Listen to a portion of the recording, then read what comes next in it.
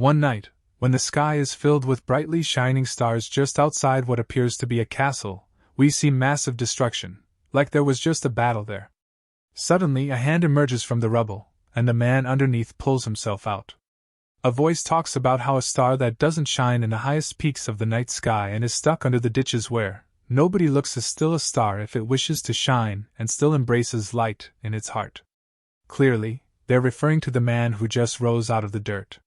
The man uses his sword to get back to his feet and gasps for air in the cold night.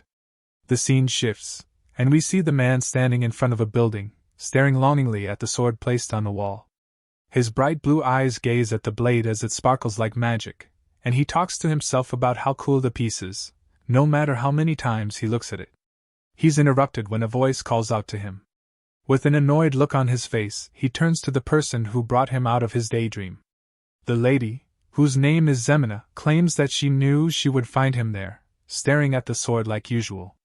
We finally learn that the man's name is Vlad, and as Zeina wears a condescending look on her face, she reminds him that he's been lost in thought lately.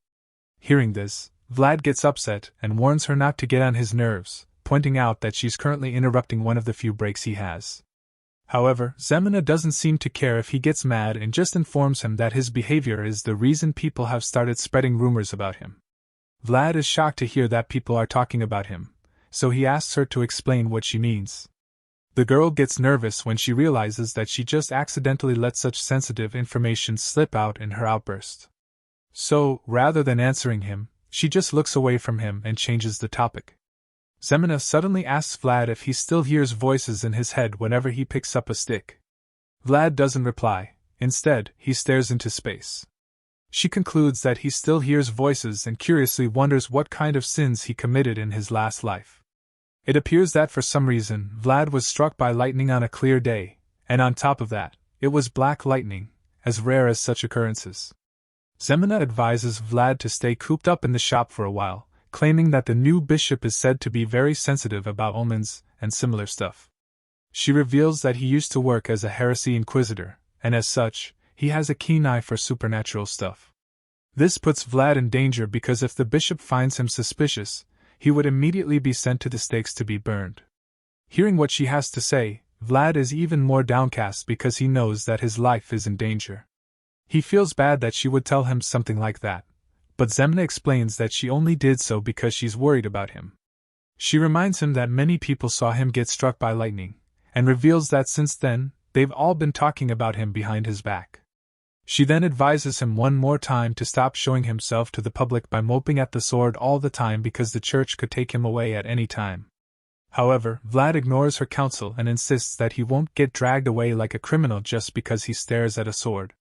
He says this while looking at the sword in question, and Zeina finally gets fed up, calling him dense, and suggesting that he just buy the sword since he likes it so much.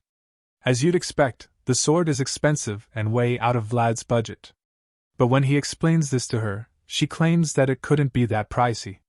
She believes it's just the work of a back alley blacksmith, and even offers to buy it for him thinking that she could easily afford it.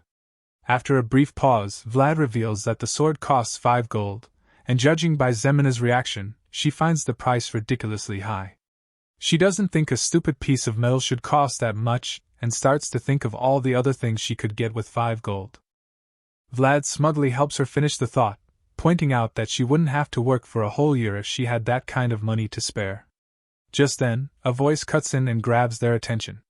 It's an angry old man who heard Zeina call the pricey sword a stupid metal chunk.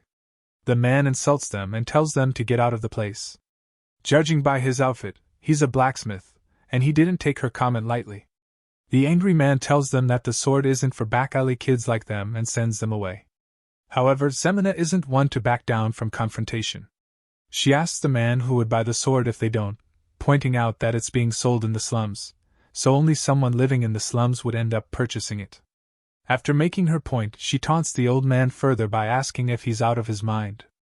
Rather than being mad about the question, the man is more offended that she called him old. He gets even more furious at her, claiming that she has no manners. The fearless redhead just makes things worse by suggesting that he only makes swords for knights because he's old, and would probably soon kick the bucket. At this point, there's a giant vein bulging out of the man's head as he sees red. He snaps at her, claiming that she's correct before calling her a dumb kid and advising her to go back to her shop and do the dishes. Zeina finally gets a taste of her own medicine. Feeling offended that he called her a kid, she retorts that she's a grown lady, and his tensions start to rise. Vlad takes her away from the argument before things get out of hand. He pulls her out of there, telling her not to get worked up, but Zeina is fuming because she doesn't think she said anything wrong. As the two walk away from the old man, he continues to throw insults at them, calling Zeina rotten and full of venom. He thinks back to when she was younger, and blames himself for giving her too much food when they had nothing to eat. The old man notices the footprints Vlad left behind and surmises that he was standing there for a long time. He thinks about how Vlad should focus more on making ends meet rather than daydreaming. The blacksmith takes down the sword and decides that he's going to finally let it go and sell it to someone who can make use of it because he knows that slum kids never grow up to make it out into the world. The blacksmith holds the precious sword, which happens to be his last work, and thinks about how it's just like Vlad because they both shine even in a place like the slums. Zooming out, we get to see the center of the northern economy. It's a place called Sora, and it's regarded as the lighthouse of the northern region, thanks to the power of the Bayezid family. However, even this place of brilliance harbors dark shadows found in the slums, where all foul things are thrown. Inside a tavern, we see men drinking wine and chatting with women. The fun is interrupted when a shirtless man pulls a lady by her hair, insulting her for trying to scam him. The woman denies trying to scam him, so he reveals that she tried to sell him fake medicine. He claims that he knows it's fake because he's worked as a mercenary for 20 years. Just then, Vlad arrives at the scene after hearing the noise. The mercenary identifies him as the candle maker, and tells him to go get his madam. Vlad blankly tells him that if he wants to see her, he will need to pay gold coins rather than silver. Hearing this, the man is enraged that they would demand gold when their business isn't even run properly. He tells Vlad to bring his mom if the madam isn't available and accuses him of scamming him with the candle that measures the time, claiming that it burnt down too quickly. Vlad hits back, suggesting that the man should have paid for a longer session if he wanted to have fun, and advises him to climb into his wife's bed instead. The man gets angrier, so the boy decides that he can prove the candles weren't a scam. He even tells the mercenary that he can do whatever he wants with the woman if it turns out that they cheated him. The man is reluctant to accept the terms, claiming he can't trust scammers, but Vlad insists and promises to beat the crap out of him if the candles work fine. His blue eyes begin to glow ominously, and the mercenary gets frightened. He then lights the candle and stands there, waiting to see if it goes out before 5 minutes. Sure enough, the candle goes out at the 5-minute mark, and before the mercenary can know what's happening, the boy hits him straight in the face with his wooden staff. As the man falls back, Vlad exclaims that the candles are fine after all and proceeds to kick him in the back and push him into another room. He locks the door behind him and tells the man that he's dead.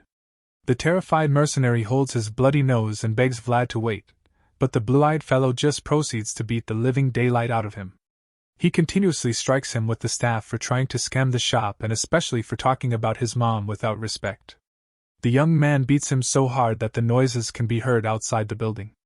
The next morning at breakfast, Vlad tells a man named George that someone messed with their candles. When the madam hears this, she's outraged and wonders who would dare do such a thing. She then assigns Vlad to find the culprit, but he doesn't know how to. Confused, he asks her how he can do it, and the madam named Marcella merely reveals that she has already found them. It turns out she was the one who messed with the candles so she could scam the drunkards and make more money. Hearing her confession, Vlad is dumbfounded, thinking about how he beat up the fat mercenary for nothing. As he walks down the stairs, he shrugs off the guilt, believing that he had to do it since he's just an employee. This is when he's approached by a group of men, and the ringleader of the lot commends him for what he did the last night. The guy wraps his arm around Vlad's neck and pulls him closer so he can ask him for some money. He heard that Vlad got some tips from selling candles last night, and claims that they need some money because they're all broke. Vlad snaps at the guy named Burley, and his eyes start to glow once again. Burley teases him, telling him not to get scary and explains that he's not just asking for money, he's just here to make a fair trade.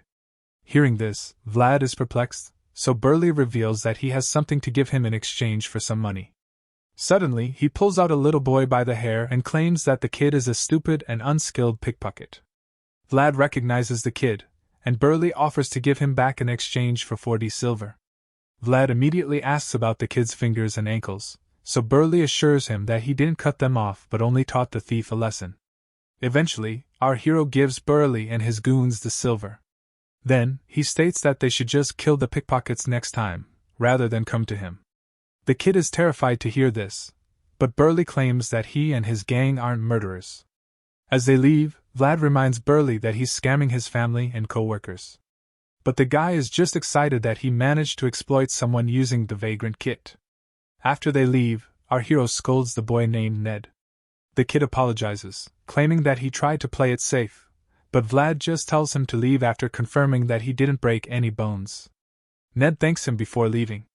Afterward, our hero thinks about how his dream of acquiring 5 gold has just been postponed once again. Later, Vlad visits a man named Harvin, who works for Captain Hoover, more infamously known as the Whale Hunter. He tells the man about Ned and how he didn't lose any fingers. That seems to surprise Harvin as he recalls the time when he lost his fingers and got his ankles cut for stealing.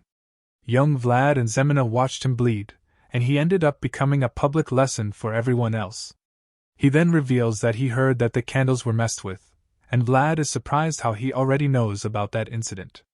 Harvin explains that the rumors have been making the rounds that Marcella is cheating the customers, but he doesn't think she's that kind of a person. Vlad claims that he also thinks the same but reveals that George already seems to know about it. Harvin suggests that even if they were messing with the candles, they would have a very good reason to do so. Perplexed, Vlad asks what reason they could have, and the fingerless man explains that they most likely need money urgently.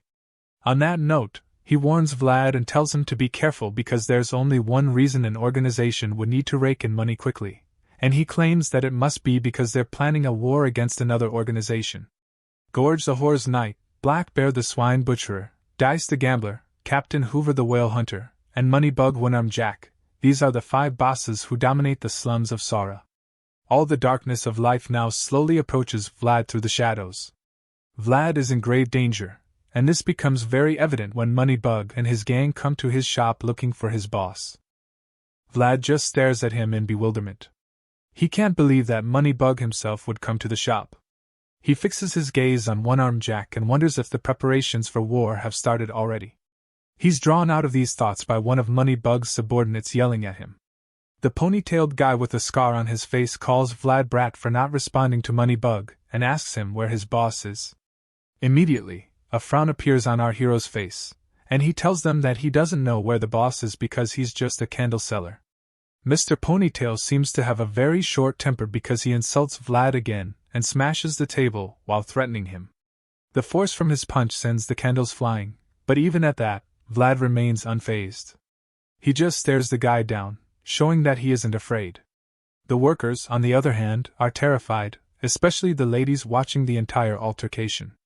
They all watch with their jaws on the floor, waiting to see what happens next. Suddenly, Vlad gets on one knee and begins picking up all the expensive candles that fell to the floor and got broken. He even tries to get the Ponytail more riled up by suggesting that he's closed for the day. Hearing this, Ponytail is visibly irritated and frustrated that the young man keeps ignoring him while picking up the broken candles. He suddenly tells the guy to get his feet away. He finally pushes the guy to his limit, so he tries to kick him while he's on one knee. But our hero just uses his trusty wooden staff to strike his leg in midair. Ponytail loses his footing, and with bold determination, Vlad lands another powerful strike on his face. It sends him falling to the floor, and everyone watches, gobsmacked upon seeing it. Moneybug, on the other hand, appears to be amused with his glowing blue eyes. Vlad glares at his defeated opponent and holds the staff against his face, representing the back alley's unchangeable rule, which is that the winner stands up high while the loser lies down below. Seeing this, Moneybug's men are outraged that he would do that to their colleague in front of them. They're about to charge him when Moneybug tells them to stop. The boss waves his hook in front of his men, and they're confused as to why he isn't letting them fight. The towering man explains that he actually likes Vlad, and he even proceeds to applaud the candle seller. Even though he has only one hand, he is so impressed that he can't help but clap for Vlad.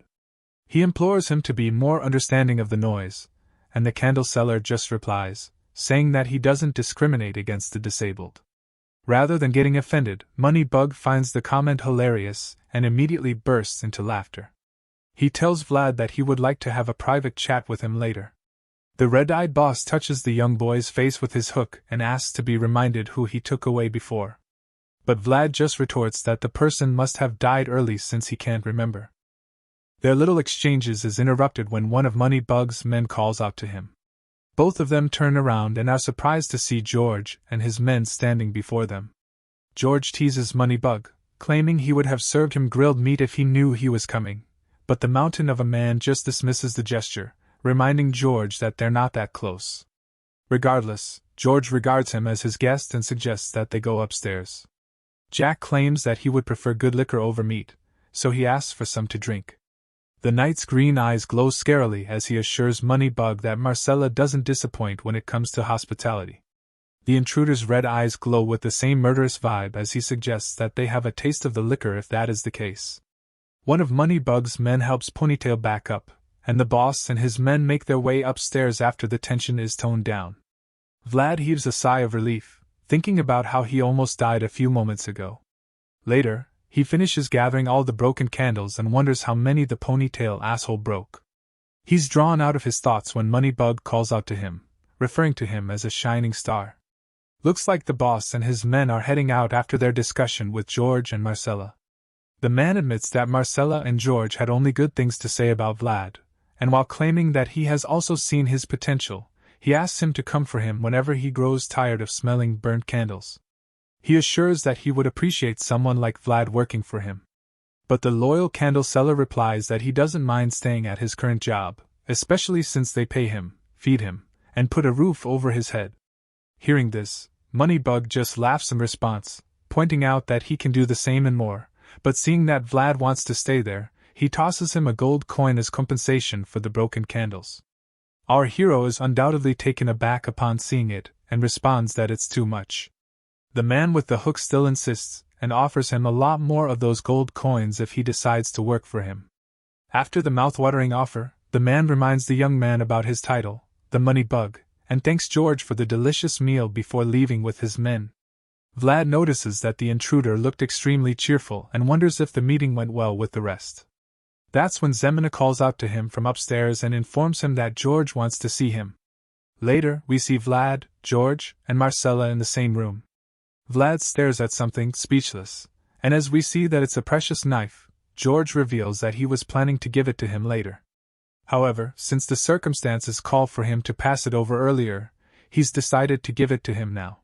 He tells Vlad to keep the dagger with him at all times. And as the blue-eyed boy receives it, he can tell from the mood in the room that George's and Moneybug's conversation was most likely a total disaster. He looks all over the room and sees all the men brooding with low spirits. Even Marcella is in a foul mood, so he knows that some trouble is brewing. This is when George also tells Vlad that he should stop selling candles. Confused, the boy asks what else he should do if he can't sell candles. Sensing his anxiety, George reveals that they got a tip about one-armed Jack bringing in people from the outside into the slums. He believes that the men are mercenaries who used to be knights. Vlad chimes in to remark that the men are just like George. With a worried look on his face, George confirms it, implying that he is afraid. The thing is, one-armed Jack already led an overwhelming number of dangerous men. But even then, the former knight George was too much of an obstacle to overcome, since he was like a wolf inside a flock of scared sheep. However, since Jack has brought in mercenaries and swordsmen who are individually as skilled as a knight, the balance keeping everything together before has now been destroyed.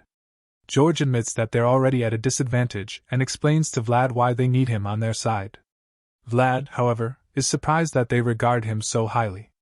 George informs him that he will be given his first mission soon, and the information takes him so off guard that he's visibly dumbfounded. Overwhelmed by the situation, Vlad thinks about Harvin, a disabled man without fingers who also lost his ability to walk. But against all odds, he used his clever mind to teach himself language and mathematics. Those were the skills that opened doors for him and allowed him to rise through the ranks and now work under Captain Hoover. Vlad uses Harvin as his role model. He realizes that he can learn through effort and that the knowledge will take him to higher places. While the young man is practicing with his wooden staff, he starts to hear a voice again. The voice suggests that he narrow the angle of his elbow as he swings down, and Vlad gets pissed off that the voice is back. It all started 1 month ago after he was struck by the jet black lightning. Ever since then, the voice, which he considers as demonic whispers, starts echoing in his head whenever he holds a sword or something similar. Frustrated, he tries to block out the voice, claiming that he would first need to buy some holy water before even thinking about getting that sword from the blacksmith. He struggles to ignore it, and decides that he won't reply to it at all. So, he holds his staff again and tries his best to focus his mind and strength to strike down. But just when he's about to do it, the voice interrupts his thoughts yet again, telling him to narrow the angle of his elbow. He accidentally listens to the voice and is surprised to see that the result of the strike is significantly better. In fact, he realizes that the strike followed the path of a sword, a road that can turn him into a master if he walks down on it. He feels as if he's holding a real sword and finally starts to wonder what the hell has made its way into his mind. Scene shifts to somewhere in the cold, snowy mountains, and we see a man cleaning the blood off his sword. He talks about how one can't fool experience, and admits that he can now feel how cold the winter air is in his bones. Judging by his outfit, the man is a knight. He hears noises coming from the bushes and surmises that someone is hiding in there. He smirks as he suggests that the person hiding is either stupid or being stupid on purpose for trying to fool him. The white-haired knight walks towards the source of the noise and asks whoever is hiding to come out. There's a brief pause, and after a while, a voice replies to him, asking if he's Sir Stanga, the scar-faced knight.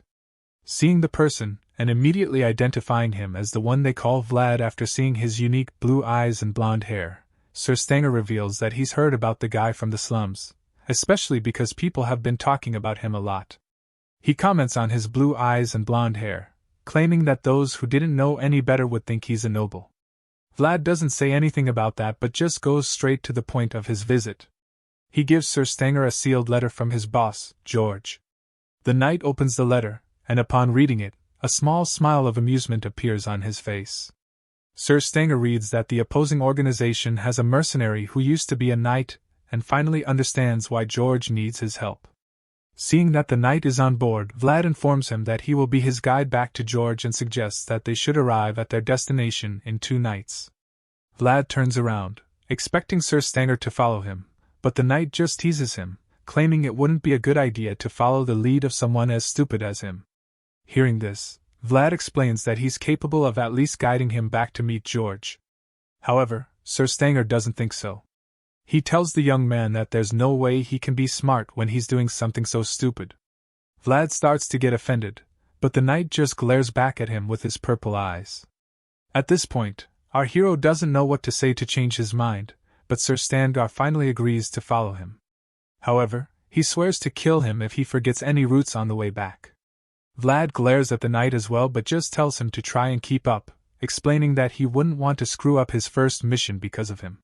The blonde-haired guide turns away for the second time and begins walking, leaving the knight baffled that he didn't even seem intimidated by him, even when he intentionally made himself look threatening. In fact, Vlad blatantly ignores his threats, and it amuses Sir Stanger a bit because he concludes that it's his boldness that makes George like him so much. The knight hasn't spent a lot of time with our hero, but he can already tell that he's a child worthy of being nurtured. Later that night, the duo stops at a small cave to rest for the night. They start a fire and just sit there in awkward silence. After a while, Stanger notices that Vlad keeps looking at him from time to time, so he gets uncomfortable and confronts him about it. He asks the young man why he keeps looking at him like it's his first time seeing a retired knight. The kid sheepishly admits that it is, in fact, his first time seeing one up close. Sir Stanger asks Vlad if he's a country bumpkin, but in response, he asks the retired knight where he's from. Stanger tells him he's from a place called Dikia, and Vlad exclaims, commenting on how that place is so country. The knight finds it a bit offensive and quickly changes the topic, reiterating his earlier threat to kill him if they get lost along the way. With a very mean look on his face, he warns Vlad not to lose his way and promises to slice him in half if he does. However, just like before, our boy isn't even slightly frightened. He just tells the knight not to say such scary things either way. While unwrapping some beef jerky he brought with him, Vlad reveals that he once heard that all jokes made by knights are threats. Sir Standar doesn't even reply to him because he's more interested in the meat. He admits that it looks very fresh and asks the young man if his share is in there somewhere. Our hero responds that George didn't give him much and asks him if he doesn't have anything to eat. Stanger replies that he does, revealing the small few pieces of meat he has, as he looks at them in dissatisfaction. Vlad then puts his meat on sticks and begins to roast them with the fire. The smell is so good that Sir Stanger's mouth starts to water just thinking about it. In his desperation, he offers to answer any question Vlad asks him in exchange for a piece of jerky. He then tells our hero that it's a rare opportunity, and urges him to grab it with a mouthful of meat. Vlad looks at him curiously, contemplating whether or not to take the deal. Eventually, he breaks the silence and blankly asks Sir Stanger how many pieces of jerky he wants, explaining that he should just ask if he wants some. Stanger gets offended again, so he explains that his pride won't allow him to do so. He reveals that knights only get something when they give something in exchange before folding his arms and closing his eyes, implying that he isn't ready to compromise. Seeing this, our boy reminds him that he's a retired knight. However, Stanger reveals that he's gone by that belief all his days and isn't ready to change that now. In the end, Vlad decides to ask him his name, and he responds. The kid then asks him his age, and the knight reveals that he's 42 years old. Stanger suddenly realizes that Vlad hasn't given him any meat in return for the answers, so he calls him a brat. Our hero just ignores him once again and proceeds to ask the next question. He asks the retired knight if he knows how to use aura. Upon hearing this, Stanger smiles and admits that Vlad only looks innocent on the outside because of how much he knows. Stanger then tells him that not all knights are able to wield aura and explains that using aura is a different thing entirely from just possessing it. Our hero senses that Stanger is trying to dodge the question, so he blankly asks him again whether he can use aura or not. The knight smiles and then hesitates, causing Vlad to become so anxious that he even offers to give him all the beef jerky in exchange for his answer. After wasting a little time, Stanger reminds Vlad that a knight should only take something when he's given something in return. As such, he decided to show him something special. He pulls out his sword and grips it tightly in front of his body. He then closes his left eye, which has a scar on it, and our boy asks him why he's closing it. Stanger responds, telling him that it's because he needs to bring forth his world from deep within his soul. With the eyes still closed and beginning to glow with a magical blue color, the knight tells our hero to watch him carefully. Just then, the sword begins to glow as well, and Stanger tells him that this is the essence of knights. The bright blue light starts beaming even more, and the aura shines so much that Vlad is forced to cover his face. Later that night, the both of them make their way to a city. The retired knight complains about feeling gross, but Vlad tells him that it's better if they look dirty and inconspicuous than look like knights and draw attention. However, it turns out Stanger isn't even talking about his appearance. He laments that he's actually talking about his mood and explains that he has a lot of pride as a knight, and doesn't like the idea of them passing through a hole. He asks Vlad why they have to go through there, so the guide explains that he was instructed to escort him back in secret. If they go through the main gate, their arrival won't be much of a secret. But even after Vlad explains this to Stanger, he still grumbles like a 5-year-old. The young man encourages him to keep moving and promises to prepare a bath for him when they arrive at their destination. While walking through the secret passage, Stanger points out how quiet it is and admits that it bothers him. Vlad replies, telling him that the place is dead silent because it's that time of the night. Just then, the two stumble upon something that shocks them. Before them are several dead men. Stanger asks if the place always has things like this, and of course, our boy responds that it doesn't. Looking at the corpses, Vlad figures that the men probably fought each other. He suddenly suggests that they split up and promises to tell Stanger where the secret back door is, which is used strictly by the members of his organization. Hearing this, the knight looks concerned about him and asks the kid where he will be going. Vlad then reveals that he would be passing through the main gate, claiming that it would be wiser to split up the attention. As Vlad starts walking away, he tells Stanger that they will meet up later. After some time has passed, our hero arrives at the shop and is shocked to see the place has been turned upside down. And then he sees a wounded George with bandages all over his body, and Marcella is standing by his side, intending to him. When the Whore's knight sees Vlad, he commends him for making it back safely. Unfortunately, he also reveals that Moneybug attacked them first. He had already anticipated that because he knows that those who hold money are usually on another level of strength. A worried Vlad looks at George, asking him if he's okay. George admits that it's been a while since he went toe-to-toe with someone on the same level as a knight, and because of that, he ended up getting injured quite heavily.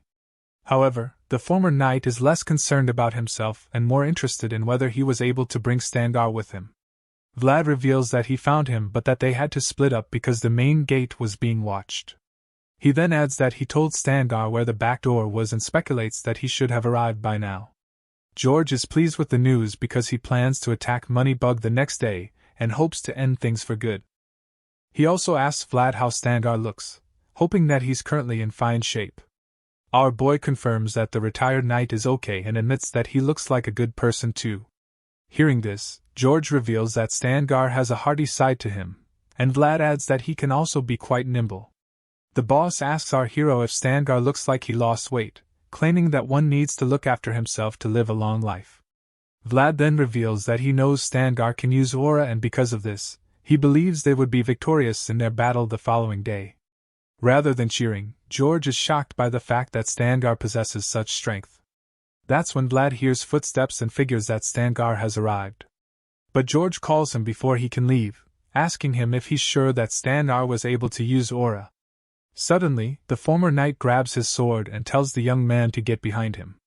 In a shocking twist, George reveals that Stangar doesn't know how to use such power, and before Vlad can piece everything together, the so-called knight appears with his sword and coat covered in blood. The apparent impostor tells George that he's come to a very far place before greeting him in a menacing manner, claiming that it's been a long time since they last saw each other. In a short flashback, we find ourselves back in the snowy mountains. It turns out that while the impostor was cleaning the blood on his sword, he was actually talking to someone he just killed. He tells the man that he can't fool his age and suggests that the winter wind may have gotten into his bones. It was at that moment that he heard the noise coming from the bushes and went out to find out that it was Flat. In the present, we see the impostor wearing a sick grin on his face and telling George that he's changed a lot since the last time they saw each other. George asks him why he came looking for him now of all time, and in response, the impostor tells him that Count Gaidar has passed away. Upon hearing this, George seems visibly shaken by the news. The impostor further adds that the news hasn't been publicly announced as a result of some complications, but assures him that soon everyone will find out. The annoying purple-eyed knight pours himself a drink and starts to mock the deceased Count Gaidar. He raises the glass and toasts to the pitiful Count, well aware that it would get on George's nerves. Sure enough, George becomes furious, and as he curses at the impostor, he pulls out his sword and charges at him. The other guy is unfazed and just holds the glass cup in the air as a way of taunting him. Knowing that it would force him to try and attack him, just when George is about to land a powerful hit on him, he dodges it so quickly that none of them can believe it. The attacker shatters the glass cup with his sword, and everyone else is bewildered by how fast the impostor moved out of the way. He then toasts to the new Count Sigmund, which multiplies George's anger by several folds. Not only did he mock the former Count, but now he hails the new and most likely corrupt one. The already injured boss turns around and swings his sword at the impostor called Godin, but he blocks it with his own blade as the two clash swords intensely. Godin reveals that Count Sigmund's first order is that the deserter knight named George should be brought back immediately.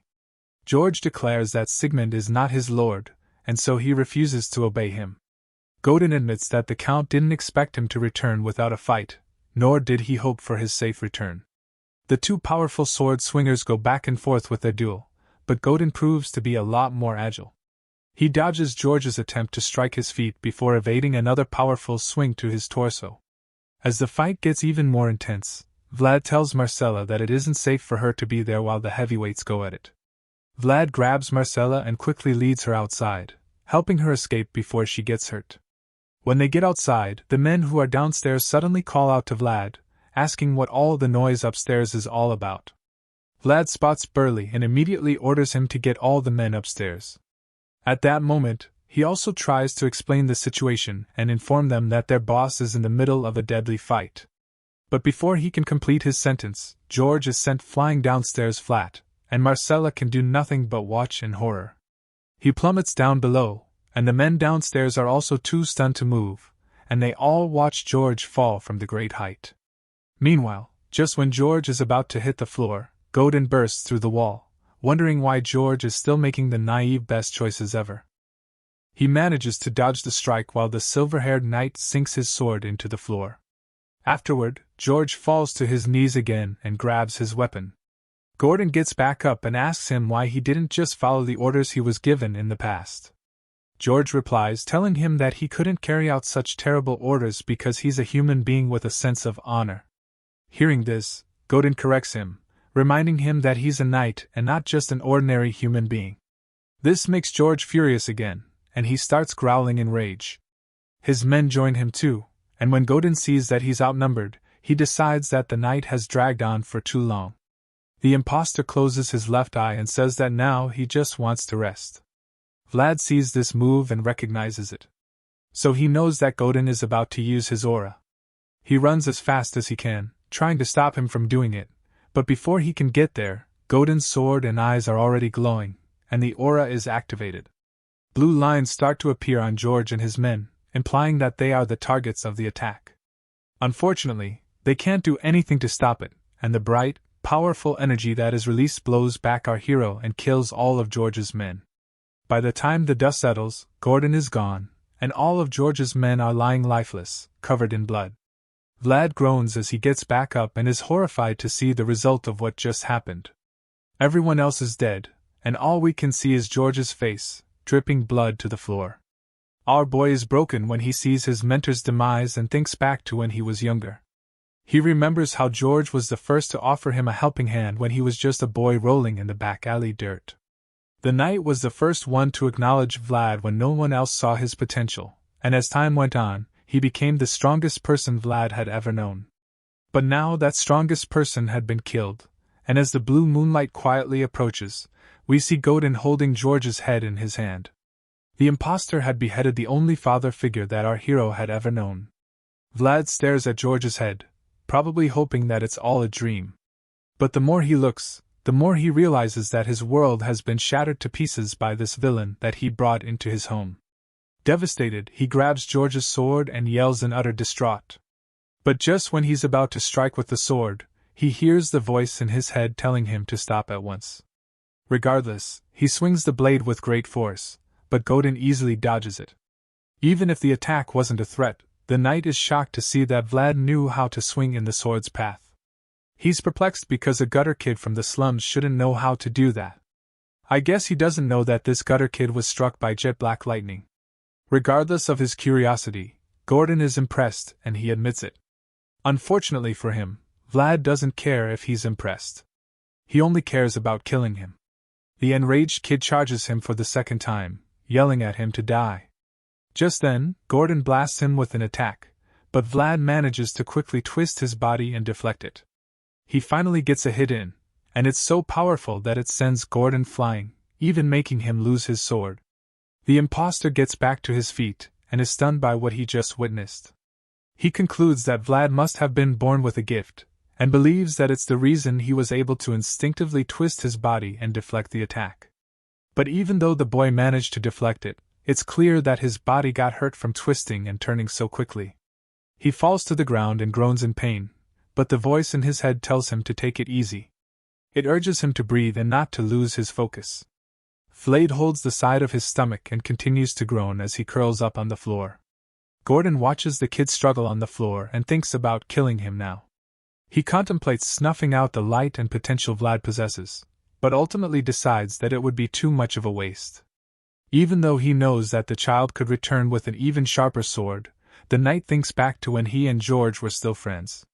George had once told him that he found pleasure in watching over those with great potential, and the memory pops a faint smile on God's face. He calls out to Vlad, who is still wincing in pain. He tells him that a knight only takes a fair price, and a perplexed Vlad asks him what he's talking about.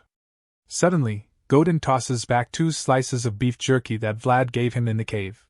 He tells him that his name isn't Stangar and he's not 42 years old either. He explains that the boy got an unfair price, which is the reason he's tossing back some pieces to even out the exchange. However, He declares that he will still be taking George's head back with him. Vlad stares in horror once again at his master's bloody severed head, and listens as the impostor says that he would be taking it away because it's a fitting price for him as the victor. He says this with arrogance and pride, staring Vlad down and waiting for his response. The heartbroken kid is filled with rage and scowls at the impostor before vowing to kill him. Gordon just scoffs at the statement and looks away in disappointment. He tells Vlad that he shouldn't even think about asking for the second price for the beef jerky, especially with the way his life is at the moment. After that, Gordon turns and starts walking away, leaving our hero fuming with rage. Vlad stays on his knees and tries to stand up. At this point, he's gnashing his teeth and stuttering as he vows to kill the bastard who beheaded his master. But the impostor just ignores him and walks out of the shop, holding George's head like a trophy. Vlad yells his name, but he's ignored once again as the knight keeps walking away with a straight face. He finally walks through the hole he made in the wall earlier, and our hero warns him of the day he would come back to kill him. The devastated kid repeats his promise loudly, and for the first time since the story started, we see him shedding tears. His bright blue eyes well up and glow as he screams in agony with tears rolling down his face. After Godin's rampage at the shop, Zeina helps an injured Vlad get out of the place. She holds him up as he limps out and groans in pain continuously throughout. He keeps his hand placed on the source of the pain, and at some point, it stings him so much that he falls to his knee. Vlad just stays there, sweating and panting, trying his best to overcome the excruciating pain. The scene shifts back to a few moments prior, and we see that he's now back inside the shop. Marcella bluntly tells him to get up as he curls up like an armadillo. She asks him if he wants to die, but he doesn't even respond to her. The kid just stares into space and stays silent, implying that he might not even mind dying at this point. Marcella senses this and gets so upset that she immediately slaps him hard in the face. She tells him to get his axe together, and then asks him if he knows what the difference is between the guys who live in the center of the city and those who live in the slums. Vlad doesn't know the answer, so he just stares at her like a lost puppy, hoping he doesn't get smacked again. Marcella tells him that the difference between them is opportunity. She explains to him that those guys in the city can get back up even if they fail once because they can afford to do it. Unfortunately, for the losers in the slums like them, it isn't the case. Marcella tells Vlad to look around the wrecked shop filled with corpses of their own men. She asks him if they look like they can afford to fail as well, pointing out that the destruction is the result of just one failure on their part. She explains that they've been bound to a tragic fate that sentences them to death if they fail even once. Because of this, Marcella tells Vlad that he shouldn't let the chance that comes once in a lifetime slip out of his hands. She goes closer to him and holds him up by grabbing his shoulders, making her point very clear to him. And now, back to the present, we see that our hero has a new look of determination on his face. Zeina, seeing that he's in pain, asks if he's okay and suggests that she should slow down to make it easier for him. However, Vlad refuses and insists that they have to keep moving. He refuses to allow himself to end things there. He wipes the beads of sweat on his face and prepares to get back to his feet with Zemina's help. Unfortunately, that's about the same time when one of their enemies spots them. He immediately alerts the others, revealing that he's found George's little minion, who they've been looking for. All of a sudden, Vlad is filled with adrenaline and begins to run for his life, even though he was limping just a few seconds ago. Zeina runs as well, and the boy pulls her by the hand to ensure that he doesn't leave her behind. He urges her to run as fast as she can, and as the enemies pursue them with their swords, he thinks about how their home has been destroyed. Even if they were just two young birds, the time had come for them to soar into the sky on their own since their nest is no more. They both managed to escape from their pursuers, leaving them confused. The killers with swords turn in circles, trying to figure out which way the kids went, but their efforts are fueled in frustration. One of them curses the kids, calling them little rats, while another suggests that they escaped into another alleyway. In the commotion, the leader of the gang suddenly orders the goons to inspect every corner, promising to reward them handsomely if they find the kids. The gang leader's face is revealed, then we see that it's the ponytail guy who Vlad humiliated back at the shop when Moneybug first arrived. Turns out his little encounter with our hero cost him a few teeth, and because of that, he desperately wants to have his revenge. He wants Vlad to pay for the shame he made him feel back at the shop. Hearing that they would be rewarded, the men are remotivated to keep searching. They decide to split up, believing that Vlad and Zeina couldn't have gone too far.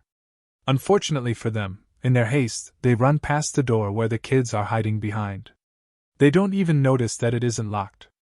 Meanwhile, Vlad and Zeina are hiding quietly behind it. The boy is holding his dagger, while Zeina is covering her mouth with her hands so her muffled cries don't give their position away. Vlad listens closely as the men who run past and continue searching. He reasons that they won't be able to escape with the way things are going because it's only a matter of time before they get caught. As a result, he tells Zeina to go outside and escape once things get quieter. As you'd expect, she's worried about him and asks him what he would do. Our hero explains that he needs to get out of there somehow and points out that it would be dangerous for them to move together since their pursuers are close by. However, Zeina doesn't think they should split up at all. She refuses the idea and tells Vlad that she wants to stay with him, reminding him of the promise he made to Marcella before they set out. Vlad vowed that he would take Zeina to a safe location before leaving her alone. He just tells her that she should go to the convent before sunrise, and if she's not okay with that, he also suggests that she can go to Harvan.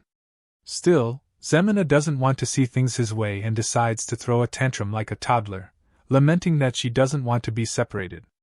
Vlad gets fed up at this point, so he snaps at her for never listening to anyone. He even calls her an idiot to make sure he gets his point across, explaining to her that he's not in a position to protect her at the moment. Speechless at the sudden outburst, the girl starts to cry. Just then, the consequence of their rather loud argument catches up to them. A man suddenly appears, demanding to know who's inside. Zeina panics and immediately grabs a knife lying on the floor to defend herself if things get rough. The man finally reveals himself. He comes out of another room with a lamp, and we see that he's the blacksmith from earlier. He recognizes the kids and asks them what they're doing there. Once again, Zeina starts to get on his nerves, calling him an old man and threatening him with the knife with a very bored look on his face. The man hits back at her, asking her what the hell is wrong with her and pointing out that she and Vlad are the ones intruding in his house. As usual, the girl doesn't even listen and just insists that he doesn't move, threatening to stab him for real. The blacksmith matches her gaze and notices that she's tearing up and frightened. He can tell that she's scared, so he tries to calm her down, explaining that he understands their situation. He calmly tells her to put the knife down, but she insists that he gives her the sword that Vlad is always staring at. The blacksmith is confused hearing this, so Zeina makes it clear that she's dead serious and for good measure. She also clarifies that it's the one he had hanging outside. She explains that they won't be safe outside the city either, and tells him one last time to give it to her because she isn't joking around with him. Vlad finally intervenes, telling her to put the knife down, but she just throws another tantrum, yelling at the blacksmith to bring out the sword. The blacksmith senses her desperation and thinks about how this is the way things are in the slums. He believes that this is the true character of people who need to take something from others in order to survive.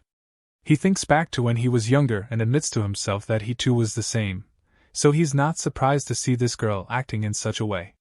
After a long pause, the blacksmith just tells Zeina that her situation is quite sad, hinting that he won't really help her. This makes her so mad that she charges at him with the knife. The man sees that she's about to stab him and closes his eyes like he's accepted his fate. Vlad also thinks that too, but to their surprise, she just cuts her hair with the knife instead. The old man's eyes open wide at the scene, and with tears in her eyes, the poor girl offers him her red hair, claiming that she knows it's not enough to pay him, but promises to pay him back later. She begs the man to give Vlad the sword, and her desperation and concern are extremely clear in her eyes. The blacksmith is speechless but then asks Vlad if he's leaving the slums. The boy confirms it to be the case, and the old man admits to himself that Vlad is going to finally achieve the one thing he could never do. He had dreamt of it all of his life, and he's now going to spread his wings. The blacksmith is touched by the kids and, although reluctant, he agrees to help them at the end. The scene shifts, and we see the old man carrying a wagon of dirt and trash, while Zeina wears a hood to disguise herself as she pushes it from behind. He tells her that it's the only way out of the city, even though she complains about the smell. Suddenly, some goons that the blacksmith recognizes confront them, asking him why he's taking out the trash at such a late hour. He immediately snaps at them, cursing them, and reminding them that they were the ones who blocked all the alleyways with their stupid fight. He complains that his smithy is about to burst because he couldn't throw out the garbage earlier. The leader of the goons spots the hooded person behind the wagon and gets suspicious because he knows the old man works alone. The blacksmith quickly explains that he was tired, so he gave the boy some bread to work for him. Of course, the guy doesn't buy the story and goes to investigate the person. He uses his knife to raise the hood, threatening to cut Zeina if she moves.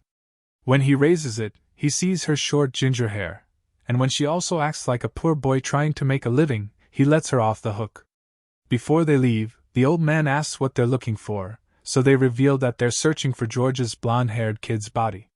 The blacksmith just scoffs and asks if they can be on their way now, but the guy claims that they have to be certain. He's not helping the boy, so he tells his subordinate to check the wagon and asks the blacksmith to move it aside.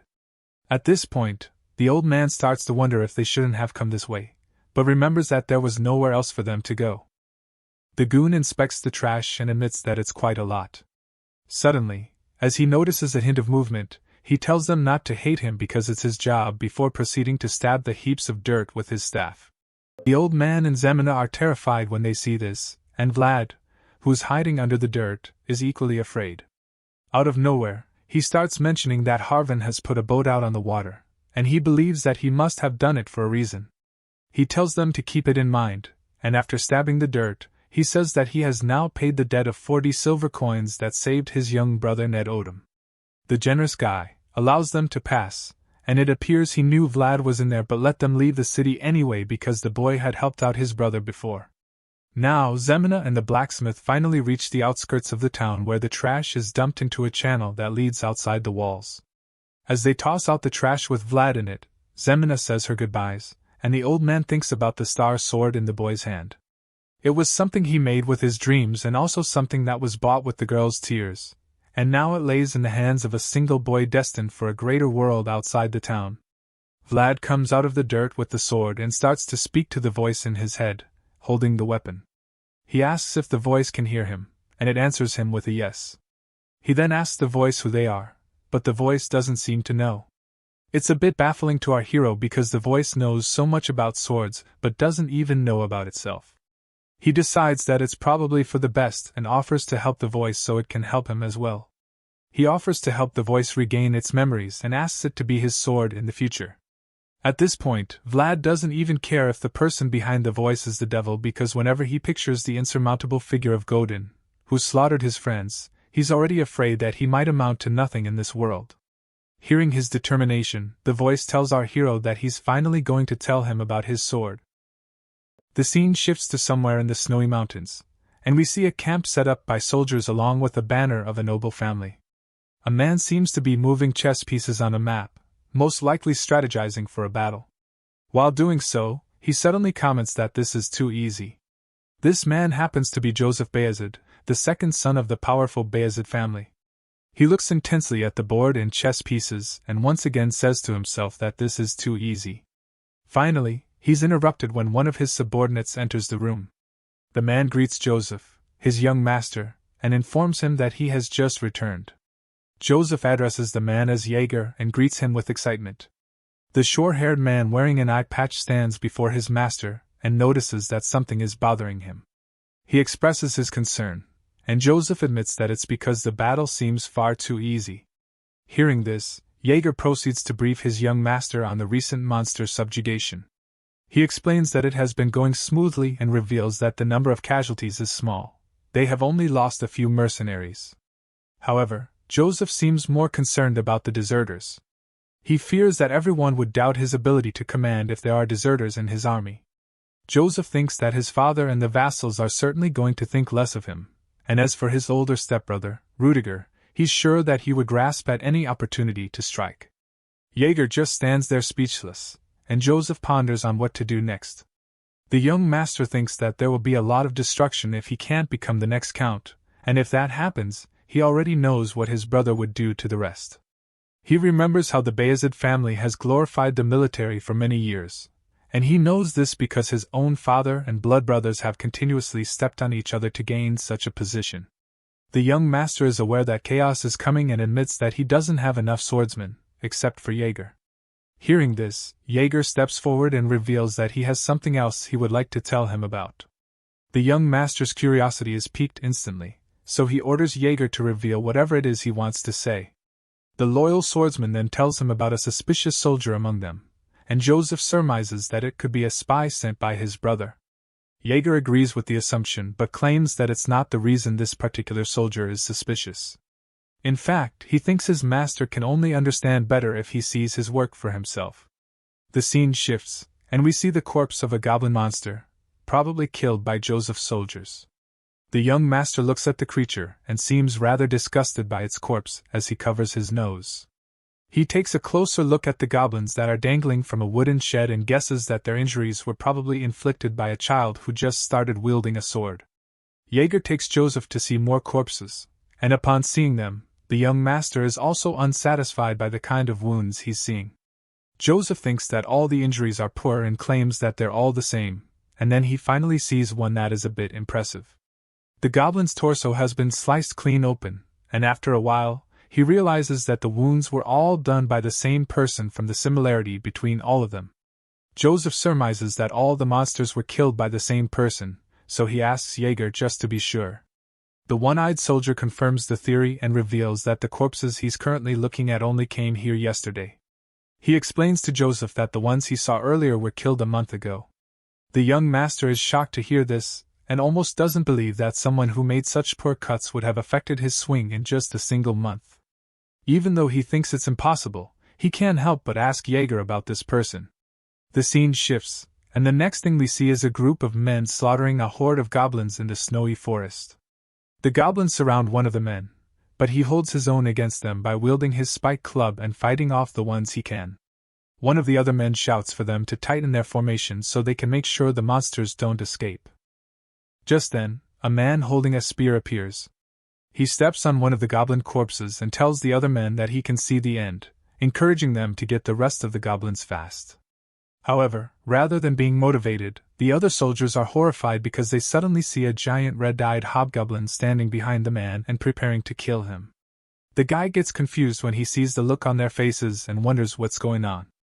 Unfortunately, before he can ask or be told what's happening, the giant monster smashes him with its wooden club. The force of the smash is so great that it sends a lot of snow flying in the air. When the snow settles back, the other soldiers see that the goblin has bashed the guy's head into the ground. Even though they are scared out of their minds, they try their best to stay brave and fight the urge to run for their lives. The creature roars at them, but they still don't run away, so it charges at them in rage and begins its onslaught as it kills them one by one. The men wonder where the crazy monster even came from.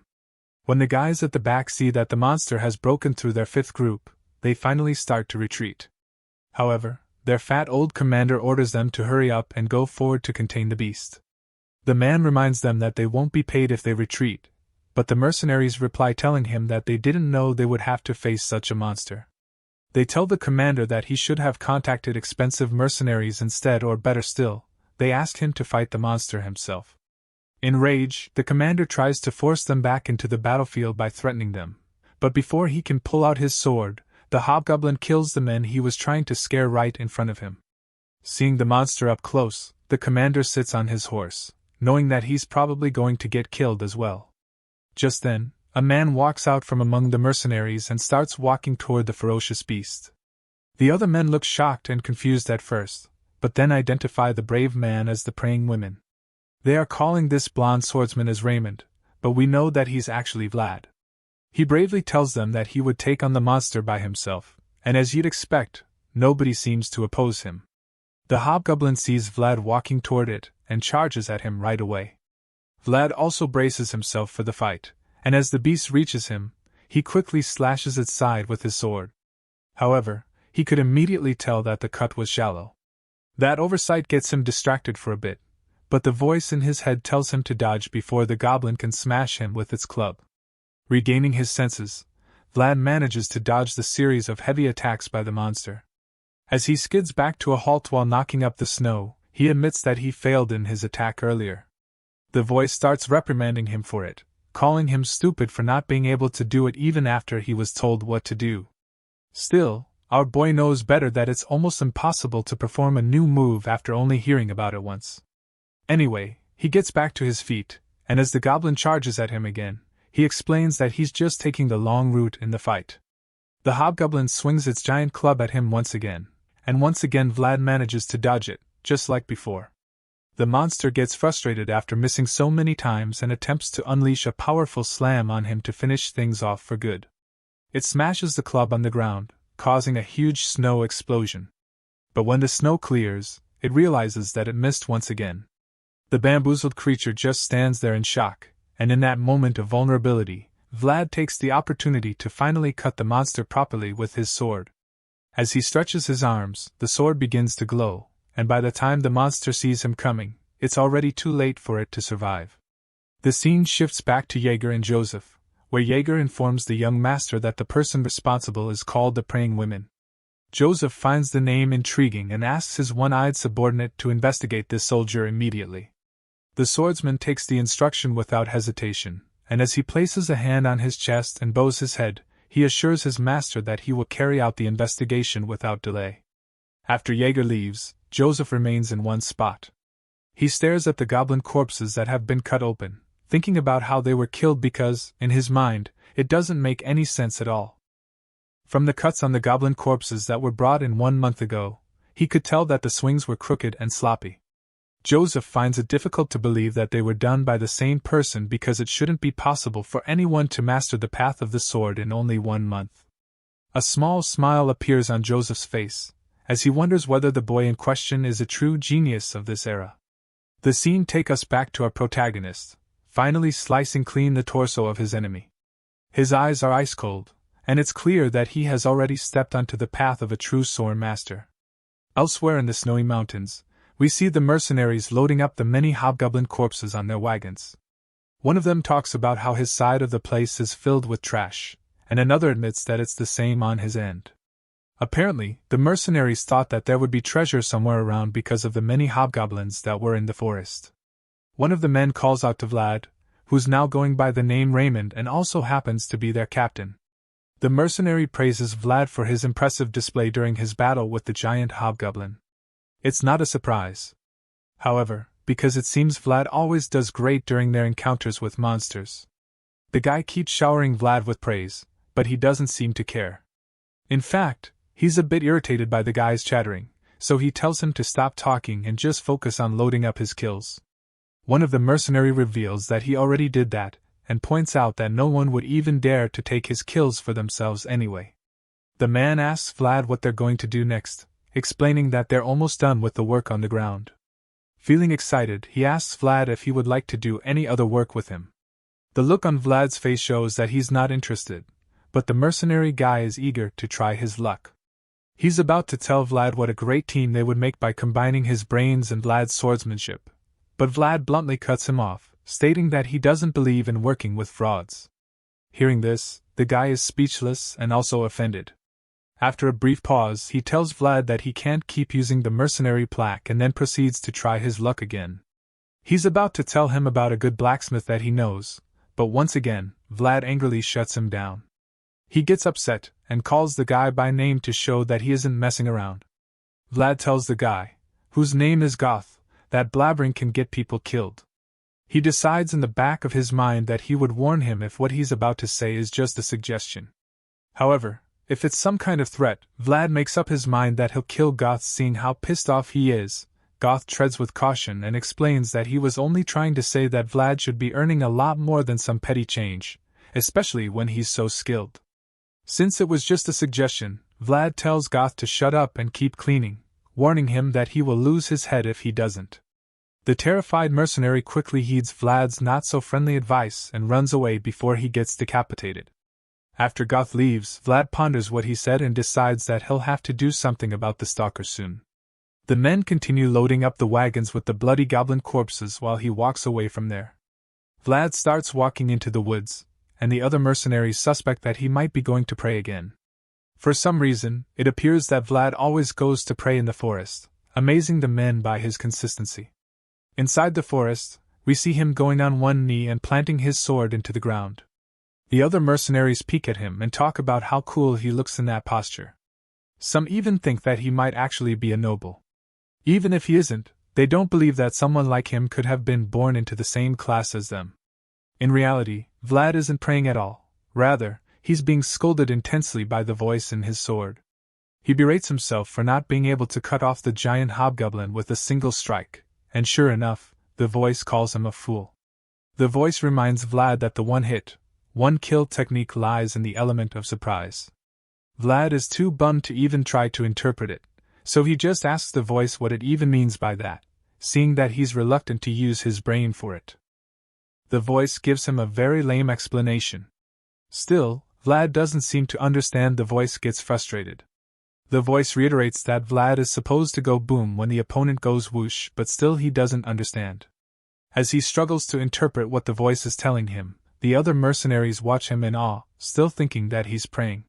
The next morning, back at the soldiers' camp, we see them walking around and going about their business after setting up their tents for the night.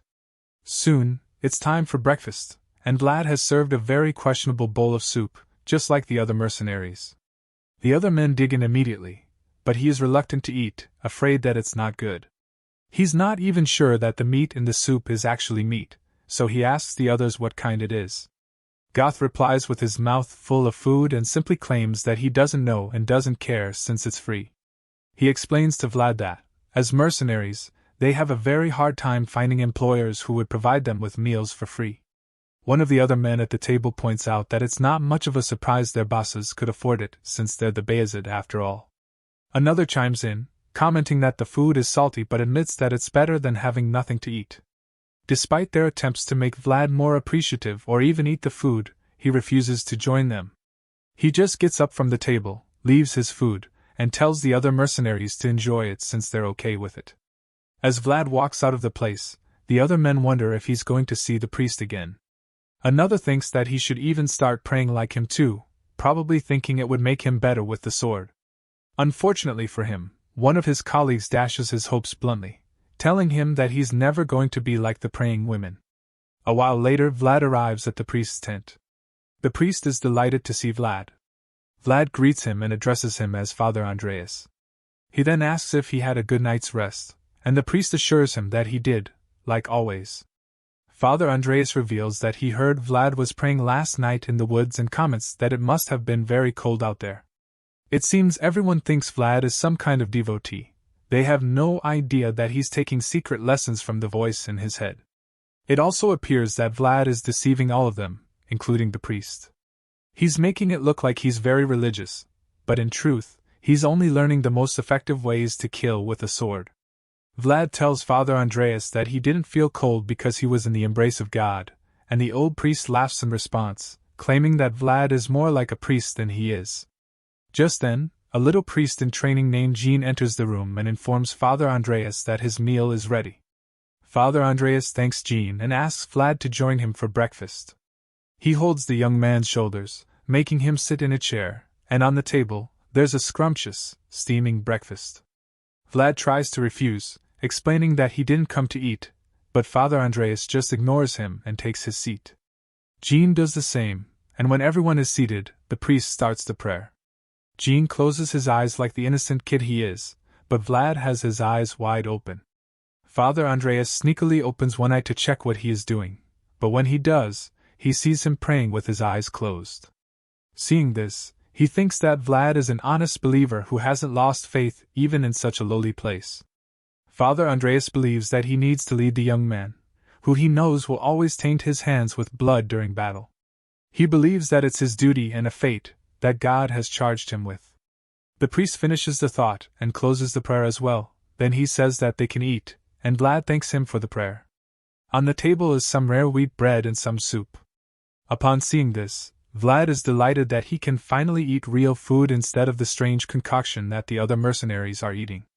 On the outside, everyone thinks that Vlad is here to pray, but actually he comes here on the time of breakfast so that he could get some real food, not some crappy meal given to other mercenary. Rather than believing God, he believes in benefits that come with his false image. He is about to take his first bite when Father Andreas interrupts him, asking about his swordsmanship. He claims that he's heard a lot about it, and reveals that Sir Joseph Bayezid might also have heard about it. Father Andreas tells Vlad that Sir Jaeger visited him 2 days ago to ask about the blonde-haired swordsman. Hearing this, Vlad gets a bit nervous, so he asks the priest to go on with his story. Andreas smiles sheepishly at Vlad and tells him that after Sir Jaeger came to see him, he recommended him to the main troops, telling him that he looks forward to seeing how Vlad would grow up. Vlad is less than pleased to hear this. In fact, he even seems worried. The innocent priest goes on to tell him about the Bayezid family. He explains that they're a renowned family in the north and points out that just being able to work for them will put him in a much better environment than the one he's currently in. After the chat with the priest, Vlad becomes very uncomfortable. He goes back into the snowy forest, where he allegedly prays and laments to the voice in his head. He's afraid that he might have drawn too much attention to himself by being so good with the sword. However, the voice tells him that they didn't have a choice because his kind of swordsmanship can only be learned through real experience. The voice then tells the boy that the real problem started when he got too close to the priest. But Vlad just quietly states that he did it because he had to be sure the voice wasn't an evil spirit. The voice already knows what Vlad is implying and asks him if he's finally gotten his answer now that everything has gone south. Still, Vlad just thinks back to the reason he befriended the priest in the first place. Father Andreas is said to be someone who is reputable and also possesses great divine power, so much so that he was offered the title of the bishop. He thinks that if someone as spiritually inclined as the priest couldn't sense anything off about him, then he's probably sure that the voice isn't evil. Either way, that's currently not the main concern at hand. Vlad asks if they should run off before Sir Joseph comes looking for him, and the voice suggests that the Bayezid family might turn a blind eye to his false identity since he's a very skilled swordsman. Even if that happens by some miracle, Vlad fears that they will eventually find out he killed a mercenary for stealing. When that happens, he'll be charged with faking his identity and murder at the same time. The voice uses this opportunity to taunt Vlad, telling him that he's pretty evil after all. The boy quickly snaps at the voice talking through the sword and reminds him that he's also an accomplice to those crimes. Seeing that the odds are against them, the boy suggests that running away would be the better option, pointing out that the excuse of self-defense only works when one has a witness. Hearing this, Vlad agrees that they would both run away at night. He also suggests that they take Goth with them so that they can obtain a fake plaque. The plan sounds very difficult to the voice, and he expresses his concern to Vlad. But just then, the voice senses someone approaching from behind, from the aura the person is giving off. The voice confirms that the person is an advanced knight at the very least. Vlad swiftly turns around, grabs his sword, and goes into battle mode at once. However, when he does, we see that the person is actually Sir Jaeger. The green-eyed knight is surprised that Vlad could sense his presence, and admits that the guy is even better than he anticipated. Vlad maintains a fighting stance while Jaeger informs him that Sir Joseph would like to see him. Hearing this, Vlad thinks that he should have booked the meeting himself while he had the chance because now, he'll be in big trouble if he doesn't act properly before Sir Joseph. Even though he's very nervous, the boy calmly tells Sir Jaeger that he's honored to be summoned by the young master. Vlad decides to play the poker face, knowing it's an undeniable skill in a card game.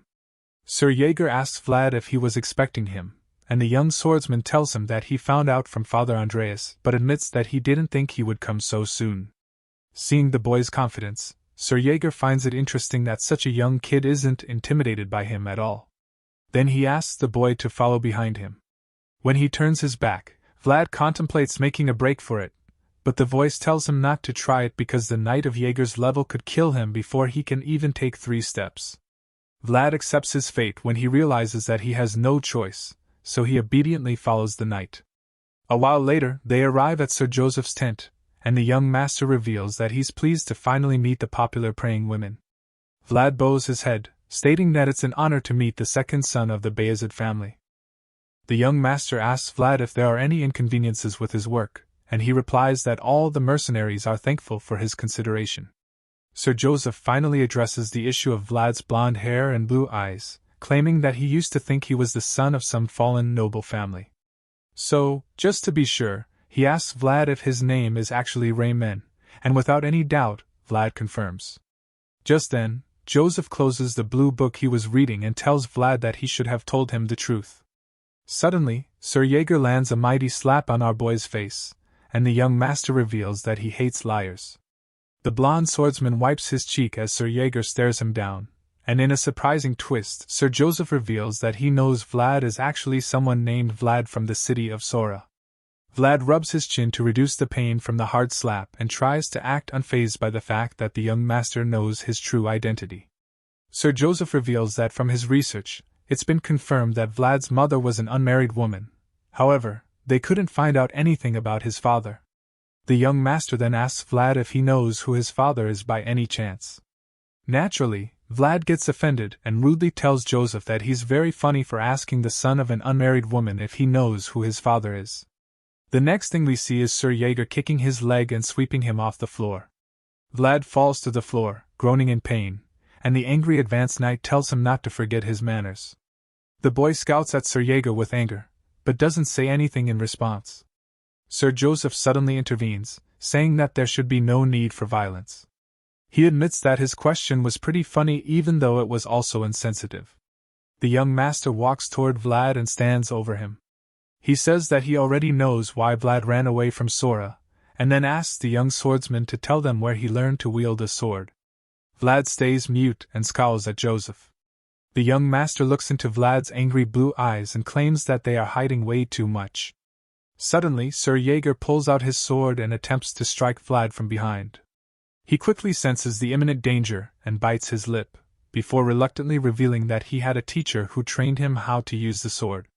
Vlad, still on one knee, tells Joseph that the mysterious teacher came to him and then disappeared like lightning. Joseph is surprised to hear this, but Vlad continues to tell him more. He tells Joseph that the teacher didn't disclose his name, and only told him about a lone man's ever-winning secret never to be disclosed to anyone else. Vlad says this while staring intensely at Joseph and seeing his face. The young master is taken aback because of how unwavering the kid's gaze is. After a brief pause, Joseph just says okay and apologizes to Vlad for the rough treatment. Hearing this, Vlad starts to wonder if his clever lie worked. The young master interrupts his thoughts, explaining that he's currently in a very tight spot. As a result of this, he's decided to make Vlad of Sora an offer and asks the blonde swordsman if he doesn't want to rise to a higher place. He suddenly starts saying things that grab Vlad's attention, from power to freedom, survival, and knighthood. Joseph tells Vlad that he can give him all of these things. Vlad just looks up in awe as the second son of the powerful Bays family tells him that he would like to offer his support. The scene shifts, and the next thing we see is two men clashing wooden swords. They're sparring with each other. The advanced knight is training Vlad. Meanwhile, the other mercenaries watch in admiration as two skilled swordsmen spar. One of them wonders how the young kid is holding his own against the experienced knight, but another just comments that Jaeger is definitely going easy on Vlad. Regardless, they all admit that Vlad is exceptionally skilled and envy him, claiming that he's so lucky since he is already set for a blossoming future. The fight persists, and we find out that Vlad truly doesn't give Sir Jaeger a hard time at all. The knight calls Vlad an arrogant brat for talking to Sir Joseph without respect when he only has average skills to show for it. Then Sir Jaeger starts to flex his superiority by holding one hand behind his back and swinging with the other. He effortlessly gives Vlad a very tough time and tells him that he's an arrogant brat who doesn't know his place.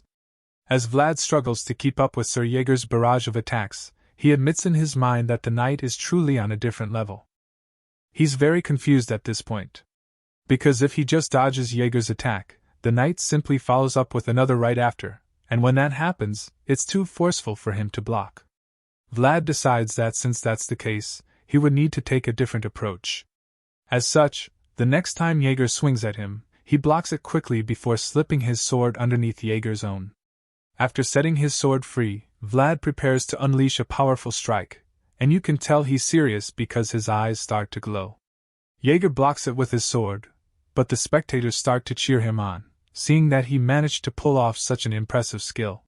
The knight taunts Vlad, telling him that he should manage that attempt at least since it's his best one. However, the exhausted Vlad thinks that he didn't even succeed in his attempt. Instead, he believes that Sir Jaeger just allowed him to land a blow. The knight finally ends the grueling session and tells Vlad that he would have to spar like this twice a day, morning and evening. The boy is horrified to hear this, because he knows how difficult it was to survive one session. Vlad is still shaken by what he just heard, but in his dazed state, Sir Jaeger just starts walking away, informing him that it's a wrap for the morning sparring session, telling him not to cool down too much. When Sir Jaeger leaves the scene, Vlad starts to gossip with the voice. He claims that the knight is non-committal and points out how he didn't even give him a single piece of advice. The voice simply chimes in, praising Sir Jaeger's remarkable swordsmanship and reminding Vlad that the knight ruthlessly chopped away all of his superfluous movements. After that, the voice tells Vlad that he can only become better by getting hit every once in a while. Hearing this, Vlad just laments that no one is on his side no matter where he goes. Back in Joseph's tent, Sir Jaeger arrives to give his report, and the young master asks him what he thinks about Vlad after seeing his skills for himself. The loyal knight admits that they can use Vlad to their advantage, explaining that the young swordsman is at a point where he would even get the attention of the count if he was a noble. Hearing this, Joseph is now sure that his judgments were correct, but even though Vlad is obviously skilled and a valuable asset, Sir Jaeger points out an issue. According to him, the problem with Vlad is that he's arrogant and also doesn't know his place. However, Joseph claims that such traits are to be expected because he grew up in the rough back alleys in the slums. He also points out that etiquette can be taught well if done slowly. With this in mind, Joseph tells Jaeger that he believes he is the right man for the job. Jaeger is speechless upon hearing this and visibly reluctant to accept the role of teaching Vlad manners. He tells the young master that a disloyal sword cannot be trusted, and Joseph admits that even though Vlad piqued his interest the moment he saw him, he still didn't trust him. As such, he would prefer that the allegedly arrogant kid shows his true nature and have him show what's on the inside instead of pretending. Joseph believes that Sir Jaeger taking Vlad under his tutelage is probably for the best, because a relationship where both parties involved want something from each other might just be better. Even though Jaeger isn't fully in support of the plan, he has no choice but to do as his master commands. Joseph feels like Vlad isn't even quite the wolf. He simply believes that the kid is cocky, untrustworthy, and full of himself. He tells Jaeger not to rush anything because he'll need time to build a huge metaphorical cage for Vlad. He wants the cage to be so big that the wolf, in this case, Vlad, would eventually think he's been freed when he's still under their control. Later that evening, some of the mercenaries head out into the cold forests. The men are still finding it difficult to come to terms with the fact that their former captain is now serving under Sir Jaeger. Both regret not charming his way to get Jaeger's attention when he had the chance. He thinks that Vlad is very lucky to have found his way out of the expedition team, especially now that the weather has become unbearably cold. His brooding is cut short when the new captain, Sir Roderick, scolds him and orders him to get his axe together so he can do his job well. Goth doesn't like this stuck-up captain at all and thinks that he only just patrolled by so he wouldn't have to check on him for a long while. He decides to get some sleep but is immediately woken up when he hears Roderick's voice. Goth sees him talking with a woman who claims that she's looking for her kid.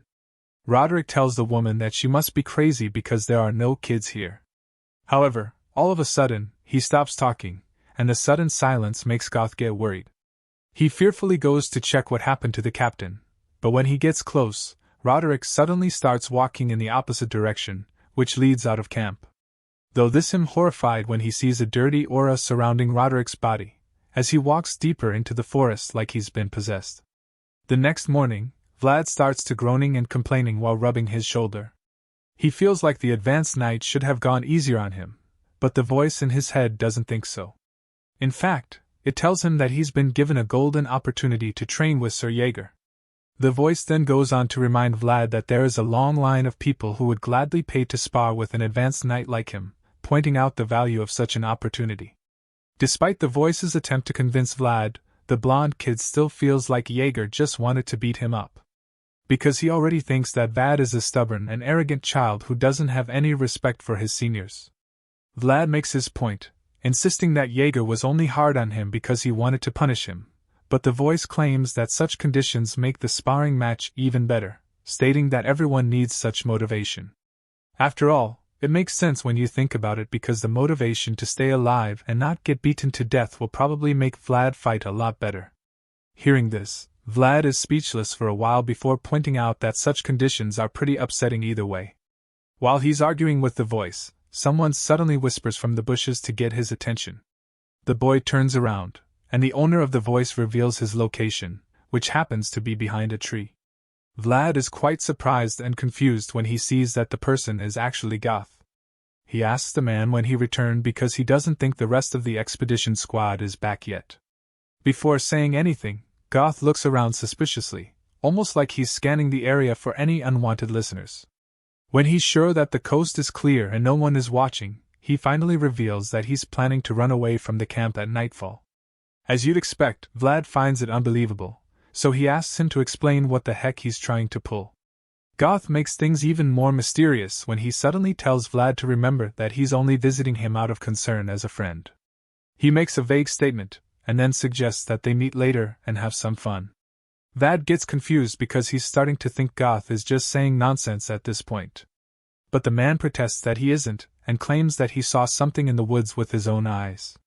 Finally, he tells Vlad that the woods they're supposed to explore are cursed. Vlad is alarmed and intrigued upon hearing this, so Goth goes on with his theory. He points out how they've been having a lot of deserters before. However, now the mercenaries no longer run away because the Bayezid family pays well for their services and also provides them with all the necessities. Vlad agrees with him, but that's when Goth reveals the real shocker. He claims that those so-called deserters weren't actually deserters. Rather, he believes that they are missing people who were taken away by the cursed woods. At this point, Vlad seems like he's become even more worried. The man claims that he saw it with his own eyes. He saw the ghosts that took people into the woods. After a brief moment of silence, Vlad suddenly smacks Goth on the head, calling him a rascal for concocting such unrealistic theories. While receiving a good smacking, Goth tries to convince Vlad that he's telling the truth. Of course, Vlad doesn't believe him until he reveals that he saw the knight get taken away the previous night. This time Vlad immediately knows that Go is talking about Sir Roderick. The man confirms it as well and reveals that while he was returning, he figured out something incredible, which is the fact that all the missing guys had black hair. A while later, after that shocking revelation, we see Go cursing and swearing in regret. He seems like he's terrified of something, and we quickly find out that it's because his little undercover mission has been failed. Sir Jaeger arrives on his horse with the rest of the mercenaries, while the dumb idiot leads the way. He quietly curses his own goodwill and regrets not running away with his stuff when he had the chance. Now everyone knows about the curse in the woods, and he's been instructed to lead them to the place, while Goth mumbles like a coward in front. Jaeger notices his weird nature and asks Vlad if he's sure they can trust him. Vlad admits that he doesn't trust the man at all, but he knows for a fact that he's definitely not crazy. Hearing this, the knight just thinks about how young Master Joseph believes that this little mission is an opportunity rather than a worthless expedition. Discovering a specific trend in the woods might be a lot more beneficial. However, Jaeger admits to himself that their little investigation bothers him. He thinks about how all the missing people had black hair, and as you'd expect, he's pretty uncomfortable going on such a mission when he also has hair of the same color. Just to confirm, he asks Vlad if the information about the hair color is correct. Vlad replies to him, saying that 3 knights are positioned at the post in case something happens. Of course, as an advanced knight himself, Jaeger finds it hard to believe in the abilities of others. Because of this, he realizes that despite his worries about having black hair, he has no choice but to stay in the front as the vanguard because Sir Roderick is already missing. It's clear that someone more skilled than him needs to step forward. Jaeger is deep in thought regarding this situation when Go brings him back to reality by revealing that they've already reached the expedition camp. There, Jaeger meets a man named Aaron who introduces himself as Sir Roderick's subordinate. The knight asks him if he's sure that their captain is nowhere to be found and whether they have checked the entire forest. Aaron responds, confirming that they haven't even found a single trace of the man. He claims that even with ex-hunter mercenaries taking the lead, they couldn't find a single footprint to follow. Hearing this, Jaeger realizes that he has no choice but to check out the woods himself. Still mounted on his horse, he orders the mercenaries to search the area in groups of 3 and spread out as far as the eye can see. Of course, the mercenaries all adhere to his instructions and begin the search. Sometime later, we see Goth trying to challenge Vlad, and doubting his character for ratting him out when he came to him in good faith. Enraged, he calls Vlad a fraud who takes advantage of people's good nature. In response, Vlad just tells him to stop talking and focus on the search, while also promising to compensate him later. The two come across Jaeger, who asks them if they found anything, but Vlad claims that they didn't. The knight gets upset and calls them useless country bumpkins, but our boy defends himself, pointing out that he's from the city. Hearing this, Jaeger asks the boy how he found missing people in the back alleys. Vlad tells him that it's always been pretty simple because all you had to do was grab someone, and beat them up till they tell you where the missing person is. After hearing this strategy, Jaeger becomes even more certain that Vlad is really useless. That's when he suddenly notices that the sun is setting, which means that nightfall will soon be here. Not knowing what else to do, he wonders if he should return to the camp. Jaeger ponders on it for a moment, and suddenly notices the river. He asks Vlad and Goth if the mercenaries searched beyond the river, and Goth claims that he doesn't recall anyone doing so. After all, it wasn't even in the path of the expedition. The advanced knight thinks about how there's no trace in the woods even though they've searched it twice already, which means that there's probably no way for them to find Sir Roderick or the strange woman that Goth mentioned he saw in the woods. With this in mind, he orders the men to gather around to inform them that they'll be crossing the river. Goth obeys the instruction without hesitation and signals the other mercenaries to gather around. Jaeger takes the first step on the ice and confirms that it isn't completely frozen. Vlad points out that it's probably because winter is over. Either way, he feels that it's strong enough for them to get to the other side of the frozen river. Jaeger agrees with him but suggests that splitting up and crossing separately will be much safer. The other mercenaries meet up with Goth thinking that he found Sir Roderick. However, he explains that it's not the reason he called them. This is when Jaeger informs them that they'll have to expand the search area by crossing the river. He admits that it's not completely frozen and decides that they'll divide themselves into 3 groups before crossing it. Once again, all the mercenaries are on board with the plan and express their agreement. Naturally, it doesn't take long for the prepared soldiers before they split up into groups and walk across the frozen river. Along the way, Goth starts to act strange, which Vlad doesn't fail to notice. He asks Goth what's the matter, and the man expresses that he's starting to get a bad feeling that something is about to go wrong, just like before. Vlad downplays his hunch, and just accuses him of being afraid.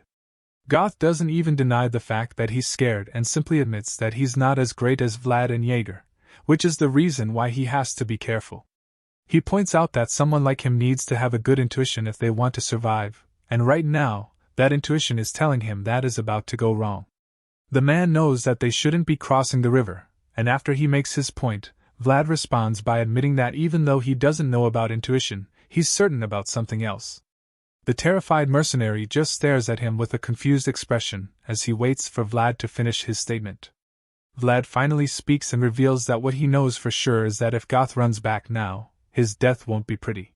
He bluntly threatens to kill the mercenary if he tries to escape because he's their only clue to finding the missing people. Goth is terrified after hearing this, and Vlad just tells him to quit talking about his hunch because crossing the river is his only way of survival. Vlad then gets on the ice and asks Go to follow him, even though the mercenary hasn't changed his mind. But he now realizes that he has no choice but to cross like everyone else. He takes his first steps and starts shaking, thinking that the ice could break any moment. At this point, Vlad is fed up with the man's cowardly behavior and assures him that even if the ice doesn't break, he'll break it himself and dump him in the water if he keeps rambling. In a magnificent display of cowardice, Goth starts crawling on the floor in an attempt to not break the ice. He claims that he can't cross the river, and a pissed-off Vlad just pulls him by the shirt and asks him to get up because they're the only ones left behind. The moment Vlad tries to pull Goth up, he starts screaming in terror like a maniac. Vlad gets even more upset by his antics but realizes why he screamed when he looks into the water. The mercenary was horrified to see the corpses. He flips out and screams at the top of his lungs so the others can hear him as he informs everyone that there are dead bodies in the river. All of a sudden, the dead men beneath the ice appear to be swimming up, and then the ice starts to break. Without understanding what is going on, all of the mercenaries start to panic. They start running on the ice, hoping they can make it to the banks before it's too late. While the men run to safety, the zombies break through the ice and emerge from the river. Unfortunately for the squad, they don't make it off the ice in time and find themselves surrounded by the dead. The zombies start crawling toward them, and the confused mercenaries ask Sir Jaeger what they should do. It's at this point that the knight finally realizes that the whole mission was a trap to begin with. After all, It's almost as if the zombies were aware of their arrival and laid down an ambush.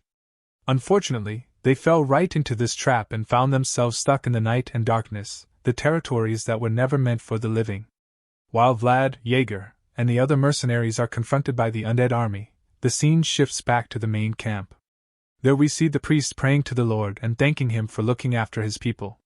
With the little priest in training by his side, he prays to the Lord to guide them with his light so that they can stay on the righteous path. All of a sudden, the priest stops praying, and the boy kneeling beside him becomes worried. He calls out to the priest, and suddenly, the priest starts to shake. The water in a chalice starts to rumble as well until it floats out and starts moving in the air, leaving the priest in a state of bewilderment. The dark water continues to move in the air until an ominous woman appears. She emerges from the dark fog that forms around the camp and starts walking around to look for her child. The fog surrounds this strange woman as she walks around the whole camp. Meanwhile, back on the icy battlefield, we see that a massive fight has broken out between the living and the dead. The undead roars as he tries to hit the cowardly Goth, and rather than running away or standing up to the enemy before him, Goth just screams like a lady, probably thinking it would make some difference. Thankfully, before the undead can end his life, Vlad arrives just in time to save him by slashing the undead with his sword. Unfortunately, the moment he does that, the other agitated zombies charge at him with blistering speed. Vlad quickly sees them coming and braces himself for another round, as his eyes begin to glow like a white walker. Once again, Vlad strikes a beautiful sword stance to get ready. With mind-boggling speed, he slashes all the zombies in his path. Meanwhile, the coward just screams in fear as the severed body parts of the zombies fly all around him. Not for the first time, Vlad gets irritated by Goth's behavior, so he calls him a rascal and instructs him to get up and fight with a spear. Of course, the mercenary insists that he can't do it. He's too terrified to fight the dead. Vlad gets angry at this because Goth is now practically a liability on the battlefield. He curses in his mind, but the voice in his head tries to calm him down. It tells him not to get worked up and advises him to pick a direction before making any attempt to escape. Hearing this, Vlad looks forward and sees 3 zombies coming out of the water with their gaze locked on him. Naturally, that makes it clear that he can't go forward. Now he's starting to wonder if Sir Jaeger is safe either because the both of them got separated during the ambush. Elsewhere on the ice, we see the senior knight effortlessly slicing up the zombies. Unfortunately, even a great knight like him gets tired at some point. When he sees a zombie take out one of his men right in front of him, he admits that there's no end to the undead men. At this point, he can't help but think that whoever thought of the trap had already planned everything out in advance. Even though he doesn't know who the mastermind is, he's certain who the intended target is supposed to be. With that in mind, Jaeger's left eye begins to glow with a green color underneath his eye patch. He decides that there's no time to hesitate, and his sword begins to glow as well. It appears that he's using aura because his eyes and sword are glowing with the same color. The aura surrounds the knight, and by using the power, he's able to take on all the zombies confronting him, annihilating all of them in a single go in a bright and insanely epic display. Jaeger wipes the floor with the undead. The spectacle is so intriguing that other mercenaries on the ice stop to watch the legend do his thing. They're delighted to see him in action and are even more motivated to fight after seeing that they have someone like him on their side. In the middle of his intense fight, Jaeger calls out to Vlad, asking him to fulfill his contract. Vlad, who is dealing with another zombie, is alarmed when he hears the knight calling out to him while fighting off the undead men around him. He yells back to Sir Jaeger, asking the advanced knight what he wants him to do. Surprisingly, the plan turns out to be very simple. He just wants Vlad to defend the right post for as long as he can. He tells him to fulfill his contract as a hired sword and protect young Master Joseph at all costs.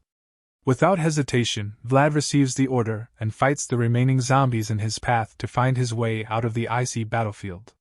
As he runs out, he tells the cowardly idiot to come with him, who's already yelling for him to wait while Vlad leaves the battlefield. We see that Sir Jaeger's left eye is glowing so brightly that it produces a green flame underneath his eye patch. The advanced knight prays to the Lord, hoping for Vlad to reach in time to protect the young master. He's practically surrounded by the dead who want to end his status as a living being, and yet all he can think about is the safety of the one he serves. The knight then resumes his battle, slashing the undead creatures one after the other. Eventually, he hears a growl behind his back, and even though he's very occupied while dealing with other undead warriors, Jaeger manages to sense the new presence. He quickly turns around to face the threat, and when he does, he sees that it's the zombified version of Sir Roderick. The knight apologizes to his former comrade for being late in his rescue, but zombie Roderick and the rest of the undead army are already beyond saving as they aim for his life. Meanwhile, back at the main camp, young Master Joseph is sitting in his tent alone, looking pretty bored as usual. Suddenly, he's interrupted when he hears someone yelling. Joseph is alarmed and wonders who made the noise. He then hears the person telling someone or something to get away from him, and that's when it clicks in his head. He realizes that the camp is being invaded. Joseph gets up from his chair and prepares to leave, but then someone enters the room and calls out to him. The young master turns to the person and sees that it's one of his men, Borden. The young master asks Borden what the commotion is all about, but the guy is still trying to catch his breath. It appears that he doesn't even have an explanation, so Joseph gets upset and asks him if he ran into his tent without first finding out what is actually happening. Gordon is guilty as charged, but he pretends like that's not the case and claims that he ran into the master's chambers to check if he's safe. He claims that Joseph's safety is of utmost priority, but the young master knows that he's lying. Even if nothing else was going to give it away, the fact that Gordon ran into the tent without a sword or weapon proves that he didn't come to protect the young master. Joseph confronts him for not arming himself before coming, and Gordon's empty sheath is now on full display, finally making him realize that his sword is missing. If this had been any other regular day, the young master threatens that he would have hanged this imbecile. Hearing this, Borden immediately starts begging for forgiveness, and while that's happening, Father Andreas and some other men enter the tent as well. Joseph asks the priest if he knows what's going on, and before he can even finish his question, Father Andreas tells him that something evil has visited the camp. The priest opens his texts and asks Joseph to come take a look at his Bible written with holy ink. The young master is shocked and confused when he looks at the pages and sees the writings inside, trembling like a leaf in a storm. He finds it very concerning, and Father Andreas admits that it's no ordinary object. The uneasy young master asks the priest if there's a way they can stop it, but the father simply replies that he's not an exorcist. Even then, he assures Joseph that he will try to unleash all of his divine powers to ward off the evil. But despite that, he admits that the being they're currently facing is so evil that he might not be of much help. This makes Joseph more nervous, and he starts thinking deeply of a possible solution. Joseph knows that none of the remaining knights can be of much use, but he realizes that they are his last line of defense. As such, he gets up and instructs the knights present to come with him and help him take down the enemy. He takes the lead, and they follow behind him with straight faces, suggesting that they're ready for business. When Joseph comes out of his tent, he's shocked to see the thick fog covering almost everything in sight. Unfortunately, this fog is more ominous than he could ever have imagined. It turns out that the fog not only covers the vision of mercenaries at the camp, it also possesses them and forces them to fight for control over their bodies.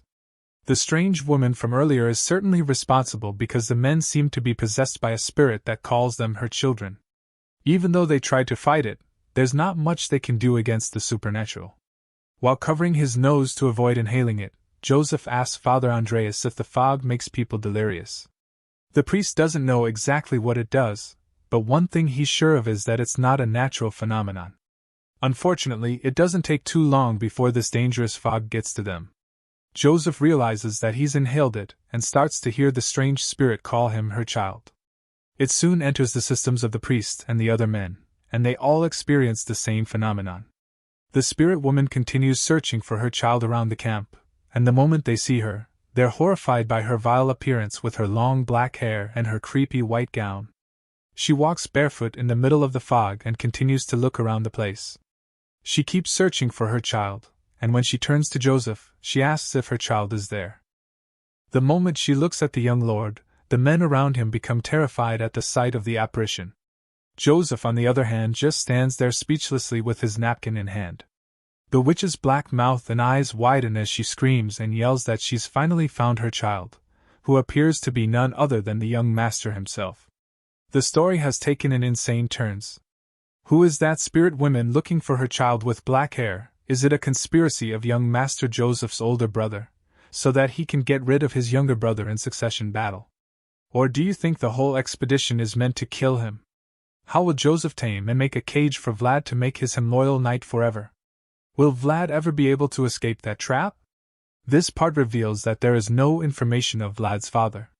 Do you think he is a noble like everyone guessed? There is a lot of questions. The terrifying witch lady stretches out her hands and charges at Vlad and the others, while screaming desperately for her boy child.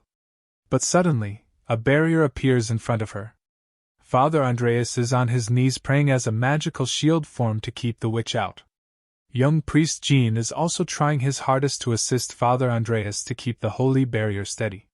The young master just stands within the magic barrier, and wonders if in the end, there is no other way for Sir Jaeger to face the possessed lady who is trying to attack them.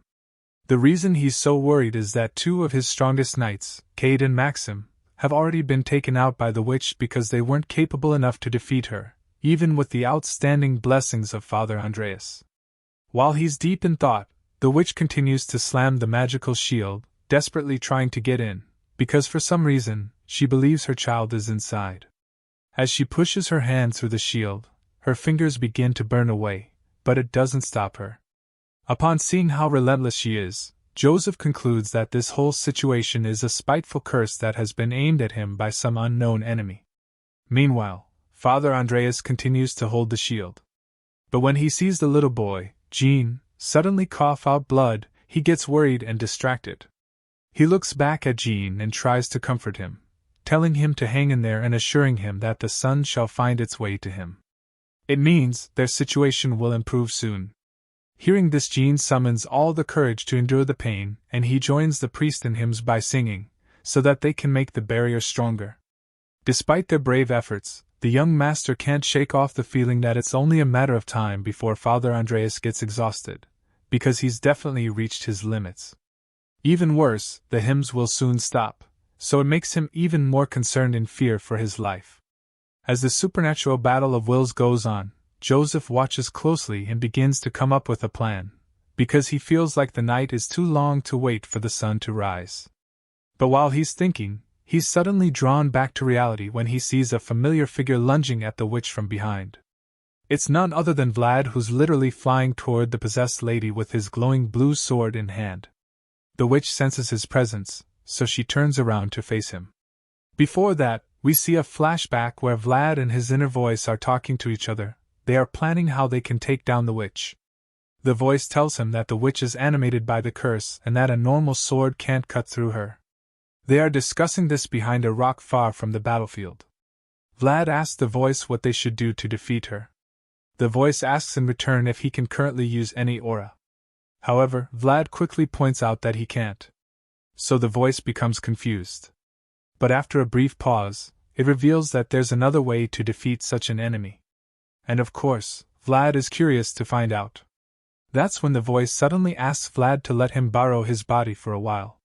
In other words, he's going to possess him and do the job himself. But upon hearing this, he becomes concerned and asks if such a thing is even possible. In response, the voice reveals that he's certain he can use aura, but what he doesn't know is if he'll be able to manifest them within Vlad's body. And he fears that even if he succeeds at it, Vlad won't be able to move for a while, which is never a good thing in a heated battle against a powerful enemy. The voice honestly tells Vlad that he doesn't recommend such a risky plan. Vlad stops for a moment. He knows that if he can't kill the witch, then she'll certainly kill him. And to him, that's enough reason to take some drastic actions. Even though the voice makes it clear to Vlad that the way of the sword is dangerous, he agrees to let him borrow his body. He asks Vlad if he's sure he wants to do it, and the hero reveals that he made a promise to Joseph. And now that he has something he must do, he's vowed to devote himself, not with loyalty but with faith. After hearing him say this, the voice respects his decision. And then the plan is set in motion, with Vlad charging at the enemy.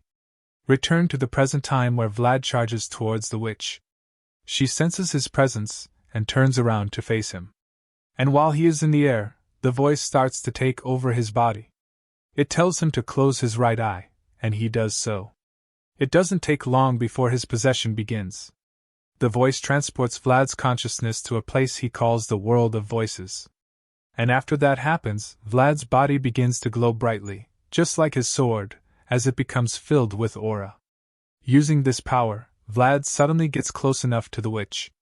And with great force, he cuts through her like warm butter. Everyone around is shocked to see this, and they all gasp in disbelief.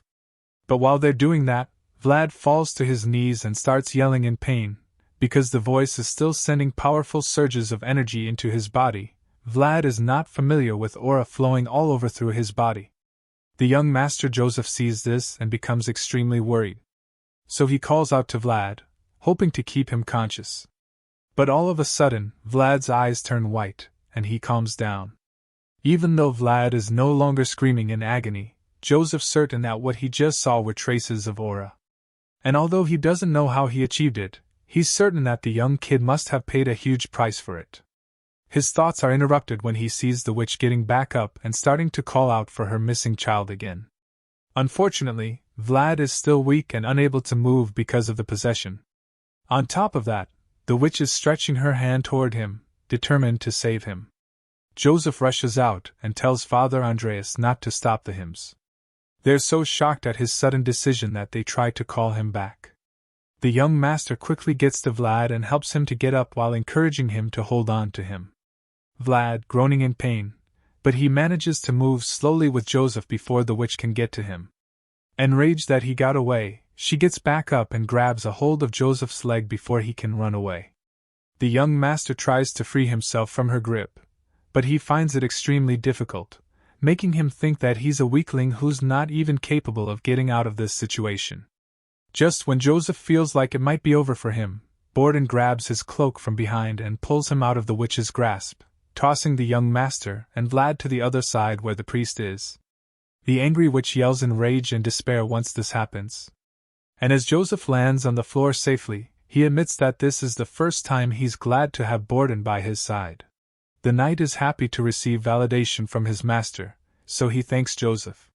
While the two are exchanging kind words, future greatest swordsman picks up his blade. From the way he's groaning, it's obvious that he's not fully recovered. But that doesn't matter to him, because he suddenly asks Father Andreas to bless his sword, implying that he's ready to go back into the battlefield. Vlad insists that they have to send off the creepy witch. After a brief pause, the priest agrees with him and decides to do it. Suddenly, he presses his palm against the edge of the blade, allowing it to cut him. And as his blood is smeared all over it, he presents it to Vlad, informing him that he's just given him a firm blessing. Immediately, Vlad takes it from the priest, thanking him for his blessing before walking back into the action. As he bravely heads out to face the evil witch and finish her for good, Father Andreas and Jean watch anxiously from behind, praying for him to come out victorious. The injured witch is still lying on the floor and unable to get up. When Vlad finally gets to her and stands over her with his sword, she begins to beg him. But not exactly for mercy or to spare her life, but rather, she's begging him to find her missing child. Looking at the horrific and nightmarish face of the woman, he sees something unexpected. Even though it is only for an instant, Vlad sees a memory of women locked up in a dark prison. While the women were incarcerated, their children were placed outside the cages and laid on the cold floor to die. They begged for their children to be returned to them, but unfortunately, that never happened. Rather, what Vlad sees in the horrifying memories of this woman is that she could do nothing but wail in agony as her child was freezing to death right in front of her eyes, just like she does now. The woman stretched out her bruised hands from the iron bars, trying to reach her child in vain. At this moment, Vlad finally understands the woman's pain and why she's been cursed with the burden of searching for her child for eternity. However, he believes that it's time for her suffering to end. So he takes out his sword and buries it in her head, telling her to rest in peace. As the blood flows down her face, the monstrous demeanor she's had for so long suddenly disappears. And she reverts to her human form with tears rolling down her face. She looks up at the hero, thinking that perhaps Vlad might be her child all along. Thanks for watching the video. Next part will be added here once it's uploaded. If you enjoyed this video and want to see more like it, please do consider giving it a like and subscribing to my channel. Also, Don't forget to turn on the notification bell, so you're always the first to know when I post something new. While Vlad is busy exorcising the curse, the scene shifts to somewhere else, and we see an ominous-looking hooded man sitting in the forest with a strange box before him. Judging by the dark aura surrounding the man and the black, mysterious fog he's conjuring, it's easy to conclude that this guy is probably responsible for all the paranormal things that has been going on recently. The evil man continues to control the dark fog, and as he nurtures it to grow bigger, a sick, twisted smile appears on his face to confirm that he's definitely a villain. Just when the dark cloud is about to grow as big as he wants, the stuff starts to disappear, and he's instantly alarmed. This villain is shocked at what just happened because he's probably never had his plans foiled before. But unfortunately for him, today isn't going to be one of his better days. Confused by the fog's disappearance, he concludes that the evil thoughts he's been feeding off from the desperate woman have suddenly stopped. The moment Vlad stabbed the woman in the head and reverted her to her normal self, this weirdo's spell was automatically neutralized. As a result, the sorcerer begins to imagine that someone must have defeated the puppet he's been controlling. And the thought of it bothers him a lot, because he can't even imagine anyone on Earth strong enough to do something like that. However, he suddenly remembers that there's only one knight who knows how to use aura that efficiently. But before he can even say the name, the man appears in front of him, and we find out that it's actually the green-eyed advanced knight, Sir Jaeger. He reveals himself to the evil sorcerer, and confirms that his suspicions were correct, because he's finally seen the rat controlling the puppet. As the evil wizard sees Jaeger standing in all his might with aura covering his entire body, he begins to shiver in fear, because he knows just how dangerous the man before him is. Jaeger plans to finish off the sorcerer for all the trouble he's caused. And of course, the evil magician also knows that he's done for. However, before we can see the advanced knight unleash the punishment, the scene cuts, and we're fast-forwarded to the time where Jaeger is meeting with the young master. When the advanced knight arrives, Joseph asks him if the face he's looking at belongs to the one controlling death from darkness. And that's about the same time we find out that this brooding knight with no chills decapitated the sorcerer, and is now presenting the head to his master. While holding the bloody head by the hair, Sir Jaeger replies, saying that it seems that he's the one. Apart from that discovery, Jaeger also believes that the box that the headless man had is probably the cursed object that the woman from the previous night came looking for. With the head in one hand and the chest box in the other, the knight concludes that the box itself became the woman's missing child's coffin. The young master instructs Sir Jaeger to hand the box over to Father Andreas so that he can investigate the matter when they return to Varna. Sir Jaeger acknowledges the order and assures his master that he'll do it. But before he leaves, Joseph engages him in conversation for a bit.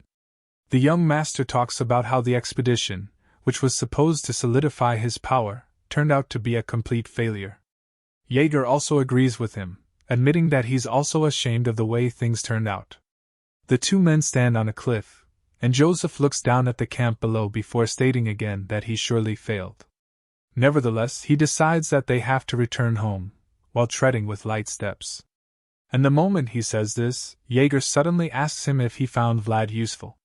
Joseph looks at the knight with a side eye for a brief moment before a knowing grin appears on his face, and then he reveals that he thinks he might have found the person who would replace him as the sword.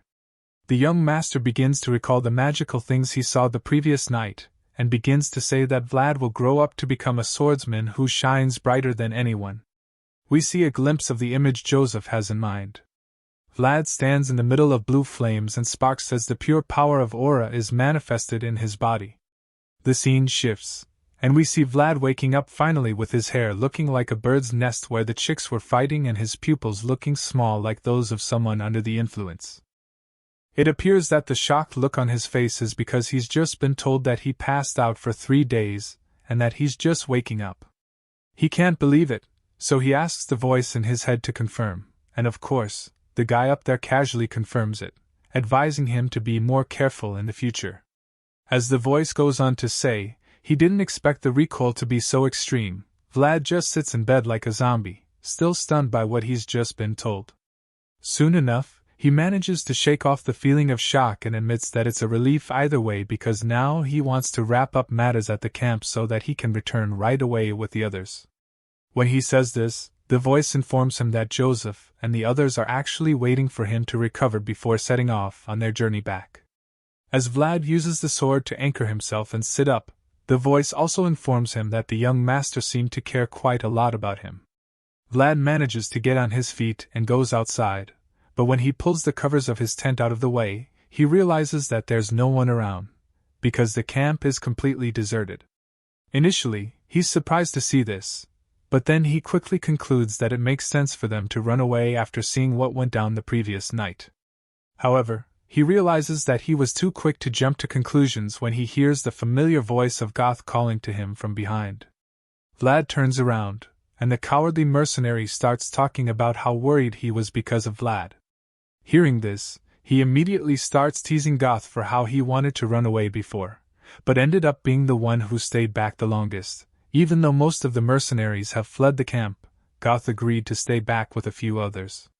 The reason was simple, and it's the fact that Vlad promised to compensate him. Just then, Goth starts telling Vlad about his moments of bravery, like how he was the one who brought Vlad back to the camp when he couldn't ride his horse and how he went back into the dangerous forest for the Lord Knight.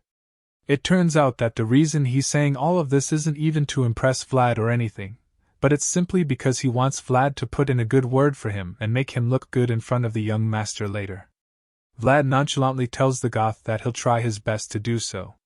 Suddenly, the mercenary remembers that Sir Jaeger asked him to summon Vlad when he woke up, and since Joseph is in the barracks, he urges Vlad to hurry up so he can have enough time to say good things about him. As soon as he hears this, he turns around and bids Goth goodbye. But Goth just reminds him again so he doesn't forget. At this point, Vlad is getting pissed off by his behavior, and he starts to wish to the god to make his mouth shut. Just then, the scene shifts, and we're taken to Joseph's tent where we see him hosting Vlad while pouring a glass of red wine. He tries to make small talk and asks Vlad if he can drink.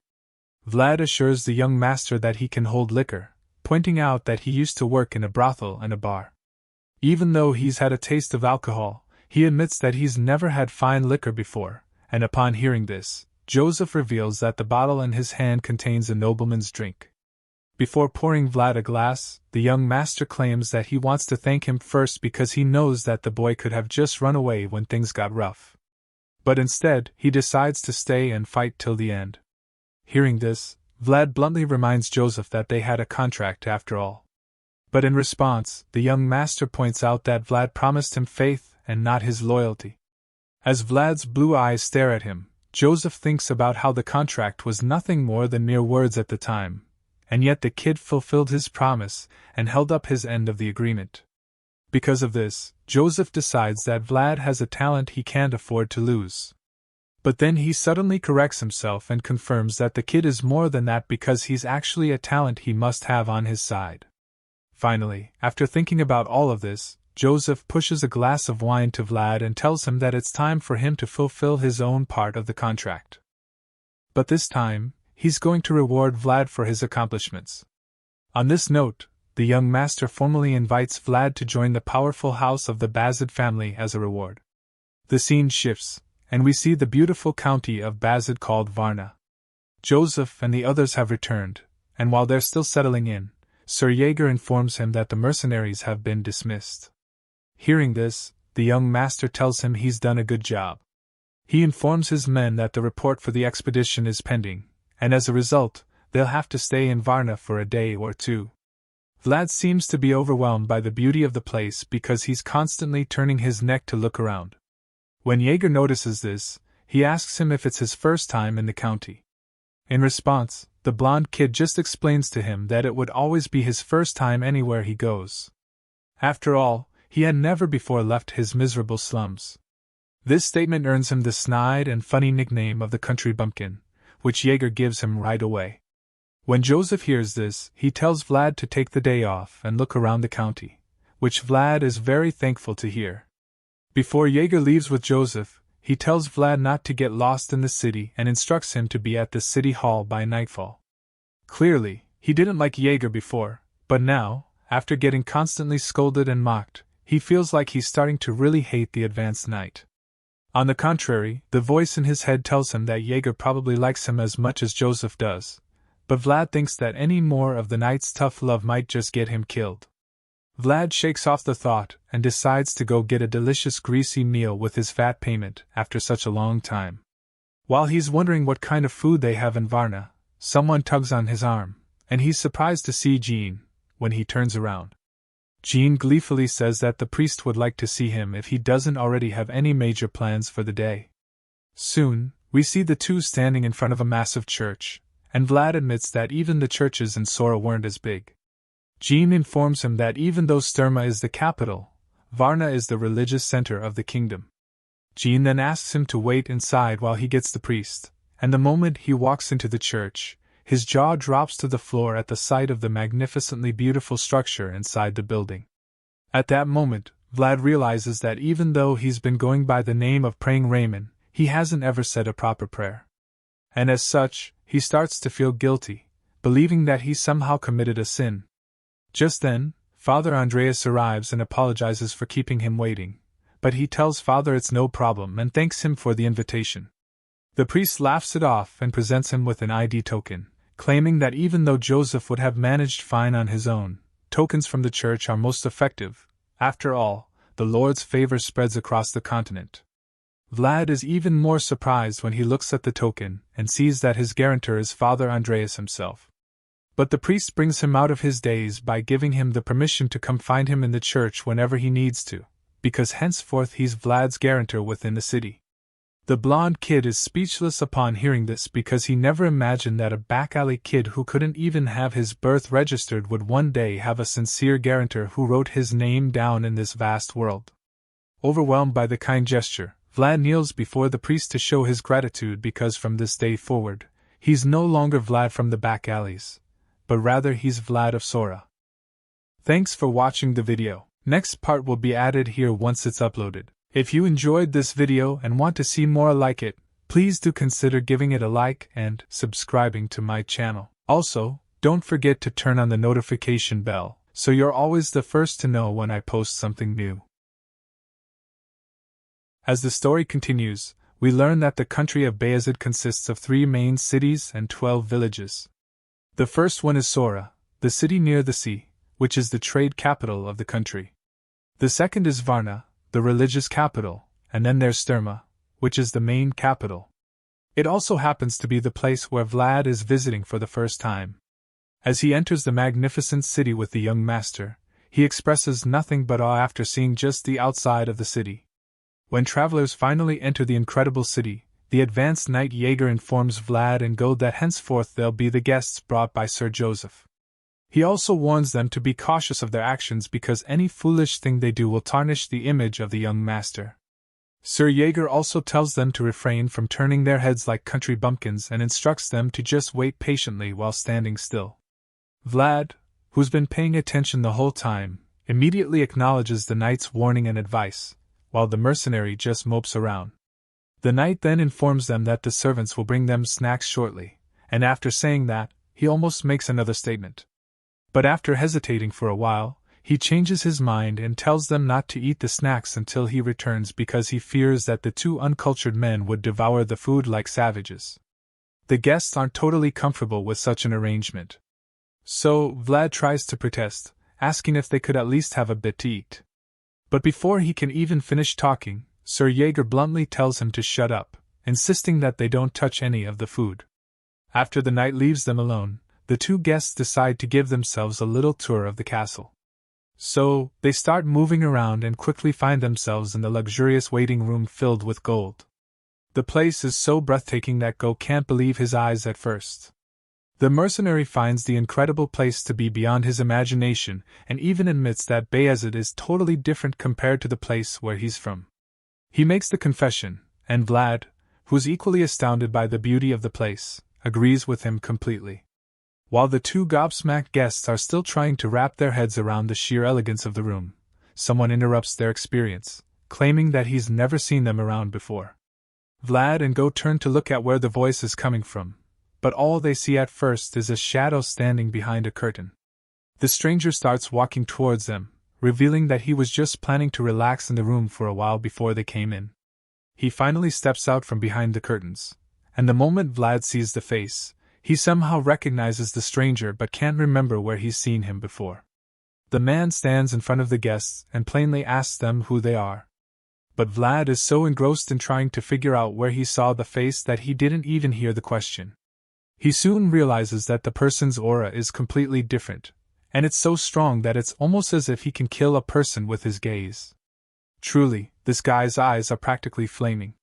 And when the terrified mercenary sees this, he nervously introduces himself, stuttering in the process, before finally explaining that he accompanied Sir Joseph on his conquest. Before he can ramble about matters that concern nobody else, the unidentified noble cuts him off and confirms his name before moving on to ask Vlad who he is. He introduces himself as Vlad of Sora. Hearing this, the noble finds the kid a bit interesting because he's never heard of him before. But in truth, there's something else that intrigues him.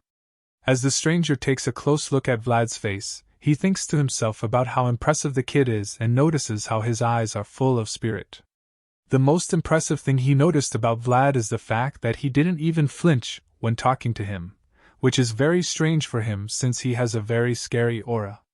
Overall, he concludes that Joseph has found himself a very useful subordinate.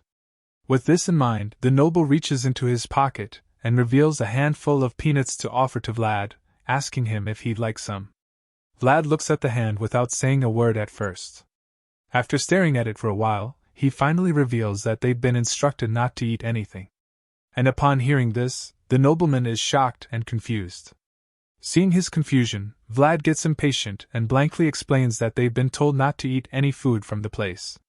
But while he's saying this, a look of horror appears on Goth's face because he's starting to wonder if Vlad has lost his mind. He is shocked to his bones and quite scared as well because he can't fathom the idea of declining the hospitality of a noble. Meanwhile, the superior nobleman in question just stands there feeling disappointed and surprised at Vlad's response to his gesture. This little scene ends up confirming that the first thing Vlad of Sora did upon arriving at the Bayezid family estate was to decline the hospitality of Ruttiger Bayezid, the family's eldest son. Goth literally turns white in embarrassment and fear after Vlad's little display. And at the same time, Lur decides to help himself to the peanuts, admitting that they're tasty. The scene shifts, and the next thing we see is a man writing on a paper, hearing the name Vlad for the first time. It turns out that this man is Joseph's father, who's being informed about the guests that are currently in his home. The focused father doesn't look away from what he's writing, and he then points out how the young master had never brought anyone home aside from Sir Jaeger, who was assigned to him by his mother. Because of this, he suddenly promises to reward Joseph if he succeeds in raising Vlad as a Bayezid family knight. The young master thanks his old man for the offer and bows to him in respect. While he's still in that posture, his father continues talking and reveals that he's well aware that wielding a blade isn't Joseph's strong suit. But regardless of that, he sternly reminds his son that he's currently inside the Bayezid territory. The young master acknowledges the advice and assures his old man that he won't forget. The father then proceeds to reluctantly ask him about his health, and the son replies that he is fine, earning the pardon to leave the room. As such, he turns around to leave the room and tells his father to take care. But as he walks away, his father watches closely with a very worried look on his face. By the time Joseph is no longer in sight, the man whispers to himself that he better make some tonic for his son. The gray-haired man who's been standing beside him the whole time supports the idea because he thinks that the young master would be very happy with it. On top of that, he also points out that Madame Oksana would be pleased too if she finds out that he made the tonic. Hearing this, Joseph's father comments that Joseph's mother, Madame Oksana, is definitely particular when it comes to her son. But after pondering on the thought for a while, he shakes it off and returns his focus to his work. He then asks the old man named Ragmus what he thinks about Joseph's report. Ragmus advises the Lord not to take it lightly, claiming that strange phenomena have been occurring frequently. Hearing this, Lord Bayezid gets angry instantly and insists that they have to find the person behind these supernatural occurrences because he feels that the perpetrator has no right to use sorcery in his land. While Joseph's father is fuming with rage, Ragmus reveals that they've been getting reports from Varna that suggest that there might be a connection between the undead and the curses. All of these clues either point to the perpetrator being an exceptional wizard or that the supernatural phenomena are the results of two wizards working together. The Lord suggests that it could even be the doing of a group or a secret organization, and Ragmus is inclined to entertain that possibility as well. But regardless of all the clues and theories they've come up with, Lord Bayezid states that they don't change anything. The menacing man finally gets up from his chair and coldly vows that the Bayezid family will continue to reign over the land, eliminating all enemies who stand in their way. With a vigorous mind, the furious lord instructs that the people responsible for the supernatural phenomena be found at once, including those who dare to inflict harm on his son and then have the guts to cause chaos in his land. Later that night, we see Joseph finally returning to the waiting room with Sir Jaeger. Vlad and Goth have been waiting for the young master and the knight to return. So when they see them, their moods are instantly lifted. Joseph admits that his little plans took longer than expected and politely asks the guests if he made them wait for too long. But Goth is so excited to see him, quickly tells the young master that they are fine and that it was not a problem at all. When Joseph calls Goth by his name, the mercenary can't contain his joy because he literally can't wait for what the young master has in store for them. Unfortunately, the joy is short-lived when Joseph suddenly tells him that their rewards will be discussed the following day. Goth realizes that his starving and waiting all day was for nothing. But while he's still being consumed by the feeling of disappointment, the young master tells him that a servant will guide him to his room so he can get some rest. Unable to say a single word in response, the man begrudgingly leaves the room and tells the other three men that he's leaving. And the moment he's out of the room, the remaining men decide to have a chat. Joseph initiates this discussion by sitting in his chair and crossing his legs while fixing his gaze on Vlad. He recalls how Vlad saved him and pledged to become his sword, urging our guide to remember it as well. Vlad confirms his vow, so Joseph reminds Vlad about something that he should do. He concludes that from the way he understands it, Vlad only wishes to fulfill his duties after getting his freedom. The blonde hero confirms this again. So his master once more reminds him that he pledged to become his sword. The noble son reveals that it makes no sense to him how Vlad would pledge to be his sword and then wish to have his freedom shortly after. Vlad is starting to understand fully what he's gotten into. Joseph tells Vlad that he wants to make things very clear to him. He promises Vlad to give him an answer to his request, but only after he reveals the true reason why he's asking for freedom.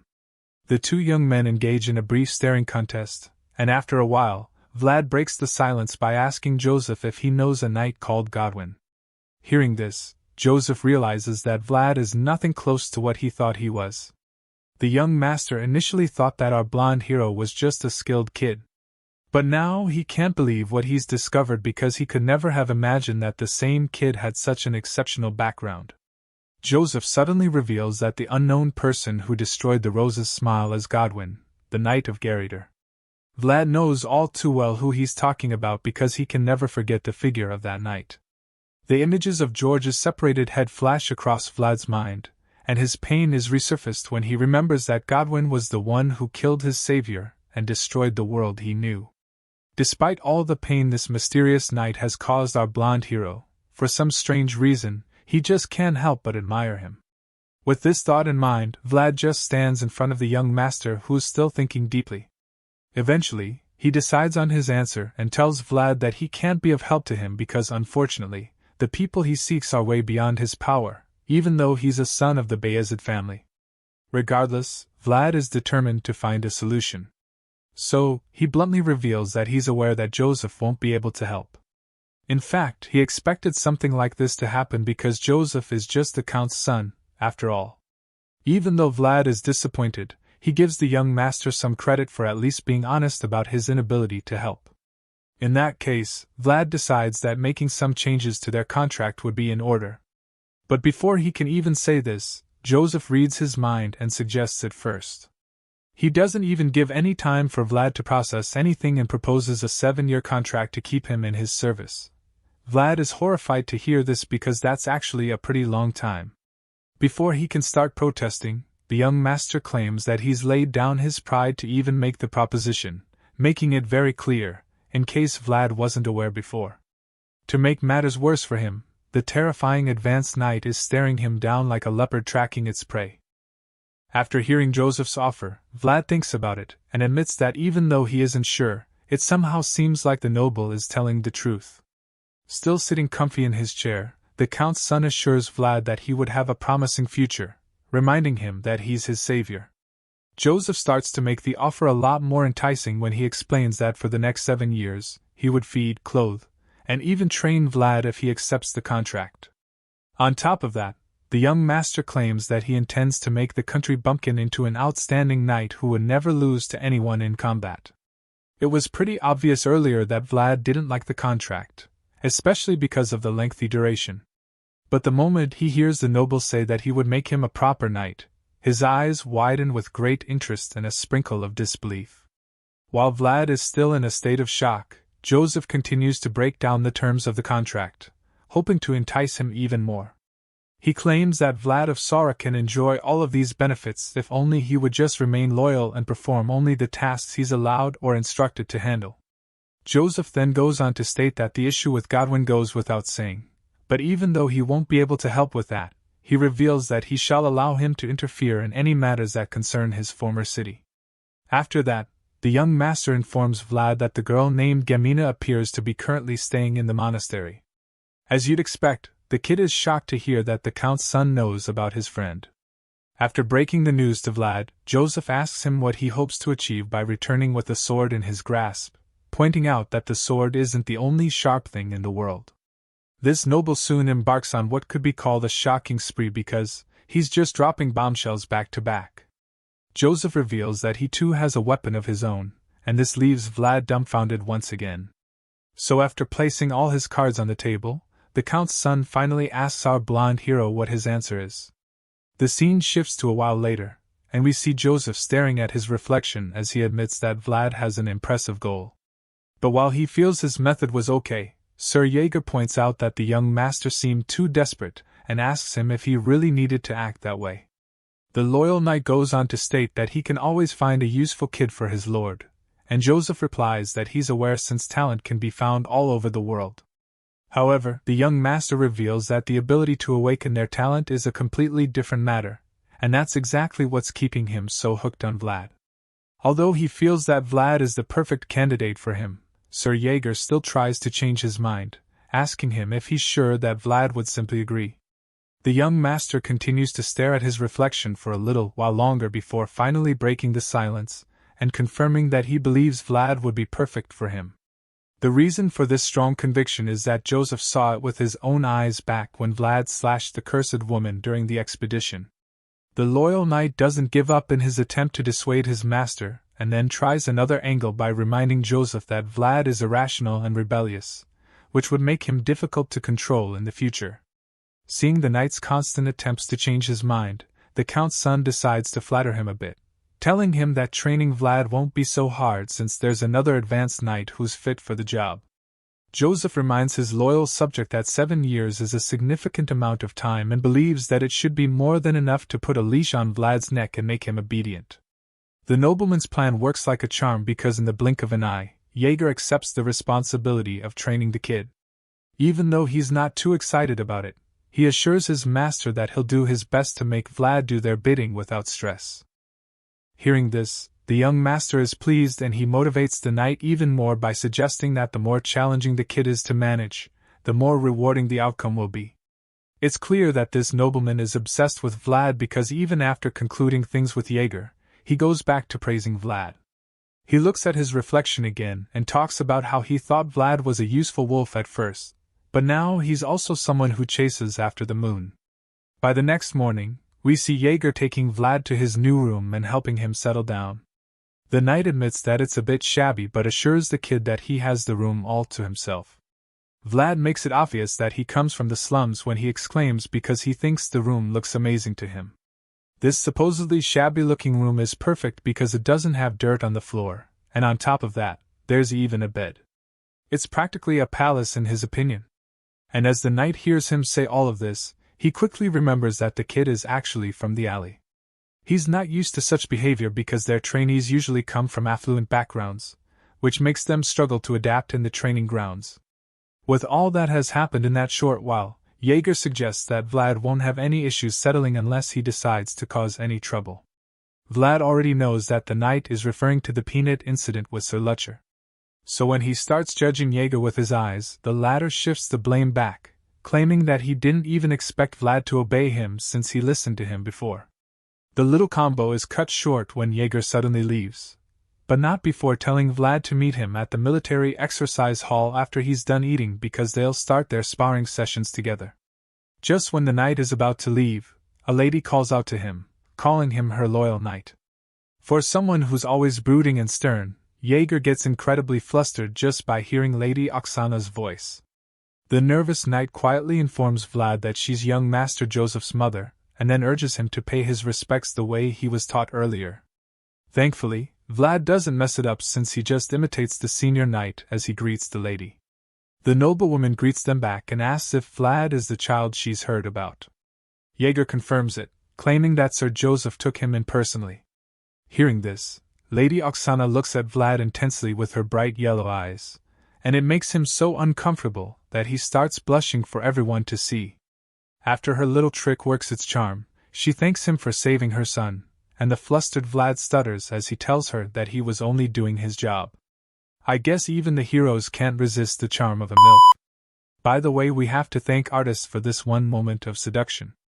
Regardless, she promises to bestow a reward upon him because he's achieved something much greater than he realizes. With his cheeks still red, he bows before her and thanks her before she suddenly rubs his head to compliment the color of his hair and eyes. Like most mothers, she begins to talk subtly about his appearance, suggesting ways to make him look better before eventually promising to arrange clothes for him. Vlad is so overwhelmed by her affection and calming aura that he's literally struggling to hide how much blush can show on his face.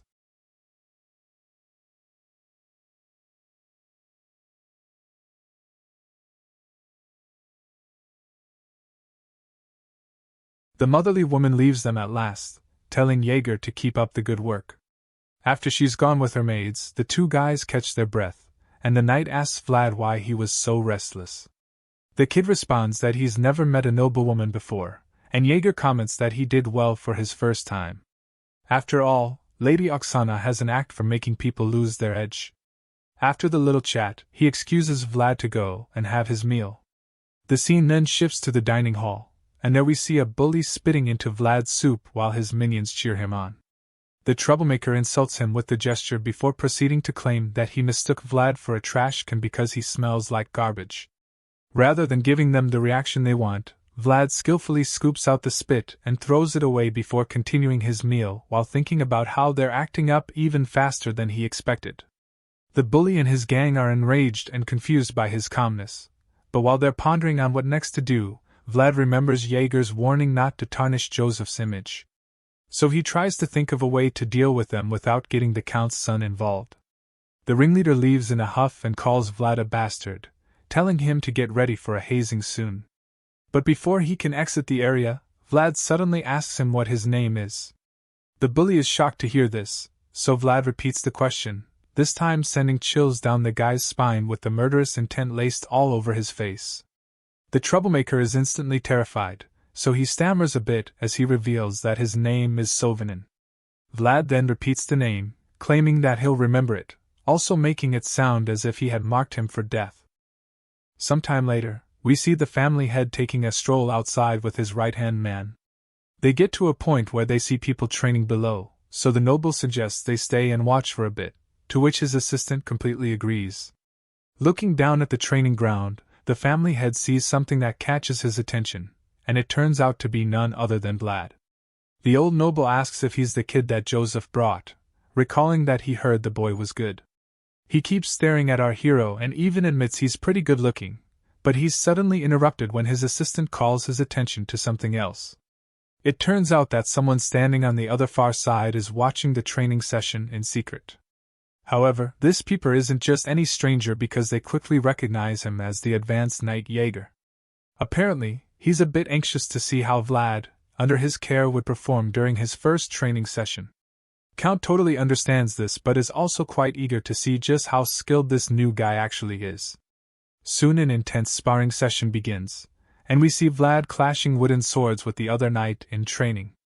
With a cold and emotionless demeanor, he swings his sword over and over at the opponent, forcing him back with each strike and giving him a hard time. His opponent groans as he's forced to defend himself without any breaks, making the spectators wonder how such a young kid can be so fierce in combat.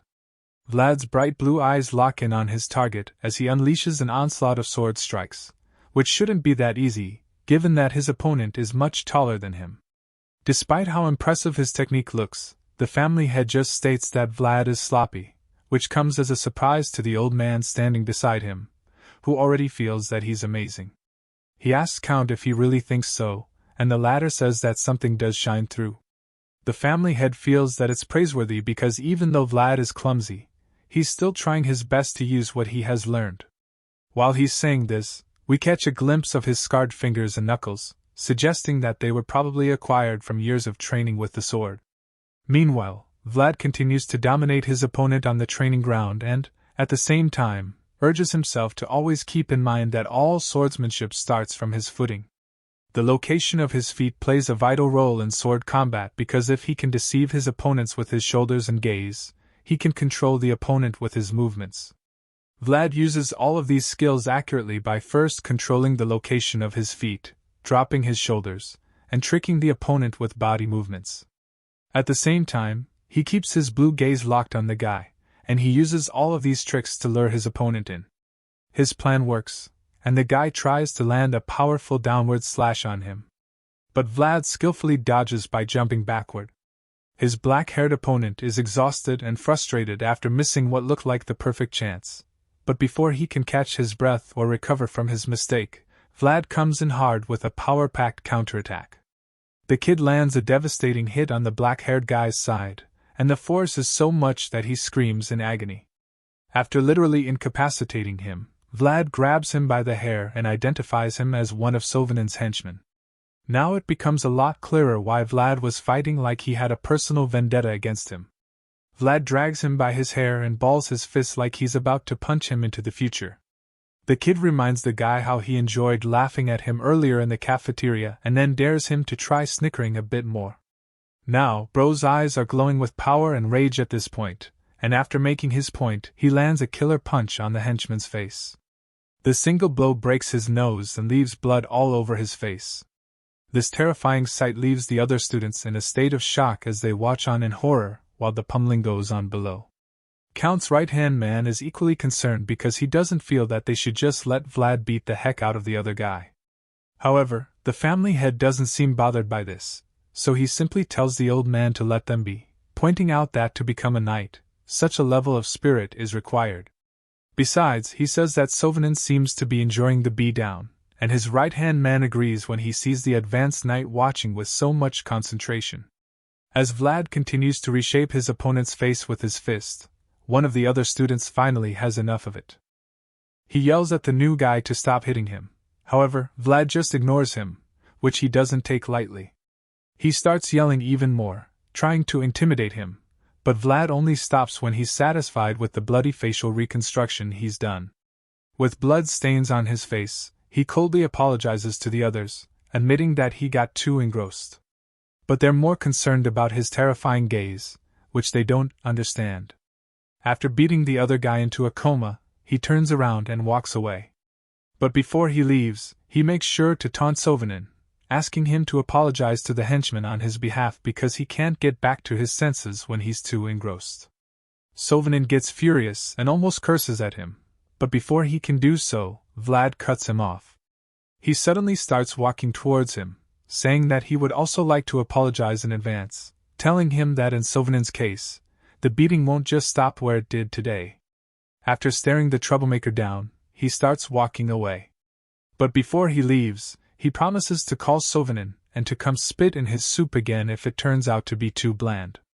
Vlad walks away after dropping such a cold line, leaving Sovanin very uncomfortable because he now knows what a crazy bastard the newcomer can be. At this point, he's convinced that Master Joseph brought in a mad dog from the back alleys. But Vlad just smiles back at him like a psychopath, proving his point even further. The scene shifts, and we see a cleaned-up Goof looking sharper than ever while enjoying his meal at the table. He suddenly asks Vlad if he's really been beating up other vassals, saying that it's a rumor spreading like wildfire among the servants. The swordsman just evades the question by asking Goof about his work as a stable hand and how difficult it is. The mercenary immediately hops on the topic, saying that he's no ordinary stable hand because now he works for the great Count Bazid. Goof is about to start bragging about the experience and all that, but then he suddenly realizes that Vlad managed to distract him from the important discussion at hand. He then reveals that he heard Vlad beat the crap out of guys all over the manor, and reminds him that it's a crime. Vlad does not seem bothered in the slightest, and he just asks Goof why he's so surprised. The kid reminds Goof that he has always been a criminal, and says that simple assault is going easy on them. Hearing this, Goof is stunned, but he just listens to what he has left to say.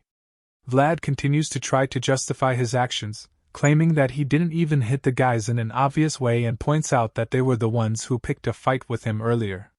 Joe still doesn't understand how Vlad can think what he did is okay, but the swordsman argues that it is, saying that now no one talks to him needlessly anymore. Just then, another student walks in with a tray of food in hand and introduces himself as Portly Canner. An impatient Vlad turns around and bluntly asks him what business he has with him. Hearing Vlad's rather unfriendly response, he becomes nervous and starts shaking in fear. So Vlad tells him to either sit at the table with them or get lost. The moment Vlad says this, Portly's entire mood brightens up in excitement because he never imagined that he would get invited to sit beside the swordsman. He quickly joins them at the table, thanking Vlad for inviting him. But the latter just sighs in exhaustion because he actually just wanted the guy to get lost. Instead, Portly is so excited to sit there that he begins telling the story of how he's been eating alone in places like the bathroom. As you can imagine, Vlad is grossed out by this, so he reminds the fat kid that he's eating his precious sausage.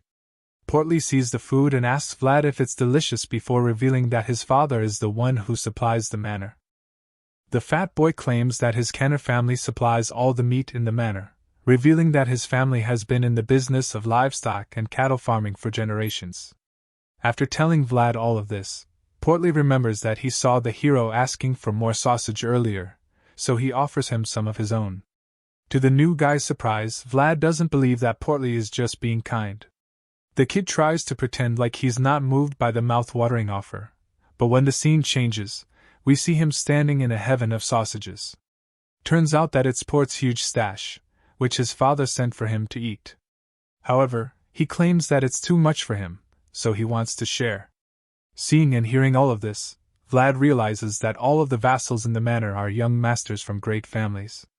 The hero actually forgot for a while that these were people he could have never even talked to if he was still in the back alley. With this in mind, he decides that it would be a good idea to build at least one good connection now that he's in such a place.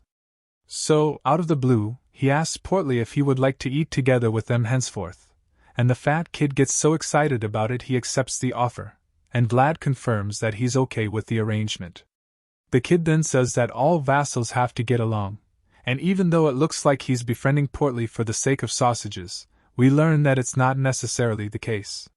The scene changes again, and we see the green-eyed advanced knight walking down a big hall. He seems a bit exhausted, probably because serving the young master and literally raising a whole human being is not an easy task for anybody. The stress seems to be piling up for him, and he knows that the only time he'll be able to catch his breath is when his men Cade and Maxim recover from their injuries. His train of thought is interrupted when a big knight with a fat beard approaches him. The guy asks Jaeger where he's off to in such a hurry, and that's when the eye-patched knight turns around to identify him as Sir Gregory. Seeing his fellow knight, he curses at the back of his mind because he probably didn't want to talk with him. Although he tries to hide his displeasure about the encounter, Sir Gregory spots it in an instant and laughs about it before accusing him of being too obvious when he's upset. At this point, Jaeger bluntly tells him that he's clearly busy at the moment, and the amused knight just laughs again, telling him that he's not surprised about it. He says that the advanced knight must be indeed very busy since he's the one who handles all of Joseph's duties by himself. Not surprisingly, Jaeger gets tired of the conversation very quickly, so he asks Gregory to cut to the chase, asking if there's something he wants to say. The brown-haired knight keeps smiling and then reveals that he's come to suggest that a knight like Jaeger should be raising a vassal. Gregory adds that it's not too late for him to do that yet, but the uninterested advanced knight hits back at him, suggesting that he just focuses on raising his own vassal properly. Even though he doesn't really care about anything the jester usually says, he can't help but wonder why he's suddenly talking about vassals out of the blue. The fat knight reveals that his vassal is portly, and claims that he's already all grown up but also admits that he needs to lose some weight. Gregory says this and then bursts into unnecessary laughter once more. So Jaeger reluctantly asks him to explain what exactly he's trying to say. Rather than quickly making his point, he decides to beat about the bush some more, saying that Vlad seemed pretty good to him. He showers praises on the kid, stating that he's manly in character and confident in his spirit. But Jaeger is getting frustrated by the prolonged small talk. Exasperated, he reminds Gregory that he's very busy before asking him once more what exactly his point is. The fat guy just keeps laughing while talking, and then he tells Jaeger that knights meddling in vassals' affairs isn't quite fitting, claiming that it could lead to embarrassment. Regardless, Gregory reveals that Vlad seems to be warming up to portly lately, but Jaeger doesn't believe this because he knows that the swordsman doesn't have any friends. On top of that, he believes that Vlad thinks he's better than everyone else. Despite Jaeger's opinion, Gregory requests that he tells Vlad to hang out with Portly. The fat knight reveals that the chubby kid is his cousin's nephew, which means that he wouldn't like for him to get beat up in the manor. After making this personal request to Jaeger, he tells him that he's the only one who can influence Vlad's behavior, but the advanced knight doesn't look like he's going to help for free. Jaeger wants to know what he'll be getting in return, so the ever-smiling knight tells him that he can also ask him for a favor in the future. He beats his chest, implying that he would help on his honor as a knight, but that's when Jaeger tells him that Vlad doesn't really listen to him. Hearing this, Gregory exclaims, claiming that such a character is what is going to make Vlad Goth places. Meanwhile, at the Bayes family stable, we see a brown horse chilling while the stable hand assures Vlad that he's not the problem. Goth explains to his captain that he won't even be able to get on a horse, even though they're all properly trained. He says that the horses don't usually shy away from people but wonders why they just freak out whenever Vlad approaches them. Goth says that it's a matter separate from skill and goes on to reveal that even the other stable hands have complained about the issue. Hearing all of this, Vlad curses in frustration, and he feels like this is how it's always been for him, right from when he was younger. Animals always hated him. Cats and dogs would freak out and run away whenever he went near them. He has a feeling that it's the same problem he's having with the horses. As he thinks deeply about this, he suddenly remembers that he rode Jagger's horse that day during the expedition. He reminds Goth of the night they fled the undead, but then he admits that he was at the back while Goth did most of the riding. The mercenary quickly informs him that the advanced knight's horse is very expensive, and Vlad is disappointed when he hears this because he feels like it would sound stupid if he said he could only ride expensive horses. He begins to get frustrated at this point, recalling how Jaeger insisted he learn horse riding at all costs. While the two are bickering over the failure, someone suddenly walks into the room. It turns out to be a maid sent by Lady Oksana, who has summoned Vlad. The kid is beyond surprised to hear that she has called for him, and as the scene changes to a very expensive room, we see the green-haired noblewoman talking with Vlad. She says that she wouldn't have imagined he grew up in the back alleys because of how he looks now. It turns out that he's wearing a very amazing outfit for a nobleman, and Lady Oksana feels that it suits him very well. The woman tells the cloth maker not to fit it too much since he's 17 years of age and still growing. She then says that Joseph grew a lot as well when he was Vlad's age, and she also promises to get him other clothes when summer comes. After all, clothes fitting of the season are a must for one to maintain physical performance.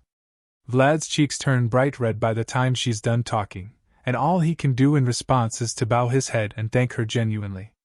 However, she waves his thanks off and reminds him that she should be the one thanking him because he saved her son's life. The polite lady apologizes for calling him when he was probably busy training, and then she gives him permission to leave. Hearing this, Vlad thanks her once again and exits the room. Once he's outside, he sighs in relief, feeling that the lady is just difficult to be around for no particular reason. Taking a look at his new outfit, he starts to wonder how much it's worth.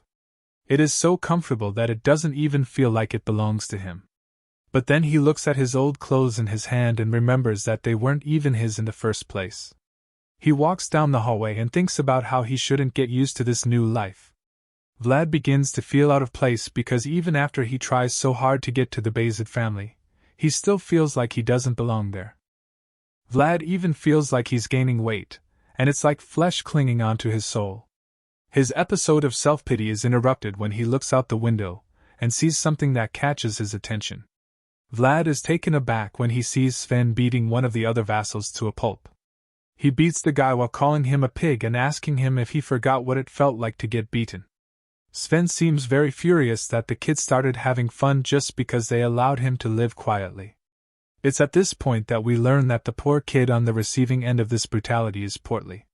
Sven keeps beating him up, asking him if he likes his new best friend. As he says this, he just gets even more enraged, claiming that they're a flock of filthy. Vlad watches on from the high window and concludes that people are truly the same everywhere. He feels that there will always be those having the time of their lives and those who just can't live in peace.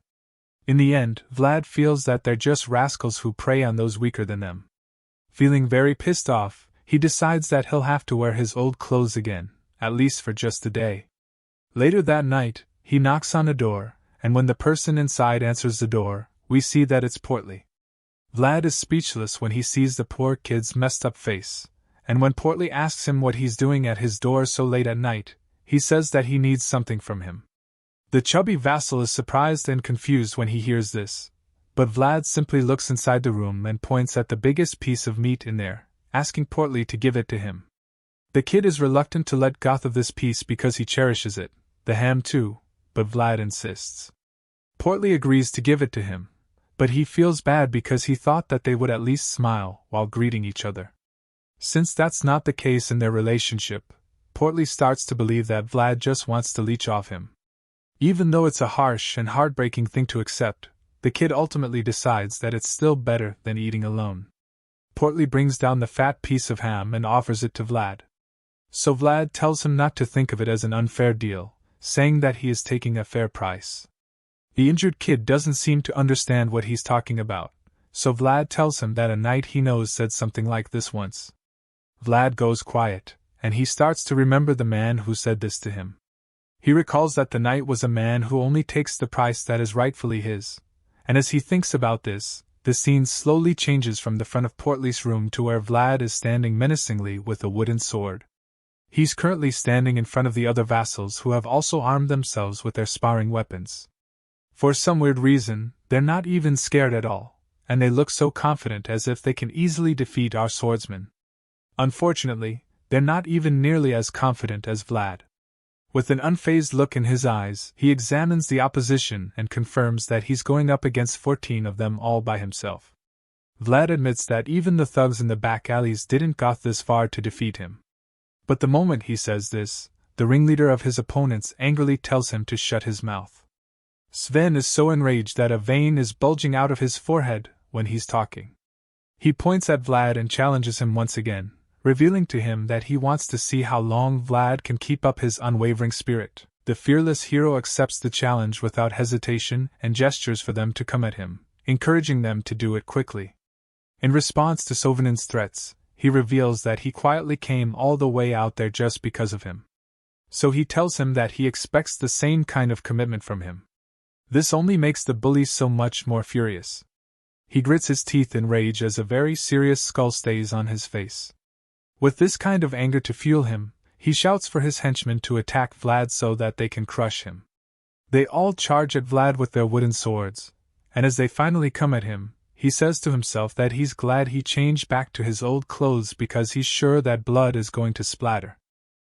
Vlad beating crap out of the bullies, they all surround him, hoping to defeat him. But he just tears through them like they're not even there. Sovanin stands behind and yells at his lackeys to fight harder. He tells them not to back off and instructs them to block Vlad from every side. But all his screaming ends in futility because he is just way too strong for them. Seeing just how unstoppable Vlad is, Sovanin is horrified. He feels that Vlad is completely different from the last time they sparred, and he's utterly confused because, as far as he knows, Vlad barely wielded a sword 2 months ago. Even though the current situation makes no sense to him, Sovanin urges his minions not to back down from the fight and threatens to kill anyone who retreats. While he's still making this threat and screaming at the top of his lungs, Vlad suddenly advances toward him. Vlad is pissed off to hear the threats and asks Sovanin if he's ever even killed anyone before. The bully is enraged when he hears the taunts, so he furiously swings his wooden sword in an attempt to shut Vlad up for good. Vlad is way faster than him, so he skillfully dodges the attack and goes in for a counterattack. Before landing the hit, he remembers how he was dealing single blows with all his might during the expedition, and he intends to recreate those attacks now. Vlad strikes at Sovanin, but the bully manages to block the attack. However, the onslaught is far from over because Vlad plans to finally make the result of Jaeger's training become very evident. The voice in his head suddenly comes back and encourages Vlad to keep trapping his opponent in the gap he's creating. Vlad doesn't give Sovanin any breathing space. He lands blow after blow on the bully, and with every single hit, all the guys can do is curse and swear at the swordsman. Seeing the progress, Vlad starts to finally understand this technique. So he decides to utilize the gap in space to create a flow of his own. Using this fighting style, it doesn't take long before he knocks Sovanin into the ground. The troublemaker groans in pain as he falls on his back and cries about his injured leg. Unfortunately, before he can even finish making the complaint, he looks up and sees the ferocious Vlad holding a wooden sword to his face with his hand up in the air. The guy concludes that he's done for, so tears start to roll down his face as he accepts his fate. However, just when it looks like he just murdered Sovanin with a wooden sword to the head, all the other bullies quickly realize that it's not the case. Rather than unceremoniously ending the guy's life, Vlad decides to show mercy. So he buries the sword mere centimeters beside Sovanin's head.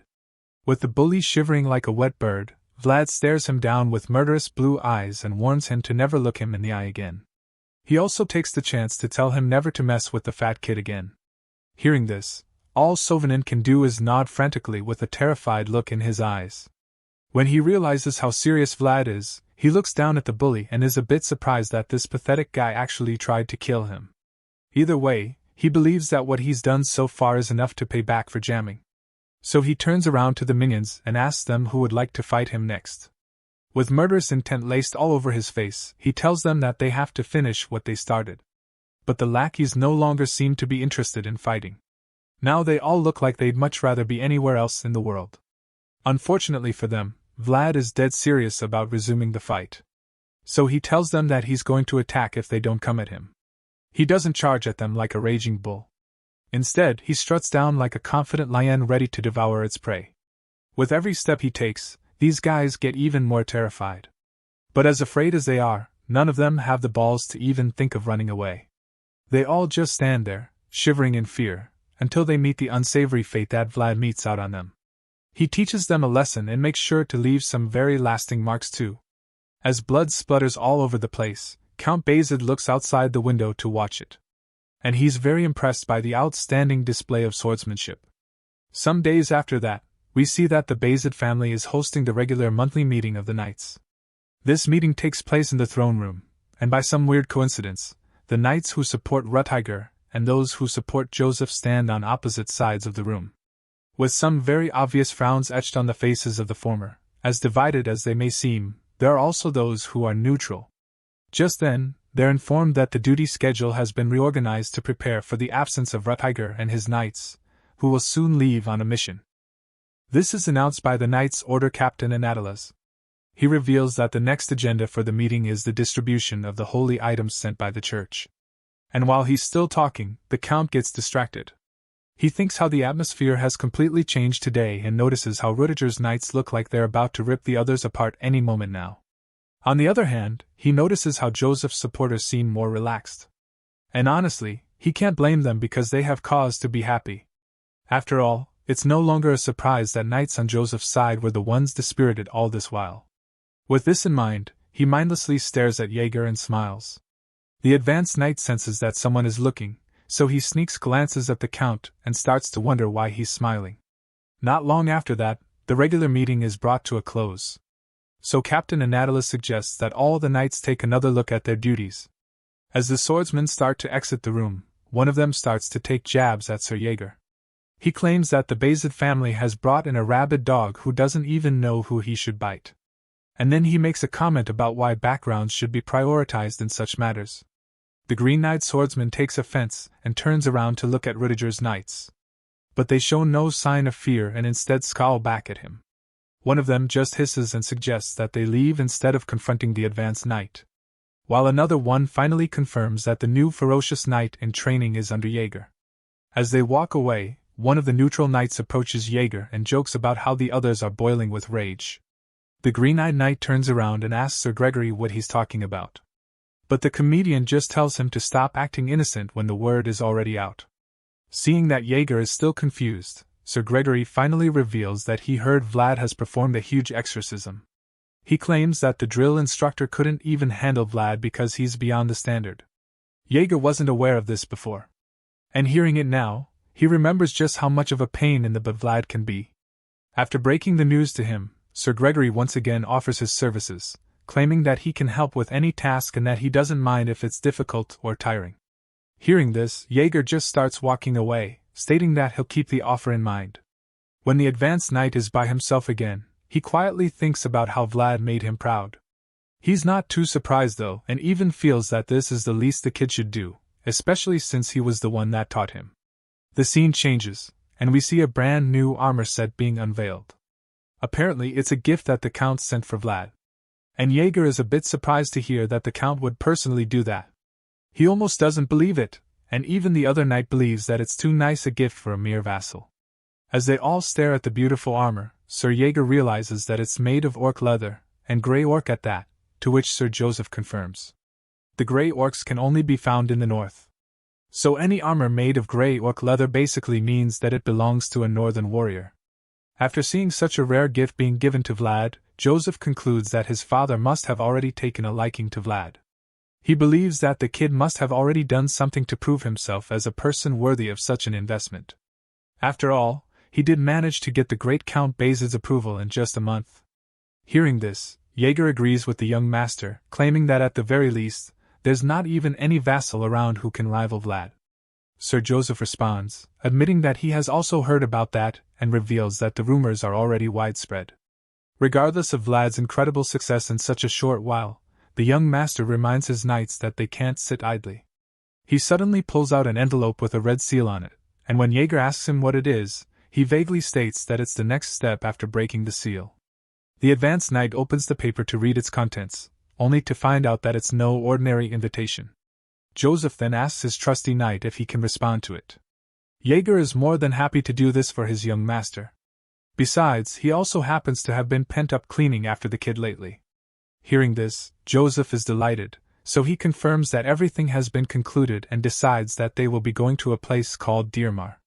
The scene quickly changes to a sunny field, and we see a horse-driven cart passing by.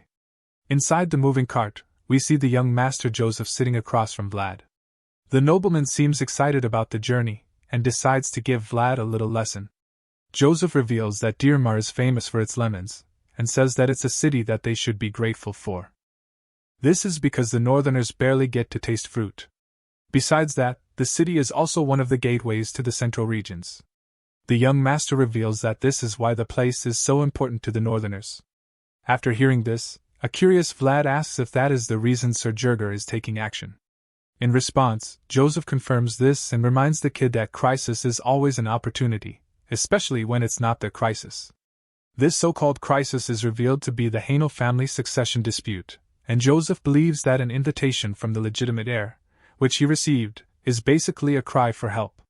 After the young master breaks this down, Vlad is left dumbfounded for a bit, and then admits that he finds the world of nobles to be very complicated. Seeing the confusion and exhaustion on the kid's face, Joseph simply summarizes the entire journey and drama as a fight for the land of Dearmer. In the end, Vlad finally understands this and is quite baffled that this dispute is actually between family members who are bound by blood for that matter.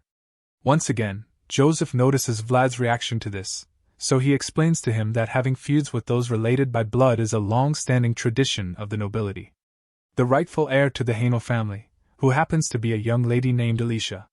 The uncle of Lady Alicia, Endra Hainel, turns out to be one of her oppositions, as he claims that she was born out of illegitimate relations. This is a very convenient story to tell the people. After all, He would certainly become the next Baron Hainel if Alicia mysteriously disappeared for any reason. Alicia is the only child of the former Baron Hainel, but now that his throne is empty, her inherent limitations as a woman have weakened whatever right she had to succeed him. In the end, she had no choice but to prove her innocence through an honorable duel organized by the church. The young master reflects on Alicia's unfortunate story and thinks about how she could be a relative that is distant but close and yet not too close at the same time. Joseph thinks back to his roots and admits that his maternal bloodline makes him no more than her eighth cousin. Regardless of how distant the relationship may seem, he's still certain that it's enough to establish some form of kinship between them. As such, Joseph believes that they can take the chance to make the Hainel family indebted to them. And as he reveals this, he informs Vlad that his father, the Count, is also fully in support of the plan. Hearing all of the complexities involved in noble family politics is a bit overwhelming, but he still acknowledges what an impressive plan it is. As the thought runs through his mind, he sees Sir Jurger, who's riding a horse beside the cart, and confirms that the knight is certainly honored. Vlad doesn't seem to really see why Sir Jurger is the one that the head of a family would invite to defend his honor. As he just thinks about that, Jurger suddenly senses something off. He turns to look at Vlad through the window and asks him what that insolent look in his eyes is about. Vlad quickly denies doing anything wrong. Sir Jaeger expresses his annoyance that a lowly vassal like Vlad would dare to ride the carriage comfortably while the knight he's serving is riding a horse. Hearing this, Vlad seems to be feeling embarrassed about it, so he just admits that he has nothing to say for himself. The angry knight just responds, saying that he was finally ready to go around with pride when he heard that Vlad crushed the other vassals. But now, seeing that the kid can't even ride a horse, Jurger is beyond disappointed, and he's furious because he feels that he's just been wasting his time teaching Vlad. The advanced knight is so pissed off that he continues to lash out at the kid from the outside, and even when he moves away from the window, he can still hear the loud scolding. As ashamed as he probably is, he just consoles himself by saying that he'll probably be able to ride an expensive horse. However, Jaeger doesn't seem to think that argument even makes sense. He quickly stomps on that idea, claiming that he's the one who should even ride an expensive horse because he's more of a noble than the kid from the back alley. Jurger screams this loud enough for it to sink into Vlad's head. But when he's done yelling, Vlad suddenly starts to feel something strange happening to him. It's coming from inside his armor, and he wonders if something is wrong with him because his heart has been beating like crazy over the last few days. He places his hand on his chest and begins to wonder if it's a result of all the nagging. He quickly concludes that it wouldn't be much of a surprise if that's the case. In front of him, Sir Joseph won't stop talking, and to his side, Jurger nags at him every chance he gets. However, as much as he would have preferred this first theory to be the real reason for the sudden sensation, he quickly finds out that it's actually an earthquake. Just then, the vibrations start to get even stronger, and the other knights outside confirm that the ground is rumbling. Vlad realizes this as well, and when he notices the panic around him, he suddenly instructs everyone traveling to stop moving. He yells for them to get off their horses, and while they're struggling to do this with the powerful vibration, the force throws some of them off. Vlad quickly tells the young master to get out of the carriage before he can get hurt. And it's safe to say Joseph didn't expect that. After Vlad saves him, he casually tells the kid that his sincerity is admirable but tells him not to panic too much. This just confuses him, but before he can dwell on it, the other knights sigh in relief, seeing that the powerful earth tremor has passed. Vlad is a bit excited and reveals that this is the first time he's experiencing an earthquake. But that's when Joseph breaks it to him. The young master informs him that it wasn't an earthquake and then urges him to look at the trail of damage left behind. Truly, it looks nothing like an earthquake but appears to be some kind of giant mole at work. Joseph reveals that it's actually a giant death worm. He claims that the creature is a remnant of the fallen dragon, and he finds this news very intriguing. In fact, he's delighted to hear this because a smile forms on his face as he admits that it sounds awesome to him. Soon, they arrive at the Hainel family's sole city, Dearmer, a very large settlement with huge fences and pillars keeping it separated from the outside world. When their carriage enters the city, they all get off at the Hainel estate, and that's when Sir Joseph tells Vlad that he's free to move as he likes henceforth. Hearing this, he is quite surprised that the young master wants to allow him to roam the city all by himself. After Vlad expresses his confusion, Sir Joseph simply tells him that he can take Goth with him if he wants. But the main thing he hammers on is that he should travel as freely as he likes and make sure that he sees as many things as possible. Even though the young master has already said this twice, Vlad is still extremely suspicious about the fact that they really said he can move freely. When Joseph sees his strange reaction, he asks if he's not satisfied with it. Without thinking twice, Vlad claims that he's very okay with it, and would love to go sightseeing. But before he can even say anything else, the young master cuts him off. Joseph tells Vlad to think about why he brought him to the city with him, and reveals that an honorable duel is a rare event to see. It's even more special this time around because this honorable duel is a team event. Moreover, he explains that there are knights from a vast array of backgrounds in the city of Dearmer, and so he finally instructs Vlad to watch these knights closely and observe anything he can. Vlad is taken aback by this instruction, but Joseph has something special planned.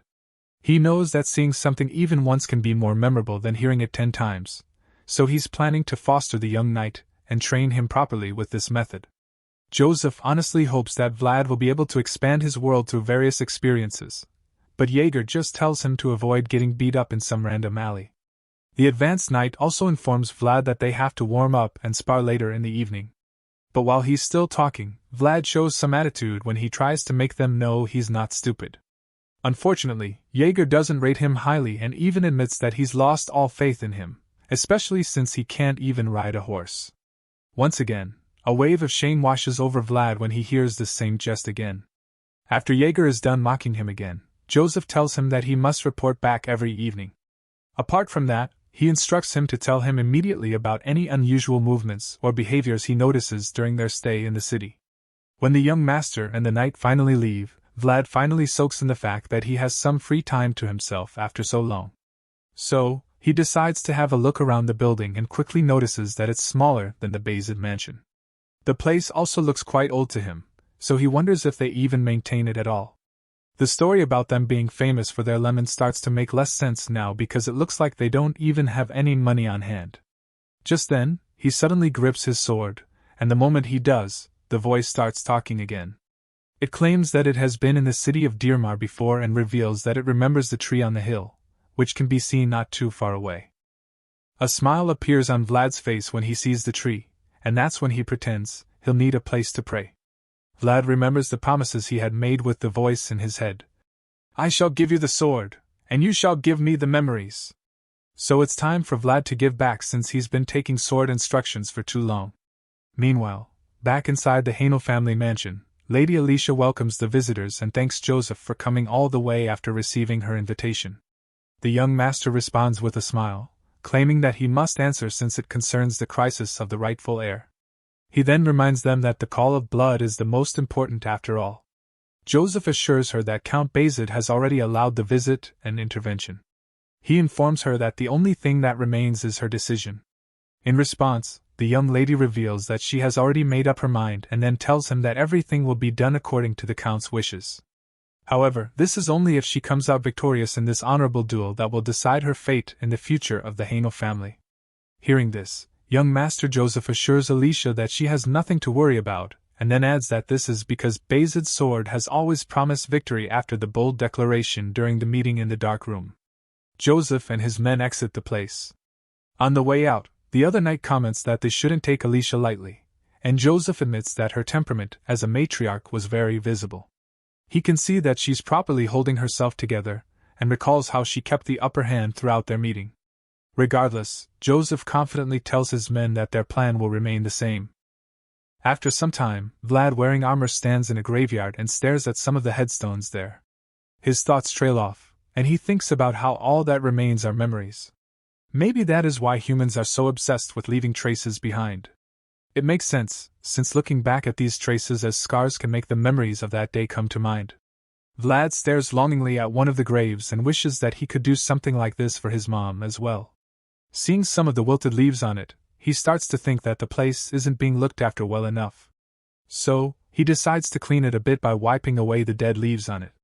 He suddenly stops, however, when he thinks that the sword might want to say something about his action. He reminds the Vlad that it's just common courtesy to greet the owners of the land, but the voice from the sword denies saying anything. However, Vlad already knows what he has in mind, so he just unsheathes the Vlad and allows the sword to look at the grave to its heart's content. After all, he didn't even go to see the knights he was supposed to just so he could visit the graveyard. In response, the voice from the sword thanked him, confirming that he wanted to see it all this while. Vlad kneels before the graves and bows his head with the sword planted in the earth. He stays in this position for a while, and suddenly, a spirit appears behind him. It turns out that this ghost is the one inside the sword, and as Vlad maintains his kneeling position, the spirit begins to recall some of his memories. He remembers that the tree in the cemetery was smaller back then, and starts to wonder when it was that he saw it last. With Vlad still kneeling there, more memories come back to the spirit, and he suddenly recalls that he was at the tree with someone the last time he was there. Unfortunately, his recollection is interrupted when he sees something that takes him by surprise. He quickly informs Vlad that something is watching them and that it recognizes him. Vlad is shocked to hear this, but before he can fully process everything, the spirit asks to borrow his human body for a while. Even though Vlad is taken aback by this request, he quickly agrees to it, feeling that there is no issue since it's only going to be for a moment. Vlad then closes his eyes and braces himself to be possessed by the blue spirit standing behind him. The ghost enters him, and a surge of energy exudes from his body. Vlad is still adapting to the change when he suddenly sees something that causes his glowing eyes to almost pop out in shock. He even stutters as he asks himself what the creature before him is.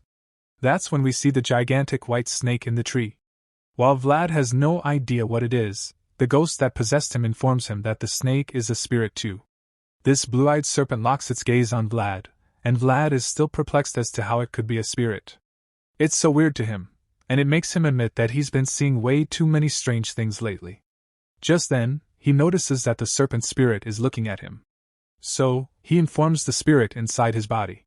In response, the sword ghost explains that the snake is looking at him since he's the spirit inside of Vlad. All of a sudden, it starts slithering down the tree. Vlad becomes restless. He yells to inform the ghost of this, and the latter just tries to calm him down, suggesting that the snake won't bite. However, the young swordsman isn't too convinced by this because he knows that they can't be sure of that despite how big and strange the serpent is. Vlad suddenly realizes that it doesn't even feel threatening at all, and this intrigues him. Vlad is rather getting a warm feeling from the snake, and that's about the same time it comes to meet him face to face. The feeling Vlad is getting is as if spring is in the air, but it's suddenly interrupted when a lady walks up behind him, asking who he is. Hearing the stranger's voice, Vlad is startled, and the snake's spirit slowly vanishes. The lady asks him how he got to the place, and Vlad is just dumbfounded. This gets her upset, so she angrily tells him that no one aside from the Hindley family members is allowed in the graveyard. From her outfit and utensils, she appears to be a worker in the Hindley family estate, so it explains why she's looking so stern and pissed by his intrusion. After hearing what she said, Vlad apologizes to her and explains that he found himself there when looking for a quiet place to pray. The blue-haired lady finds it strange that he came there to pray, and when he sees the questioning look on her face, he quickly pulls out his badge to show her that he's actually a vassal of Sir Jaeger, and not some suspicious person. Vlad places it in front of her face, and she carefully inspects it before finally agreeing that he's not someone she should be wary of. After getting her approval, Vlad smiles in relief and thanks her before an awkward silence follows. The two just stand there, staring at each other, and Vlad finally realizes that it's rude to stand by a nobleman's grave. After all, at this point, he knows that he's messed up, so he's just hoping that the lady doesn't say anything that would put young Master Joseph in a difficult situation. His fears are pretty valid because this would get him in trouble and most likely earn him some serious punishment from Sir Jaeger. So, he decides that he has to tell her something that would stop her from talking about their little encounter to anyone. When no other clever ideas come to mind, the young knight in training suddenly asks her if he can be of help to her. This takes her by surprise because she literally just met the guy. She's still in a daze when he asks her if she's a maid and if she's here to tend to the grave. Once again, this catches her off guard, and before she can even respond, he tells her that he actually cleaned it up a little before she arrived. The maid is still just staring at him with crossed arms, so he just keeps talking, telling her about how leaves were piled up there. She is very surprised to hear that he actually cleaned it up, so Vlad confirms this, claiming that he feels it's common courtesy to greet the owners of the land. Vlad points to the grave, and she turns around, not knowing what to tell him. He doesn't stop there because he suddenly takes her bucket and cleaning tools, suggesting that he'll take care of her duties. She's still speechless at this point, and just allows him to carry on. But that's when Vlad reveals he has a favor to ask, revealing that he would really like it if she just let their earlier encounter slide. He informs her that Sir Jaeger would be furious if he found out about it. Her expression quickly changes from confusion to mischief, and she decides to blackmail Vlad by telling him that she'll only grant his request if he cleans the grave well enough. Hearing this, Vlad already knows that he's in trouble, and he mentally curses, finally confirming that the pretty ones are always the hardest to convince. He's annoyed, but he knows that he doesn't have a choice anymore, so he just gets to scrubbing while the mischievous maid smiles in satisfaction as she watches him. The scene changes back to the Heinley family mansion, and inside, an intense clash of swords is underway. Vlad secretly watches the duel between knights and is amazed to finally witness one. As the fight goes on, the voice from the sword admits that one of the knights is displaying some good strength, and Vlad asks if he's talking about Sir Colin. The voice confirms this and even suggests that the ferocious knight would cut through Vlad's bones if they're ever matched up against each other. Vlad doesn't even protest and just admits that Colin is indeed strong. He's so amazed that he finally realizes why the brute knight is called the Dirty Boar of the Midlands. Regardless of this, Vlad reveals that he finds the other knight, Sir Pablo, to be more impressive. The voice agrees with him, adding that he has excellent shield techniques and is seasoned enough to parry most attacks. The curious kid keeps watching and can't believe that a warm-up sparring session before the main event can be this intense.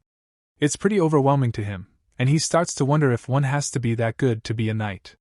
The voice reminds him that not all knights are amazing by pointing out how Sir Gordon is also considered a knight. Hearing this, Vlad agrees and accepts the fact that not all knights are the same. Still watching the duel intently, Vlad starts to think he finally understands things even though he didn't know them back when he was in Sora. He feels that he now understands what his place in the vast world is and sighs in exhaustion, knowing that he still has a long way to go on this journey. The day of the duel finally arrives, Vlad who's helping Sir Jaeger with his armor, and Jaeger just orders him to tighten it more firmly. He obeys the instructions without hesitation, but his mind trails off as he turns to look at the reason for their visit in the first place. It's a mean-looking blue-haired man, and Vlad is surprised to learn that he's Andrael, the one trying to take away his niece's claim to the throne. Vlad is drawn out of his thoughts when Sir Jaeger tells him to keep his eyes open for the fight because, after all, it's not every day he'll get to witness a genuine duel between knights. Before Jaeger leaves, he tells Vlad not to fret about what happened the previous day. Even though the knight doesn't know exactly what happened, the kid is still bewildered that he knew he was hiding something. When Jaeger sees Vlad's reaction, he teases him for being shocked before explaining that the fear is written all over his face. At this point, Vlad admits that the duel he witnessed in secret was very shocking. After all, the skill of the knights he watched was monstrous and overwhelming. However, Jaeger just states that a child should start by walking, trying to make Vlad understand that he's not ready to run yet. He explains that the higher a person's goal is, the longer their path to walk would be. And even though this isn't sweet news to the young swordsman, he admits that he understands. This moment is interrupted when someone yells out for everyone to show their respect. Vlad sees the princess approaching and identifies her as the master of Heinley. Before realizing that he's not even seen her before, from what he's heard, she's quite young. The moment she enters the room, Vlad realizes that he's in real bad because it turns out that the so-called maid he met the previous day is Princess Alicia Heinley. Vlad almost starts crying at this point, and the voice in his head just tells him to add the crime of insulting a noble to his list of offenses. Hearing this, he can't do anything but curse since he's already knee-deep in trouble. Alicia is then escorted from the entrance to her throne. She gets to where Vlad is standing, and he tries to blend in with the others, but her blue eyes lock in on him, making him terrified because she managed to recognize him. At this point, he can't do anything else than keep bowing. This mischievous princess smiles knowingly until she gets to her throne, where she enters serious ruler mode. After she's seated, the priest appears and says that they can proceed now that the parties of the duel have arrived. A priest claims that the gods who look over the place shall attest to it, and states that the rising shall be the evidence. We see that the duel with everything on the line is about to end. It's the battle that would determine Alicia's fate as heir to the throne, making it an honorable yet brutal duel between her side and her uncle's side. The knights on either side stare each other down before the duel begins. The noble blood is clear blue because it shoulders the responsibilities, duties, and karma that the warm red can't. However, Alicia isn't ready to let her blood run cold yet. Soon after, we see the young princess throwing the towel and yelling in fear to stop a bloody duel between two knights. Alicia stops the fight, claiming that she surrenders just so she can save the older of the two knights who clearly took most of the hits. However, the injured swordsman stands there while still panting heavily and refuses to give up. He's covered in cuts and losing a lot of blood, but he still refuses to surrender, claiming that it's not over yet. The priest informs this injured knight, named Sir Duncan, that his master, the princess, has already thrown in the towel, so he urges him to admit defeat. The younger and stronger opponent encourages him to put down his sword, claiming that it was a good fight and still recognizing him as his captain. Sir Duncan hears this and is speechless because he didn't expect that the young knight would still call him captain. The old man closes his eyes, feeling defeated, and remembers how he trained his vibrant opponent and raised him to be the future of the House of Heinleigh. However, what he didn't expect was that he would return as the sword that would cut his master. As this thought runs through Sir Duncan's mind, he just feels ashamed, and that's about the same time that the priest announces that the victor of the duel is Mr. Andre's knight, Sir Chard. Hearing this, Sir Colin, who's also under the uncle, just laughs and commends Sir Chard for providing a good head start. Andre smiles, revealing that he is impressed as well. And while he's still feeling this confidence, the priest calls for the next two proxies to come forward. This would be an insane duel because Sir Jaeger would now be going up against the big brute, Sir Colin. The two knights stare each other down, and the priest reminds them for the last time that using aura is forbidden. This is good news for Colin since he has the advantage of size and strength. The priest once again explains that the fight will end whenever a proxy or his master surrenders. The second thing that can bring the duel to an end is a situation where one of the knights is severely injured to the point that he can't continue the fight. After the rules are announced, Sir Jaeger looks back at his worried vassal who's watching him closely. Sir Jaeger can see the anxiety in Vlad's eyes, but he thinks that he should have a good look at the duel instead of trying to run when he can't even walk. There points to his open eyes, which is a way of telling him to watch closely. This is because Sir Jaeger has decided that his duel will be their class for the day. He unsheathes his sword and prepares to begin the duel, while revealing that Vlad's study material today will be none other than Sir Colin, also known as the Warhog of the Central Regions. Sir Colin makes the first move by attempting to land a powerful downward slash. But the calm and confident swordsman effortlessly blocks the strike before retaliating with a similarly devastating hit.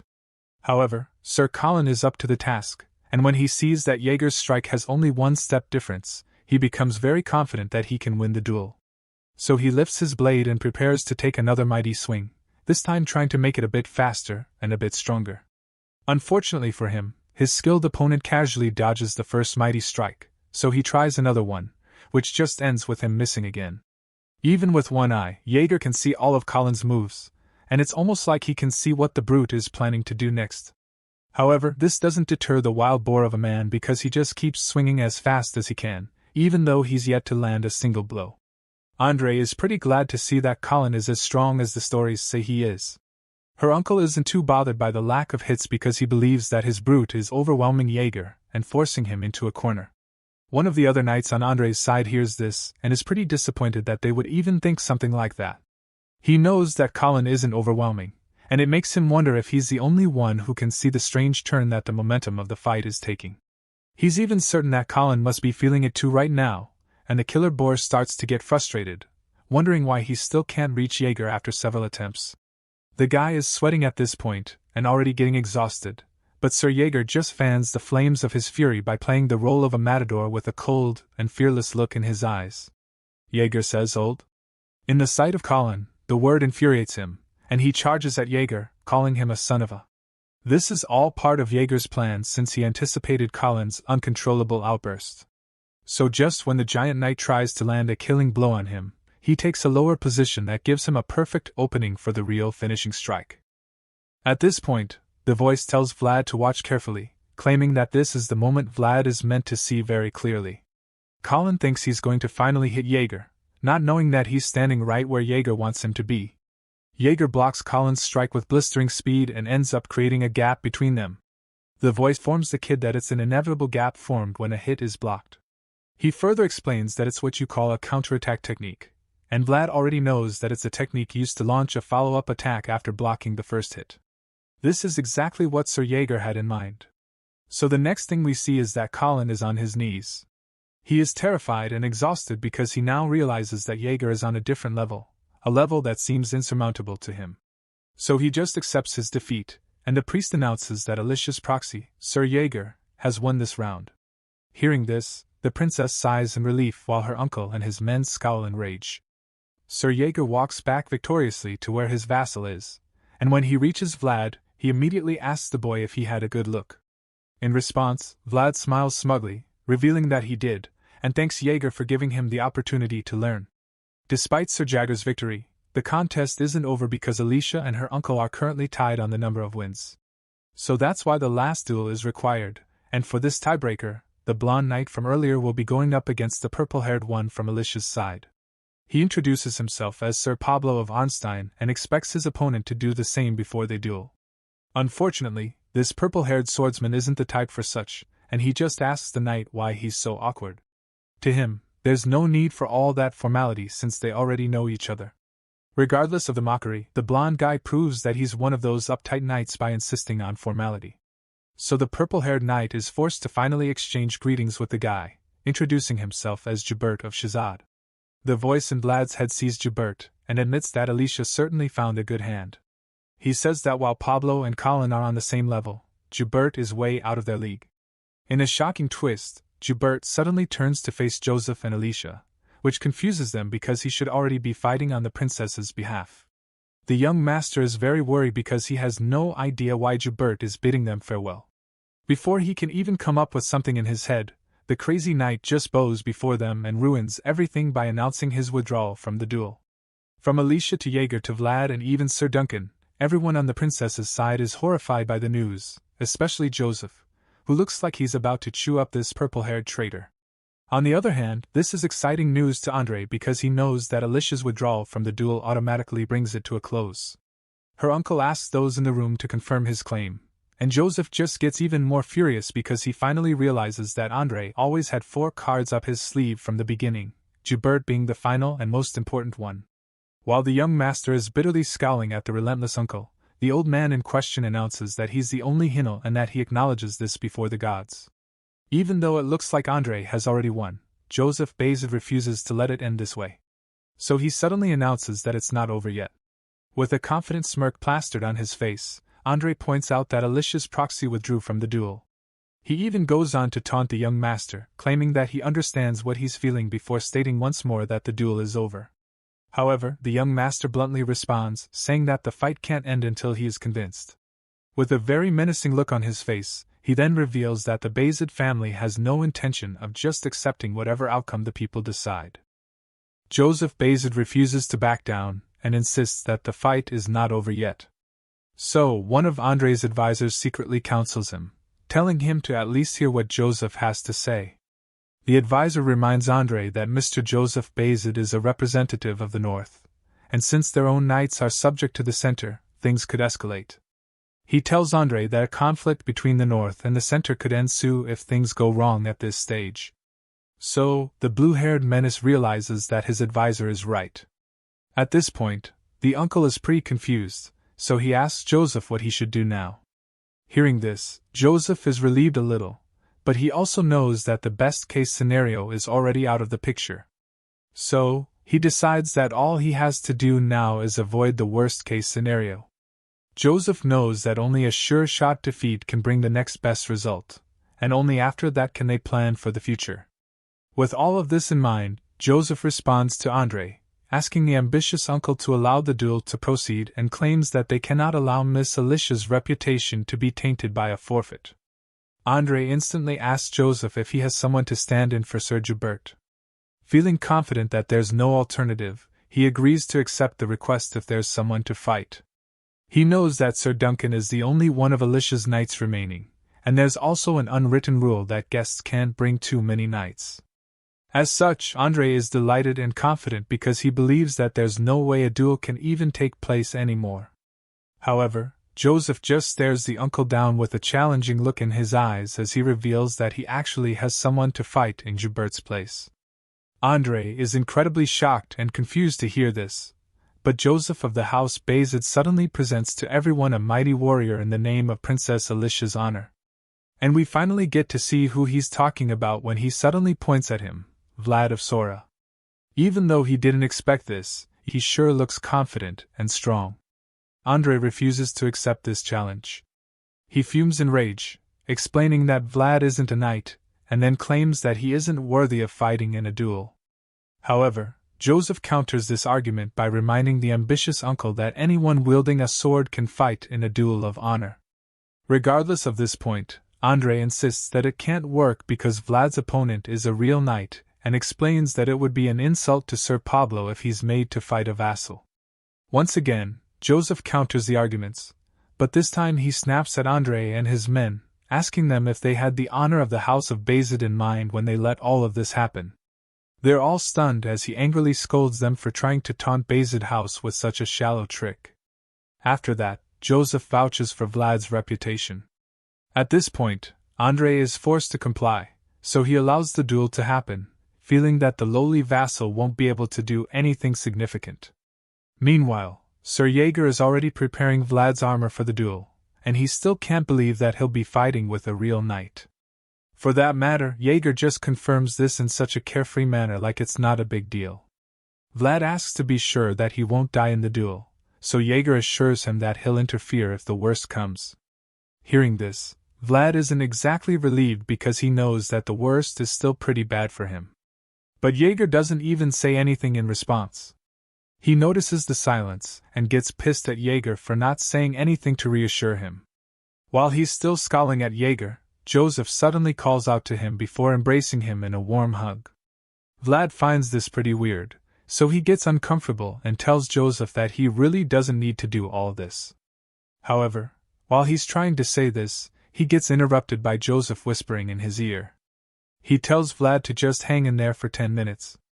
This might look like a warm and fuzzy hug, but it's all part of Joseph's plan. Joseph reveals that he has a plan and has already given Borden the orders.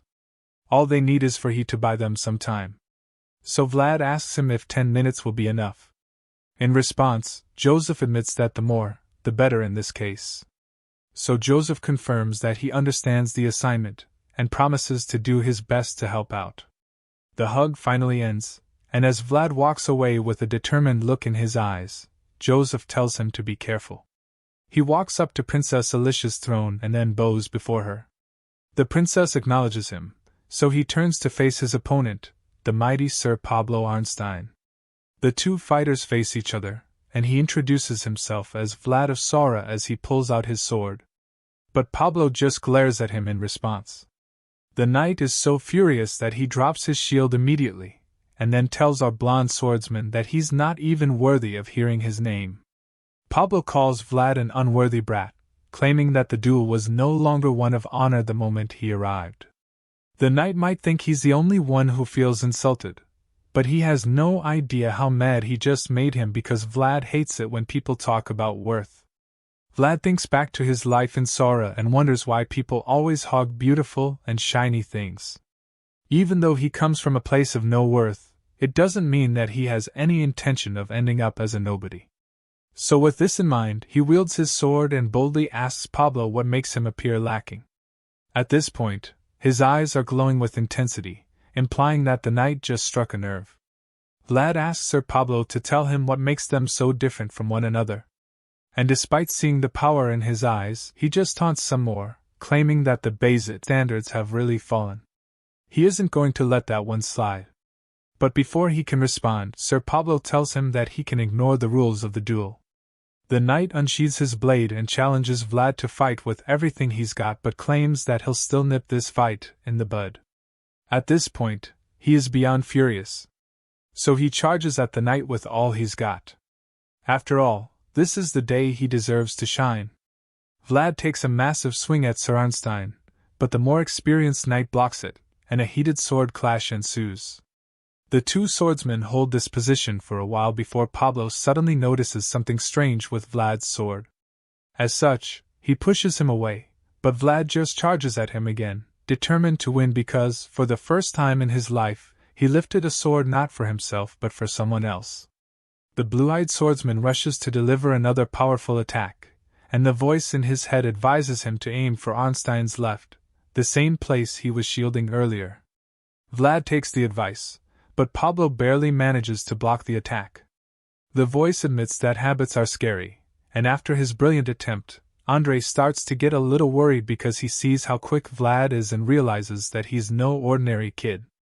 Meanwhile, Pablo isn't backing down either, but even though he promised to end the fight quickly, he can now see that Vlad is a natural, especially because of his ferocity, which is like that of a starving wolf.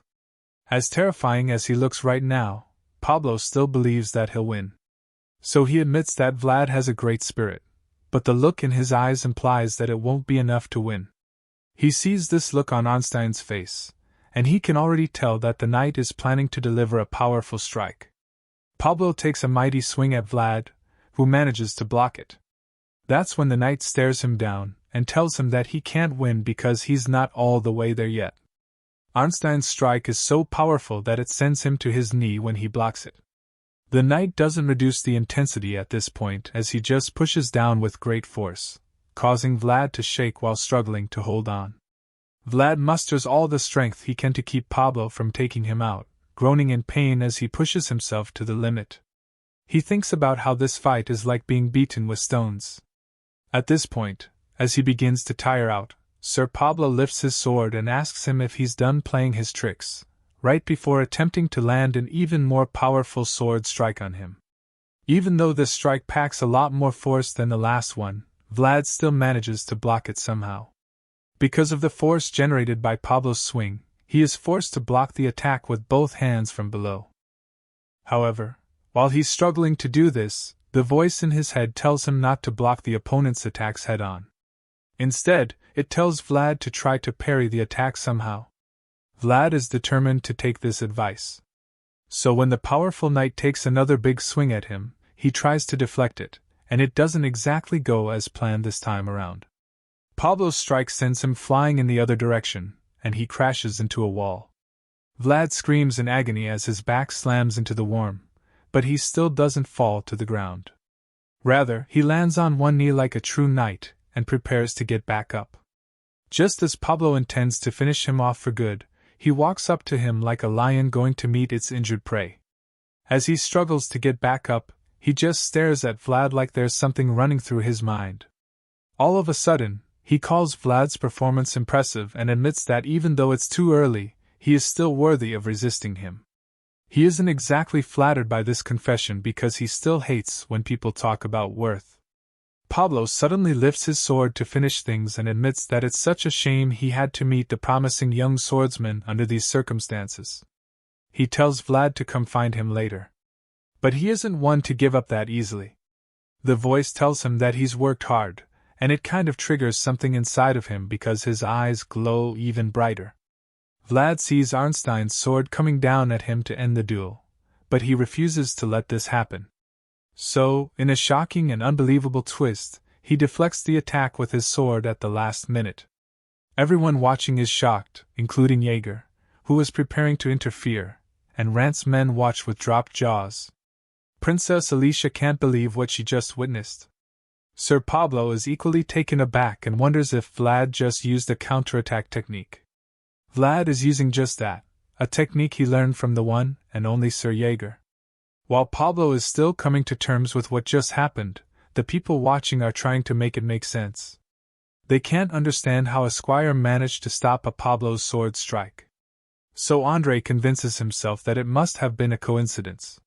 He refuses to believe that Vlad meant to do it because he sees the exhausted blonde and concludes that he can't even lift his sword.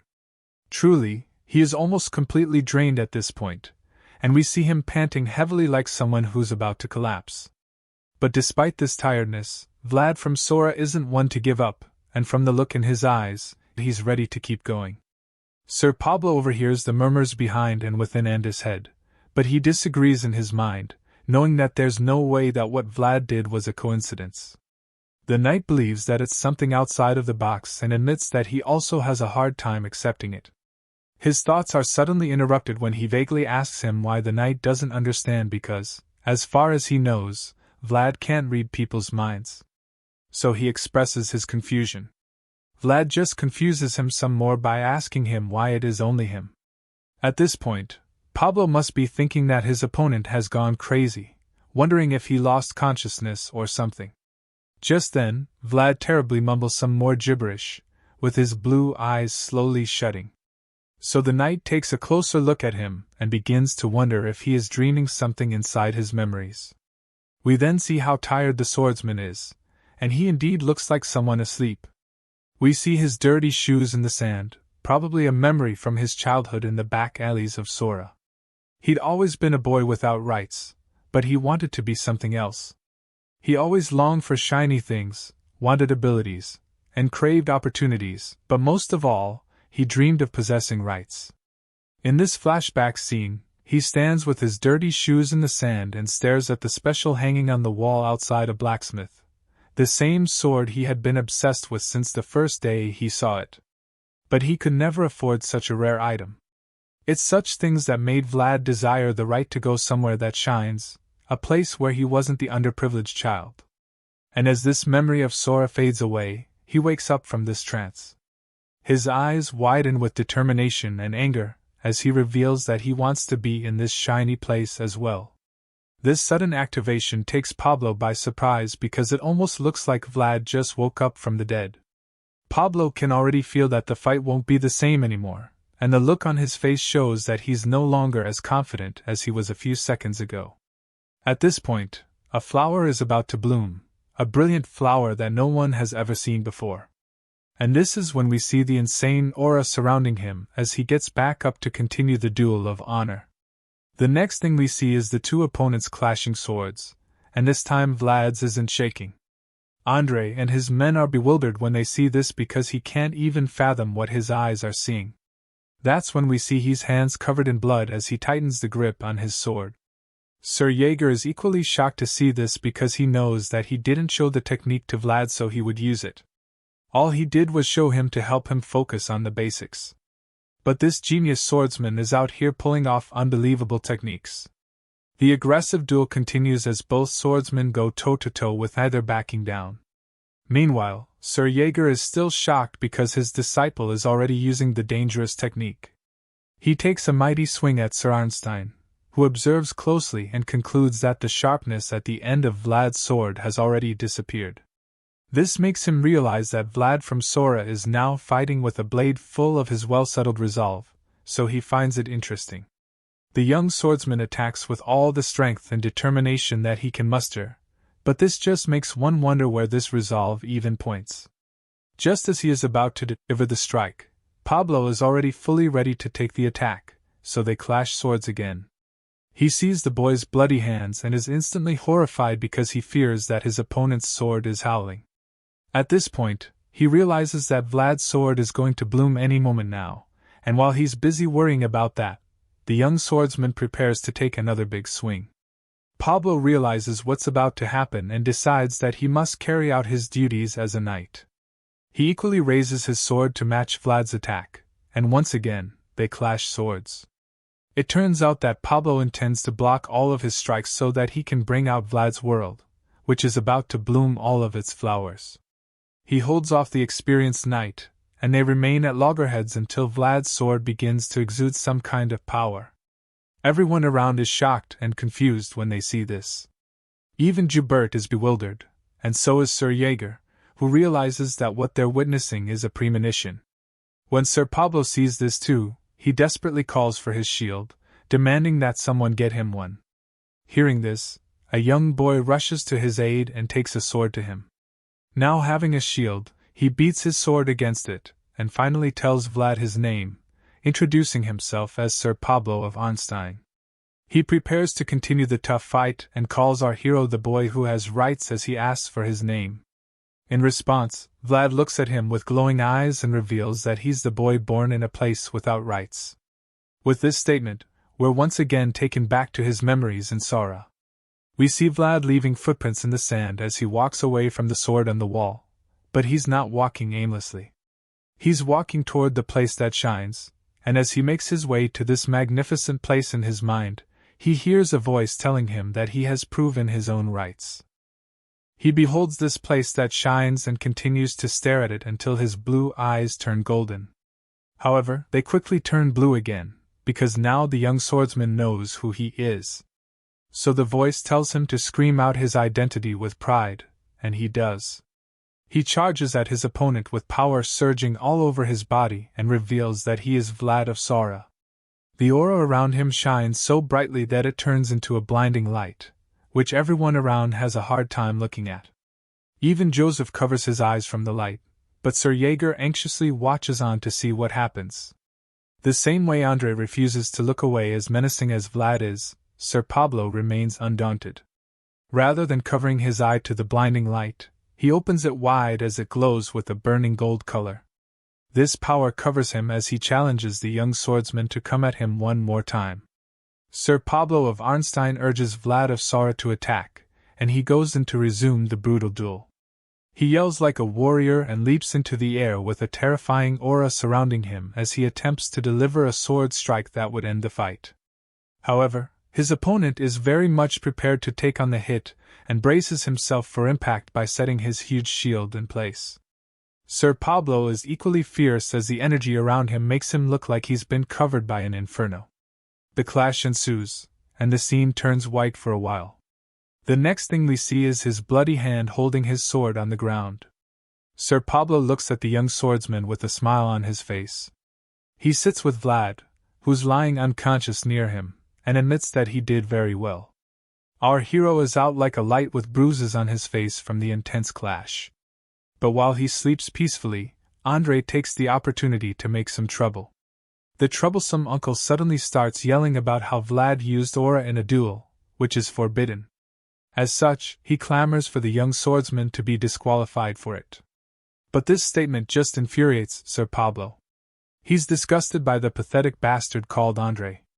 He fixes his gaze on the blue-haired nuisance, and is surprised that even after seeing such a beautiful flower, Andre only thinks about the fruit that will bear when the flower falls. Just then, Sir Pablo turns to see Joseph Bazid and Sir Jaeger walking up to him.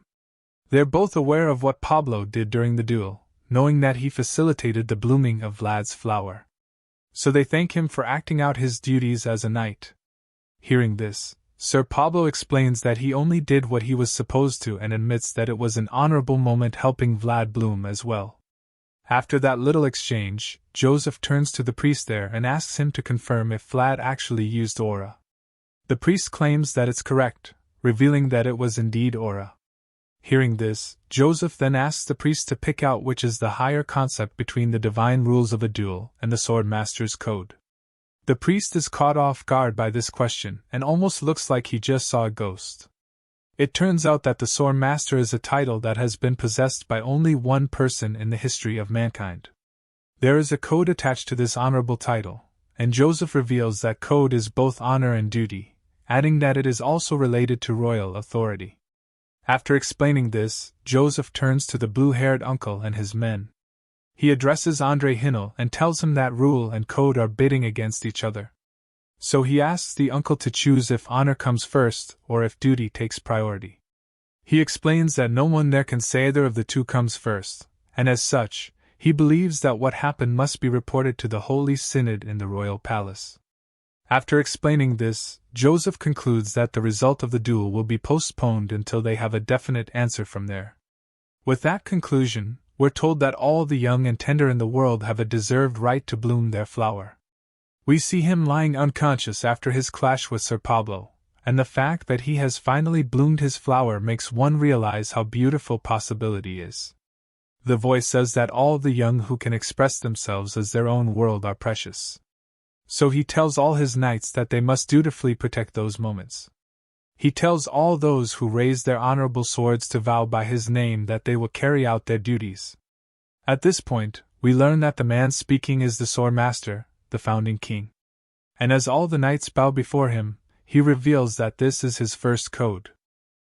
After the duel, the scene shifts to the Hinnell mansion, where we see Vlad waking up from some much-needed rest. He went toe-to-toe with one of the most powerful knights in the land and held his own too. Vlad finally wakes up, groaning in pain, and we see that his hands are all wrapped up with bandages since he cut them during the fight. The first thing he does is call out to Goth, who seems to be standing by the bed. Vlad asks for some water, so he quickly pours him a cup.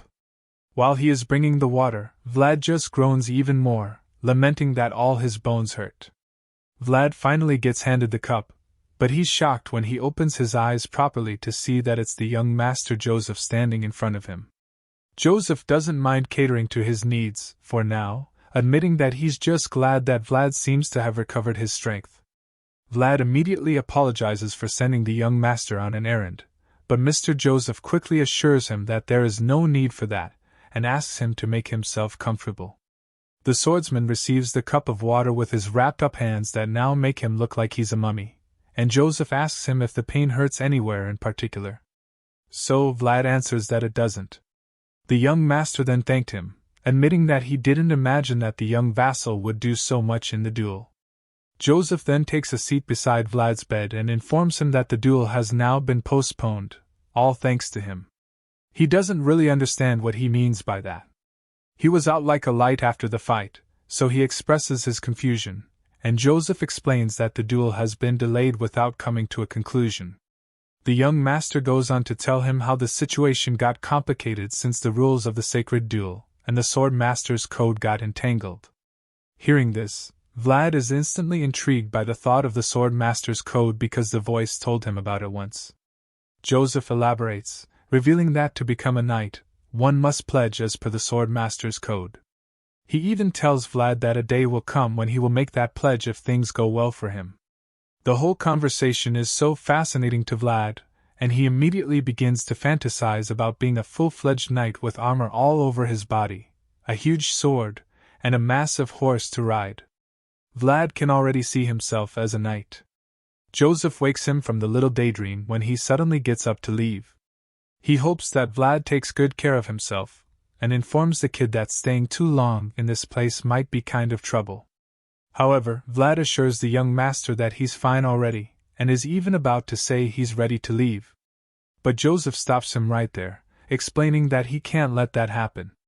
He can't let the future knight jump out of bed without fully recovering because he's the kind of person who cherishes things that deserve to be done. Elsewhere, we see Princess Alicia staring out her window wistfully. She notices how all the guests are leaving one by one and feels very frustrated that she couldn't even give them a proper word of caution.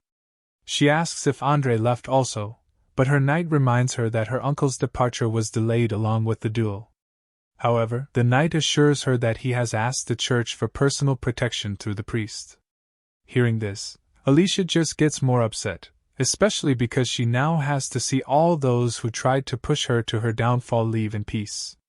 She claims that it feels like her heart is being crushed. But while she's expressing her sadness, the knight assures her that there will be time for revenge later. The old knight tells her that these difficult times require her to toughen up and then reminds her that it's important she establishes complete control over Dearmer in the meantime. The determined princess admits that she has to do just that. She suddenly asks him how the lemon harvest is going, and unfortunately, he informs her that it's not so good. Alicia is worried that production keeps falling, so she asks if they should switch to planting more barley instead.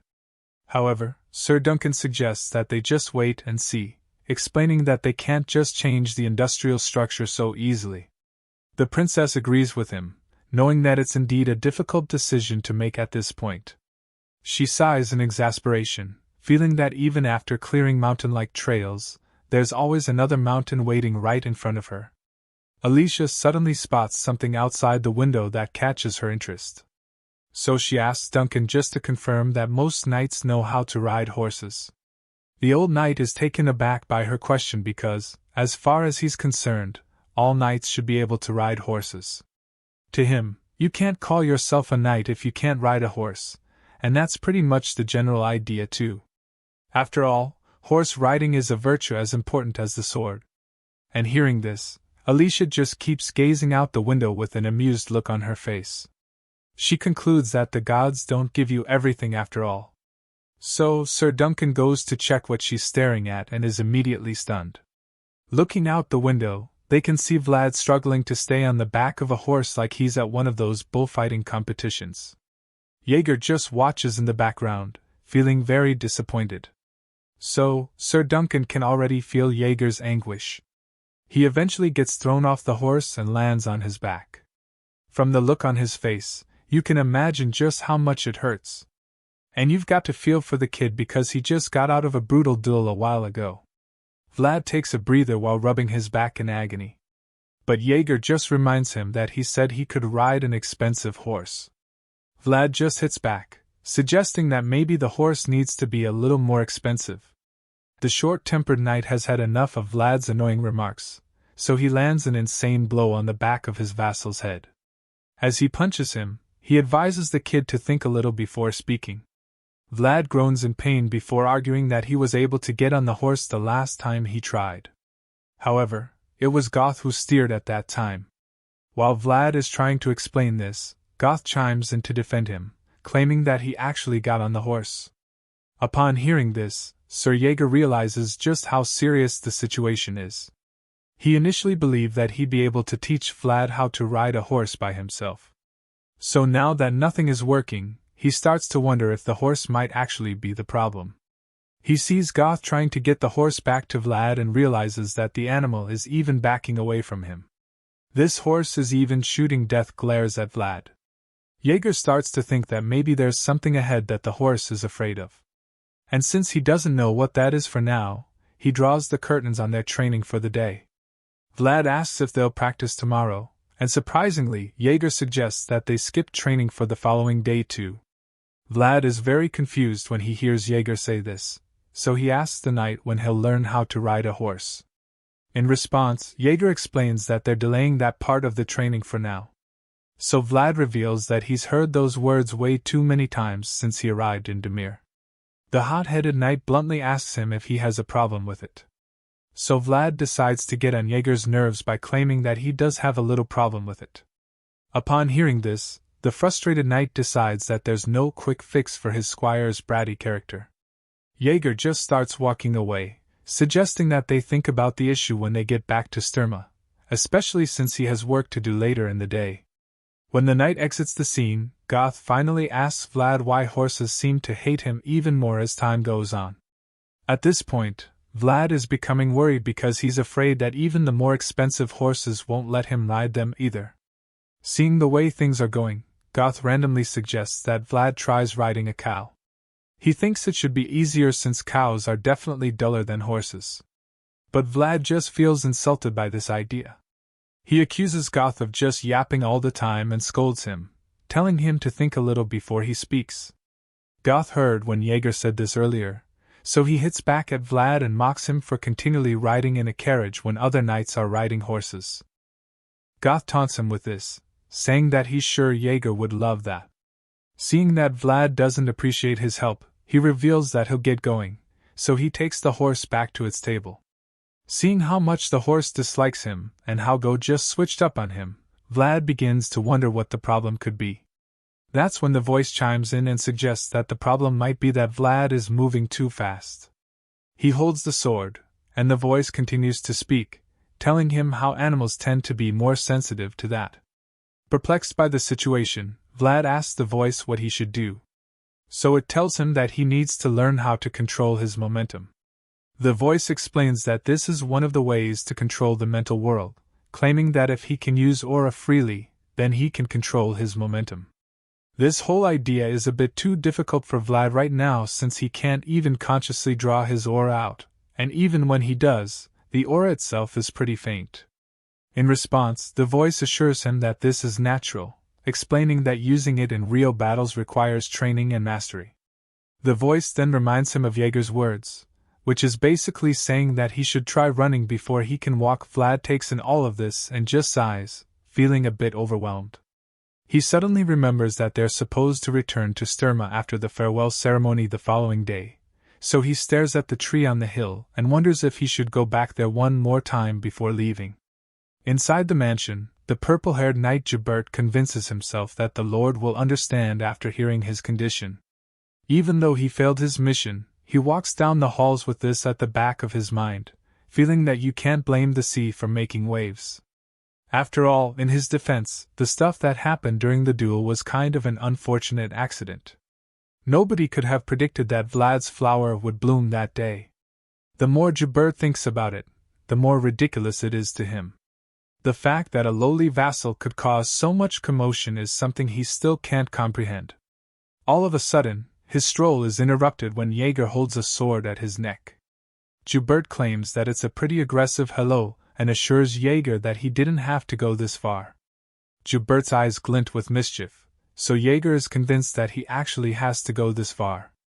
The purple-haired knight asks him how long he waited there, wondering if he doesn't have anything else to do. So Jaeger informs him that today is his day off. Joubert suggests that what he's doing is a waste of his day, so the one-eyed knight retorts, claiming that he has to catch up on delayed work on his day off. The mischievous knight calmly stands there and admits that he understands why Jaeger is so upset. But then again, he claims that he had no other choice. Jaeger taunts him, calling their encounter a coincidence because he also doesn't have much of a choice right now. All of a sudden, Joubert uses his finger to slowly push Jaeger's sword away, claiming that the situation must be really upsetting. He then reminds Jaeger that they have the same job, so he expects him to understand this at least. But Jaeger reveals that he's just following orders because if the master tells him to bark, then he has to bark. The two knights suddenly begin to draw out their aura. Joubert's eyes begin to glow, and the same happens with Jaeger, and they both stand each other off. Joubert tries to intimidate Jaeger, but Jaeger doesn't back down. So Joubert takes the hint and stops using his aura. He raises his arms in surrender when he sees that he means business, and then claims that Jaeger's warning is enough. Even though Joubert just surrendered, Jaeger doesn't move the sword away from his neck. So he decides to use his words. The purple-haired guy suddenly talks about how wrong it is that people call them swordsmen. But just when he thinks he's about to say something to pacify Jaeger, he tells Jaeger that he's also a dog that only bites when his master tells him to. With a very condescending look in his eyes, he tells Jaeger to enjoy his day off if he's done barking. He's confident that the knight won't hurt him because he knows that the slightest amount of bloodshed would be a declaration of war against the Shazer family. However, before he can even finish this sentence, Jaeger punches him right in the face, knocking him to the floor in the process. Joubert groans as he hits the floor while Jaeger just taunts him, claiming that one little bite is fine since his lord is a nice man. He says this and then charges again. The crafty knight tries to mock him, asking if the punch to the face is enough for him. But Jaeger just delivers another deadly punch. This time he goes straight for his guts as he reveals that he's not yet done beating him. At this point, Joubert is struggling to breathe. He falls to the ground again, and then begins to cough uncontrollably. Jaeger tells Joubert that he expects him to understand why he's doing this since they're in the same industry after all. Joubert eventually gets back up and finally admits that this beating should be enough for him. Hearing this, Jaeger admits that he hopes they can meet again. That is especially true since he can't make him pay completely for mocking Joseph while they're still in the Hinnom mansion. Joubert slowly gets back on his feet, holding his belly, and boldly agrees that they'll meet again sooner or later. He says this because he knows that the Empire is falling apart, and this means that people will band together even if they don't want to. So the chances of meeting again are pretty high. The mischievous knight limps away from Jaeger, and just waves him goodbye, saying they'll see each other soon. Hearing this, Jaeger just agrees, thinking about how that time is surely coming. The time when the sword will be needed more than ever and a time when their lands will be ravaged by war and death. Meanwhile, outside the mansion, we see that Vlad has returned to the tree in the graveyard. He stands before the tree and claims that the spirit they met the last time seemed like an old friend. So he suggests that the voice in his head tries talking to it again. In response, the voice admits that he honestly can't believe that the snake recognized him. He was also very shocked. Either way, Vlad thinks that they should have a quick look and leave before they run into the princess again because he knows that they can't afford the kind of trouble it would cause them. Vlad quickly kneels before the tree and plants the sword on the ground like he did the last time. As he prepares to let the voice take over his body again, Vlad's eyes begin to glow. At that moment, and immediately, the white serpent appears in front of him. He's taken aback by how fast it is and even more startled by how close the snake is to his face. Vlad does his best to stay cool and then asks the voice to confirm that this spirit is his friend. But the guy in his head isn't even sure. He just hopes that the snake is friendly. All of a sudden, the white serpent spirit circles the young swordsman like he's prey. He's not really comfortable with this, but he just tries to assume that this gesture is the snake's way of greeting him. The voice also believes that he should be correct. So, while they're still speculating, the blue-eyed snake stops and stares right into Vlad's eyes. It gazes at him, and then squints in general. The snake just starts acting weird, so the young swordsman asks why that's happening. In response, the voice just tells him not to even try understanding spirits because they're another form of the world. The snake keeps acting strangely, shaking its head all over the place, and the voice tells him that the feeble soul of a mortal cannot understand all that encompasses the world. And this is pretty obvious at this point. The glowing snake suddenly starts to go higher and begins some weird dance ritual, which causes the grasses and the tree to also start glowing. Even the air is suddenly filled with a strange energy, and when Vlad feels it, he realizes that it's actually warm. This is all very confusing to him, but then he suddenly realizes something. The energy surrounds him, and he suddenly begins to understand exactly what it is. Even the voice realizes what's happening and admits that he's surprised because he didn't expect to see a forgotten enigma there. It turns out that this is the spirit's blessing, and the voice confirms it as the glowing snake maintains its focus on Vlad. After that magical experience, the scene shifts, and we see Mr. Joseph leaving with his people. Before they depart, they go to see Princess Alicia, who admits that she's very embarrassed to see them off in this manner. She wishes that she could have held a huge banquet for them and expresses this feeling. But Joseph assures her that her intentions are enough for him and his people. He totally understands her situation because this is exactly the time for her to fix the cracks in the Hino family. Hearing his kind words, Alicia appreciates his understanding and sincerely thanks him for everything. The representatives of the Bayezid family take one last bow, and Joseph reveals that they'll be leaving now. However, just when they're about to walk away, Sir Duncan asks for a minute of their time. He suddenly asks Vlad to come forward, which leaves him quite puzzled. He looks at his masters for permission, and Joseph grants it, telling him to go on. As Vlad walks down to meet Sir Duncan, Jurger suggests that their hosts must have prepared a ceremony. The young master agrees and reveals that he told them to keep the closing ceremony simple just in case they went forward with it. Sir Duncan tells Vlad to kneel when he gets to them, so the kid does exactly that. That's when Princess Alicia expresses her gratitude to he from Sora. She admits that without him, she wouldn't even be standing there, and then praises him for protecting their honor. Alicia also commends him for shining light over a duel that was blotted with fraud. The princess believes that no amount of gratitude could make up for what he has done for her, so she humbly offers him what she can. Alicia stretches out her hands with a purple handkerchief in them, and then informs Vlad that she wants to entrust her name to him. Even though he's not a knight, she claims that he is even more honorable than a knight. While she's saying all of this, Joseph realizes that it's just as he expected. He knows that she's a smart woman, so he understands that she's trying to prove her relationship with Bayezid by having a common prospect like Vlad. In other words, this clever princess is showing gratitude and taking advantage of it at the same time. Meanwhile, Vlad raises his head to see the handkerchief and is beyond disappointed that this is the so-called valuable reward he's getting. He can't even hide his displeasure because he's frowning without even knowing it.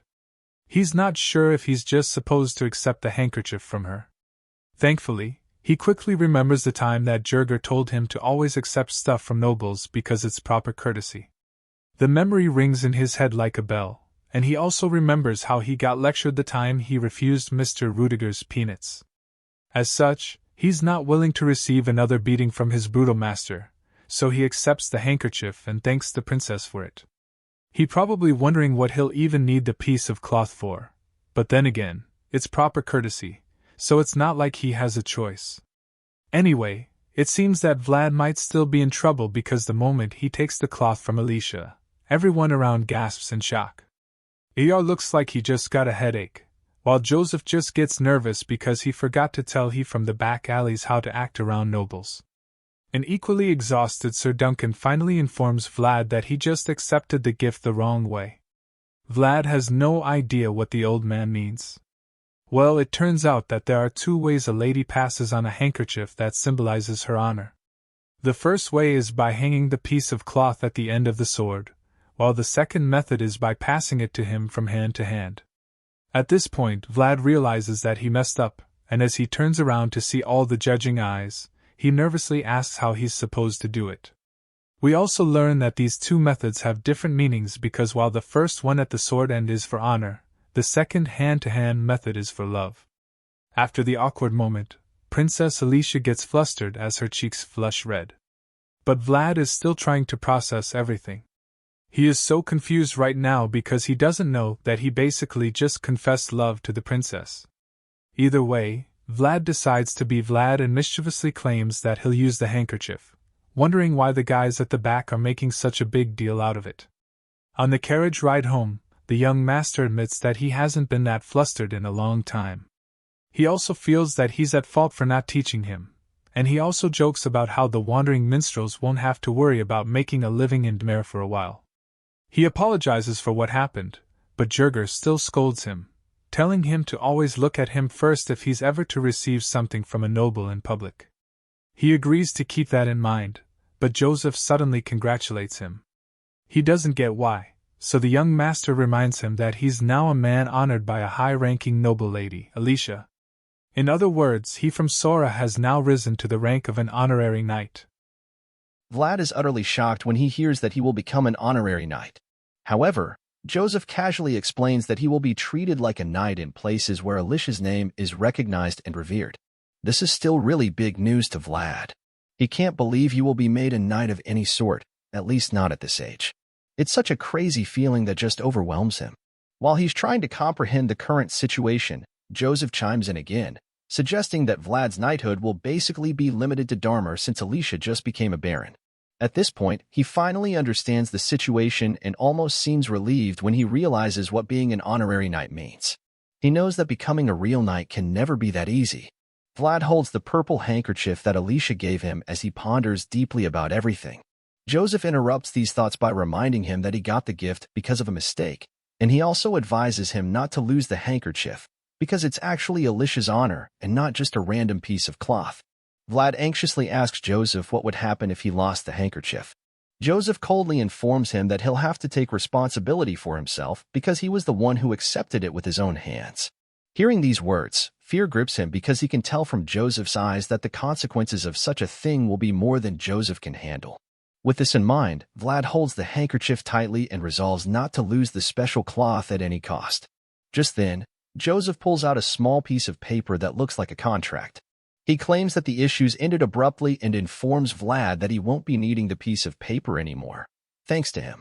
Vlad deduces that the paper is a promissory note, and Joseph confirms this, revealing that the paper is a certificate that says that Alicia borrowed 10,000 gold.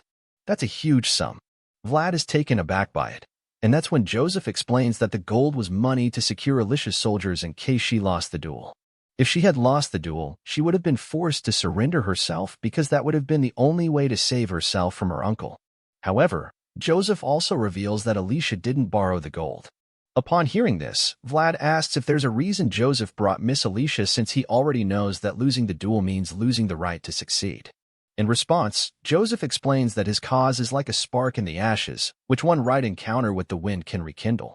In other words, if Alicia is within the grasp of the Bayezid family, then Andre can't help but feel pressure. At this point, Vlad is starting to understand this game a bit, after seeing how nobles live their lives looking for justification. His thoughts are interrupted when he suddenly senses something strange behind him. Joseph notices Vlad's expression, so he asks Vlad what's wrong. Vlad reveals that he heard something from the woods to the west. Elsewhere in the forest, it all looks so peaceful at one moment, but then all of a sudden, huge dust clouds erupt on the horizon. That's when we see the army of horse riders coming toward Joseph's convoy.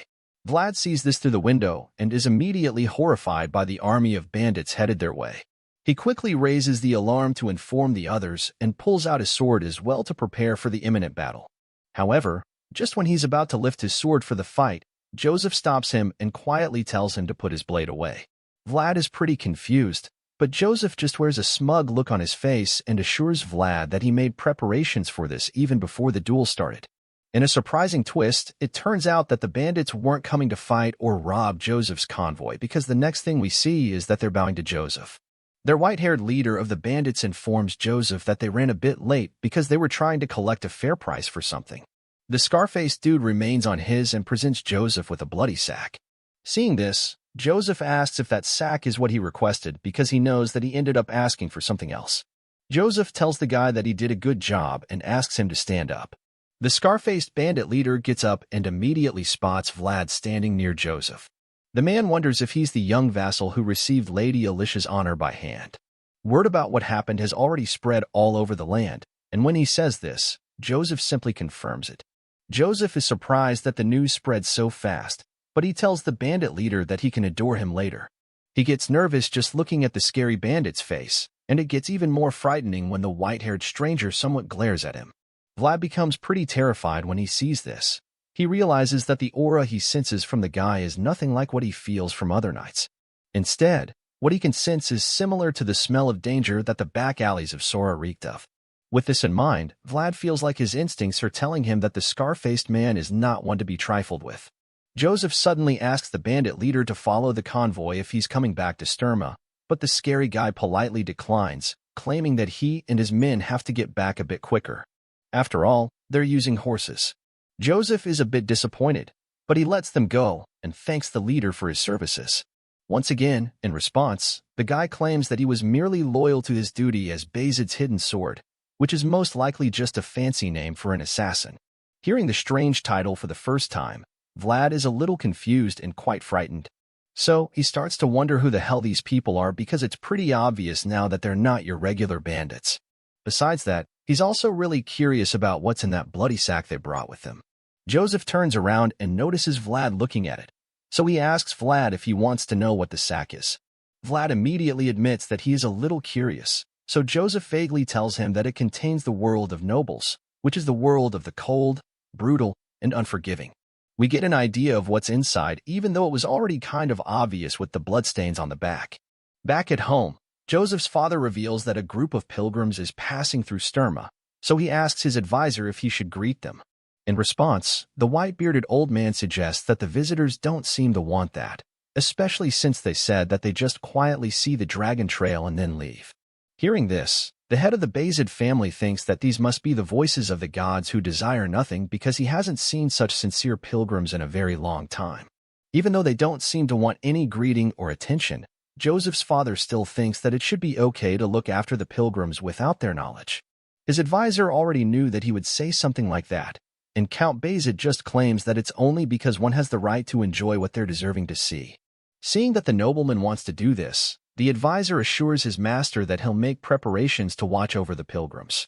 Besides that, the master would also like to talk about his second son Vlad. He heard about the great feat that they accomplished this time around. The advisor confirms this, revealing that there was even a word in the report that would make an old man's heart race. Count Bayezid is intrigued by this and links it to the swordmaster's first code. He feels that it's a nostalgic word that he hasn't heard in a very long time. Elite education began with the election of those with proven blood and talent from the start, so these young swordsmen were practically diamonds in the rough that was managed with care during their training. That's why it's rare for a situation to reach such extreme points that would require the call for the first code. Joseph's father feels that it must have been a rare sight in today's times when knights are nurtured so preciously, and the advisor suggests that the master would have loved it if he had been there to see Vlad in action. The count agrees, but he claims that he's not the only one who would have loved it because he's sure that a few other people would have loved it as well. Thinking about Vlad's feat, the golden generation of Bayezid comes to his mind, and he feels proud just thinking about it. Joseph's father believes that at this rate, the old guys will come with treats in their hands for the newbies. Upon hearing this, the advisor reveals that he's sure Joseph would love that. The head of the Bayezid family closes his eyes and thinks back to the time when his second son was practically gasping for air. He thought that Joseph had given up at that time, but Joseph surprised him by crawling through the mud, holding him back until he brought a shining thing into their home. That's right, he's talking about the shining boy from the back alleys of Sora. Unfortunately, this good feeling quickly changes as a wave of sadness washes over the father's face. He believes that he has a lot to think about indeed because, in the end, he can only choose one of his two sons. Elsewhere in Sturma, the other vassals are having a meal when one of them suddenly informs the others that Vlad is back after completing his mission in Dearmer. They all start to discuss the things they've heard so far. One wonders if it's true that Vlad dueled a knight, and another hears that he created his world as well. Sobanin, who's still Vlad's biggest hater among the vassals, refuses to believe the rumors. He claims that the stories are ridiculous and impossible because, as far as he's concerned, Vlad can't use aura. While they're all gossiping, someone suddenly walks into the hall, and we see that it's the man of the moment. Vlad admits that he's starving and thinks about how it's been like a month since he last entered the place. He sees all the vassals dining at their tables and also notices how they all look afraid. The moment they see him, they quietly turn back to their meals, and this makes Vlad realize that it doesn't matter if someone comes from a high or low status family. Whether the gap in status between them is big or small doesn't matter anymore because the children's alley fight is over. This is all because of the appearance of that one person who trod in a different world from the rest. The next thing we see is a plate of sausages being devoured by Vlad. He munches down on the food, making it obvious just how much he missed the place. Unfortunately, he's not able to enjoy his meal in peace with all the other vassals staring at him and whispering about him. It's starting to get on his nerves because it's becoming too uncomfortable to deal with while eating. When he says this, the fat kid eating next to him informs him that it's going to be like this for a while, especially since everyone here roughly knows what happened in Dearmer. Vlad Clay locks his finger as he realizes just how quickly the rumors spread. The vassal is pretty much his only friend in the place, so he's the only one who cares enough to ask Vlad what his plans are for vacation. He is taken aback by the talks of a vacation, so his buddy realizes that he didn't know. He then informs him that the vassals get a vacation period twice a year. He explains that all the followers have received holidays this week already, so this makes Vlad wonder if he's going to get one too. After all, he's quite new here, and he's not even a disciple from a precious household. On top of that, he doesn't even have anywhere to go for any kind of vacation. Upon hearing this, the chubby kid's face lights up, and he doesn't even hesitate to invite Vlad to his family home for the vacation. It obviously won't be a problem because his dad is the one officially inviting Vlad to the house. At this point, his determination to convince Vlad increases, so he assures he that the serving part at his house is done properly. He claims that they even provide unlimited freshly roasted meat. The offer sounds good, but Vlad still has to think about it to know if it's worth coming over. Seeing the hesitation, the chubby vassal suddenly remembers that Vlad once said he was looking for horses. He reminds Vlad how he once revealed what his household does, and he explains that his family can arrange horses from anywhere near this area. This finally catches Vlad's attention. He's intrigued, but then Vlad reveals that they even have some horses that have a better pedigree than Jaeger's horse. In other words, they have more expensive horses. Upon hearing this, he immediately agrees to spend the vacation at the guy's place. Vlad is a bit too serious about it, but the fat kid is just happy that he gets to have a friend over at his place for the holidays. Later that afternoon, we see Sir Jaeger beating the out of he in the name of intense training. The advanced knight casually uses his sword to slap Vlad in the face during their sparring session, but Vlad doesn't go down that easily. From the look on his face, he is taking a toll on him, and Jaeger notices this. So when Vlad tries to attack, he counters it and tells Vlad to focus. The green-eyed knight is playing right now. The guy holds one hand behind his back and uses the other to frustrate all of Vlad's attempts to land a hit. Despite being countered over and over again, he doesn't give up. He keeps throwing everything he's got at Jaeger, but Jaeger just seems upset when he sees that Vlad is trying to do something beyond his abilities. So he lands a killer strike on Vlad's back. Under normal circumstances, such a blow should paralyze a man, even though they're just using wooden swords. However, he survives the brutal hit. He needs some time to recover from it, so he finally falls on his knee to catch a breather. While he's resting, Sir Jaeger reminds him that he told him not to try something if he knows he can't do it. Sir Jaeger is mad because he feels that Vlad now thinks he's big enough to try things that are beyond his capacity since he dueled with a knight in Dearmer. Vlad is stunned when he hears this, but he doesn't say anything. He's probably still trying to catch his breath. Unfortunately, Jaeger gets even more upset and concludes that the vassal is ignoring him. He is shocked again when he hears this too, but still, he's too stunned to speak. Jaeger glares at him angrily, and when he realizes that the knight means business, he becomes afraid. So he quickly apologizes to Jaeger. After the apology, Jaeger tells Vlad not to come to the training ground if he feels like he's being forced to do it. Furthermore, The advanced knight also makes it clear that he doesn't want Vlad to come to him anymore if he now feels that he can train without him. After these short statements, he draws the curtains on their training for the day and walks away, telling Vlad that he can leave. Vlad is obviously in a bad mood, so he quietly walks away in the opposite direction. Jaeger looks back at his vassal and admits that Vlad's results so far shine, as well as his achievements. The advanced knight is certainly proud of him for this, but he feels that Vlad's qualities are still unpolished, just like sand on a seashore. Jaeger thinks that he is still weak enough to be blown off by a huge wave at any moment. This bothers Jaeger because he knows how dangerous it is, but what can he do except guide Vlad? Elsewhere, we see Vlad walking down one of the hallways with his sword. The voice in his head suddenly speaks up, reminding him that he told him to focus on the basics. The voice claims that he would have been angry at Vlad as well, but Vlad explains that he was just trying to bring out the aura. Again, the voice responds by reminding him that not all knights can use aura. He also explains that this doesn't mean that knights who can't use it have a low level. The man in his head informs him that aura only manifests the possibility that one can rise higher. He also tells Vlad that he shouldn't forget that it hasn't been long since he wielded the sword. Essentially, he's just trying to tell the boy from Sora to be patient with himself because a great flower only blooms with a solid foundation. He goes on to assure him that Sir Jaeger would have scolded him if he wasn't worthy. So he advises Vlad to think over what Jaeger told him again. After receiving this little pep talk, he calms himself down and sighs as he decides to take the advice. He is already used to contempt and ridicule, but he feels really bad about today because what he saw on Jaeger's face was a look of disappointment.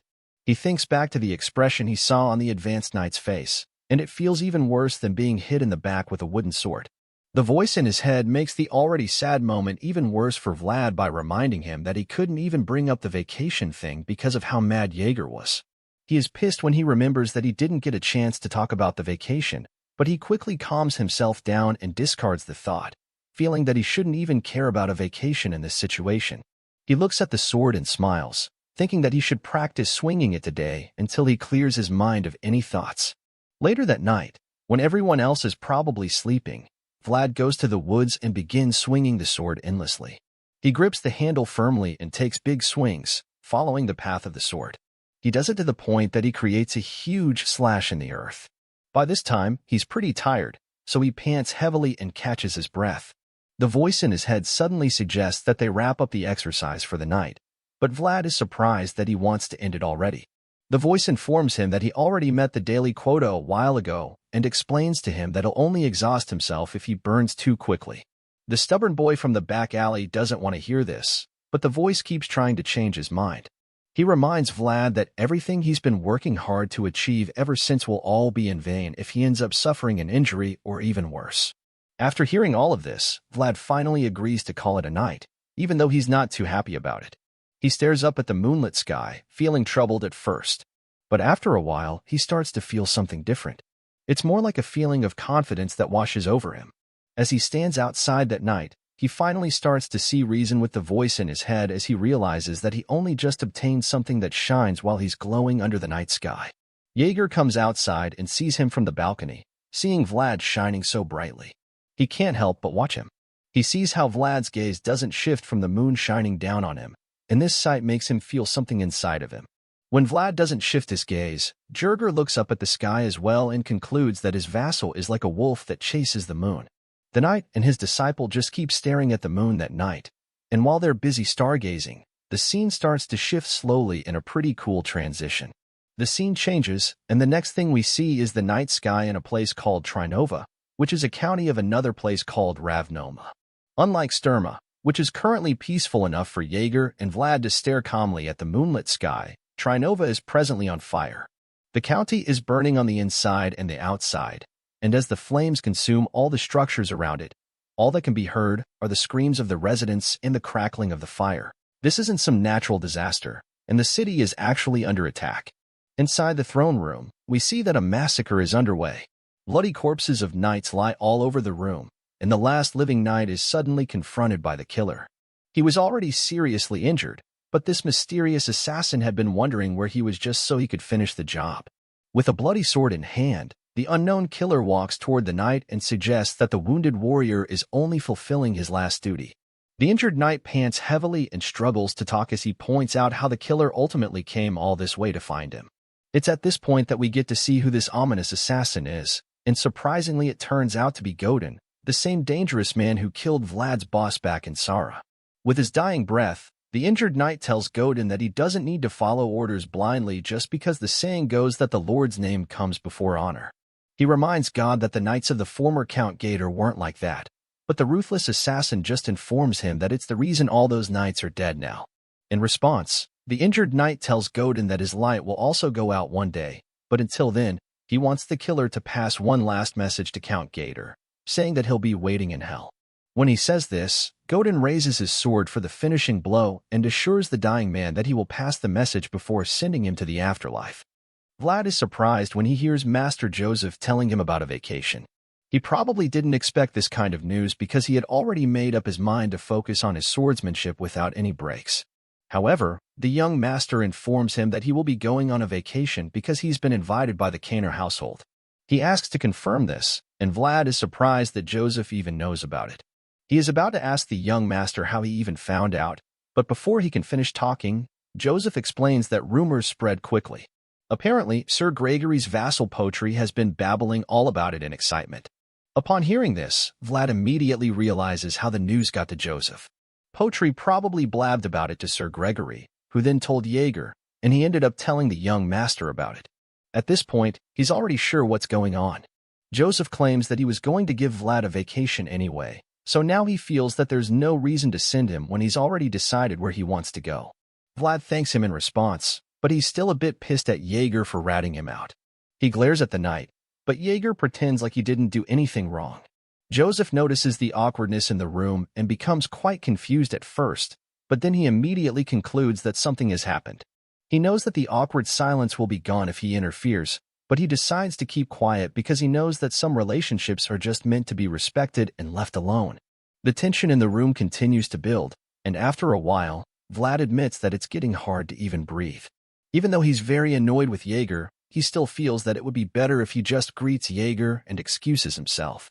While he's still pondering on this, Sir Jaeger suddenly speaks up and reminds Vlad that a knight must never let go of his sword at any moment, even though he's on vacation.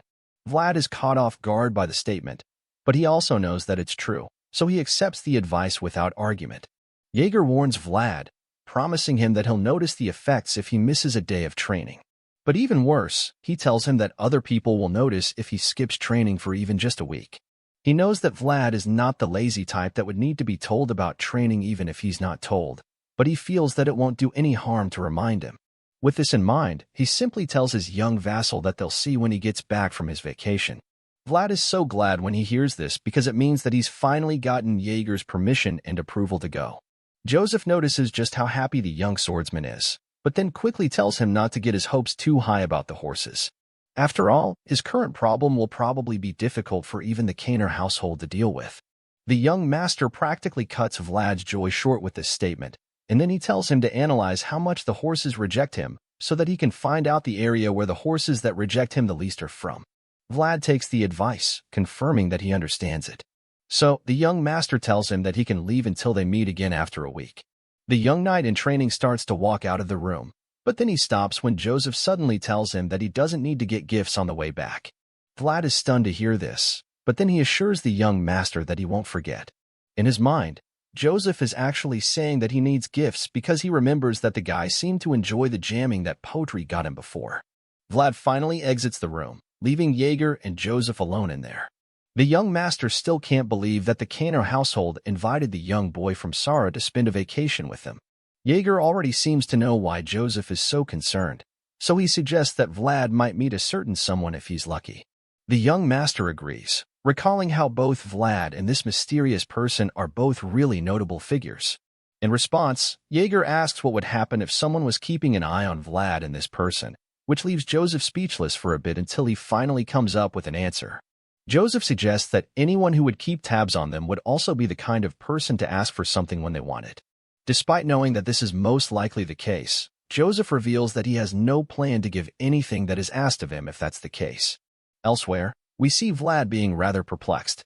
He doesn't seem to know what's going on, and he certainly has no idea where he is.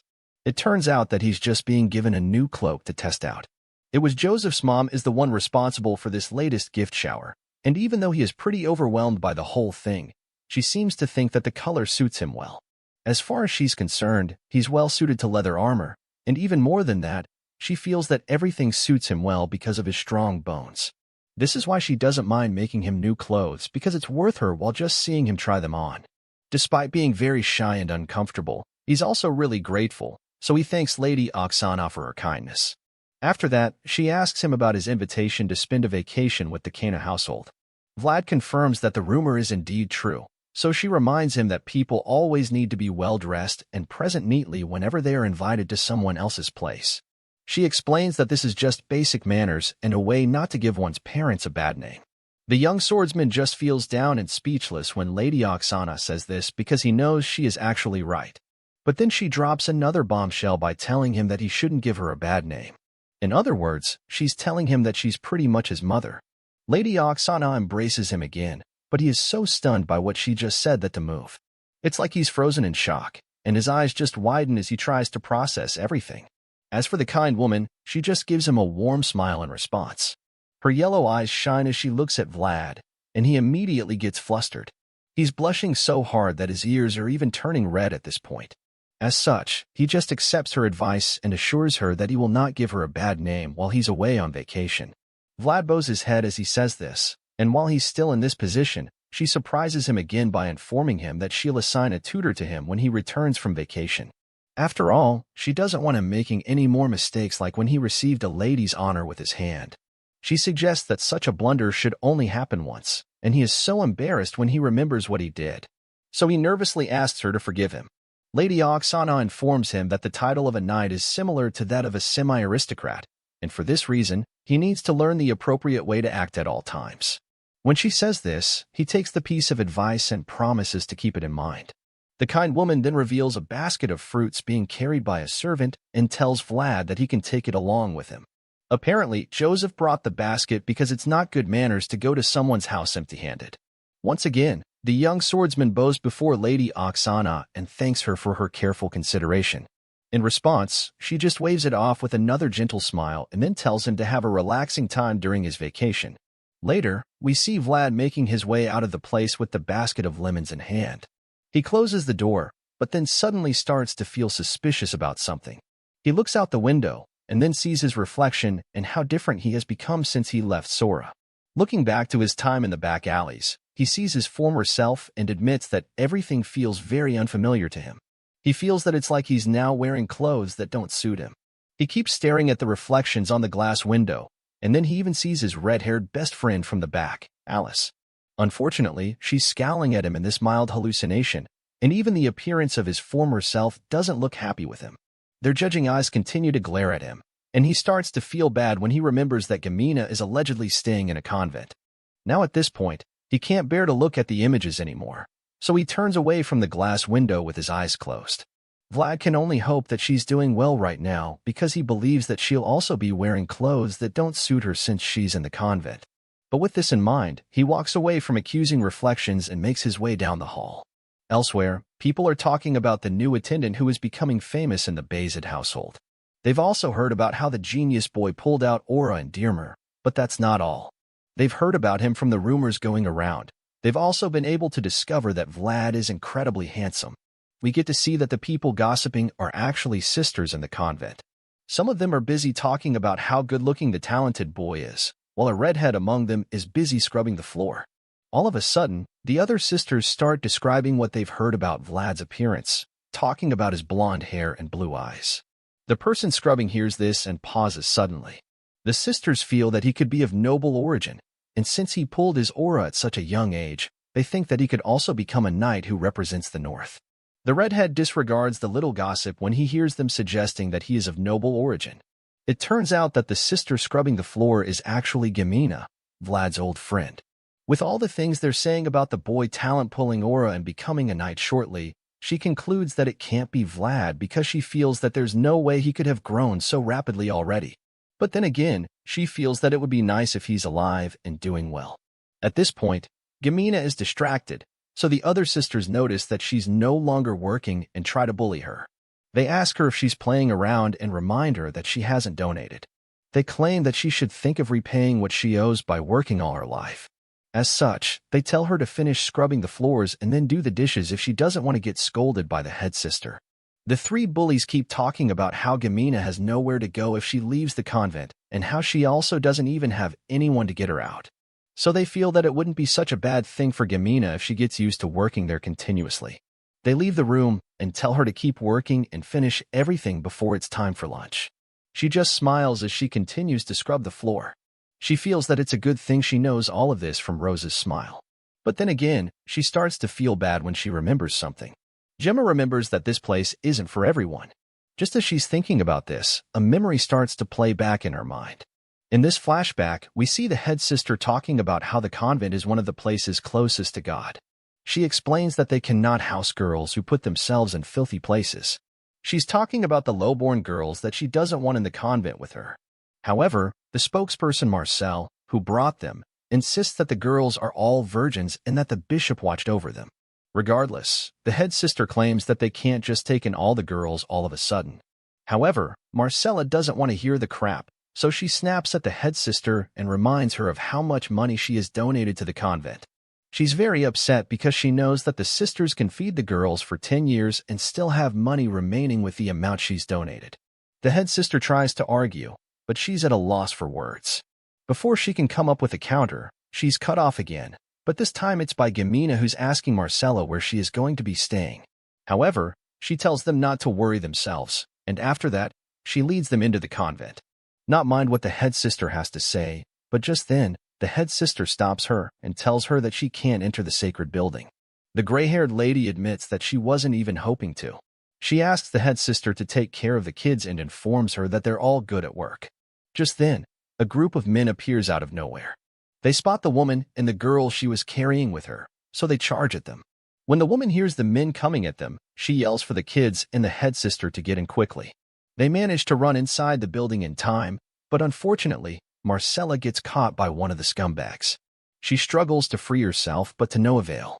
Gamina can only scream in horror as she's equally dragged away to safety by the head sister. The hoodlums take Marcella away and leave the others.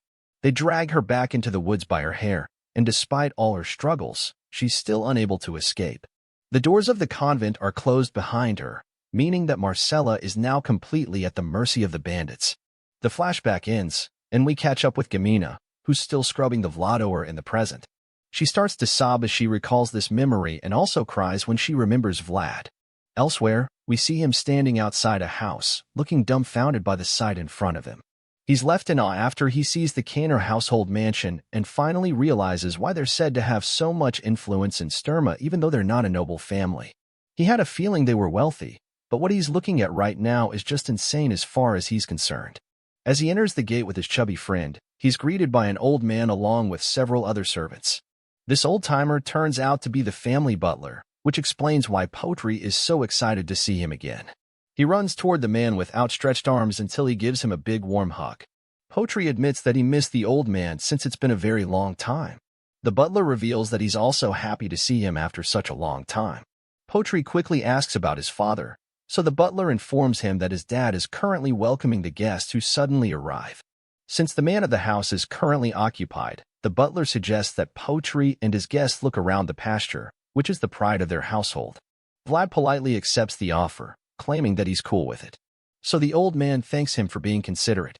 However, Vlad has one special request, which is to see where the horses are first because he has big expectations. The butler doesn't have a problem with that, so he assures him that they'll do that in a while.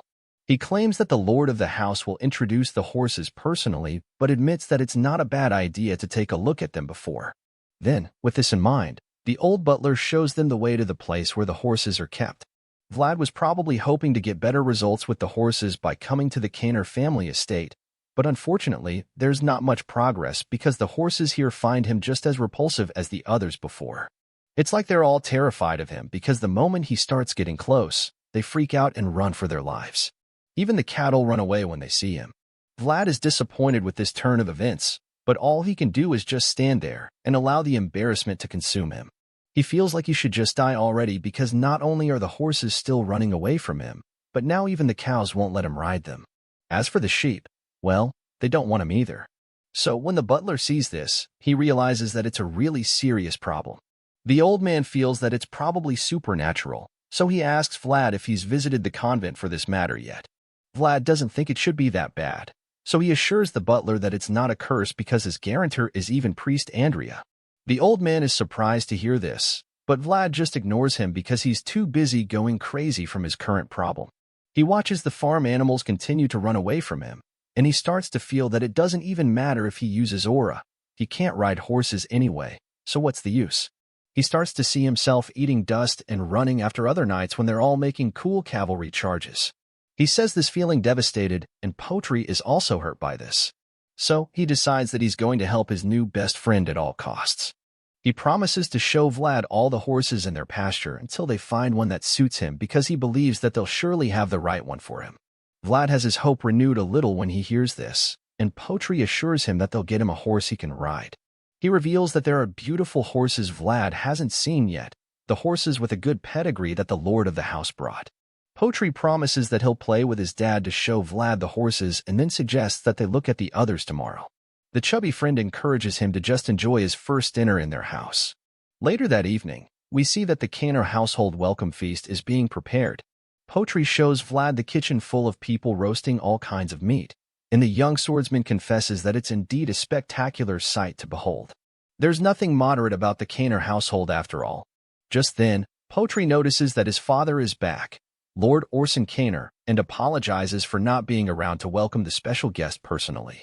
He greets the Lord as well and introduces himself as Sir Jaeger's squire. The Lord just laughs excitedly in response, claiming that he already knows, since the rumors about the genius boy have already spread all over Sturma. Lord Orson welcomes him once again, knowing that his guest is the boy who activated the swordmaster's discipline. As far as he's concerned, Vlad is a new star who has been born in Sturma, and he's glad that Potri has made a great friend. Orson suggests going inside to chat while the meal is being prepared and expresses his delight to be hosting such precious guests. At this point, Vlad remembers that he wasn't the only guest to arrive earlier, so he wonders who the others are and if they're going to sit together. Potri suddenly reveals that all the other guests are Bayzid natives, so this makes him a lot more curious. They finally enter the hall, and Vlad is bewildered when he sees a familiar person sitting comfortably inside. He wonders what the man is doing there, and it turns out this guy has also been waiting for Vlad because he suddenly wears a creepy smile and reveals that it's been a long time since he saw him. Realizing that it's Sir Lutgear, Vlad and Potri bow to greet him, and Vlad admits that he wasn't expecting to see him. Lutgear invites Vlad to join him for a meal, claiming that the food looks too good to refuse. Vlad is embarrassed at this point and immediately regrets rejecting the nuts that Lutgear offered him back then. He looks around and notices everyone glaring at him, so he concludes that they all hate him for insulting the first son of the Bayzid family. Besides that, he also beat up their squires earlier, so they have more than one reason to hate him. However, he feels that he'll gain nothing if he's intimidated by them, so he decides to man up and accepts Lutgear's offer, claiming that he's been waiting for it. Lutgear is intrigued when he hears this, so he smiles mischievously and asks if they can see the same time tomorrow since Vlad is on vacation. He is taken by surprise with this question, and then Lutgear suggests that they go somewhere together when they meet. The next day, Lutgear and his knights ride horses out to a desert-like place for some reason, and Vlad is extremely bored because he's been dragged along. Just then, a beast woman from the Liu family named Dorothy confronts him. She accuses him of staring at her and asks if it's his first time being with a beast tribe. He bluntly claims that there's always a first time for everything, so she aims that it would have been weirder if he had seen them before. She heard he was from Sora, so she wanted to know how he became one of the Bayzids. In response, he suggests that his being a Bayzid is just as weird as Lutgear's mage being a beastman. She gets offended by this, and then asks him if he's ever really used aura because she doesn't get how he can't ride a horse. I mean, even chubby Potri can ride one. But Vlad tiredly informs her that things happen in life. Dorothy insists that his case is too much, but he's already tired of her babbling at this point and starts to regret coming on vacation. He wonders why it's falconry out of the blue, and the beast girl disturbs him again to see if he's listening to her. Vlad asks her if all beastmen are this talkative, so she accuses him of being racist for asking something like that. He then asks if all mages are talkative, so she claims that he's discriminating against her job. Watcher finally comes to the rescue when he tells Dorothy to give Vlad a break. However, the beast woman just calls him a bastard and accuses him of making shitty expressions whenever he looks at her. Lutgeir just blames her for pestering him so much, which leaves her defeated. One of the knights suggests a spot, and Lutgeir agrees with it since they can get a better view on all sides. Potri thinks that they might have come hunting, but Vlad doesn't care. Besides, he doesn't think they're here to hunt because they've not let the falcon out of its cage. Just then, a knight calls Lutgeir's attention to something in the distance, and that's when they see that it's a group of pilgrims. He didn't expect to see them, so he told his men to raise the Vlad axe to show the people their intentions. The Bayezid family banner is raised, and Lutgeir decides that it's now time to start finding prey. Elsewhere, in the plains, we see a horde of horses, but while all the others are grazing together, one of them is singled out. The black majestic horse stays on the cliff like the kind of all the others, but while it's just chilling, a bolt of energy hits it from under the earth. What could this energy be, and why could somebody be targeting a lonesome horse out of all things? Rudiger's army tracks the group of pilgrims from across a cliff. While the pilgrims are walking on foot and pushing their wagons along the wilderness road, Rudiger and his bandits follow them closely, but they don't make any form of contact. It's almost like they're just stalking the travelers without any intention to actually approach them. Seeing this, Vlad begins to feel bored. As far as he's concerned, this little experience is not hunting, but it's more like an escort for the pilgrims. As such, he concludes that Rudiger didn't even come to this deserted place for the falconry in the first place. However, while he's still grumbling and complaining at the back of his mind, the wagon he's sitting in suddenly bumps into a huge rock, and the impact from the collision is so great that he almost gets thrown off. At this point, the motion sickness starts to set in as the little journey gets even more frustrating. So, he decides that it would even be better to walk. Vlad starts to get off the wagon, and when Potri sees this, he asks him if he's okay. He already has an idea of what's going on, so he asks Vlad if he feels like puking, but the young hero claims that his condition isn't that bad. But then again, he has no choice but to admit that his heart has been thumping continuously for a while. At this point, Vlad is already even sweating and holding his chest because of this feeling. As Vlad continues the journey on foot, Potri asks him if it's because the carriage is shaking so much, but Vlad doesn't even know what he can blame. So, he concludes that he'll probably be fine if he just walks for a while instead. As he looks around, he realizes that the view of the place is actually pretty good, and it seems that Potri has already been thinking about this for a while because he claims that he's been wanting to show it to our young swordsman. The chubby friend reveals that the grassland they're currently on stretches all the way to Varna. He claims that monsters even appear sometimes, but he thinks that it's nothing to worry about this year. And that's all that's to Sir Joseph. As they reach a point on the cliff, Vlad expresses his shock to hear that Sir Joseph is the one to thank for no longer having monster troubles. Vlad doesn't understand how the young master is involved in such a thing. Potri reveals that the current peace is a result of the subjugation from last winter, which Vlad also participated in. Upon hearing this, a smug look appears on Vlad's face because he remembers just how impressive his performance was in it. He decides to get a little cocky too by suggesting that he has a little stake in this beautiful scenery as well. Before the chubby kid can even respond, they're both distracted by a sound coming from the distance, and Vlad gets concerned immediately. He wonders what could be causing the noise and the dust in the air. That's when we see a horde of wild horses running through the plains right in the direction of Vlad and Potri. The moment Vlad sees the danger heading their way, a wave of horror washes over him. But it's not just fear that he's feeling, there's something else. Among all the horses charging at them, there's a distinct black stallion at the forefront, and the whole thing gets Vlad so rattled up because he has no idea what's going on. The horses don't even slow down a bit, and with each passing moment, they inch closer to Rudiger's little band of knights and bandits. From the top of the cliff, Rudiger and his men can see that it's a horde of wild horses speeding below. They notice that the horses are quality ones too. However, due to the current circumstance, Rudiger feels that they're unwelcome for their guest traveling as well. But then again, he suddenly notices that they're traveling south, and he doesn't know why. The other men realize this too, and they're also puzzled immediately because it doesn't really make sense. It's strange to them since the horses should actually be heading north by this time because that's where the new sprouts will grow. Besides that, the horses are running way too fast for a normal migration, so they realize that the horses' movement feels strangely urgent for some reason. As such, Rudiger starts to think that the horses are being chased by something. He's not the only one feeling that something is off, because Vlad is also being overly troubled by the horses. It appears that his heart is thumping fast again, and this time it's even worse than before. At this point, he sees the black horse in front again, and from the look in the animal's eyes, Vlad realizes that the horses are frightened. He keeps looking into the horse's eyes, and he's so concerned because he doesn't know what would make such a huge horde so afraid. He wonders what it could be, and while he's deep in thought, the knights on the cliff conclude that there's an earthquake. However, Vlad doesn't believe that it's an earthquake, because he can remember this particular vibration very vividly like it was just yesterday. In other words, he knows exactly what it is. And before he can reveal this to us, we get to see it by ourselves because something shoots out of the ground behind the horses.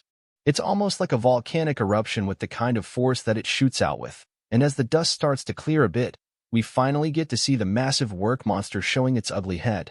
The black horse from earlier gets even more terrified at this point, and everyone around to see the huge monster is instantly overwhelmed by fear. Vlad is particularly horrified because he's all too familiar with this beast. His eyes almost pop out when he sees the giant worm because he instantly identifies it as one of the remnants of the fallen dragon. It's none other than this death worm. This destructive freak of nature is so powerful, and it doesn't even hide what a menace it can be. The death worm digs in and out of the ground like a high-powered drill on steroids, and right now, this unstoppable force has only one thing on its mind: to kill every horse in its sight. The death worm easily catches up to one unfortunate horse in the horde, and with a single bite, it takes off the animal's head. The beast girl in the travel band witnesses this gory scene and instantly feels that something is strange. Well, it turns out that this killing machine shouldn't be going on a rampage with this killing spree, and that's because the death worm isn't supposed to be a carnivore. This leaves her very shocked and confused because she has no idea why it's happening. Unfortunately, it doesn't matter if she knows why or not because right now, this massive maggot is hungry for a taste of blood. The horse's leg dangles out between the teeth of the bloody death worm, and that's when she notices something else about the monster. There's obviously something wrong with the death worm, so the girl notices that there's a strange energy flowing out from its forehead. The situation gets more difficult from here because the death worm's sudden entrance has shifted the wild horse's course. Now the horde is running directly toward the innocent pilgrims whom Rudiger and his men are supposed to be giving safe passage. One of Rudiger's men informs him of the horrible development, and he's just as confused as the informant. The strange energy continues to radiate from the death worm's head, and as such, the horses refuse to slow down. The horses keep running for their lives, and unfortunately, they're still headed in the direction of the pilgrims. The massive bloodthirsty worm follows the horde, which just puts the pilgrims in even more danger. The innocent pilgrims begin to run for their lives, but it's only a matter of time before they're either trampled upon by the horses or devoured by the deadly monster at the back. As a result, Rudiger decides to take action immediately, so he calls out to Dorothea and asks her what the deathworm reacts to since she's the expert around. Unfortunately, this expert is as terrified as anyone else. She does not seem to have any plan, and it also looks like the deathworm doesn't have any weakness she knows of because it doesn't have eyes or ears. However, she knows that it reacts to underground vibration, so that would be the only way to get its attention. Rudiger notices that the beast girl is already paralyzed in fear, so he demands that she pull herself together and then find a way to lure the deathworm away from the pilgrims. Hearing the first Bayezid's son give such a stern order, Dorothea snaps out of her fearful state and takes up her assignment. Sir Rudiger takes charge of the situation immediately and then orders Vlad to take Dorothy to higher ground so that he can protect her. He wants them to send him a signal the moment they find a way to get the big worm's attention. Vlad is brave as hell, so he's up to the task, and the second he's given this order, he accepts it and gets to work. Potri watches our genius swordsman, and he's just in awe of how brave Vlad is. Speaking of brave men, Sir Rudiger takes command to face the horde of wild horses and the deathworm behind. He lifts his sword in the air to get the attention of all his men. He doesn't care if what they're about to do makes sense or not, and he lets everyone know that this is how he feels. Rudiger informs them that the only thing important right now is being where one is meant to be and doing what needs to be done. The Bayezid family's first son gives this motivational speech to lift the courage and spirits of all his followers, and they all pay attention with so much admiration for him. He reminds them that it's their duty to uphold the mission they receive from the Count. At this point, all the knights are pulling out their swords with a renewed sense of courage, and as Rudiger yells for them to protect the pilgrims, they all charge forward on their horses. Sir Rudiger takes the lead, and they all follow with unwavering faith. Rudiger rides his horse, summoning every ounce of courage he can muster, but he also knows that this current decision goes against all the norms. The whole situation is weird, but that's why he's so certain that a human is being behind the abnormal events on display. With this in mind, Rudiger charges on, feeling insulted by the person responsible for this. At this point, this knight is literally like fire rushing to burn the enemy because he thinks that the person who caused this must be very brave to even think of trying something like this in the land of Bazit. While Rudiger and his loyal warriors are going head-to-head with the dangers, we see Vlad, Potri, and Dorothy staying on the higher grounds. The beast girl tosses a bag of mysterious jewels on the ground while the boys are busy watching the action below. She's trying to remember which one of the jewels is the vibration engraving because she's forgotten.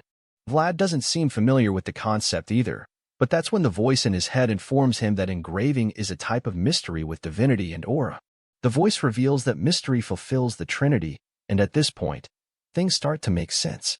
He realizes that she's Sir Rudiger's mage for a reason. After all, she probably wouldn't have access to such magical items if that wasn't the case.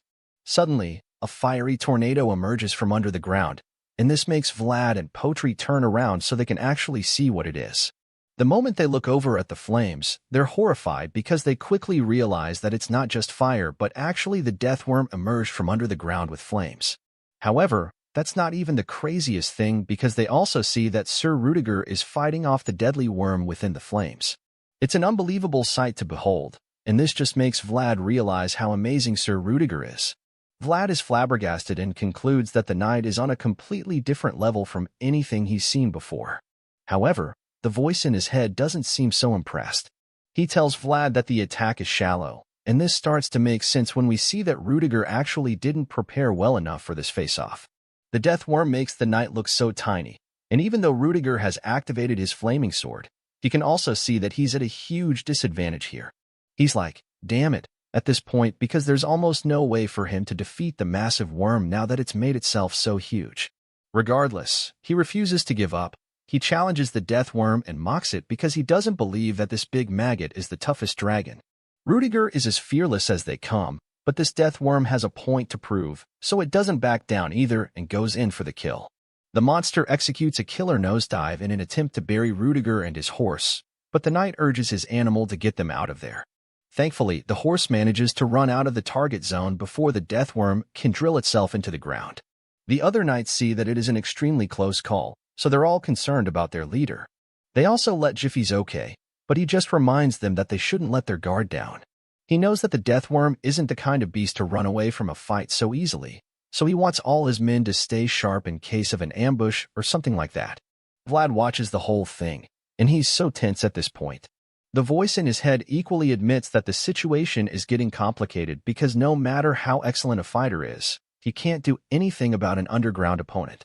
Rudiger also knows this, so he refuses to sit around and wait for a sneak attack. As such, he orders his men to get busy and seek out the death worm because he's very certain that the creature is just hiding somewhere and waiting close by.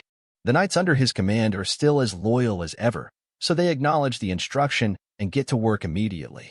As the men begin to search the area, Sir Rudiger can't help but feel so restless. He turns around frantically wondering where the hell the death worm could be hiding. Just a few seconds after the search begins, one of the men yells out to inform Rudiger that he's found the death worm. Unfortunately, it's headed right for the innocent pilgrims they've been trying to protect. That's when the Bade's son turns around to see the death worm speeding toward the pilgrims from under the ground. The monster is already so close, but this doesn't stop Rudiger from trying to save the people. He charges on his horse and orders all of his men to follow the deadly creature. Vlad can see the terrible turn of events from up on the cliff, and at this point, he knows that there's not much time left.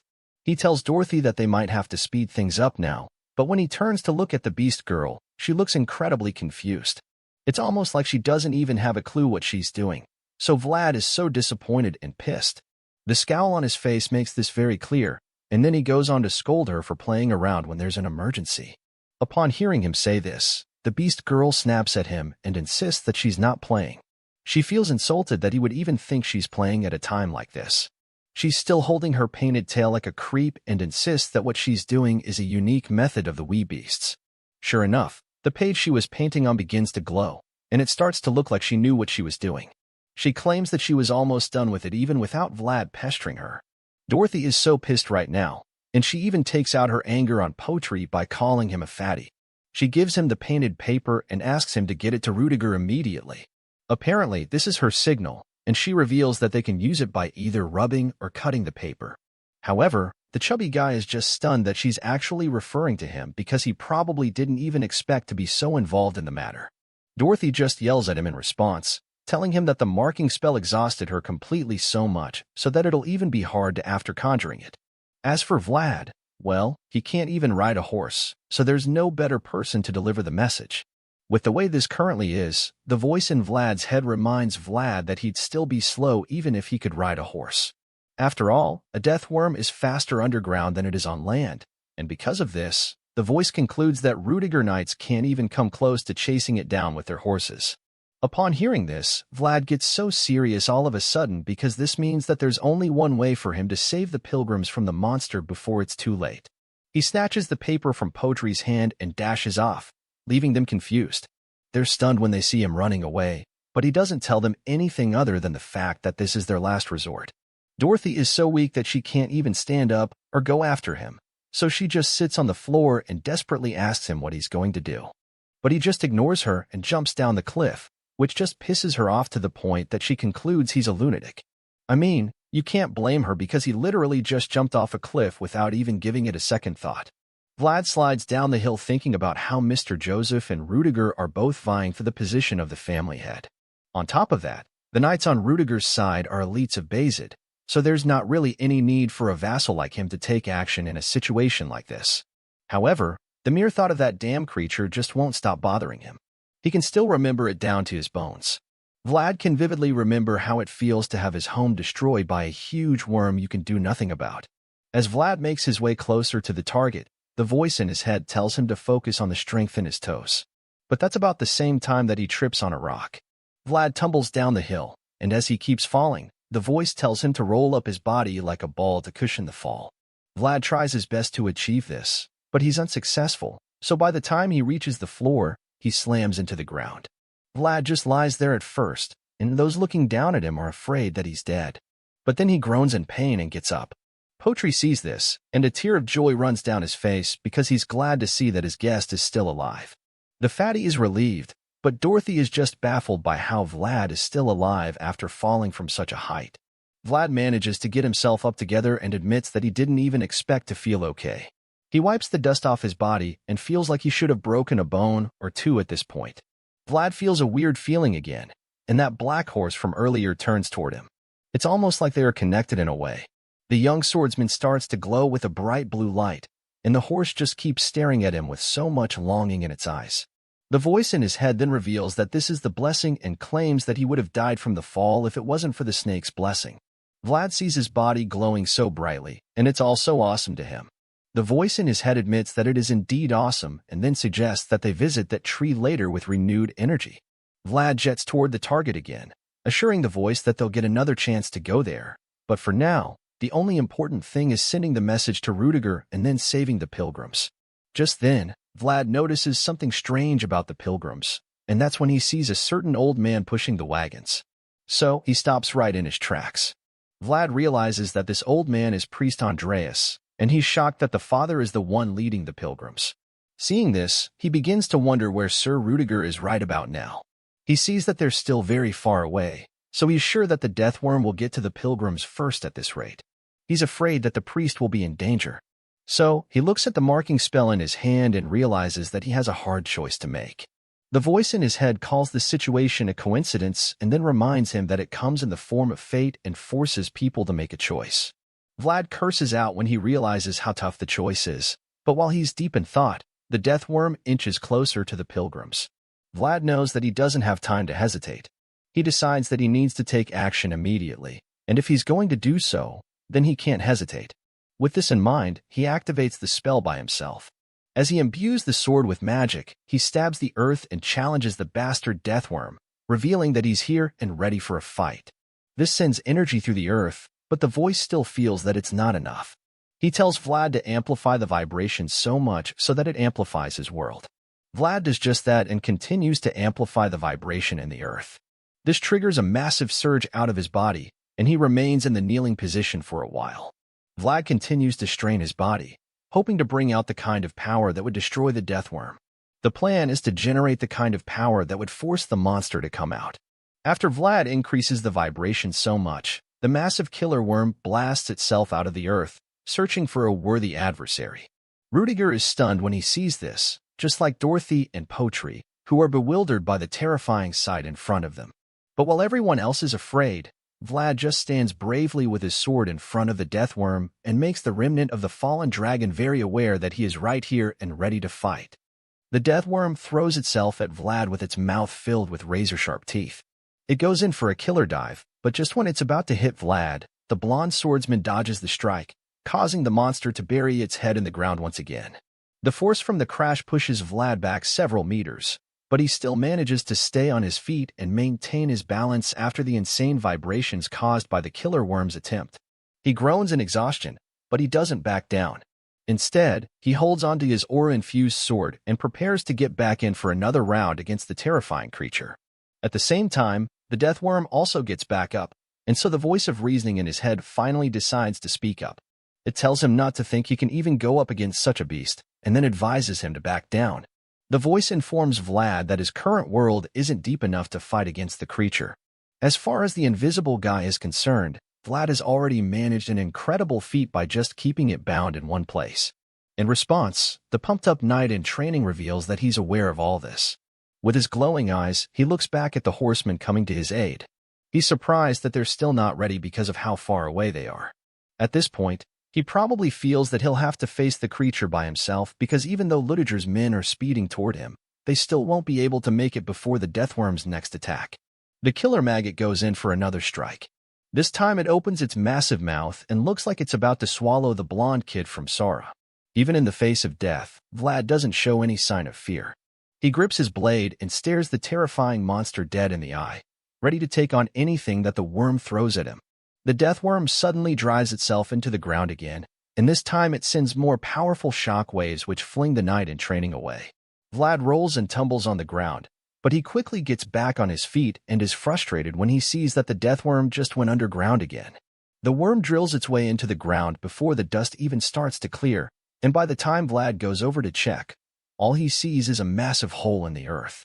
He looks around in confusion, wondering where the deadly creature is now because he already knows that it's going to try and sneak up on him.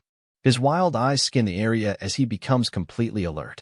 He turns quickly and looks all over the place from left to right, hoping to see where it's going to attack from. However, after a short while, he doesn't sense the deathworm's presence anymore, and that's when he realizes that the deadly monster might be heading towards the pilgrims. Because of this, Vlad starts to panic, and just when he's thinking that the worst is about to happen, he senses the deathworm again. His eyes widen in horror when he realizes that the gigantic killing machine is right under him, and he stands there frozen in shock because he has no idea what to do next.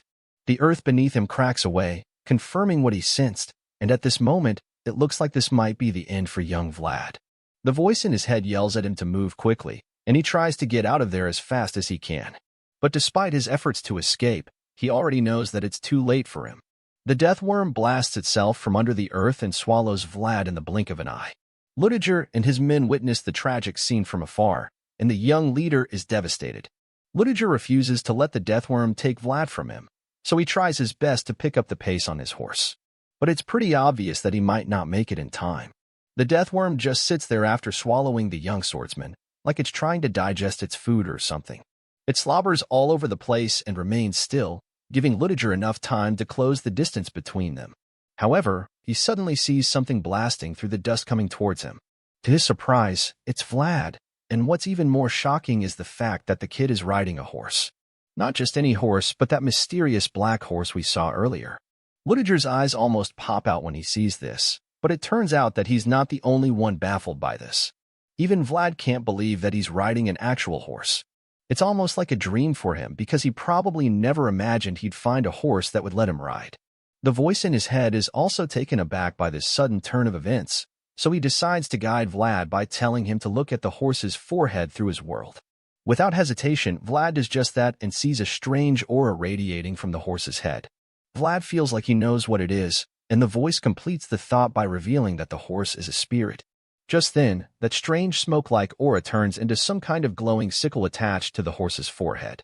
This makes it look like a unicorn, and as it charges forward, the voice is surprised to see that Vlad has found himself a horse with one horn blood mixed in it. The scene becomes bright and shiny again all of a sudden, and we see the kid having the time of his life as he rides the magical horse through the fields. Vlad is so excited that he can't even stop himself from laughing out loud. His laughter fills the air, and it's almost like he's in a dream. He starts to imagine what a horse's point of view looks like. The powerful horse springs into the air, and all he can think about is how crazy it feels to be able to ride such a fast animal. His little daydream is interrupted when Sir Ludiger and his men suddenly catch up to him. Ludiger asks Vlad if he's all right, feeling pretty concerned. So Vlad assures him that he's good. The knight glances at the sword in Vlad's hand, and he's surprised to see that the boy is already imprinted on it. It's glowing with mysterious symbols on it, and he remembers how the young swordsman threw himself at the ferocious monster without hesitation. Because of this, he's intrigued by the boy's mindset of being ready to risk everything for others. He didn't expect such a trait from a boy this young, and so he concludes that Vlad has thrown himself into action with the discipline of a swordmaster. With this in mind, Sir Ludiger finally commends Vlad for his great and courageous decision earlier. He claims that the boy executed his duty more honorably than any of the other knights. The young boy from Sora didn't expect that, and he was taken aback by it. However, he manages to shake off the shock and quickly thanks the first Bayezid's son for the compliment. Sir Ludiger suddenly asks Vlad if he thinks he can maneuver the new horse according to his will. Vlad seems surprised when he hears this because he honestly doesn't know the answer to that question. Ludiger then reminds him that the pilgrims will only be safe when the deathworm has been cut down. So he makes it very clear that they have to place their bets immediately. Vlad seems to be overwhelmed by the monster, and it's almost like he's afraid because he tries to remind Sir Ludiger that the creature is a fallen dragon's remnant. However, just when the fear tries to speak out, the knight stops him, revealing that he can deal with the big worm. This shocks Vlad, but it also gives him renewed strength and courage to fight. The two swordsmen make eye contact, and Vlad can already tell that something crazy is about to happen. The terrifying deathworm comes around for another clash, so Ludiger suggests that Vlad will be able to lure it away since he has the engraving of Dorothea. Besides that, he's riding a great horse, and the knight is confident that Vlad can perform the job. Because of this, the young swordsman starts to doubt if he'll be able to ride the horse. He looks at the horse with uncertainty, and the gentle creature stares back at him with a very vulnerable look in its eye. Because of this, he finally realizes what is going on. This makes him understand that the black horse is here to save its herd as well. With this in mind, he gets some extra motivation and courage to keep fighting. So he springs forward with the horse, feeling that they should give it a go together. The black horse gives him the kind of energy he's expecting, so he's confident enough to tell Sir Ludiger that he can lure the giant deathworm away. Upon hearing this, the knight orders the young swordsman to go around the hill and return to him. He claims that he'll be ready on the other side when Vlad gets to him. So Vlad blasts himself into action without any form of hesitation. Vlad rides away from the rest of the knights and bandits, so the giant deathworm follows him immediately. He looks back at the monster and sees it following him with incredible speed. So he's glad that the plan is working perfectly. As such, he urges the horse to run even faster, and when the others see how the black stallion blazes through the grass, they're astounded by the incredible acceleration. Sir Ludiger is impressed when he sees it too, and a small smile creeps up on his face because of it. He's glad to see that both Vlad and his new horse are great together.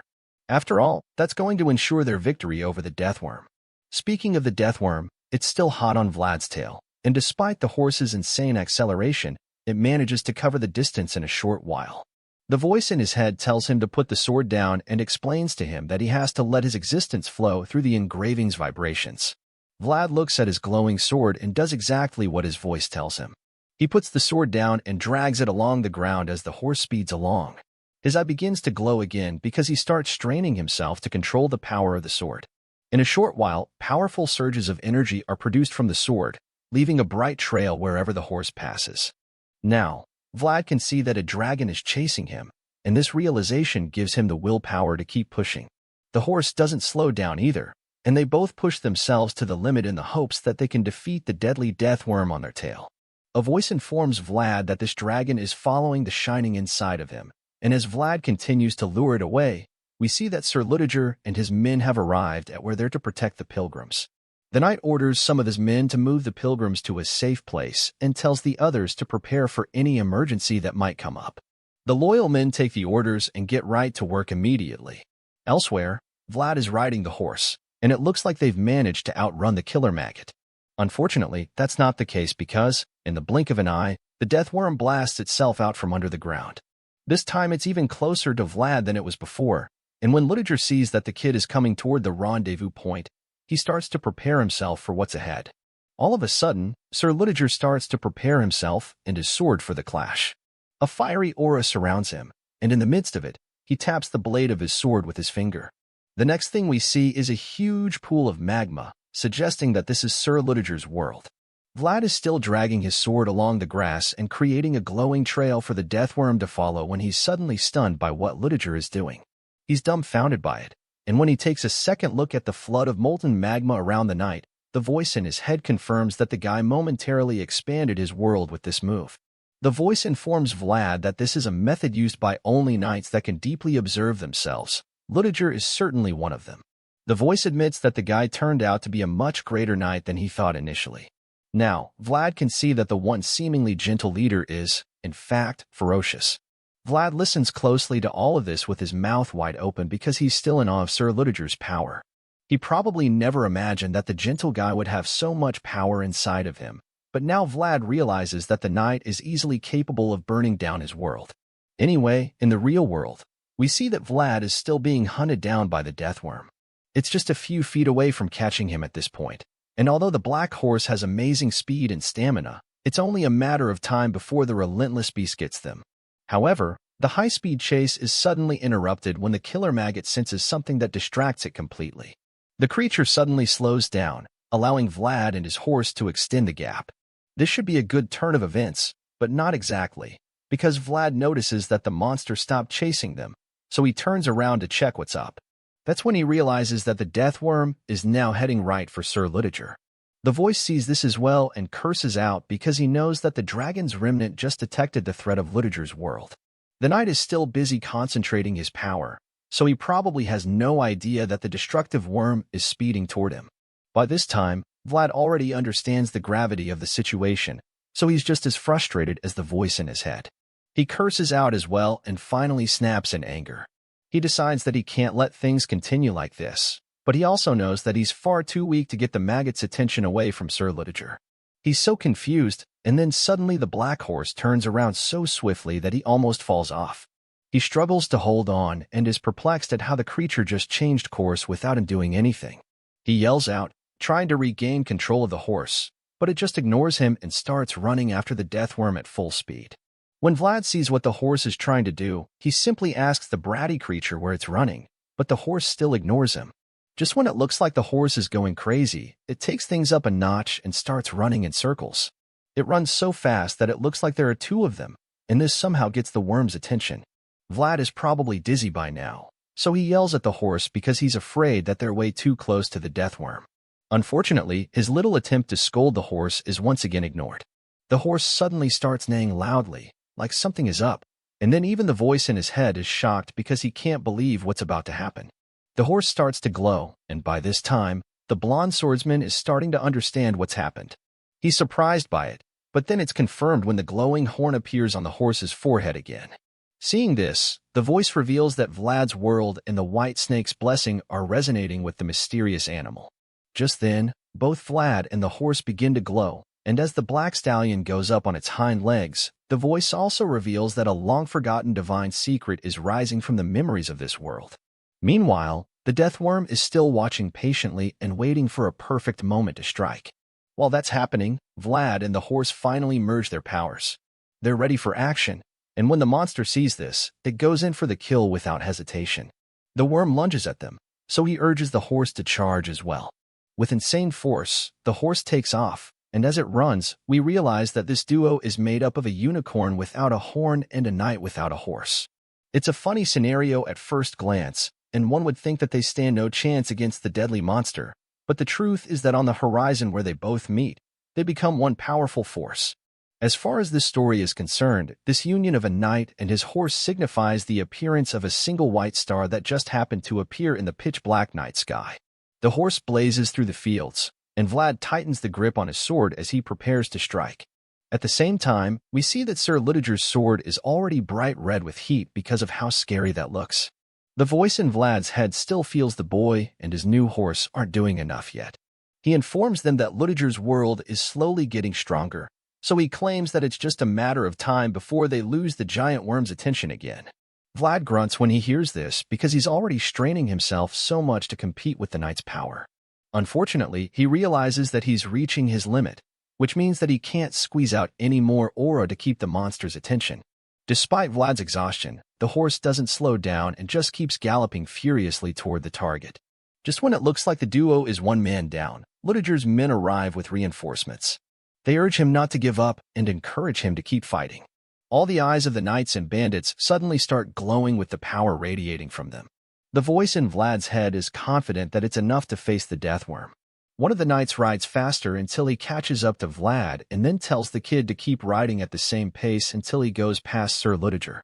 Meanwhile, the head knight in question is still very distracted by his power concentration and looks very absent-minded. Vlad speeds toward him and calls out to him, hoping to wake him up from the trance. That's when Lidiger finally opens his flaming eyes again, and as the army of knights rides past him, he commends Vlad for a job well done. Vlad and the others have successfully lured the deathworm away from the pilgrims. Sir Lidiger feels that it's his turn to take over and take on the deadly creature. With this in mind, he begins to expand his lava world again and informs the dirty maggot that it's in base territory now. This is a land where chaos shall not be brought by creatures like it. Lidiger's eye bursts into flames, and with the way, the veins in his face bulge out. With this insane pinned-up rage, the knight creates a flaming tornado and swings it at the deathworm, telling it to be gone for good. A huge concentrated beam of fire comes down from the sky after the tornado disperses, and this transforms the whole place into a terrifying hellscape. With the firepower generated, Lidiger blasts the deathworm. The flames are mighty and extremely terrifying to the point that all the pilgrims watching are horrified by the sight. On the other hand, the knights under Lidiger's command are just excited to see their boss displaying such incredible power. As for Vlad, he's just stunned because he finally realizes that this is the world of a knight who can contemplate over himself, a true world. The deathworm is continually burnt by the unlimited flames, and as Vlad witnesses the insane show of power on display, he admits that this is a sight light years away from common sense. Seeing the knight's world is like watching a mountain that goes up to infinity. To him, the kid is left in a state of awe, and he begins to wonder if Godin can even do something like this. He thinks about Sir Jaeger and Sir Pablo too, wondering if they're even up to this level. Then finally, he asks himself the big question, will I be able to do this too? The voice hears his thoughts and assures him that he's capable of such insane powers, but that's only if his world is so unspeakable to the point that nothing can ever cause it to waver. After a while, we see that Lidiger has completely vanquished the monster, and as he watches the remaining flames burn wildly, Vlad appears behind him asking if he's okay. The knight smiles as he welcomes Vlad back before commending him for a job well done. Vlad is worried that the flames will burn down all the grasslands at this rate, but the knight just assures him that everything will be fine because the grasses are pretty moist. He claims that the flames will only last for a while, but more importantly, he reveals that he wants to have a refreshing glass of beer. Lidiger tries to get up, but his shaky legs fail him, so he falls back on his butt. Then the voice suggests that the consequences of expanding his world for a limited time have finally caught up with the knight. Lidiger teasingly asks if Vlad won't help him up, but the kid just flops down beside him and claims that he'd rather fall as well.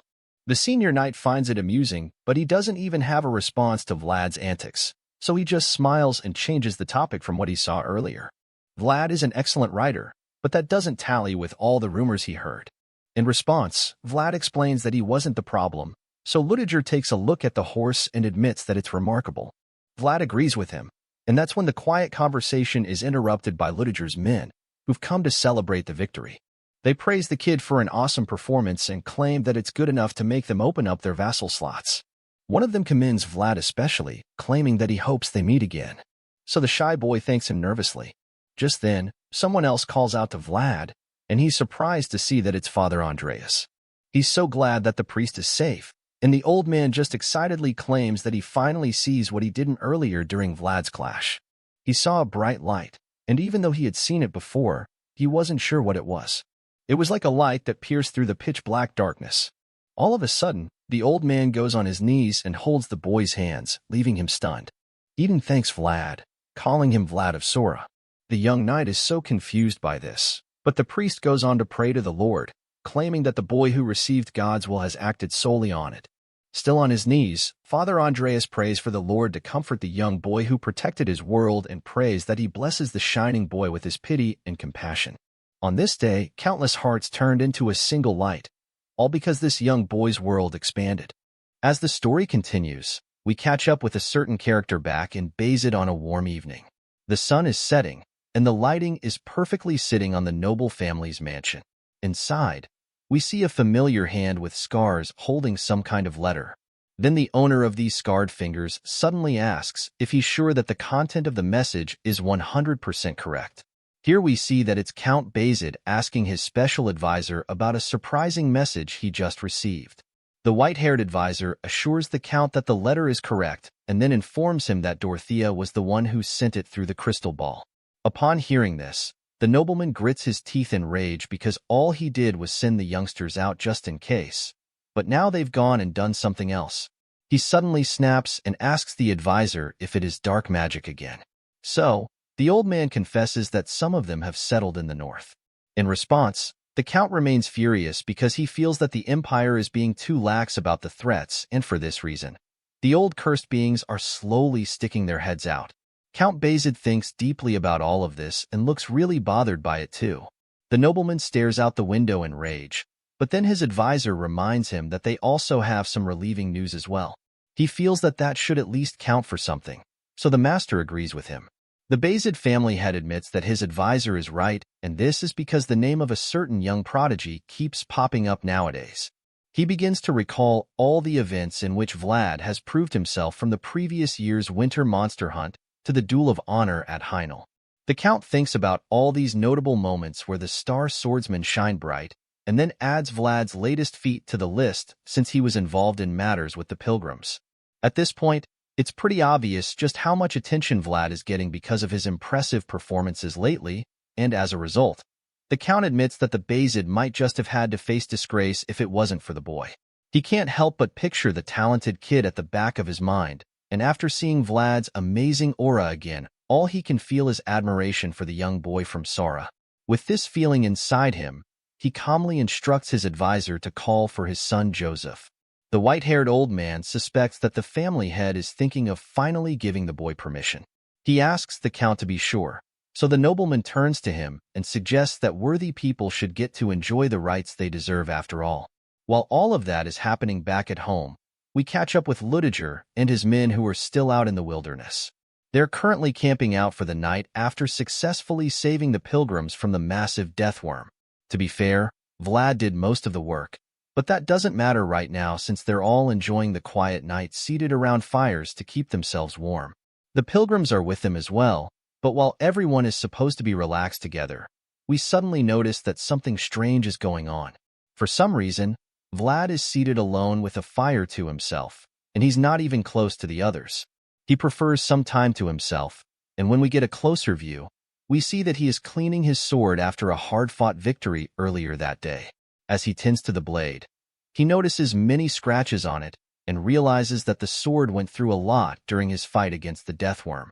He didn't expect that the blade would suffer such damage, and while he's still thinking about this, Sir Ludiger appears behind him all of a sudden. The knight straight up asks him why he's acting pitiful all by himself, and the blue-eyed kid is surprised to hear the voice coming from over his shoulders. He turns around to look at the knight who's casually taking a seat beside him. Ludiger asks Vlad where his fat friend is, so the swordsman reveals that Dorothea had taken Porty away earlier because she needed him to do something for her. Upon hearing this, he asks Vlad where the priest is, and Vlad informs him that Father Andreas is currently hanging out with the pilgrims. This explains why he's currently sitting by himself, and the knight gets it immediately with a bottle of wine in hand. Sir Ludiger concludes that everyone is busy and sighs in pity for the lonely blondie. Feeling bad for the boy, he stretches out his hand and offers Vlad a sip from his bottle of wine. Vlad is shocked to see this, and he politely declines the offer by reminding the knight that he's currently polishing his sword. Before he can complete this excuse, Sir Ludiger calls him out on it. He already knows that the boy is trying to refuse his offer, so he reminds Vlad that he's saying no to him again. Ludiger goes for the guilt-tripping technique and reminds Vlad that he didn't take peanuts from him the first time. Besides that, Vlad also didn't pull him up when he asked for help to get up, and now he's crowned it all by rejecting his wine. Thinking about it now, the knight concludes that Vlad has rejected him each time he's reached out to him, so he fakes sadness and asks Vlad if Joseph told him to do all of that. Vlad knows exactly what game the knight is playing, so he's pissed because it would only lead to Master Joseph getting in trouble if word gets out that he refused the first son of the Bazid family more than once. With this in mind, he is forced to accept the wine. So he takes the bottle from Sir Ludiger and assures the manipulative knight that Joseph didn't put him up to anything. Upon receiving the bottle, Vlad is surprised to see that it's whiskey, and Ludiger notices the shock in his eyes, so he probably informs Vlad that this is the liquor of nobles. At this point, Vlad is a lot more relaxed than before, so it doesn't take him more than a moment to take a sip from the bottle. Vlad gulps it, thinking about how Ludiger and Joseph are certainly related. If he wasn't sure before, now he is certain that they're brothers because even though their personalities are different, they've got the same tastes. In the end, the boy from Sora enjoys the whiskey so much that he downs the whole thing, and while he's busy going bottoms up, the knight stares at his sword for a while. Looking at the blade, Ludiger suggests that Vlad has it checked properly when they get back home. This statement finally forces Vlad to drop the bottle. He wipes the excess off his face, feeling a little dumbfounded at first before informing the Bazid's first son that he visited the family's blacksmith a few days ago, who told him that the handle of the sword needs to be taken off. Ludiger finds this a little suspicious because he doesn't understand why they need to take off a perfectly fine handle from a sword. In response, Vlad explains that the blacksmith said the handle was attached to the blade recklessly. Because of this, he either has to find the person who made the sword or he'll have to take the handle off completely. With his bottle of whiskey back with him, Sir Ludiger just teases Vlad, suggesting that the owner of the sword is as reckless as the blade itself. He says this while gulping down his liquor, but then suddenly stops drinking when Vlad informs him that he's not going to take the handle off. The knight is pretty confused when he hears this, so Vlad explains that he can't do it because he doesn't want to lose the sword. Vlad begins to remember the people back in Sora, like the old blacksmith who made the sword and his red-haired best friend. The boy lifts the sword, claiming that it holds so much within that he can't let go of it, and this leaves Sir Ludiger speechless for a brief moment. He stares at the boy in awe and then finally regains enough consciousness to keep trying to persuade him. The knight reminds Vlad that he still needs to repair the sword even if he doesn't want to lose the memories, especially since it's already starting to look pretty dodgy already. In response, Vlad agrees with him and then insists that it's the exact reason why he has to travel back home in search of the person who made the sword in the first place. Upon hearing this, Ludiger asks the boy where this mysterious blacksmith is, but Vlad is reluctant to admit it at first. Vlad keeps his mouth shut after hearing the question, but then again, he decides to reveal that the person who made the sword isn't Sora. The knight isn't too surprised to hear this. It makes a lot of sense to him because he's heard Vlad call himself Lad of Sora several times. Ludiger teases Vlad, but deep down, he knows that the boy is a special talent from The Shining, best known as Vlad of Sora. The senior brother thinks about the name and can't help but admit what a fitting nickname to him. This is just the perfect title for the future swordmaster because earlier on the battlefield, he shot the brightest.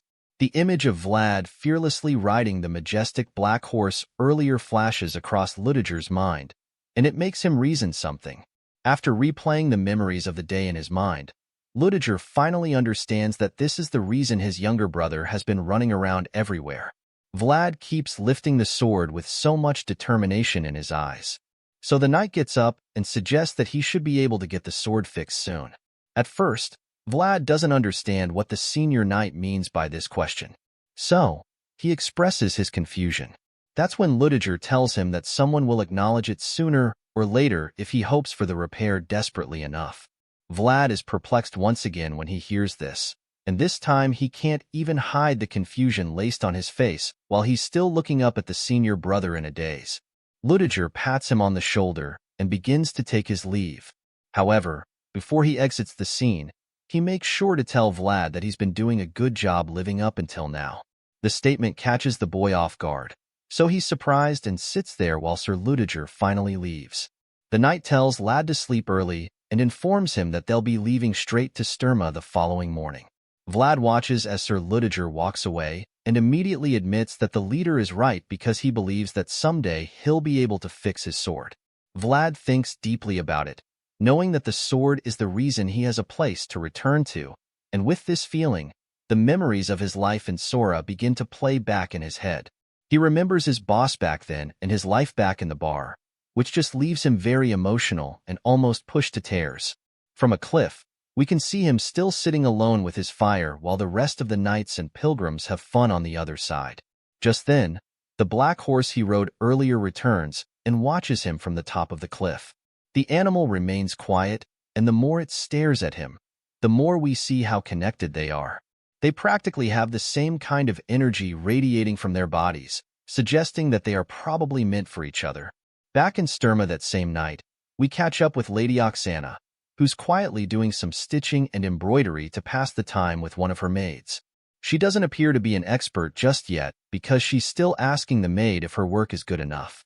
The young girl commends her stitching skills, claiming that the Countess's work is identical to the drawing they're trying to replicate. In excitement, she also shows Lady Alicia the book, so the Countess asks if she can move on to the next crest. She picks it up, and the little girl gladly shows her the next drawing she's supposed to work on, but she quickly picks up the needle and thread to start stitching, claiming that she doesn't even need to see the drawing. This next symbol is very familiar to her and vividly engraved into her mind, so she begins effortlessly, even though it's her first time making it. Lady Alicia reveals that she and her siblings only watched their mother do it and never actually tried it. In response, the maid suggests that the Countess watching her mother makes it even more precious, to which the lady admits. The nobleman claims that it's precious and suggests that the art is a tradition that's now gradually being forgotten by the people. She thinks about the knights of these days who were raised so preciously and feels that they're not even worthy to lift the flag that belongs solely to them and no one else. Speaking of the knights, the scene changes to the next morning when we see that Ludiger and his men are already prepared to begin their journey to Sturma. As usual, the red-capped son of the Bazid family leads the way, and as they set out, one of his men calls his attention to a marvelous sight. The guy is so amazed, claiming that he's never seen anything like it in his life. So, Sir Ludiger turns around to see the huge herd of wild horses running nearby. The horses are running side by side with the knights and the pilgrims, so the guy is stunned since he would never have imagined something like that would happen. Seeing all of this, Sir Ludiger calmly admits that it's a rare sight indeed and suggests that it might be the first and the last time it's ever going to happen. As the herd slowly departs from them, the red-capped leader glances back at Vlad with a mischievous look on his face. Vlad is back to life without a horse, and so he's stuck inside the carriage while the rest of the knights ride their horses like real men. He seems pretty bummed about it, and Ludiger notices it because he believes that Vlad and the black horse must have been special like no one else to each other during their short encounter. Now it's all over, so they have to return to their lives without each other, and Vlad is taking it a lot harder than the wild horse. He's thinking the same thing as Sir Ludiger, and he looks out the carriage with a long face, knowing that it's now time for him and the amazing stallion to part ways. The powerful horse blazes through the plains, and Vlad tries to contain the pain he's feeling because he knows that he has a purpose to fulfill. Besides that, the horse also must lead its herd, so it really can't work out between them. All of a sudden, the horse stops in its tracks as it reaches the edge of a high cliff. It's forced to stop following the knights and their convoy, so it gets on its hind legs and makes an iconic stance for Vlad to remember. At this point, it's clear that this is goodbye for the two of them, and Vlad already knows that this is it, the last time they'll see each other. Tears fill his eyes as he looks at the horse one last time because he knows that they can only be together up until this moment. It's pretty heartbreaking to watch him say goodbye to the animal, but while he's still in his feelings, Father Andreas pops out of nowhere, telling him not to feel too sad about it. In response, Vlad pretends that he was only saying goodbye for the sake of it, but the old priest already knows that it's not the case, so he bursts into laughter and suggests that it's indeed difficult for humans to be truthful most of the time. To the old man, their lives are like a cycle of highs and goodbyes. The goodbyes bring one to tears, while the highs come as happiness.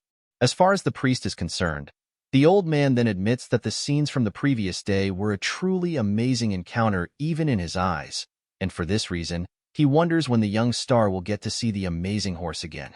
As sad as everything looks, Father Andreas doesn't believe that this is the last time that Vlad will see the stallion, because he knows that the depth of connection isn't just decided simply by the time spent together. Hearing all of this, Vlad cheers up, knowing that the priest is right. A smile creeps up on his face once again as he realizes that they'll get to see each other again someday. He's sure of it. With this new sense of belief, Vlad is ready to leave the horse behind for now, and as his traveling party goes farther into the distance, the black stallion just keeps watching. Later that night, a storm rocks Sturma in the house of Bazid. It seems to be having it rough with lightning and thunder all over the mansion. The Count sits in his office looking frustrated, but it's not exactly because of the storm. He's received some troubling news about the fall of Count Ravnoma, so he's still trying to come to terms with the whole thing. He covers his face like the most frustrated person ever and listens to his advisor, who confirms that they just received the urgent news. The nobleman already knew that the West's activity had been strange for a while now, but he never expected that it would end up like this. So it makes him wonder how and when Count Gator's house even acquired such strength. The houses of the West allied with Gator as the center of the plan. So now it seems that even Ravnoma, the true leader of the West, got defeated by being outnumbered. He didn't stand a chance since he didn't have enough people on his side for the battle. Now that things have gotten this bad, Count Bazid finds it surprising that the royal family hasn't done anything about it. In response, the advisor claims that they can't usually find out anything about matters that concern the center. The frustrated ruler gets up from his chair with this realization and thinks about how the North has a stronger color than any other region because it was free from the royal family's influence thanks to the unshakable wall built around it. Consequently, they were ignorant of the happenings around them, so it led to the fall of a Count family. Bazid can't believe that a guardian of the Pact family would fall so easily, and because of this, he feels that the rules and traditions of the past have become meaningless thanks to the new holders of power. The nobleman fears that these are turbulent times, and his advisor agrees, claiming that the empire should know where to draw the line. Count Bazid is afraid that the fall of Count Roma's family is a sign of a new age, and as he looks out the window, he realizes that there's more trouble to handle. It turns out that the so-called pilgrims are actually refugees from Ravnoma, and now they've come to Sturma with the old pact. Elsewhere, Vlad discovers what happened, and he's torn because he doesn't know what to do next. Helping pilgrims was meant to be a good thing, but now he's helped Ludiger, and he knows that Joseph won't be happy about it. He can already imagine Sir Jaeger's face, so he's sure that the green-eyed knight might even beat him to death this time around. Well, it's not like he can do anything to change his fate, so he knocks on Mr. Joseph's door. The young master asks him to come in and informs him that he's a day early. Joseph is strangely calm and claims that he's heard a little about what happened. He asks Vlad if he's hurt, and Vlad explains that he's fine, but the young master still advises him to take care of himself, which he agrees to do. The blondie is quite confused because it looks like everything is all right. Joseph looks normal, but upon closer inspection of his face, Vlad realizes that he's screwed because the hidden frown becomes more visible by the second. Joseph starts talking about Sora, claiming that he doesn't know much about the back alley there but reveals what he heard about a conflict and asks Vlad if it's true. He's surprised to be asked such questions but suggests that it's true, and then Joseph asks him if he can't send a letter back to Sora, which baffles Vlad some more. When Vlad asks what he means, Joseph finally talks about Gamina, calling her the boy's lover on the continent, but the swordsman clarifies that they're friends. Joseph claims that he's known all along and suggests that Vlad can't send letters back home because he's afraid of people they're getting hurt. The young master claims that he would like to solve that problem but points out how much effort is required. He suggests that the man named One-Eyed Jack is valuable, and Vlad confirms because he knows that Moneybug has formed connections with the most powerful people in Sora. Suddenly, Joseph starts talking about how much Vlad has gone through for him and suggests repaying him accordingly as per their promise to each other. Vlad is confused, so Joseph shows him the flag that represents a knight's honor. In old times, knights went around carrying flags like this, and the young master was bummed that he could never possess one for this reason. He resolved to have a knight who could, and now Vlad has checked all the boxes. Joseph believes that Vlad is a knight worthy of carrying his flag and promises that the Bayezid family will give him their full support. After all, he's the man who received Lady Alicia's name and also a vassal of the Bayezid family. As such, Joseph wants him to raise his head with pride under his flag and return to his hometown with it. The young master wants Vlad to go slash the worthless people binding him, so he can find his true freedom and then come back to him. Sir Jaeger gives his approval in silence, and after seeing this, the young boy from Sora is deeply touched. Vlad thinks about all he's been through to get to this moment, from the unadorned sword given to him by the girl and the old man to the identity token given to him by the priests. He was even given the handkerchief with the noble lady's name on it, and now he's been presented with his very own flag with the family's crests on it. All of these would go on to form the boy's roots, and all of these were the boy's accomplishments as well. Vlad is so honored when he thinks about all of this, so he gets on one knee like a true knight, and with tears running down his face, he promises to do as his young lord commands. The story continues with a scene in the Count's throne room. We see Father Andreas standing in front of a huge chest with chains tied all over it. Behind him in the huge crate, the pilgrims are all on one knee to show their respects to the nobleman. The leader of the Bayezid family stares at the chest wrapped with chains and is surprised to see that it's proof of the pact. By this time, the box is glowing with a menacing red aura, making it pretty obvious that whatever is in there isn't exactly a friendly object. The Count is reluctant to accept the reality, but when he finally asks if it's the proof of the pact, the old priest quickly confirms it, revealing that the dragon's fragment is even inside the chest. Within the mysterious box lies a fragment of the prime dragon of perfection, a massive dragon with scales like gold. The magnificent beast was taken down by the founding king, and Father Andrea made sure to remind the nobleman of all of this. Count Bayezid's interest is piqued, and he just hums in response, not knowing exactly what to say. It's a dumbfounding piece of information, and for that, such a rare item is in a chest sitting in the center of his throne room. He's just left speechless. Seeing the reaction, the elderly priest apologizes in advance because he's about to deliver even more shocking news. With a bow, Father Andreas informs the nobleman that Count Ravnoma's family was the only one in the West who could protect the pact. Hearing this alone, Count Bayezid figures out what's going on. So he reveals that he understands clearly. The leader of the Bayezid family already knows that the old priest is asking for assistance now that Count Roma's family has been defeated, so he immediately promises to give the pilgrims his aid. The nobleman is determined to assist them and vows to help them move the proof of the pact as safely as possible to the best of his abilities. He also knows that they're probably really tired after quite a tedious journey, so he kindly asks them to make themselves comfortable in his mansion. The Count claims that he would even like them to stay as his guests until the preparations are done. Upon hearing all of this, the gentle priest thanks the Count, and with all of that out of the way, the pilgrims get right to business.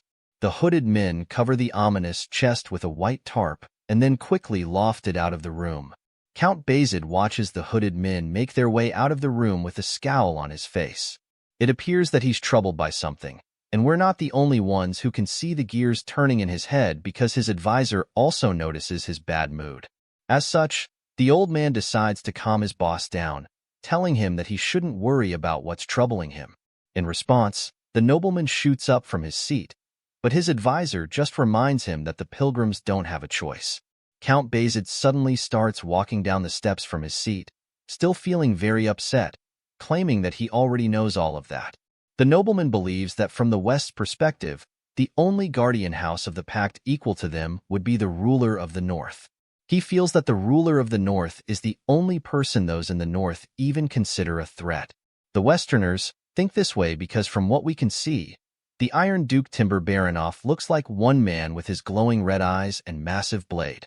There's no doubt that the ruler of the North is a formidable force. Count Bayezid keeps bothering himself with this feeling, and even though he knows that there's really nothing he can do about the situation, he can't help but think about it because it's currently a burden that refuses to get off his shoulders. The nobleman zones out as he stares out the window, thinking far and wide, But then he's suddenly drawn back to reality when he sees something very shocking on the other side. The Count's eyes pop out in disbelief when he sees a familiar flag, and then he admits that he hasn't seen it in a very long time. The advisor hears him thinking out loud, so he curiously asks what the matter is, and then quickly goes to have a look for himself. Looking out the window, the white-haired advisor realizes what is making the Count so intrigued, and he too is quite taken aback by the sight. So much so that he also admits that he hasn't seen that flag in a long time. We finally get to see the structure keeping the two old men glued to the window, and it turns out to be the crest that Lady Oksana was sewing earlier. It's the flag that she made for Vlad, and as the Count watches the waving flag on the moving carriage, he feels that the kid should have at least rested a while before setting off again. The advisor also sees Vlad leaving and suggests that perhaps the boy couldn't just help himself. He's a knight after all, and with this in mind, Count Bazid totally gets it, claiming that he wouldn't be able to control himself either. He completely understands what it feels like to be a knight who is his own master. Vlad is now regarded as a knight banneret, and that's a really cool feat in knighthood. Count Bazid keeps staring at the kid with admiration, and because of this, he's completely in support of the journey. He's proud to have such a person flying his flag, and so he wants the boy to go back to his hometown. He wants Vlad to do what is his rightful duty. The scene suddenly shifts from the vibrant city of Sturma, and then we're taken back to the dark and terrifying slums in the back alleys of Sora. There, a swarm of lifers is outside waiting for a very famous hooker. The lady is in high demand because all the men can't wait for her to come out. They yell outside her chamber shamelessly, claiming that it's their turn to get played with by her. This kind of argument usually gets settled when the highest bidder steps up, because they all feel that the person with the most money should have the lady first. One of the men suddenly yells out for the lady to pour him a drink, and we finally get to see that this mysterious hotcake is Marcella. She completely ignores the barking scumbags outside and carefully puts on her makeup. While she wears her lipstick slowly, someone else inside her room complains about how the men outside are making a fuss like grunting pigs. The mysterious boss is fed up with the noise, so he'd really like Marcella to quickly go out there and entertain them if she's done with her makeup. Just then, we're introduced to the boss who looks like a mean old witch from a cartoon. The pimp reminds Marcella that she has to serve as many people as she can because that's the only way she can pay up her debt, and she says this with a very mischievous look on her face. She enjoys seeing Marcella get played with by different kinds of dirtbags, especially since she gets paid for it. The highly demanded lady just glares at the old woman, probably wishing she could squeeze the life out of her with just her eyes. The fearless old hag is a tough nut as well because she just scowls at Marcella in response. An intense staring contest ensues, but it comes to an end when the mean old lady suddenly grabs Marcella's face. She holds up the young woman's face and makes her look into the mirror. It turns out that the old witch wants to see how long Marcella can keep up her confident act. As far as she's concerned, they've got a lot of time, and as such, she believes that Marcella is going to be stuck with her even when her body starts rotting. Hearing such a thing would make you wonder just how much the girl owes this old hag. Marcella looks like she's about to break at this point. But then all of a sudden, the look of fear completely disappears from her face, and her confident demeanor returns in a flash. With a very unfazed and bombastic side-eye, she looks over at her boss and taunts her by telling her to have a long life. The old is shocked by Marcelle's confidence, so it even makes her quite worried. She's really confused and disappointed that the young lady is still her confident self even after she's been stepping on her all this time. Seeing that Marcella isn't going to break anytime soon, she gives up her attempts to intimidate her and just walks away. On her way out of the room, she just tells the young lady to hurry up and go out. Once the old hag is out of the scene, Marcella reveals what's going on in her mind.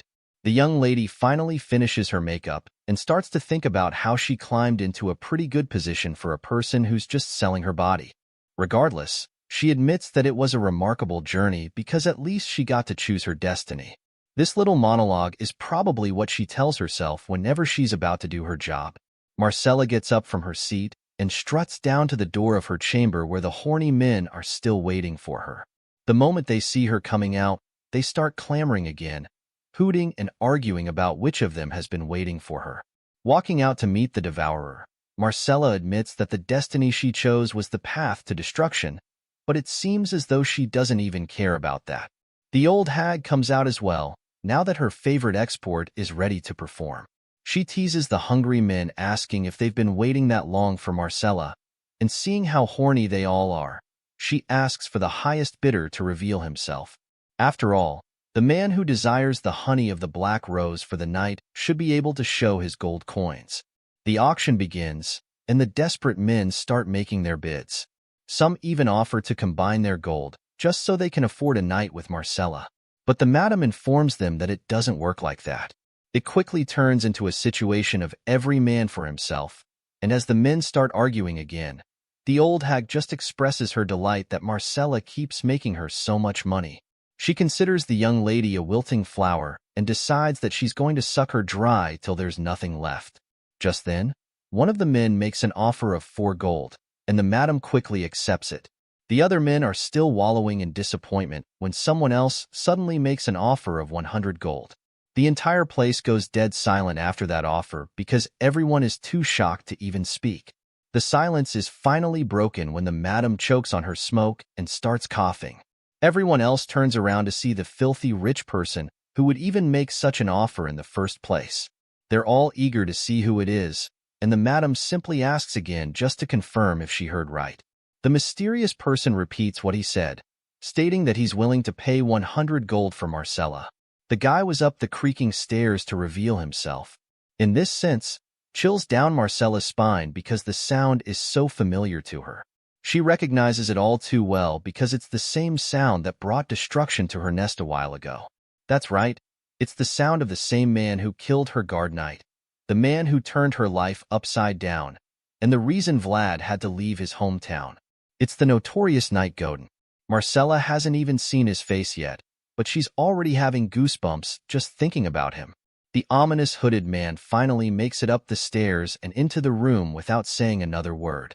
All the people in the room are still overwhelmed by his offer so much, so that the old lady asks him once again if he said he is going to pay 100 gold. She still can't believe anyone would make such an offer, so she just keeps asking him to be sure. Well, he's probably tired of repeating himself, so he just ignores her and makes his way through the crowd to where the terrified Marcella is waiting for the inevitable. As if the other men weren't already intimidated enough, now they can see just how menacing he looks. They all admit that his aura is no joke, but as curious as they are, none of them can even dare say a word to him. The hooded man finally reaches the counter and then asks the ladies if he can order something from there. Hearing this, the old lady assumes that he can easily pay around 10 gold, even if his 100 gold offer was a bluff. She quickly brings out the menu to serve him, but he stops her, telling her that there's no need for the menu at all. In a shocking twist, we suddenly find out that the person under the hood isn't the mercenary Godin. The hooded man declines the old lady's offer, claiming that he's always missed a particular dish even after he left the town a while ago. It's been on his mind all the while he was away, so now that he's back, the first thing he orders is the grilled sausage and black pudding dish. The moment he makes this order, Marcella's eyes widen in shock as she realizes exactly who the man under the hood is. The dish is very familiar to her, so she already knows that there can only be one person in the world asking for it. It's none other than Vlad. Vlad takes off his hood, revealing his blonde hair as he makes his former master Jorge's usual order one more time. Marcella is speechless when she sees him after such a long time. Seeing all of this, she realizes that the gold offer didn't come from a filthy place of desire. The memories come flooding her mind as she remembers the child Jorge brought home. She remembers the color of his blonde hair because she bathed him when he was just a little boy. Marcella remembers it clearly, and while she's still finding it difficult to believe, Vlad simply assures her that he is back. Seeing this, she just covers her mouth to lower the sound of her soft sobs. She's pushed to tears just by looking at the young man she raised. Emotions fill the atmosphere as Vlad looks into her eyes. It's been a long time since they last saw each other, but the love between them hasn't dwindled even one bit. The kid smiles softly at her as they share a touching moment in silence. It's the kind of reunion you want to last for long, but it's suddenly cut short when Marcella realizes where they are. There's still a swarm of horny lowlives waiting around to sleep with her, so she's very sure that Vlad is now in danger. As such, she quickly wipes the tears off her face and whispers for him to get out of the pleasure house as quickly as he can. She already knows how wild the men can get, so she tells him to leave. Marcella secretly informs him that the place is being run by subordinates of the notorious One-Armed Jack, and she doesn't want that guy to find out that the blonde swordsman is back in town. She keeps whispering to him, and the old witch notices it, but she can't make any sense of what Marcella is telling him.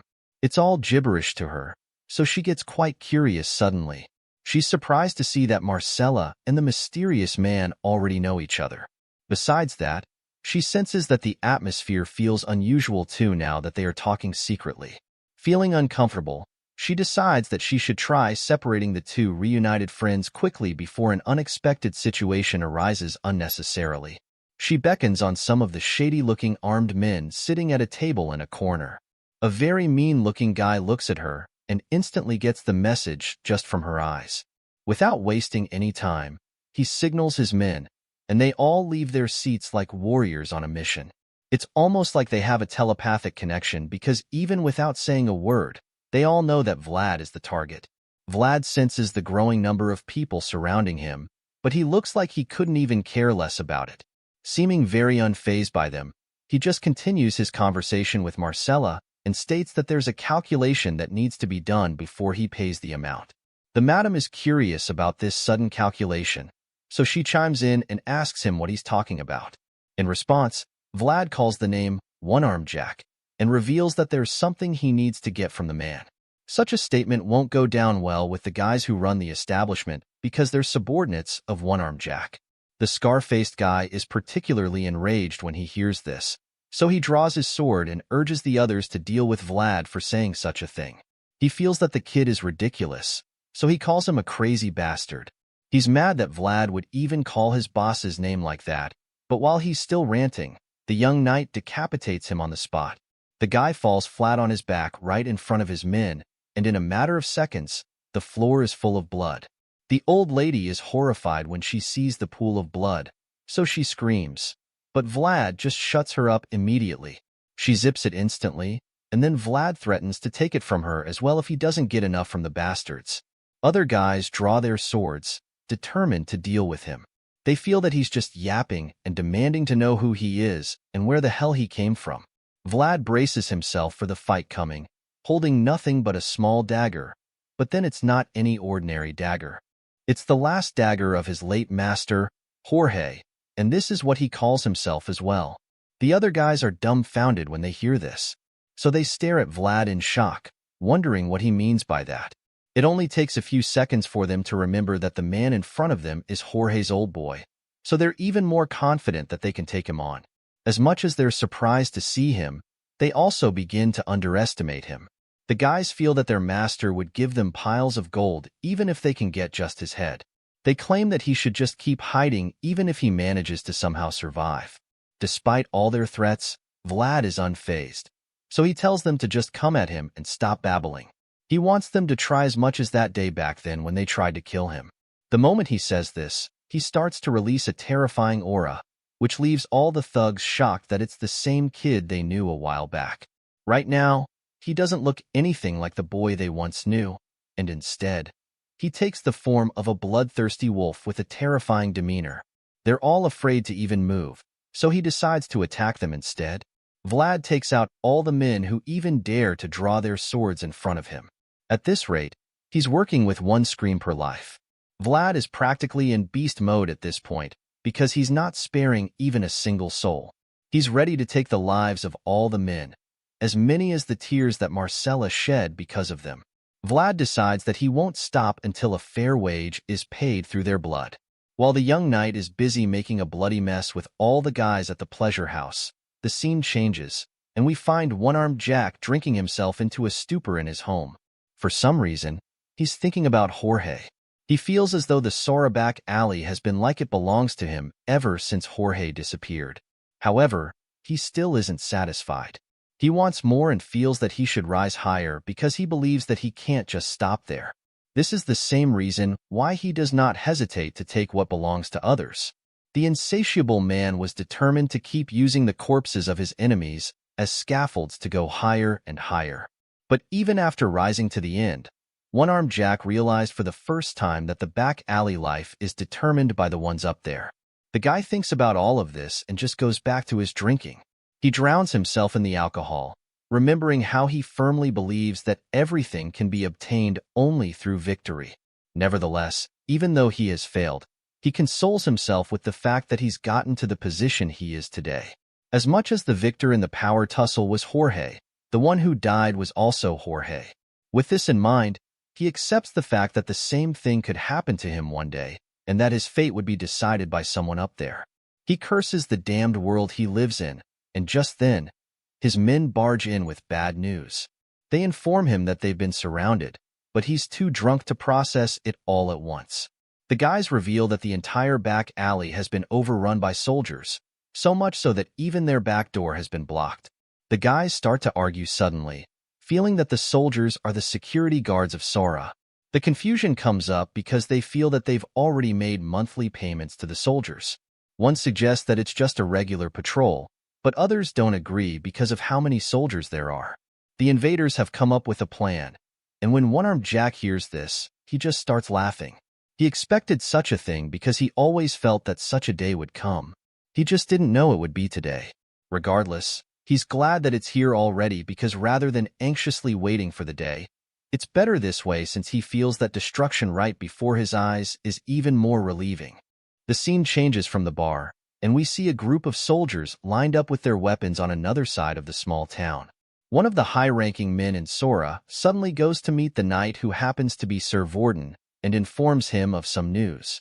He reveals that they've received orders confirming that the garrison's arrangement is complete. In response, the commander just asks the guy if the other alley is completely blockaded as well. The terrified man responds by confirming this, and he claims that they did their best to make sure of it. It turns out that this scared-looking man is the mayor of Sora. Unfortunately for him, the commander isn't convinced that he and the others did their best because he feels that if they did, the matter wouldn't have gotten as big as it did. The mayor is ashamed of himself, but all he can do is just stand there and hide his face while the soldier scolds him. The commander seems very upset that the count found out about what happened, so he makes it very clear to the mayor.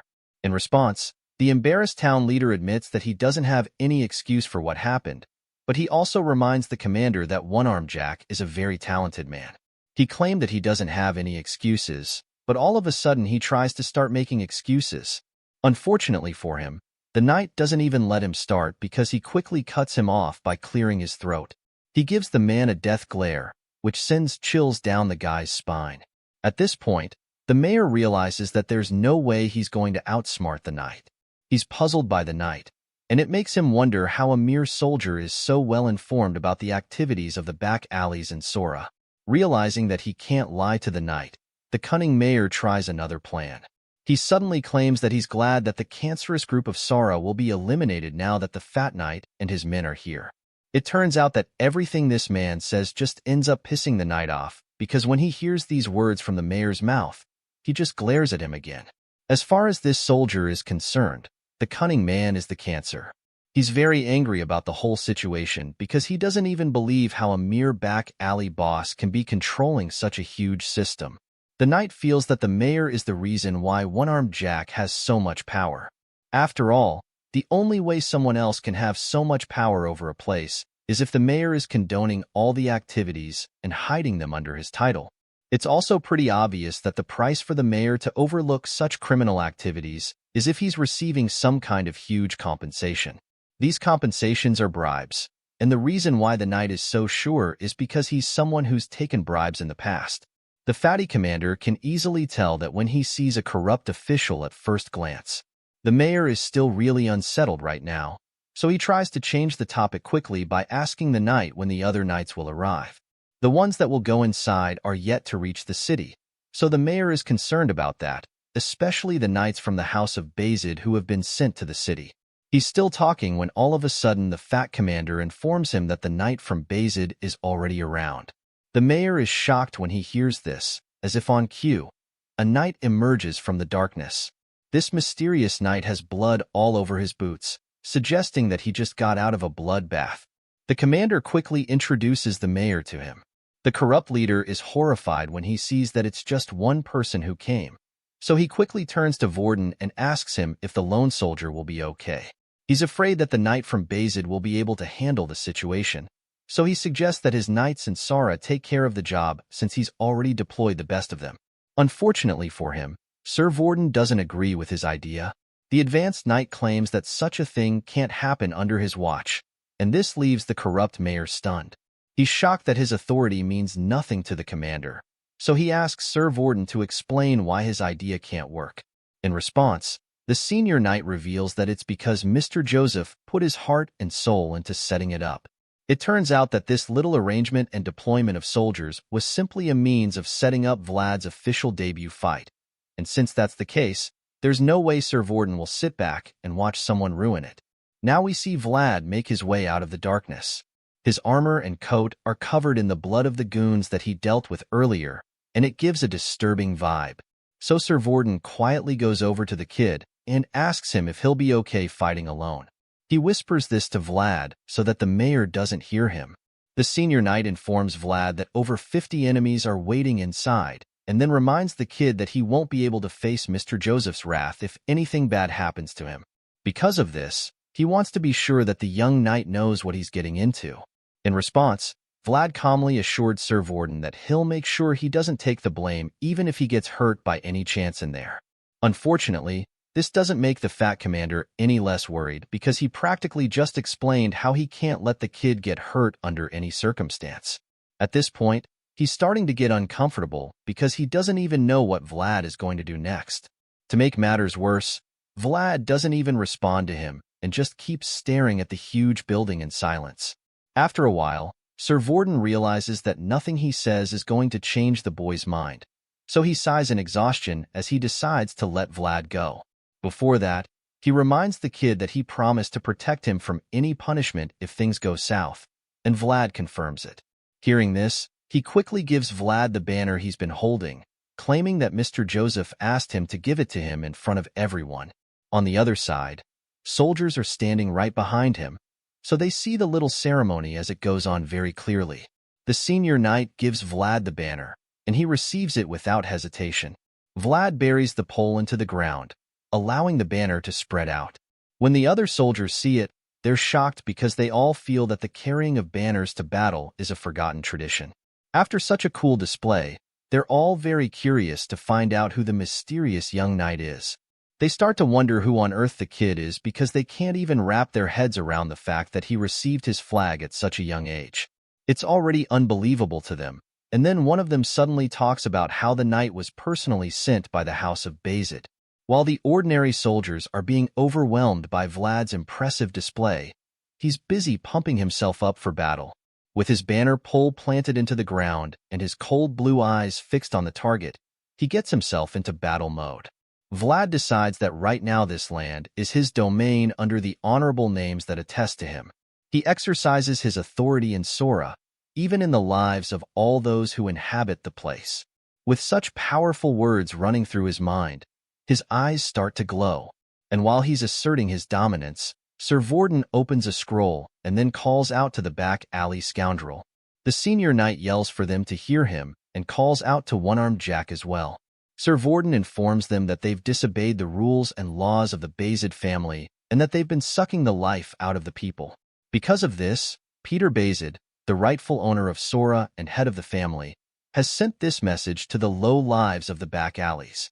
Sir Vorden reads the letter from his master, revealing that he has sent a proxy on his behalf because he can no longer stand the wickedness of the people in Sora. From the letter, Bayzid claims that all the rights Sir Vorden exercises are guaranteed by him and by the Church of Faith. As such, the commander angrily demands that One-Armed Jack and his henchmen come outside immediately. He demands that they open their doors in that instant so that they can allow the rightful proxy inside. With this command, the soldiers behind him start hitting their weapons on the ground to create a loud rumbling, just so that they can get the attention of One-Armed Jack and his men. They chant the based family name over and over again until it becomes too annoying for the scoundrels to ignore. The things get mad when they hear all the commotion, but the knights and soldiers don't stop making the noise. They chant about how God protects their proxy and express their confidence, believing that they will kill one-armed Jack. While they're saying all of this, outside the big boss sits in his chair and quietly drinks yet another bottle of alcohol. Back outside, the chants continue, and Vlad waits patiently for the criminals to reveal themselves. Sir Vorden finishes reading the Count's letter from the scroll and informs Vlad that he now has the justification and the people on his side, unlike before when they weren't even sure he could handle the situation. Since that's the case now, the senior knights tell Vlad that he can let it all out without hesitation. Once Vlad receives the permission to go into beast mode, he thanks Vorden and gets right down to business. Vlad unsheathes his glowing sword before marching down to the door of the house. As he makes his way there, the fat commander reminds him to be careful. At this time, the voice in his head comes up again. The voice is sure that one-armed Jack must be preparing already, so he advises Vlad to expand his vision because he knows that the big bad boss is going to come for Vlad's life from all directions. Hearing this, Vlad mentally prepares himself for the fight ahead, and the voice also assures him that the battle will be different from all the others he's been in before. The voice gives him a little pep talk, claiming that one of the basics of battle is to take the initiative. He advises Vlad to make a fancy start to the fight, and so the blonde swordsman begins to channel all the power he can muster into the blade. Several thoughts rush through Vlad's mind as he prepares to face the notorious one-armed Jack all by himself. He remembers the day that Jorge died, and begins to feel that maybe his boss would have still been alive if he never called Godin. Even before that, he wonders if Jorge would still be alive if one-armed Jack never threatened him in the first place. He feels that he wouldn't have needed to call God in if that never happened. The many ifs and maybes continue to haunt our young heroes. So because of this, he feels that there's only one solution. In the end, Vlad decides that he must kill one-armed Jack because that's the only way he can be just a little free from the guilt that constantly haunts him. With this in mind, Vlad charges at the big bad boss with his glowing eyes and sword. Vlad lands the first powerful strike, and the locked door comes crumbling down in an instant. All the goons who were guarding the place were sent flying all over the place. The blast from the strike leaves the place in a mess. When Vlad finally enters the building, all the goons are injured and disoriented. Vlad realizes that one-armed Jack's world is eating into his own, so he concludes that this is the reason he must put an end to this right now. This is the only way he can cut off the messy connection and move forward. Vlad marches into the place and then introduces himself to the goons, informing them that he's the one and only Vlad of Sora. The blonde swordsman claims that he's here to end their quarrel. He holds his blade and stands in front of the enemies, waiting to see their next move. But none of them even moves a muscle. They wait in silence. So when Vlad sees this, he points his sword to the big bad boss and calls out to him. He raises his glowing sword, informing one-armed Jack that he's back in Sora and he's back for revenge. Vlad yells out several times before the one-armed mafia boss finally decides to respond. He sits in his chair and listens carefully to the voice, only to discover that it's familiar. With this in mind, he finally gets up from his chair and slowly straightens himself up as a burst of sinister laughter erupts from his lungs. He's already recognized Vlad's voice, so now that he knows that his opponent is a kid, his confidence goes off the roof. He finds it amusing that the blonde boy from the back alleys is the rightful proxy that has been sent to get his head. Not surprisingly, he's heard a lot about Vlad's amazing feats, but it doesn't make him any less confident that he can defeat Vlad. One-armed Jack realizes that the rising star is the one knocking on his door, and so it makes him very excited because he relishes the challenge. While the big bad boss finds the whole situation to be some kind of easy game, Vlad is very determined to prove the one-armed villain wrong. He fixes his gaze up into the house and waits patiently for his opponent to reveal himself. It appears that the boss's overconfidence rubs off on the goons all of a sudden, because they instantly get the courage to fight their adversary.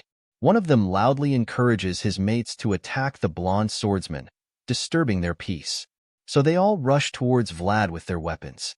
The men charge at Vlad bravely, feeling that they've got the upper hand, and Vlad doesn't hold back either. He equally throws himself at them with his trusty sword in hand. Vlad overwhelms them with his speed and strength.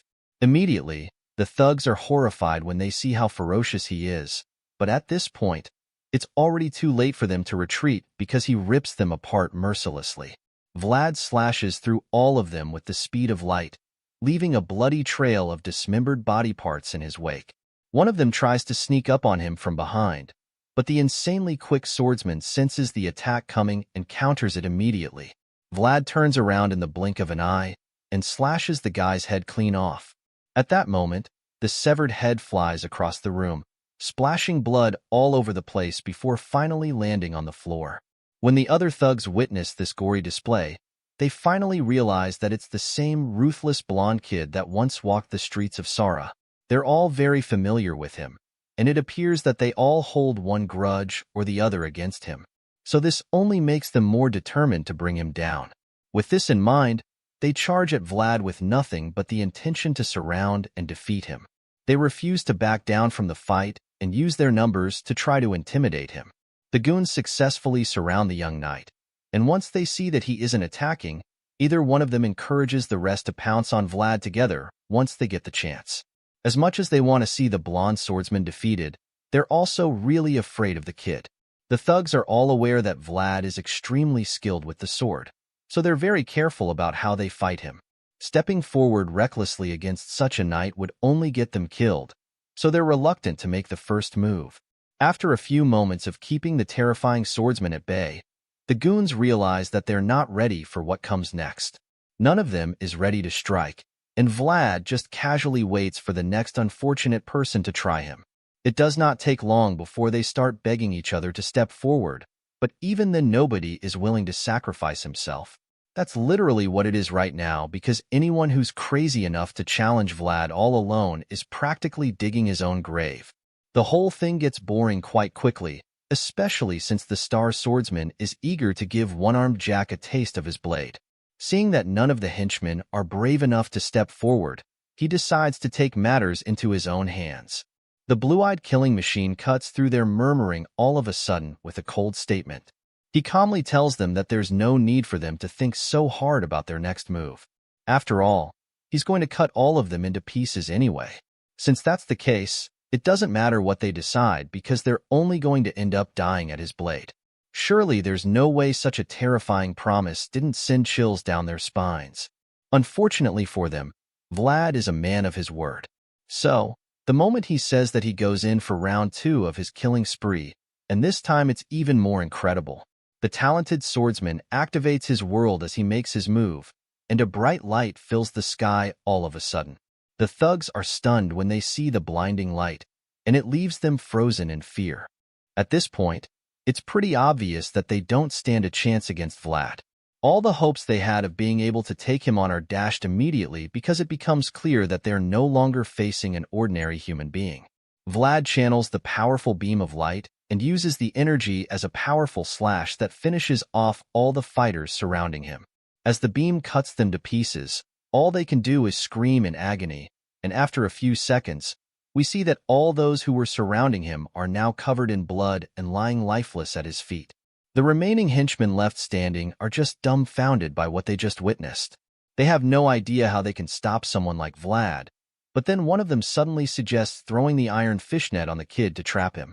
They get right to it, and in the blink of an eye, Vlad sees that a huge fishnet is being thrown at him. Without wasting a second, he runs out of the way to evade it, so the henchmen decide that they'll just throw everything they can find at him. Unfortunately for them, Vlad is way too fast for their plan to work. He dashes out of sight all of a sudden, but someone finds him hiding behind a pillar. Determined to catch the invader, they work together to block the exits. Those on the lower floor try to force Vlad upstairs so that the ones there can ambush him with all the blades at their disposal. Vlad hears the plan, so he figures that it would be too reckless to pass through the second wave of fighters head-on. Seeing the dangers ahead, he tries to be careful, but they taunt him and challenge him to come at them if he's confident. Thankfully, the young knight is a lot smarter than to fall for that, so he decides to stop using aura against them. Just then, he spots a rope tied to a pole and recalls how Zeina always complained about it. Seeing how heavy the curtains that are tied to it are, he comes up with a plan to get above the henchmen waiting for him without actually having to fight them. Vlad cuts the rope and grabs it, allowing the force from the heavy curtains to carry him to the higher floors. He makes it to the first floor in the blink of an eye, so the other goons below rush upstairs.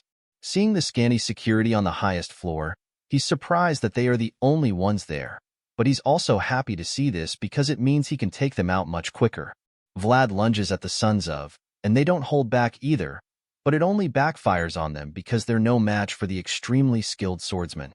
He stabs the first guy in the neck, and it just reminds him that the sword's blade is sharp beyond limits. To make matters worse for them, they're attacking him stupidly, so he just swats them like flies. They're so bad at fighting that he feels Sir Jagger's wooden sword is probably way more dangerous. After the little massacre, the star swordsman sighs in relief, feeling that he's done with that, but then he suddenly senses an attack coming at him. His insane senses and reflexes allow him to dodge the arrow shot at him in time, but this doesn't stop the archers from shooting at him even more. The other henchmen encourage them to keep shooting because they want to make sure that the knight doesn't reach the highest floor. The archers shoot everything they've got over and over. They release their arrows, but Vlad just runs toward them and jumps over the railings to reach them on the other side. While still in the air, he practically breaks some of the arrows shot at him before killing the archers with deadly slashes as fast as the speed of light. Vlad casually sighs after this like it's some easy chore. He admits that it was quite a hassle getting up there, and while the other goons are staring at him like some ghost, he just grabs a kettle and gulps down whatever is inside it. The henchmen are too terrified to say a word, so they just watch the bloody night with their jaws on the floor. Vlad quickly spits out the content of the kettle, suggesting that it's trash, before asking the remaining fighters how they want the next round to go. With a scary smile on his face, he explains that he has to keep going with the fight, especially since he's got to collect the rent for letting them stay in his house all this time. These words send some more chills down the spines of the thugs, and Vlad figures that they must have thought this place was their territory. Unfortunately for them, that was a fatal misjudgment on their part because this place is Vlad's nest. Elsewhere in the city that night, we see Vlad's old friend Harvin at the harbor, who somehow senses that One-Armed Jack has gone mad. The guy looks like he's so tired of the crime boss and his goons because he knows that even the thugs in the market don't cause as much trouble as they do. Looking frustrated in his office, Harvin tries to write a report but keeps getting distracted over and over again because he just can't stop feeling uneasy whenever he remembers that there's a crazy big bad nuisance on the loose in the city of Sora. He's so confused because he has no idea what he's even supposed to do at this point. One-Armed Jack intends to keep looting openly with the help of his henchmen, and this worried fellow is afraid that he won't be able to do anything to stop such a thing from happening. Still thinking about the crime boss, he finally stops writing and suddenly recalls how things got worse after Jorge's death. It turns out that One-Armed Jack became a different person after he died. Even though the notorious criminal leader used to suck the dead dry before that, he never went as far as he is doing now. Jorge's death gave One-Armed Jack the confidence to finally go out of control, so now he's making life miserable for debtors and pushing things to a dead end for them. With everything that's been going on, the worried young man concludes that he doesn't see any hope in the town if things continue like this. At this rate, it will take only a few months before the entire back alley economy begins to collapse for good. Thinking about all of this is frustrating and stressful, so it's no surprise when he finally admits that the situation is driving him crazy. You can't blame him, though, especially since he doesn't even know how the hell he's supposed to report that someone took away so much of their contraband in such a short time. He probably feels that it won't even sound believable by the time he's done writing it. So he's just stuck on that page with his pen in hand and his mind feeling troubled. While he's busy wallowing in frustration, someone suddenly barges into his office, informing him of some shocking news. Turns out that it's one of his men who just rushed in to let him know that the back alleys have been blocked up. The young man with short hair looks like he ran a mile to break the news because he's panting heavily and gasping for air. But Harvin isn't too concerned about that right now because he first of all wants to understand what the hell the kid is talking about. Right now, it doesn't make sense to him because he can't even comprehend how someone would block the back alleys. It sounds straight up impossible to him, so he asks the kid to explain himself. It's at this point that the breathless boy informs Harvin that some people from Sturma who came to Sora are the ones who caused the blockade. He also reveals that they came to catch One-Armed Jack, and then goes on to tell Harvin how all the guard soldiers of Sora have them surrounded from all sides while they're speaking. Hearing this news, he just gets even more exhausted than he was before. Harvin concludes that One-Armed Jack must have crossed the line this time because it's not every day that people from Sturma come looking for a criminal in a place as chaotic as Sora.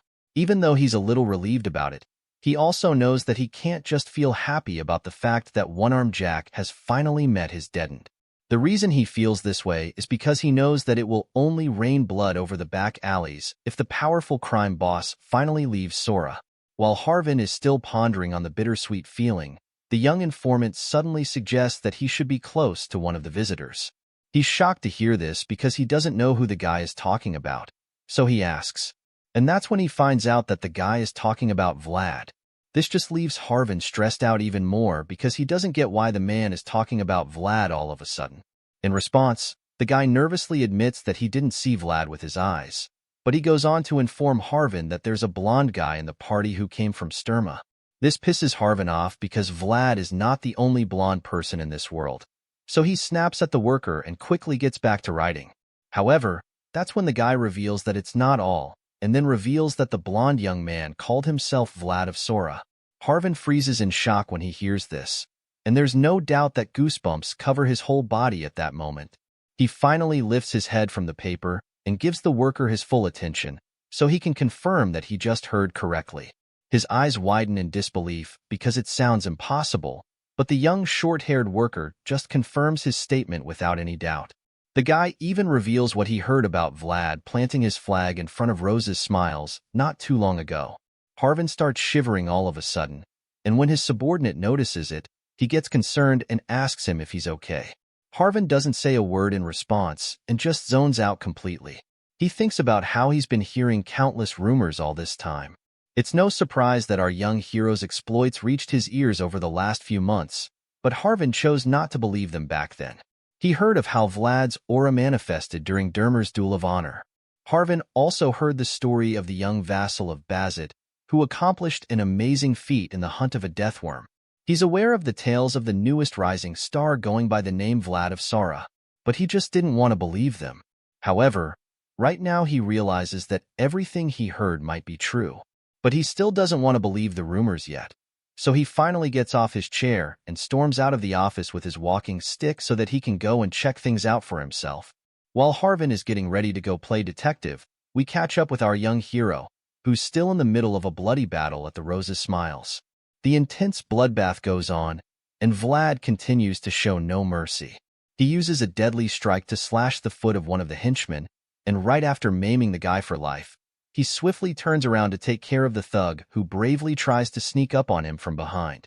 Vlad lands a devastating slash right to the guy's neck, taking him out in the process. But this ruthless display doesn't slow down the onslaught of attacks coming from all the other goons. They're still fearlessly running towards Vlad with nothing but the intention to kill him. But they don't stand a chance against him. Equally motivated, Vlad dashes forward with insane speed and charges at the incoming attackers so that he can slay them with a single slash. That's exactly what he does too, because before any of them can even figure out what's going on, he slashes them at the same time with the same slash and with the speed of light.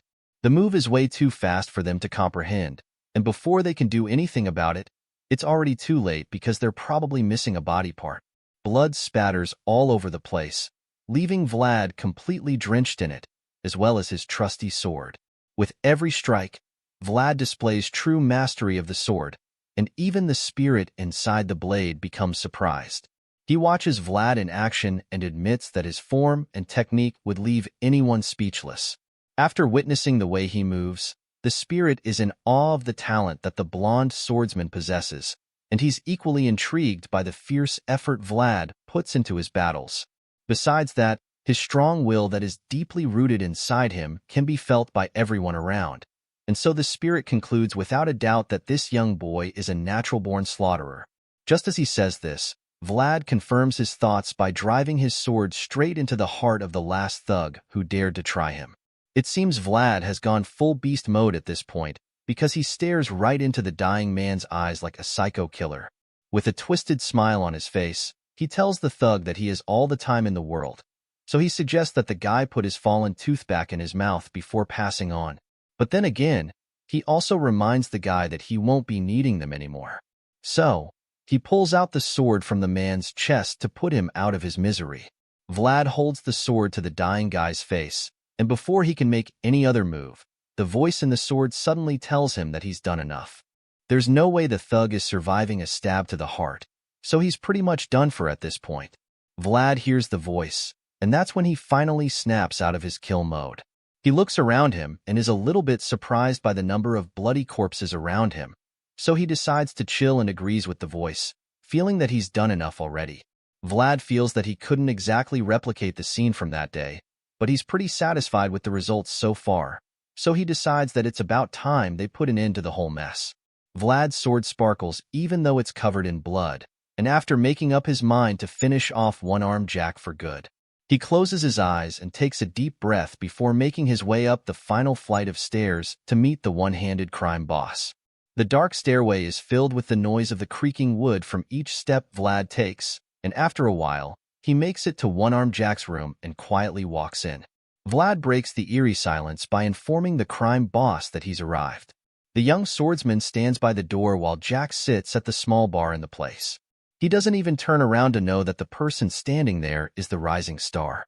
He welcomes the knight with his back still turned to him and then offers the kid a drink. He pushes a glass to the side and asks Vlad if he wants one, but when Vlad doesn't say a word, he simply concludes that the blonde swordsman is no fun. Looking into his glass, he ponders on the fact that the kid in front of him is Vlad of Sora. One-armed Jack reveals that he heard the rumors, but he admits that he didn't believe them back then. He gulps down the content of his glass and wishes that he brought Vlad in way earlier. Seeing the intruder in his place, the bad boss feels that he should tell his manager to beat the out of Vlad, but then again, he's well aware that it can't happen because he's very sure that the blonde kid has already killed the manager. One-armed Jack finally gets up and then starts laughing all of a sudden. He's glad that his manager got killed by someone he knows at least, so it's a lot less annoying than it should be. The crime boss admits that he kind of left Vlad on the back burner because he didn't want to deal with a kid. However, he's also a man who likes to make things certain, so now he feels that he has to finish the job. One-armed Jack suddenly reaches for his blade and unsheathes it. Now the big bad boss has got a hook and a blade pointed at Vlad, and when he sees this, he senses the messy connection again. Vlad feels that this is the reason why One-armed Jack's world is eating into his own. He can no longer sense that endless feeling of reverence he used to have for the one-handed crime boss back then. Now he's certain that the One-armed Jack's world is not capable of holding him, and with this feeling in mind, he lifts his sword and prepares to face his opponent head-on. Right before making the first move, Vlad informs the crime boss that he's about to strike. So, the big guy is excited to see what skills he has got under his sleeves. Vlad charges to attack, and as he dashes forward, he can't help but think about how the one-handed man's existence is like that of an enemy to him. Even though that's the case, he decides that he's going to give his all in this fight, just so he can treat the crime boss with respect one last time. Vlad goes in for the kill and makes the first powerful strike, which Jack blocks. He tries to increase the power behind his attack, and the big guy keeps resisting it. However, Vlad is just too strong for him, so it doesn't take long before he forces the crime boss back. The two men are pushed back by the impact generated by their strikes, and just when Jack thinks he's getting a breather, Vlad comes back at him hotter than the first time. Vlad puts everything he's got into the second strike, and shows no mercy to the old man because he knows that this is the way to show respect in the back alleys. It's their way, and so he refuses to hold back in this clash. Once again, Jack blocks the strike, but this time around it's just way too much for him to push back. The big man's knees begin to shake as he struggles to stay on his feet against the relentless knight. Eventually, his body gives in, and so he's forced to go down on his knees because he realizes that the kid is just stronger than him. At the same time, Vlad simply intensifies the strength behind his attack, determined to defeat the big bad boss because that's just how things work in the back alleys. They're brutal beyond bounds. One-armed Jack grunts and groans as he keeps struggling to hold the ferocious swordsman back. It looks like it's all over for the big crime boss because a look of fear washes over his face. Unfortunately for Vlad, that's not the case, because all of a sudden, the big guy summons enough energy to push him away. It's almost like Jack got possessed by a spirit that gave him a massive power boost, and even Vlad can't believe it when he gets shoved away. A terrifying look appears on Jack's face all of a sudden, and any slight sign of fear completely disappears from him. He raises his blade in an attempt to deliver a deadly strike. Thankfully, Vlad is quick enough to deflect the hit, so he blocks it and evades the next attack. One-Armed Jack admits that it's all shocking to him because he never imagined that the rising star who used to wield a wooden sword has changed so much beyond recognition. Seeing this, the crime boss concludes that Vlad surely had to be this good at least before even daring to come back to the back alleys. He admits that the kid's progress is truly admirable, but even though he's impressed, it doesn't mean that he's going to go easy on Vlad. It makes him want to go all out against the young swordsman. One-Armed Jack probably feels that he has a lot in common with our hero because it turns out that he also used to have a dream. It doesn't come as a surprise when this crazy old mafia boss reveals that he used to dream about having all those shiny stars in the sky for himself. Back when he was a kid, he wanted to hold the stars in his hands at all costs. He also knew that he needed a lot of strength if he wanted to achieve that. That was the only way he would be able to grab those sparkling stars that filled the night sky. But as time went on, he realized that he needed even more strength and even more blood on his hands to make this dream come true. One-Armed Jack reveals that he did everything in his power to achieve his dream because there was no boundary between good and evil in this chaotic place called Sora. The ruthless crime boss means that he had to kill more and more people to reach the level of power he wanted. Despite everything he did and all the people he killed to get this power, he didn't get the slightest bit close to touching those stars he so desired. It didn't make sense to him because he tried so much, and it yielded nothing. He still desired them even though the stars had lost their sparkle due to being covered by blood and greed. One-Armed Jack didn't mind because they were still his very own stars as far as he was concerned. The little flashback comes to an end, and we see the big bad boss being blinded by a bright light. It turns out that the source of this light is none other than Vlad. Vlad, he's about to unleash a powerful sword strike, and it's pretty obvious that it's an incoming attack. However, Jack is just too distracted by the light entering his eyes. The old man thinks about how much it would take to grab what shines and is bewildered by the fact that Vlad is swinging at him with a sword that's shining like a star. While he's still thinking about this, the powerful slash finally gets to him, and the next thing he sees is that his second hand has been severed. Vlad slices the arm off with ease and then goes in for the kill. As he attempts to land the finishing strike, everything around begins to glow brightly. His eyes and his blade shine like stars as the power from his aura looks like it is about to go into overdrive. At this point, Vlad looks like he's at the peak of his powers. Right after taking off Jack's remaining functioning hand, he tries to land a second hit, but then suddenly ceases the attack. The crime boss screams in agony as he sees his severed hand fall to the ground. He just keeps groaning while the young swordsman observes patiently. One-Armed Jack looks like he's about to start crying one moment, and the next thing we see is a completely different look. A sinister smile appears on his face, and he lets out a villainous laugh all of a sudden. Surprisingly, he doesn't go into shock because he's losing so much blood right about now. He just keeps laughing and then claims that Vlad's performance has been excellent. He's so impressed that he wishes Jorge could be alive to witness the young knight's display.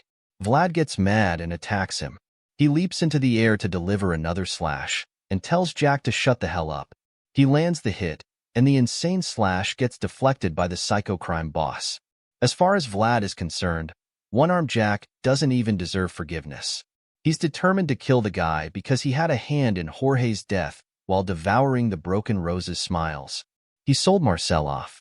After recalling all of these sins, Vlad concludes that Jack deserves a miserable death. With the desire for revenge and the rekindled feeling of grief in Vlad's heart, he goes in for the kill. He stabs Jack, and finally, it appears that he's got the job done when we see the big guy screaming in pain. Jack suddenly claims that this is a happy day. He feels they should throw a big party in Sora and celebrate because the day for Vlad to climb higher than him has finally come. Vlad just tells him to shut up right before driving his sword into the big guy's chest. A calm silence follows after this happens, and Jack simply admits that this is a much better way to go out than being crushed by a huge world like Jorge. Jack is glad that he meets his end at the hands of a young warrior trying to climb higher. Just then, the swordsman asks him if he has any last words, and that's when the psycho tells him that he did a great job. Jack also tells him to take some rest before he leaves Sora, but this just annoys Vlad, so he forcefully pulls out the sword from the big guy's gut just to make sure he bleeds to death. While struggling to stay on his feet, Jack claims that Vlad has done enough to finish the job. He admits that he's lived an evil life, but he doesn't regret it because it was fierce regardless. With his dying breath, he brags about what a great job he did even though he got taken out by a rising star.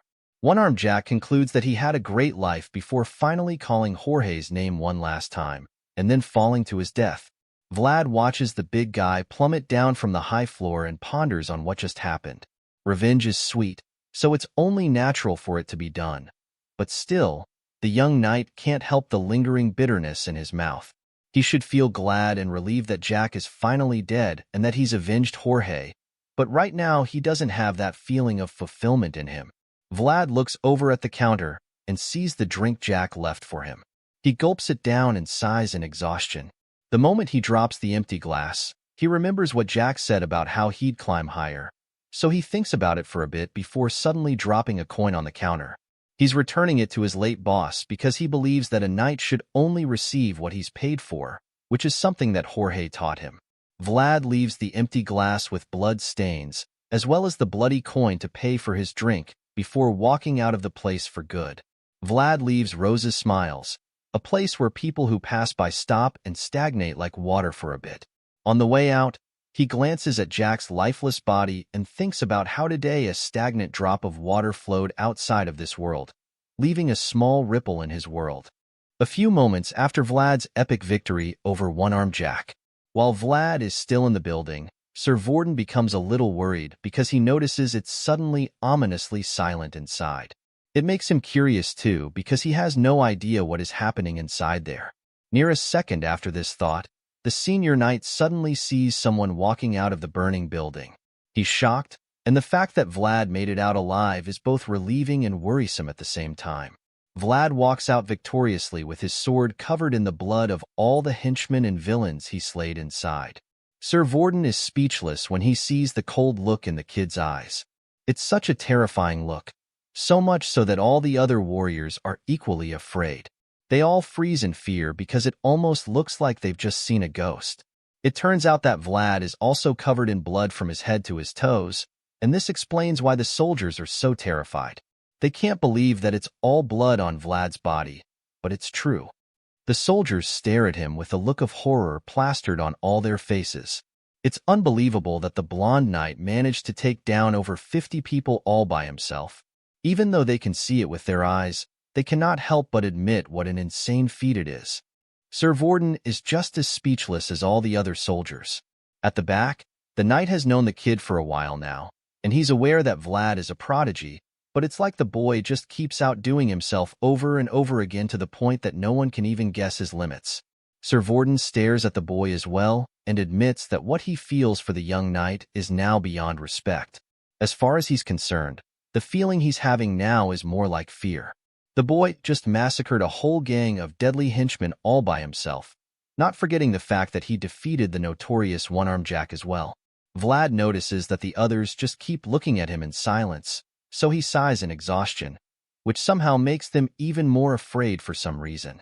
Realizing how terrified they are of him, he decides not to go near them, so in the blink of an eye, the blonde swordsman turns around and starts walking away from them. Sir Vorden is shocked by this, but he doesn't say anything. Vlad is a few steps from disappearing into the shadows again when someone finally summons the courage to speak up and then calls out to him. He turns around when he hears his name, and that's when he discovers that it's Harvin who called him. He calls Vlad again, which leaves the young knight very puzzled. The swordsman ponders it for a bit, and it's clear that he remembers the name, but he doesn't exactly believe that it's real. So he turns around only to see that the other soldiers are holding Harvin back. They can't let him through, and since he can't get to the terrifying knight, he decides to yell Vlad's name as loud as he can. Vlad finally sees Harvin and realizes that his old friend is there, and he's utterly shocked. Just then, Sir Vorden notices Vlad's expression, so he concludes that they both know each other, and then tells his soldiers to make way for Harvin. Without wasting a second, the soldiers clear the path and allow Harvin to pass. Vlad's old friend walks toward him with the aid of a walking stick, and Vlad just keeps staring at him. It's almost as if he still doesn't believe his eyes, and Harvin is equally left in shock when he sees how much the blonde boy has changed. Right now, Vlad looks like a shadow of his former self because of how dangerous he's become. So Harvin cautiously approaches him and asks him if he's okay. Ever since the kid walked in and out of One-Armed Jack's den, he's not been the same. It's been like a part of him died along with the henchman, but the moment he sees Harvin up close, all of that changes, and his expression brightens up a bit. He's so relieved to see that it's his old friend, which makes him let down his guard. Vlad suddenly drops his sword to the floor and smiles before falling.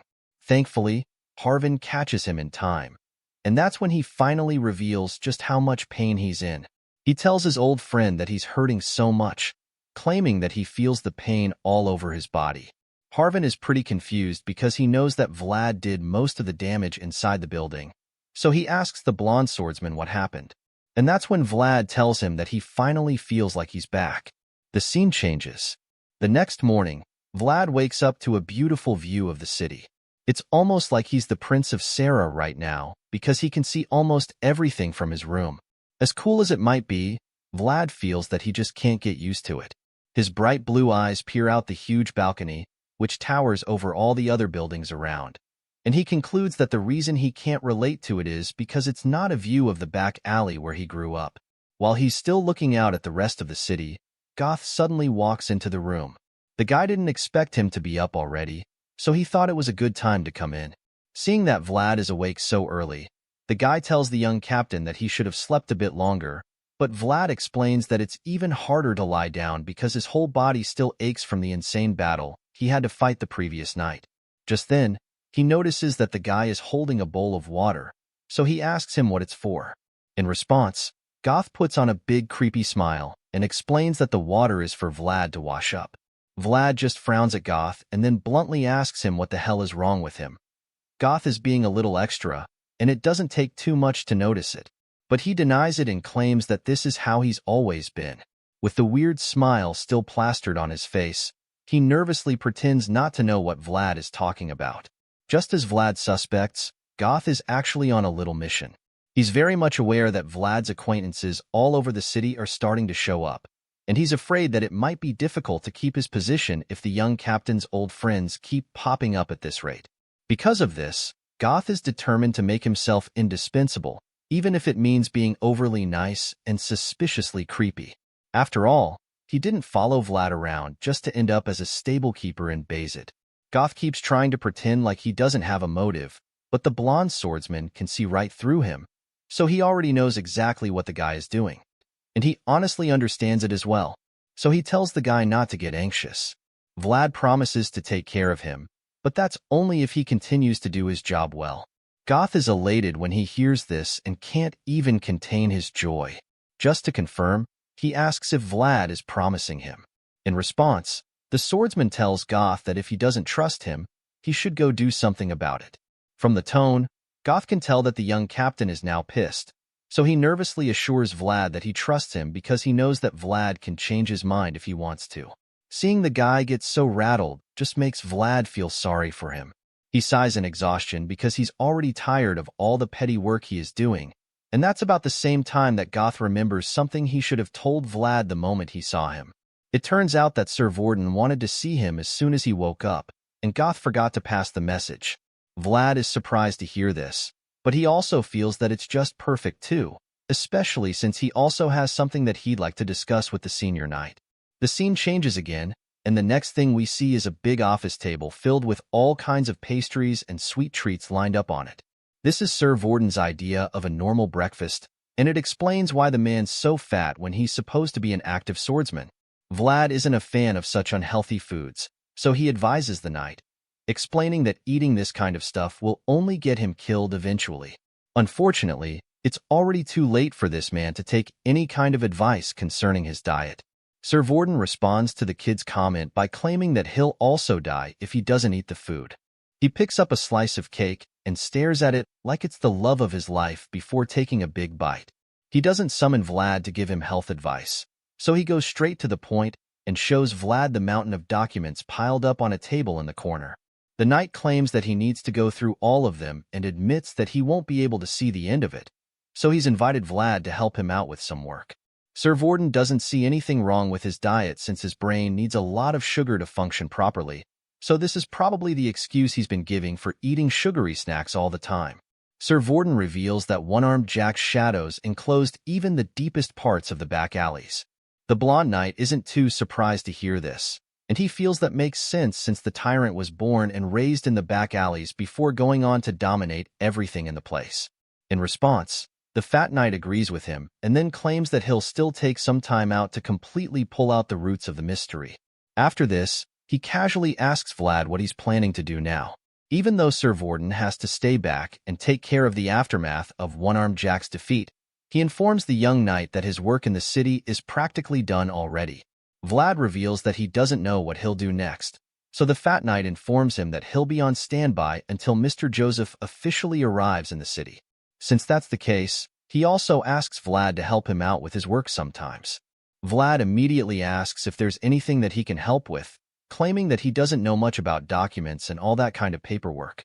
Vorden claims that he already knows all about that, so he picks up a piece of paper and hands it to the kid. Vlad reads the sheet of paper and is surprised to see that he'll be on standby in Sora as the captain of the guard.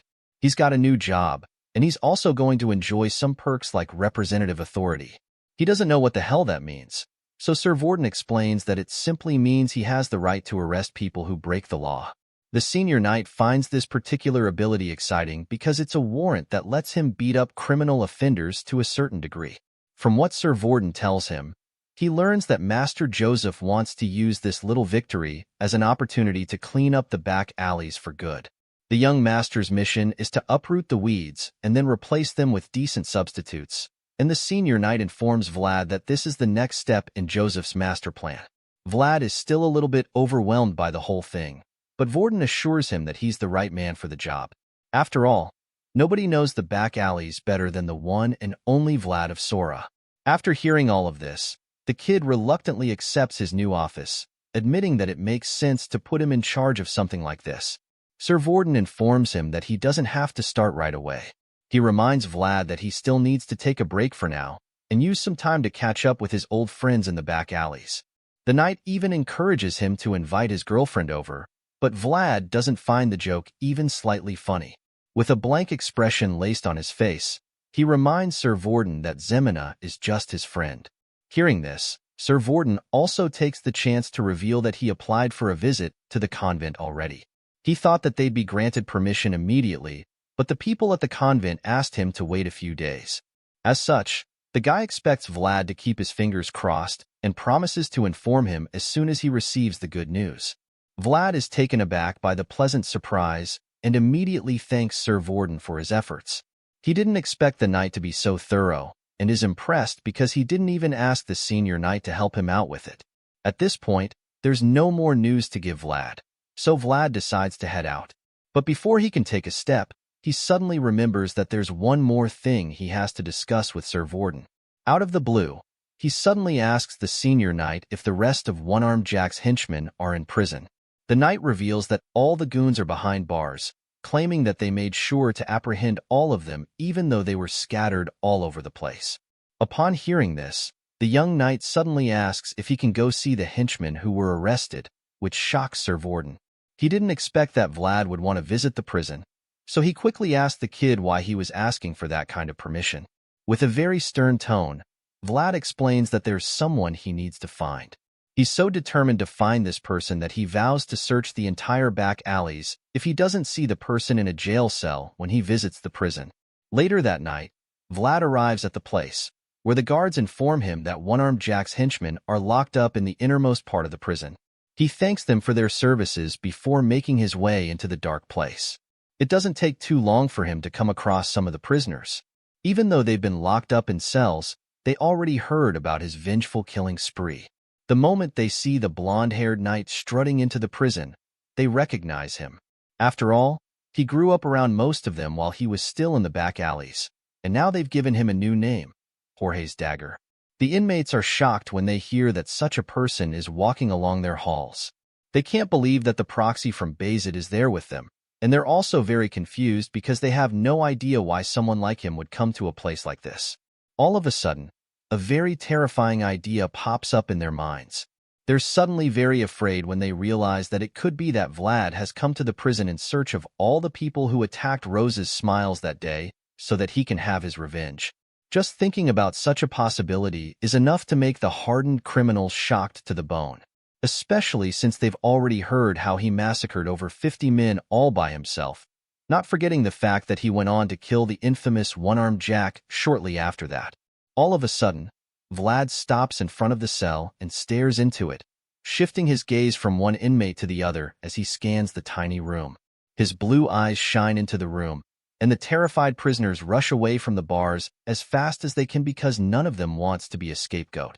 Vlad remains quiet for a moment and almost looks disappointed, but then he suddenly notices someone at the back and realizes that it's the exact person he came looking for. Out of all the inmates, the guy is the only one who doesn't seem afraid. So, Vlad decides to have a little chat with him before anything else. He claims that the guy is already dark enough, and complains that he can barely recognize him because of how he's squatting at the back. The guy is shocked to hear Vlad's voice because he probably hasn't been paying attention. Since then, he looks up at Vlad, and that's when fear creeps up on him. Immediately, he starts sweating all of a sudden, but it turns out that he's just scared for nothing because Vlad hasn't come to hurt him. In a shocking twist, Vlad casually promises to free the guy in exchange for 40 silvers. It turns out that this short-haired guy is Otter, the person who allowed Vlad to escape from Sora that night when Zeina was hiding him under a pile of trash in a wagon. The guy is stunned while the young knight just keeps joking around, talking about how he also accepts credit if there's no coin. Otter can't believe his eyes and ears. The guy remembers Vlad very well as the boy from that night who needed to escape from the city. The scene changes, and we see Vlad arriving at the convent in a carriage. The nuns are excited when they see him, and they all admit that it's so awesome because of how handsome he is. Judging by his blue eyes and blonde hair, they're so sure that he's the vassal from Bayezid. While peeking through the window, the sisters just keep gossiping, talking about all the rumors they heard, saying that the vassal had already become a knight. They're convinced that he must already be a knight, because they feel that it's the only reason the headmistress would personally escort him into the convent. Besides that, they also notice all the local dignitaries trailing him, so it gives them more reason to believe that he's no longer a mere vassal. The people probably donated a lot of money just so they could get close to the Bayezid family. The girls finally realize that this was the reason the headmistress bought so much wine earlier. While most of the girls are busy running their mouths, one of them is quietly washing the dishes all by herself. Just then, one of the matrons barges into the kitchen and scolds them for still dawdling when an esteemed guest is being expected. The girls quickly apologize for their behavior and promise to get their chores done immediately. The mistress reveals that the service is about to start and then storms out of the kitchen. So, the other girls start bullying Zeina again, claiming that they got scolded because she's too slow. The maltreated redhead apologizes to them, so they tell her to hurry up and leave her to finish everything by herself. Zeina doesn't complain about this, and the other girls hurry out so they can get to the front row of the chapel. A while later at the church, the headmistress introduces Vlad to the rest of the sisters. Father Andreas has already vouched for the blonde swordsman, and coupled with the backing of the Bayezid family, the sisters can't help but fall in love with him. As far as they're concerned, he's like a knight from a fairy tale with his beautiful blue eyes and luscious blonde hair. Just then, Vlad scans the room for a bit, and when the girls notice this, they all begin to assume that he's looking at them. In reality, he is discreetly searching for Zeina, and he's pissed when he doesn't find her because he specifically asked that all the nuns be gathered in the chapel. With the introduction out of the way, the headmistress decides that it's time to pray, so Vlad gets on his knees like the knight he is, and the girls just fall in love with him even more. All of a sudden, we see Zeina running toward the chapel, and it appears that Vlad senses her presence because a small smile creeps up on his face. She reaches the church and is relieved to see that the service isn't over yet. She quickly gets in line and joins the prayer, and at the same time, Vlad resumes his search. The moment he sets his eyes on Zeina, his countenance changes. Rage comes upon him, and he hisses without caring what they think of him. The headmistress asks him what's wrong, and he immediately expresses his annoyance, claiming that Zeina is way too thin. It's so bad that he wonders if they even feed her at all. Enraged, he just keeps grumbling and then walks away from the altar. He speeds toward Zeina, who sees him and almost can't believe that it's her childhood friend. Initially, she sadly accepts that there's no way it's Vlad, but then he stops right in front of her and calls out to her. The redhead looks up at him and nervously asks him what it is. At this point, Vlad takes a close look at her, and that's when he sees her bruised hands and filthy clothes.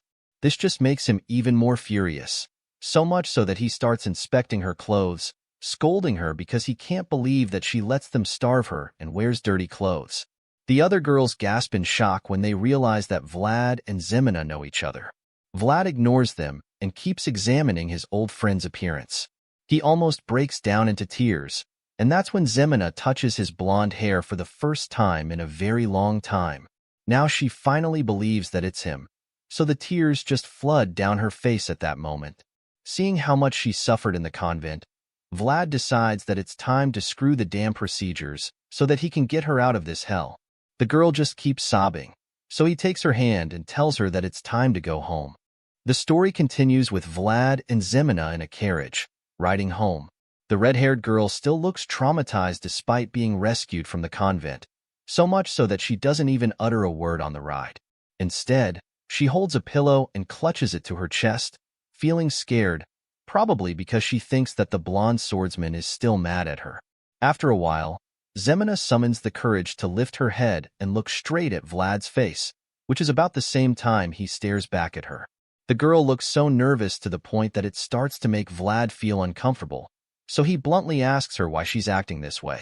In his mind, he expected that she would celebrate being rescued from the hellhole where she was abused, but she was just cold. Despite being very nervous, Zeina finally attempts to speak up. She tries to ask him something, but before she can finish her question, Vlad cuts her off and asks her why she keeps glancing at him. He's exhausted by the awkward silence in the carriage, so he wants to know what's going on in the timid girl's mind. In response, Zeina tries to explain why she's been staring at him, but she's still too nervous to say what it is, especially since she gets distracted by the blonde swordsman's appearance. It's all so much for her to take in, and she's having a hard time coming to terms with the fact that he's the same boy she grew up in the back alleys with. Vlad notices that she's staring at him again, which leaves him pretty confused. While he's still trying to figure out what exactly is going on with the girl, she quickly clutches the pillow to her chest again and buries her face into it, thinking about how much Vlad has changed since the last time she knew him. Seeing her acting this way, Vlad is quite surprised because he doesn't even understand why she's feeling so awkward when they've only been apart for like 6 months. Sure, it's been a while, but it's not long enough for her to start feeling weird around him, especially since they were so close before he left Sora. The shy girl still doesn't say anything, even after he asks her this question. She keeps her face buried in the pillow as she sits opposite him. At this point, Vlad is fed up with her behavior, so he decides to just pretend like she's not there. Rather than trying to make her talk, he looks out the window. Once he's finally done trying to make her comfortable with him, Zeina surprisingly lifts her head to stare at him again. It appears that she just can't help herself anymore because he's just so different from what he used to be. He's now a knight with shiny armor and a huge sword, which is quite unbelievable. Zeina is convinced that the blonde swordsman is a noble because of the way he looks. She gets so nervous that she clutches the pillow once again and starts feeling uncomfortable, to the point that it looks like she's about to cry. All of a sudden, Vlad puts something inside her mouth, which leaves her confused. He pushes the thing into her mouth with his finger and looks her in the eyes before informing her that she's been really out of it for a while. He tells her that she should eat the stuff so that she can snap out of her bad mood. She agrees, even though she doesn't know what she's about to eat. Zeina asks Vlad what it is, so he reveals that it's caramel and tells her that he got it from a knight that he knows. The girl is shocked that he just gave her such a delicious treat because she knows how expensive it is. Zeina gets scared because she feels that he must have stolen it, and Vlad just gets exhausted when he hears her say this. The young knight just wants her to feel better, so he simply tells her to think whatever she wants.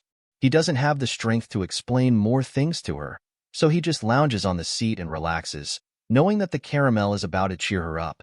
Zeina starts smiling merely seconds after taking the sweet, and then Vlad secretly opens one eye to peek at her.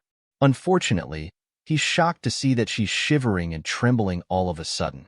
By the time he opens his eyes to see what's going on, Zeina is already bawling her eyes out. At this point, Vlad is so confused because he doesn't even know what else to do. Perplexed by her erratic behavior, he curiously asks her why she's crying again. And that's when she tells him that it's because he came too late. The young knight is speechless when she says this, and he even tries to comfort her, but she just turns away from him and continues to cover her face with the pillow. Seeing that Zeina is still too upset, the young knight decides to just give her some space for a while. Not knowing what else to do, he looks out the window so he can clear his head, and after only a short while, he notices that the weather is nice. Apparently, after this, Vlad and Zeina continue the carriage ride home in silence. Everyone is worthy of embracing a star in their heart, no matter where they were born. Then the scene shifted back to Vlad's birthplace all of a sudden. It's the back alleys of Sora, and on this particular night, we get to see a familiar character from the slums. It just so happens to be the same blacksmith from when Vlad was younger. As much as everyone is worthy of embracing a star, releasing that star is another matter entirely because it's just not that simple for many. This blacksmith is one of those many people. The man looks pretty miserable right now, and as he stares at the coal and molten lava in his furnace, he can't help but think that it looks just like him. In his mind, he's no better than the red-hot liquid in the furnace, since they're both withering away, useless without accomplishing anything. That's exactly what the blacksmith thinks of himself, and after wallowing in self-pity for a long time, he finally decides that it's time to call it a day. After all, drifters don't even stop by his shop these days. Before closing up shop for the day, the old man glances at the spot where that special sword used to be hung, and it makes him remember Vlad.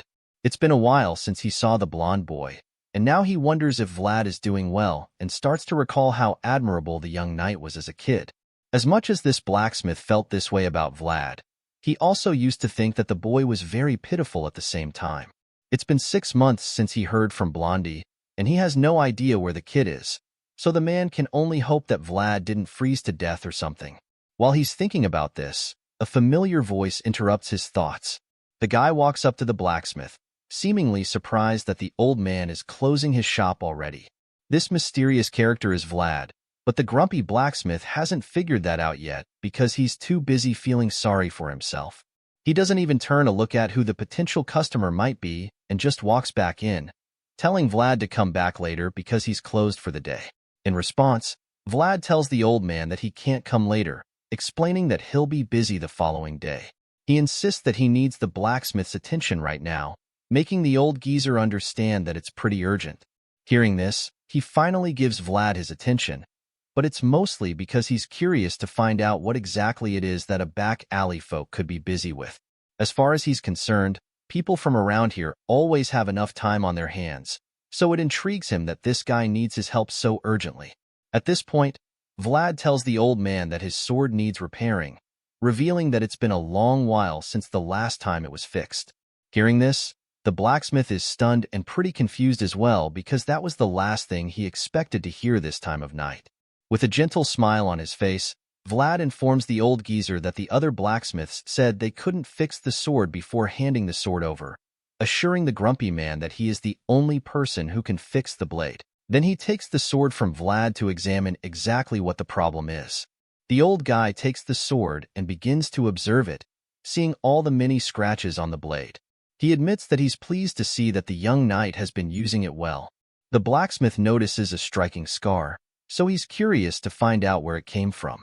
He asks Vlad, and Vlad reveals that it was from when he was hunting goblins last winter. The blonde knight admits that he wasn't used to the sword back then, so it explains why he chipped the blade. The blacksmith notices another scar, which he's equally curious about, so the young swordsman reveals that it happened during the duel of honor in Dearmer. The curious old man doesn't stop there either because he just keeps finding one scar after the other. He asks Vlad about another one he just saw, and so the young knight tells him the story of how he recently had to act as bait to catch a deathworm. During that little adventure, the sword got scratched on the ground while he was trying to lure the death worm in. After hearing all of this, the old man is shocked that this sword has experienced such things, from monster hunts to duels of honor. The blacksmith bursts into laughter all of a sudden, claiming that he's even happier now than he was when he made his life's greatest work, which is the sword in question. With so much joy and excitement in his heart, the blacksmith tells Vlad to wait there for him while he goes to repair the blade in a jiffy. Without wasting another second, the man rushes to the fiery furnace and then pumps air into it to feed the flames. The old man gets right to work in the furnace with short breaths as if the fire would go out any moment now. As he places the sword into the fire, his passions flare up once again after a very long time. This blacksmith hasn't felt this kind of passion or fulfillment in his craft for what seems like ages, so it's a really beautiful scene to see him so happy to repair Vlad's sword. Just like that, the star that was losing its light was shining once again. The following morning, Vlad goes to have a word with Harbin. It's been a long while since the two friends had a chat, so they take the opportunity to catch up. Harbin is surprised when he hears that Vlad had the loan certificate of Rose's smiles that one-armed Jack had before he died. In response, Vlad just smiles cheekily, claiming that it was a fair exchange between him and the crime boss. Harbin knows exactly what Vlad means by that, so he just laughs in response before finally asking the young knight if he wants to run Rose's smiles now that he has the deed and other documents. Without skipping a beat, the blonde swordsman denies having any intention to run the place, clarifying that he already gave it back to Marcella. Even though she can't start running the place right away, Vlad is confident that everything at Rose's Smiles will be sorted out in no time. In response, Harbin agrees with him, admitting that his decision makes a lot of sense, especially since the entire place is still covered in blood. Since Vlad plans to leave the business for Marcella, Harbin is pretty curious because he doesn't know what Vlad has planned next. He wants to know if the young knight will be going back to Sturma or if he's going to stay with them in the city. Hearing this, Vlad confirms that he's going to remain in Sora for a while and informs Harbin that he's on standby. In the meantime, he gives his friend a gentle smile, knowing that the guy would be glad to hear that he's staying in town for a while. Harbin appears relieved about this, and he can't even hide his smile. He suddenly admits that he thinks it's great to see Vlad this way. It's cool to him that his childhood friend is now a man who follows the orders of a noble family, and that's when Vlad reveals that they also asked him to look into something during his free time. Vlad suddenly tells Harbin that he's been asked to investigate One-Armed Jack's hidden assets, as well as anything they didn't manage to retrieve. After all, he was aware that a Moneybug was digging holes all over the place. Harbin is more than happy to help with that, and Vlad suggests that it shouldn't be any other way. He goes on to tease Harbin about it, especially since he gave him some expensive whiskey earlier. Vlad suddenly remembers that Marcella said she was looking for the other girls as well, but then Harbin suggests that they've all been sold off already. Even though it's a possibility, Vlad still believes that the girls must be around somewhere. All of a sudden, Harbin starts to feel that there must be a connection between the hidden gold coins and the missing girls. He's certain that something deeper is going on, but then Vlad feels that the whole thing sounds like a hassle to him. Vlad reveals that he already searched for a few, but admits that most of them left no trace at all. At this point, Harbin becomes curious, so he asks Blondie who he's talking about. Without hesitation, the young knight reveals that there's one of them whose name is Anna. Besides Anna, there are a few more who leave no trace at all, and after Vlad explains this, Harbin agrees that it's indeed strange. In his mind, there should be some kind of way to trace some of the girls. He recalls that One-Armed Jack did a lot of things while he was running the back alleys, but he can see that this is something different. Seeing how mysterious the case is, Harbin offers to help Vlad look into it as well. The guy is aware that his organization has shrunk lately, so he admits that he won't be able to offer much help. Their conversation is brought to an end when the dark-skinned prisoner Vlad arrives. Otter calls out to Vlad and informs him that there's a suspicious place, just like he said before. Hearing this, Vlad gets up and goes to meet Otter, while Harbin promises to update him on any of his findings later. Vlad arrives at a shady butcher shop looking for the missing girls, but the guy insists that he doesn't know anything about them. Despite this, Vlad doesn't remember this place being a butcher shop 6 months ago, so the butcher tells him to go ask Black Bear about that. The swine butcher Black Bear happens to be one of the 5 bosses of the Black Alley, and he permitted them to start a butcher shop. Vlad figures that the guy is just trying to scare him, so he claims that he'll go meet Black Bear himself. Just then, he catches the guy red-handed because most people in the back alleys can't read. Yet the butcher knew it was named on the paper. It becomes clear that the guy is an outsider, so Vlad immediately accuses him of selling human meat. Just like that, the butcher's cover is blown, so he attacks the young knight. Vlad evades the strike and gets angry. He demands to know who he is. Vlad then tells Otter to close the door because, as far as he's concerned, business is closed for the day. After dealing with the butcher, Vlad goes to have a chat with Otter, wondering how the outsider got in. The guy suggests that One-Armed Jack didn't look after the back alleys properly. Vlad is surprised that the crime boss made such a mess in only 6 months, and Otter admits that One-Armed Jack changed a lot after Jorge died. In a flashback, we see Vlad dealing with the strange butcher. He stabs the guy's hand, forcing him to confess what he knows. The guy reveals that the slave merchants know about the missing people. In the present, Vlad is finding it hard to believe that they're casually trafficking people in the back alleys. He never imagined that the matter's roots would run this deep. Anyway, now that he's got the truth, he feels it would do for now, but Otter suggests that the higher-ups would find out the details soon. Just then, a young boy enters the scene, claiming that he found what Vlad asked him about earlier.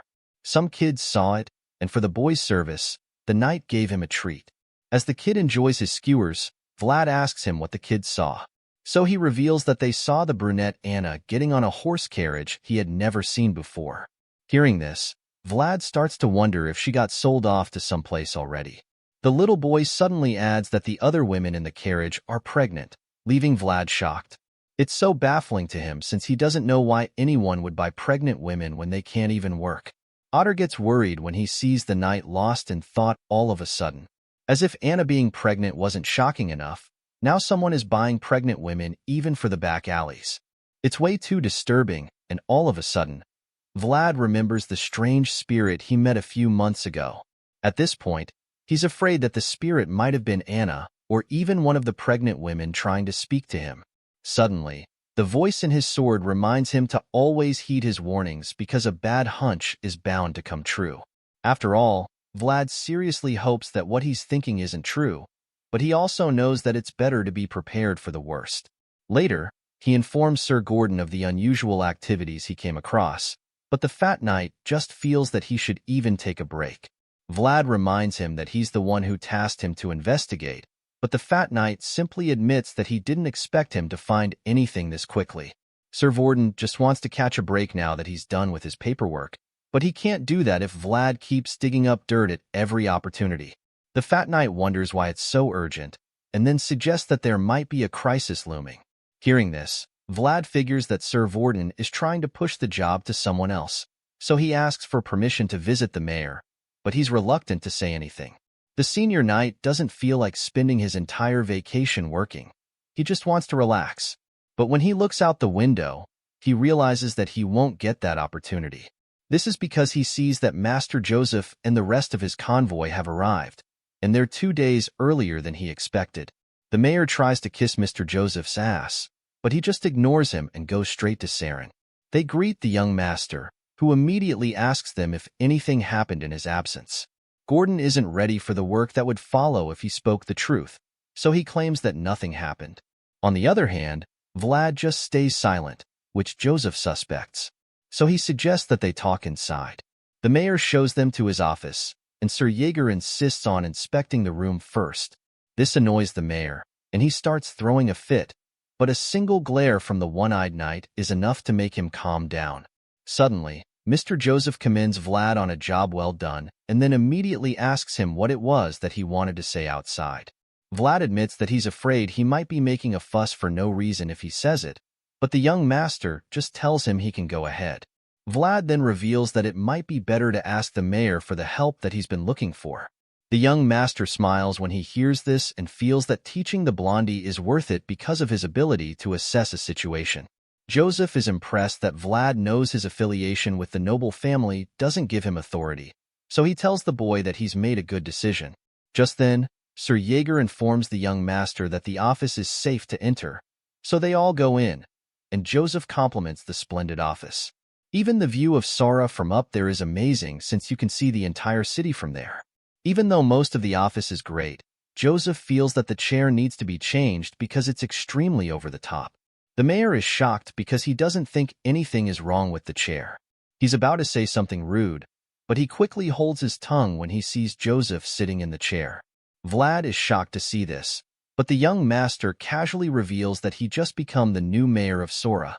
Sometime later, Vlad goes on a small trip with Otter but complains the whole time because it smells and it's not easy to come to. It's the oldest and most complicated alley of the back alleys, which is also the most horrendous part, reeking of blood and all sorts of smells. As if that's not bad enough, there's that scary look that's in the eyes of the people there because they practically live side by side with death. It's no wonder why even one-armed Jack didn't dare mess with the place. After all, it's just what is expected from the swine butcher's alley. The swordsman makes his way to the place to knock on the door, and a mean-looking man answers. The stout man looks through the peephole and asks Vlad who he is. Vlad coldly suggests that he must have heard about him already. The guy and his colleagues were glancing at Vlad from the alley's entrance. The moment Vlad says this, the grumpy guy slams the hole shut so quickly that Vlad isn't even able to get another word in. He tries to tell the man to wait, but the loud bang cuts him off before he can finish talking. The voice in his head suggests that the person is trying to get on his nerves, and the young knight agrees. Vlad feels that he shouldn't let such disrespect slide, even though such treatment seemed pretty normal to him in the past. However, that was then, when he was a nobody, but now he has the honor of too many people tied to his name, so he can no longer tolerate such disrespect. After thinking about all the people whose honor is tied to him, he concludes that he just can't let such things slide anymore. With this in mind, Vlad refuses to walk away from there, so he remains in the same spot for hours, and as such, Otter is also forced to stay there with him while holding the folded banner up the whole time. After a long while, the sun begins to rise, and by then, we get to see that Vlad's feet have already been covered with dust because of how long he's been standing there. The rude man from earlier finally opens the door and sees that the young knight is still there waiting for him, so he tells Vlad to come in, condescendingly. Vlad doesn't respond to this insult and just remains cold. He takes a deep breath as he ponders what to do to the guy, and while he's still thinking, the guy has the balls to interrupt him, asking him if he's coming in or not. This time around, he has two hefty men on either side, so he's feeling pretty confident. In his mind, he can take on the young knight, and it appears that Otter feels the same way because he starts trembling all of a sudden when he notices the tension rising. Vlad doesn't say a word, so the young guy begins to panic, knowing how dangerous these goons can be. After waiting for a while and not getting a response from the young knight, the rude man laughs at him and tells them to get lost if they're too scared to come inside. He walks back inside and attempts to shut the door again when the swordsman finally speaks up. Vlad bluntly warns him not to even dare close that door because if he does, he won't be able to handle the consequences. The big guy is shocked when he hears this because he had already written Vlad off as some scared little kid, but the truth is that he was sorely mistaken. Vlad's blue eyes glint with a very dangerous look, and the man starts to feel a little uneasy. He's still trying to process what he just heard because he's probably never heard a young person speak to him in such a challenging manner. He asks Vlad what the hell he means, and that's when the swordsman responds by telling him that he brought his punishment upon himself. While saying this, Vlad reaches for the wooden pole in Otter's hand, and then strikes it on the ground to assert his dominance. The moment the tip of the pole hits the floor, the banner is unraveled, revealing the powerful seal of the Bayezid family on it. Vlad then introduces himself to the goons as the one and only Vlad of Sora before telling them that he's about to exercise his given rights on them with the power vested in him by the honorable names that vouch for him. After making this clear to them, his look turns completely menacing as his eyes glow with murderous intent. He then instructs them to go and tell Black Bear that he should come out of hiding and face the rightful representative of the Bayezid family. Hearing these words, fear grips the rude man who's been insulting him, and he starts to tremble all of a sudden. Seeing the look of horror on his face, Vlad goes on to terrify him some more. He knows that the guy has probably heard the rumors, which means that he also knows what happens when a certain blonde knight plants his flag in a place. Vlad can smell the fear oozing from the guy's body, so he figures that he's done enough to warn him. He tells the man not to take his warning lightly, and then goes on to reveal that this will be his final act of courtesy. While all of that is going on, we're taken outside to the center of the city, where the former mayor is still wallowing in misery after being kicked out of his position. Now that Master Joseph is the new mayor of Sora, this corrupt man no longer has a place to call home. He stares at his former mansion longingly and walks away in tears, knowing that there's nothing left for him there. As he takes a final look at the place he once called home, Master Joseph sees him through the window and starts to feel sorry for the man, even though he never intended to feel any form of sympathy for him. Hearing this, Sir Jaeger chimes in, reminding his master that the man is simply paying for his crimes. Sir Jaeger has no chills and certainly doesn't have any sympathy for the former mayor of Sora. The green-eyed knight goes on to confirm that the man won't be able to escape the punishment waiting for him in Sturma since all the corruption in his administration has been exposed. In response, the young master agrees, feeling that his right-hand man is right. He knows that the ex-mayor deserves all of this, but he still feels sorry that his actions have pushed forward the punishment waiting for him. Speaking of corrupt men, the young master suddenly remembers that he hasn't gotten any news back about Black Bear. He asks for updates. It's that Vlad answers, revealing that the swine butcher has agreed to comply as best he can. Hearing this, Master Joseph admits that things are going well so far because he knows that Black Bear must have been pretty stubborn. In response, Vlad just suggests that having a common background helped him to get the message through to the crime boss. However, the young master doubts this, and he feels this way because he knows that Black Bear is a boss ruling over an entire district. Joseph doesn't believe that having a common background was the key factor, but he's still pretty impressed by Vlad's performance so far. He knows that the kid must have had a hard time dealing with an unfamiliar situation, so it's really impressive that he still managed to complete the mission excellently. With this in mind, the young master concludes that his intention of nurturing Vlad into a refined knight is going well. The new mayor commends him, and then he steps forward to take the stage so that he can address all the people in the room with him right now. Master Joseph has 5 knights, 1 mage, 10 of the administrative staff, 30 elite soldiers, and 1 squire. As far as Joseph is concerned, all of these men are his vassals who share his fate, so if he becomes the next head of the Bayezid family, then they would also move up the ranks. On the other hand, if Joseph falls out of contention for the throne, then they fall with him too. To everyone, Sora is the final stepping stone, so he vows to ensure the smooth governing of the city henceforth. He promises to do his best, but in the meantime, he'll be too busy to focus on matters.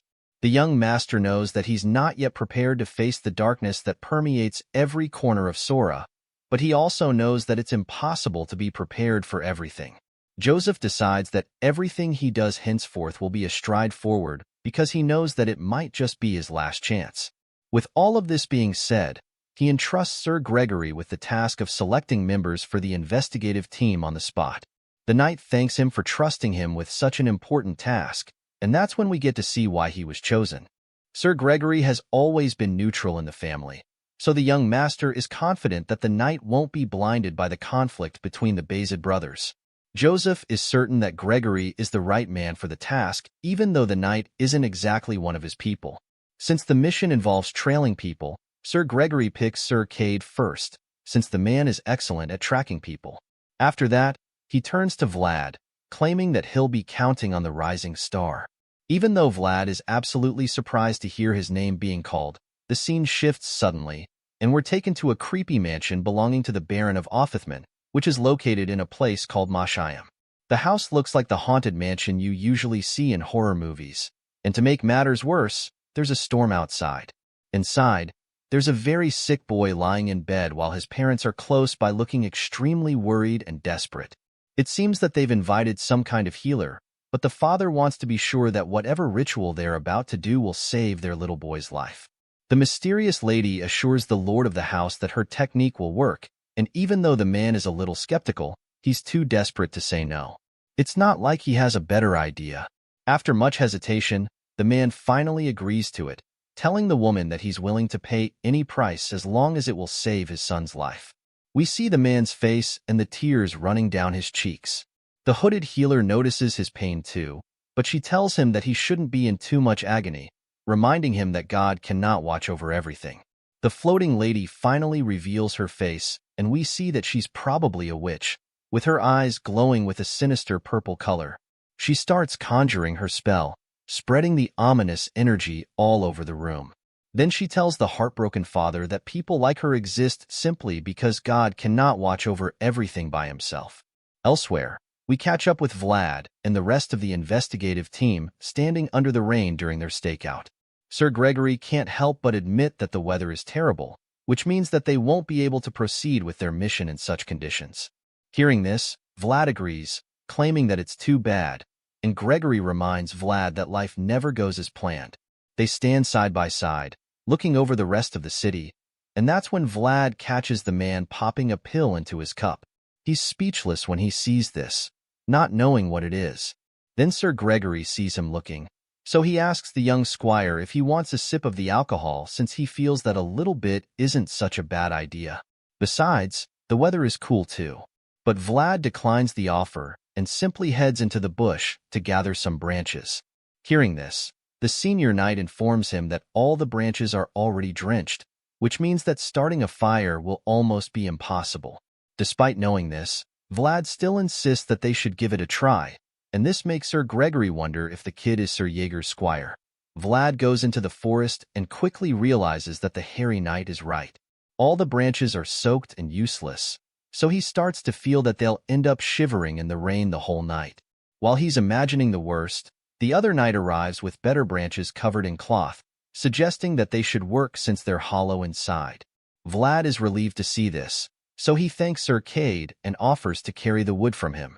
As Vlad collects the branches from the young knight, an awkward silence follows, and it appears that Sir Cade is reluctant to say something he has in his mind. All of a sudden, he thanks Vlad for something, claiming that he didn't have the chance to say it earlier. Vlad knows exactly what he's talking about since he saved Cade's life in the past. As such, he tells his fellow knight that he is just doing his job. He then asks the guy how he is doing now. So Cade reveals how he felt cutting off a limb was the only option he had back when they had encountered before. Just then, Sir Gregory arrives and confirms once again that he chose the right men for the job because he knows that there aren't many knights who would agree to do this kind of work. Hearing this, one man comes to both Vlad and Cade's minds. It is Sir Gordon has proven to be the laziest knight they know. Anyway, Sir Gregory is glad that they're willing to work with him, especially since they're no longer knights but mercenaries. He informs them that they're now in Baron Offithman's territory, and thanks to Black Bear's cooperation, they've been able to trail their targets, but they still don't have any solid evidence. Even though they're still in the north, this place is outside the Bayezid's territory, so Master Joseph can't support them beyond that point. After explaining this to them, he informs Cade and Vlad that their job is to investigate the village undetected. For now, Gregory feels they should head back so that they can rest. But on the way back, Vlad can't help but recall the sad wailing he heard on that winter day. Seeing the ominous fog covering the Baron's territory, Vlad hopes that he never has to hear that sound again. After waiting for a while, the knights mount their horses and begin their search for a place to rest. But the fog is still so thick that Gregory is afraid that an ambush is just around the corner. Even going is terrifying because there's nobody else there, but Vlad just feels that it might be too early. Sir Cade suddenly notices that there should be an inn up ahead, and everyone else is relieved to hear this. The knights make their way to the house, and the innkeeper is surprised to see customers coming in at such an early hour. Gregory quickly comes up with a cover story about how the rain didn't let them come into the village the previous night. He then requests bowls of hot soup for each of them, but the innkeeper is extremely cautious, so he asks them if they're mercenaries, explaining that they can't just let in anyone due to the disturbing occurrences in the village recently. While Gregory is still trying to convince the man to let them stay, Vlad notices a little girl hiding behind the counter, so he gives her a friendly wave to make her feel safe, especially since she reminds him of Zemina when she was a little girl. Just then, the voice in his head calls him aside, so he excuses himself for a bit. The voice feels that they are at the right place, so he offers to lend Vlad his world to help him look at the girl using it. Vlad agrees to this plan as he uses the otherworldly eye to look at the little girl, and that's when he sees the ominous purple energy flowing around the cross on her neck. Seeing this, Vlad is shocked and quite frankly terrified because he realizes that it's a curse. Using the world, he's able to see the dark energy wrap around the little girl's neck in the form of a demonic hand. It's sad how children are always the first to be sacrificed, even though they're pure and innocent. Vlad has seen this happen countless times, especially when he was a young boy who would see adults steal from children. Back then, death was the only choice for children who had nothing left. Either they starve, freeze to death, or die from crying and exhaustion while searching for their parents who abandoned them. Despite growing up in such a world, Vlad was still able to make up his mind that he would never grow up to be like those evil men, and he swore that he would never live like that either. An oath must be upheld, and knights are upholders. And with this in mind, he knows exactly what to do because, in this place, there are children to protect. The young knight makes his way to a lonely church with a bell tower, and the voice feels that they are at the right place because the energy from the necklace stops there. As such, Vlad decides that it's time for them to go in, and the voice agrees. He asks if the voice can see anything suspicious, but there's nothing out of the ordinary. And yet, the place feels so ominous and evil that the young swordsman can't help the feeling that something is out of place. That's about the same time that he senses something approaching him from behind. Vlad is taken aback, but he also knows that he can't make it look like he's here to investigate, so he tries to appear as natural as possible. Knowing this, he quickly goes on his knees and pretends to be praying, but the stranger still talks to him, suggesting that he must be new here. Vlad responds, admitting that he came in the previous morning, and the priest immediately concludes that he's one of the mercenaries who arrived. Vlad apologizes for entering the church so suddenly, but that's when he notices the inverted cross on the priest's holy book. Just like that, it all starts to make sense, and he realizes that the reason everything has been off in the village is because he hasn't even seen a single proper cross, since all the crosses have been turned upside down. Now that he's figured it out, he knows that he has to be very careful around the priest. In response, the priest assures him that he has nothing to worry about because God's embrace is open to all. It appears that this false priest is really powerful because even the voice can't see through him and his dark energy, at least not yet. The man apologizes if he interrupts Vlad's prayer, but Vlad claims that it's fine, saying that he's more at ease now that he has been given permission. He says this and then promises to leave once he's done praying. So the priest informs him that the place is home for all who seek God. He tells the young knight to do as he wishes, and after he leaves, Vlad is even more convinced that there's a strange presence in the village because the girl's cross led him to the church. Even though the priest is smiling like a harmless fellow, Vlad knows that he can't be trusted. He can't let his guard down around the man, so he ends the conversation. But that's when the man reveals that a plague has been ravaging the village. Vlad is absolutely shocked to hear this, but the priest just makes himself even more suspicious by praying that the plague doesn't affect the children. Later that day, Vlad goes to see a man to ask him about the plague, but the guy doesn't seem to be aware of any plague. Vlad informs the man that the priest mentioned it, and that it's concerning since they have to be in the village for a few days. But the man insists that he has nothing to worry about. The plague only kills the children. Vlad is shocked to hear this, so he asks how it's possible that the plague affects only kids, but the farmer doesn't know why. All he knows is that it's been ravaging the villages in Baron Offithman's territory. The man feels that God must be angry with them to have let such a curse befall them, even though it's a very nasty one. Vlad has gotten all the information he can from the man, so he thanks the guy and takes his leave. On the way back, Vlad thinks about how women are missing in Sora while kids are dying in this place, so he concludes that they're all a series of ominous signs. In his mind, this is definitely not a plague, but he also doesn't have any evidence to prove that. He contemplates going back to borrow a holy item from Sora, but the voice doesn't think that would be very useful right now. Rather, he believes that the curse was created by a skilled black magician because only a well-trained priest will be able to identify it. So Vlad wonders how they figured out something that huge. Vlad has no idea either, so it's really frustrating because he has a strong feeling but no clear evidence. While he's still pondering this, he hears a child talking about how the priest gave them something. That's when he sees a hooded figure holding an inverted cross in front of the children. The mysterious person gives the cross to the little kids and walks away, so Vlad keeps tabs on him, feeling that he might be able to gather some evidence if he's lucky. Hearing this, the voice warns him to be careful because the hooded man doesn't look like an ordinary person. In response, he assures the voice that he'll be fine because even before he became a knight, he was a skilled pickpocket for the longest time.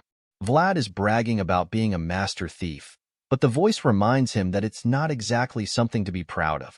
After stalking the hooded man for a while, he starts to feel like they're being lured to the outskirts of the village. The voice doesn't miss the opportunity to tease Mr. Former Pickpocket because it's pretty obvious that the stranger knew he was being followed. Now that his cover has been blown, he decides that he can't follow the man anymore.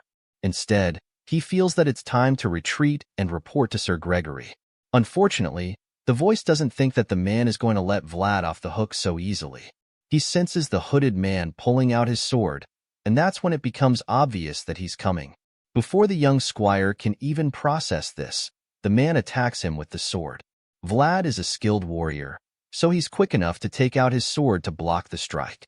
But he's bamboozled when he's thrown into the air by the force of his opponent.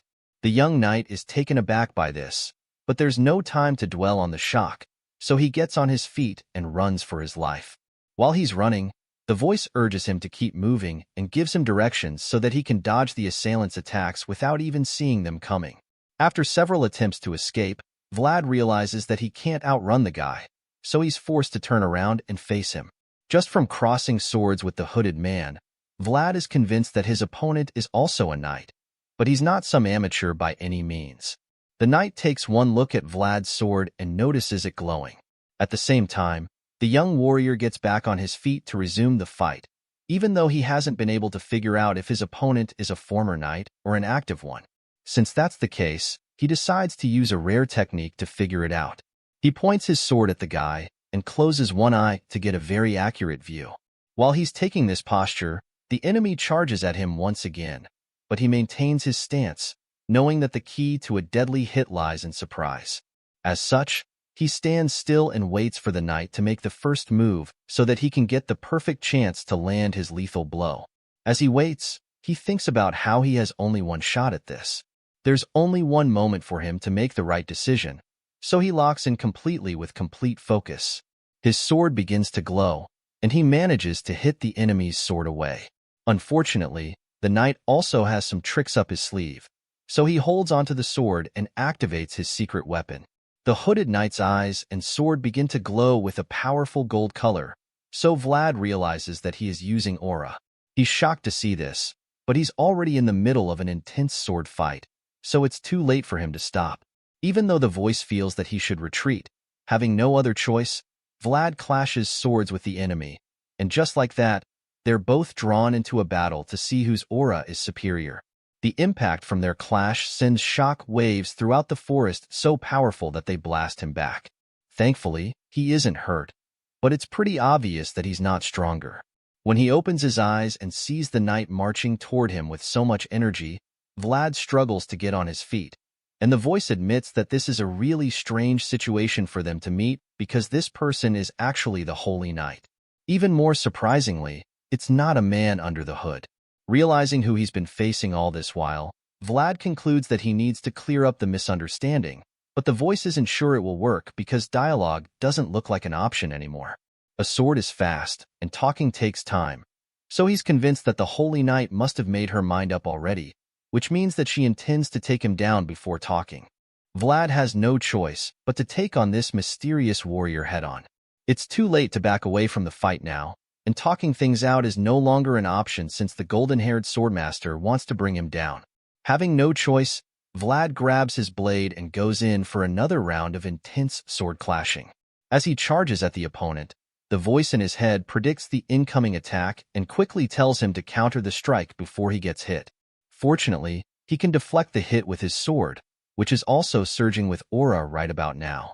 As much as he blocked the strike, he couldn't help but notice how heavy the woman's attack was.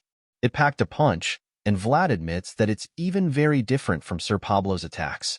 This warrior is pretty much his strongest opponent yet, but he has no choice but to keep fighting. It baffles him how she's using so much aura without any sign, and while he's still trying to wrap his head around this, the voice in his head informs him that what she's using is a blessing. In that moment, we get to see the glowing gold cross seal above her right before she leaps into the air to land another mighty swing at the young swordsman. As she goes in for the killing blow, the voice reveals that she doesn't even need to create her world thanks to the blessing because the word of God is already upon it. Just as he explains this, the white-haired warrior lands a devastating strike on the young knight. But even though it looks like she might have gotten the win, Vlad manages to stay in the fight. He uses all the strength he can muster to block her sword strike. She keeps pushing down hard to overpower him. Despite this, Vlad keeps holding her back, and as he struggles to stay alive, he admits that he can't even believe she got so much power just by accepting the will of God. Vlad gathers enough strength and determination to push the warrior back and free himself. He creates enough space between them by shoving her away and pumps himself once again. Even though she's already incredibly powerful thanks to the blessing she acquired, he refuses to be intimidated by her. The blessing is already pretty overwhelming, but he's very certain that this overpowered knight has a lot of openings he can use to his advantage. In that split moment, he starts to spot several weak points in the warrior's armor. All of these spots are places where he can deal some real damage if he is fast enough. So with this in mind, he braces himself for another clash of swords. He lures her into his trap, and she charges at him with her sword. The white-haired knight raises her sword, attempting to bury the blade into her opponent, but she has no idea that this is all part of Vlad's plan to trick her. Just when she's about to deliver the strike, her weak points are exposed, and Vlad picks the perfect moment to take advantage. The skilled young knight pretends like he is going to block her sword, but then swiftly switches his tactics and points his sword straight for the openings in her armor. The older knight is shocked when she realizes that she has been tricked, but by this time, it's already way too late to counter the attack. Her eyes widen in shock, but really, there's nothing she can do to avoid it. Vlad's plan works, and he manages to get his opponent into a very vulnerable situation. The woman just gives him a cold stare, suggesting that she's not even slightly afraid of him. This glare manages to distract the young swordsman because all of a sudden, fear creeps up on him, and this allows the more advanced knight to deviate the path of his sword from her face. Vlad can't believe his eyes when she does this, and while he's still in a daze, she initiates a counterattack to finish him off. Vlad is still in shock that he doesn't even realize when she starts tackling him to the ground. The voice in his head sees all of this coming, so it warns him to stay focused and regain his balance. But it's too late for any of that because the big sword lady grabs him and slams him to the ground before he can even process what's going on. The powerful mountain of a woman uses insane speed and force to slam Vlad into the hard, rocky ground. His eyes widen in shock as his life flashes before him, but thankfully, he isn't paralyzed. Determined to come out of this alive, he quickly pulls himself up and starts crawling away. But the knight isn't going to let him get away that easily. She immediately stops him in his tracks by taking the tip of her sword to the side of his face. Vlad is still in shock because he still hasn't processed what the hell just happened. He doesn't understand how she managed to counter him so effortlessly, so the voice informs him that she did so using armor magic. This is a technique that is unique to holy knights, and it allows them to use plate armor to twist the trajectory of the opponent's sword. This explains how she was able to change the direction of his sword, taking it away from her neck to her armor-plated shoulder. Hearing this, it all starts to make sense to the young knight, and as he sees the scratch on her shoulder plate, he begins to panic. Not only does she have a blessing, but she also has magic armor, so he concludes that this is cheating.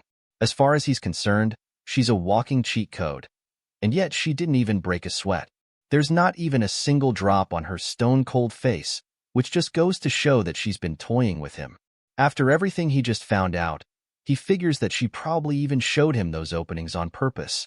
He thought that he was tricking her, but he didn't even know that she'd been playing him from the start. She wanted him to attack, just so she could show him who's superior, and now that he realizes she played with him, he just smiles. While he's taking it all in, the white-haired warrior starts to grow impatient, so she finally asks him who he is. The moment he hears her voice, he quickly raises both hands in surrender, knowing that she can easily end his life now that he's in a vulnerable state. He informs her that he is from Sora, and then reveals that he came into the village for an investigation. The knight seems surprised to hear that he's from the city of Sora, so she asks to be sure that she heard him right, and Vlad confirms it. She's familiar with the place, and just like that, the young swordsman is spared.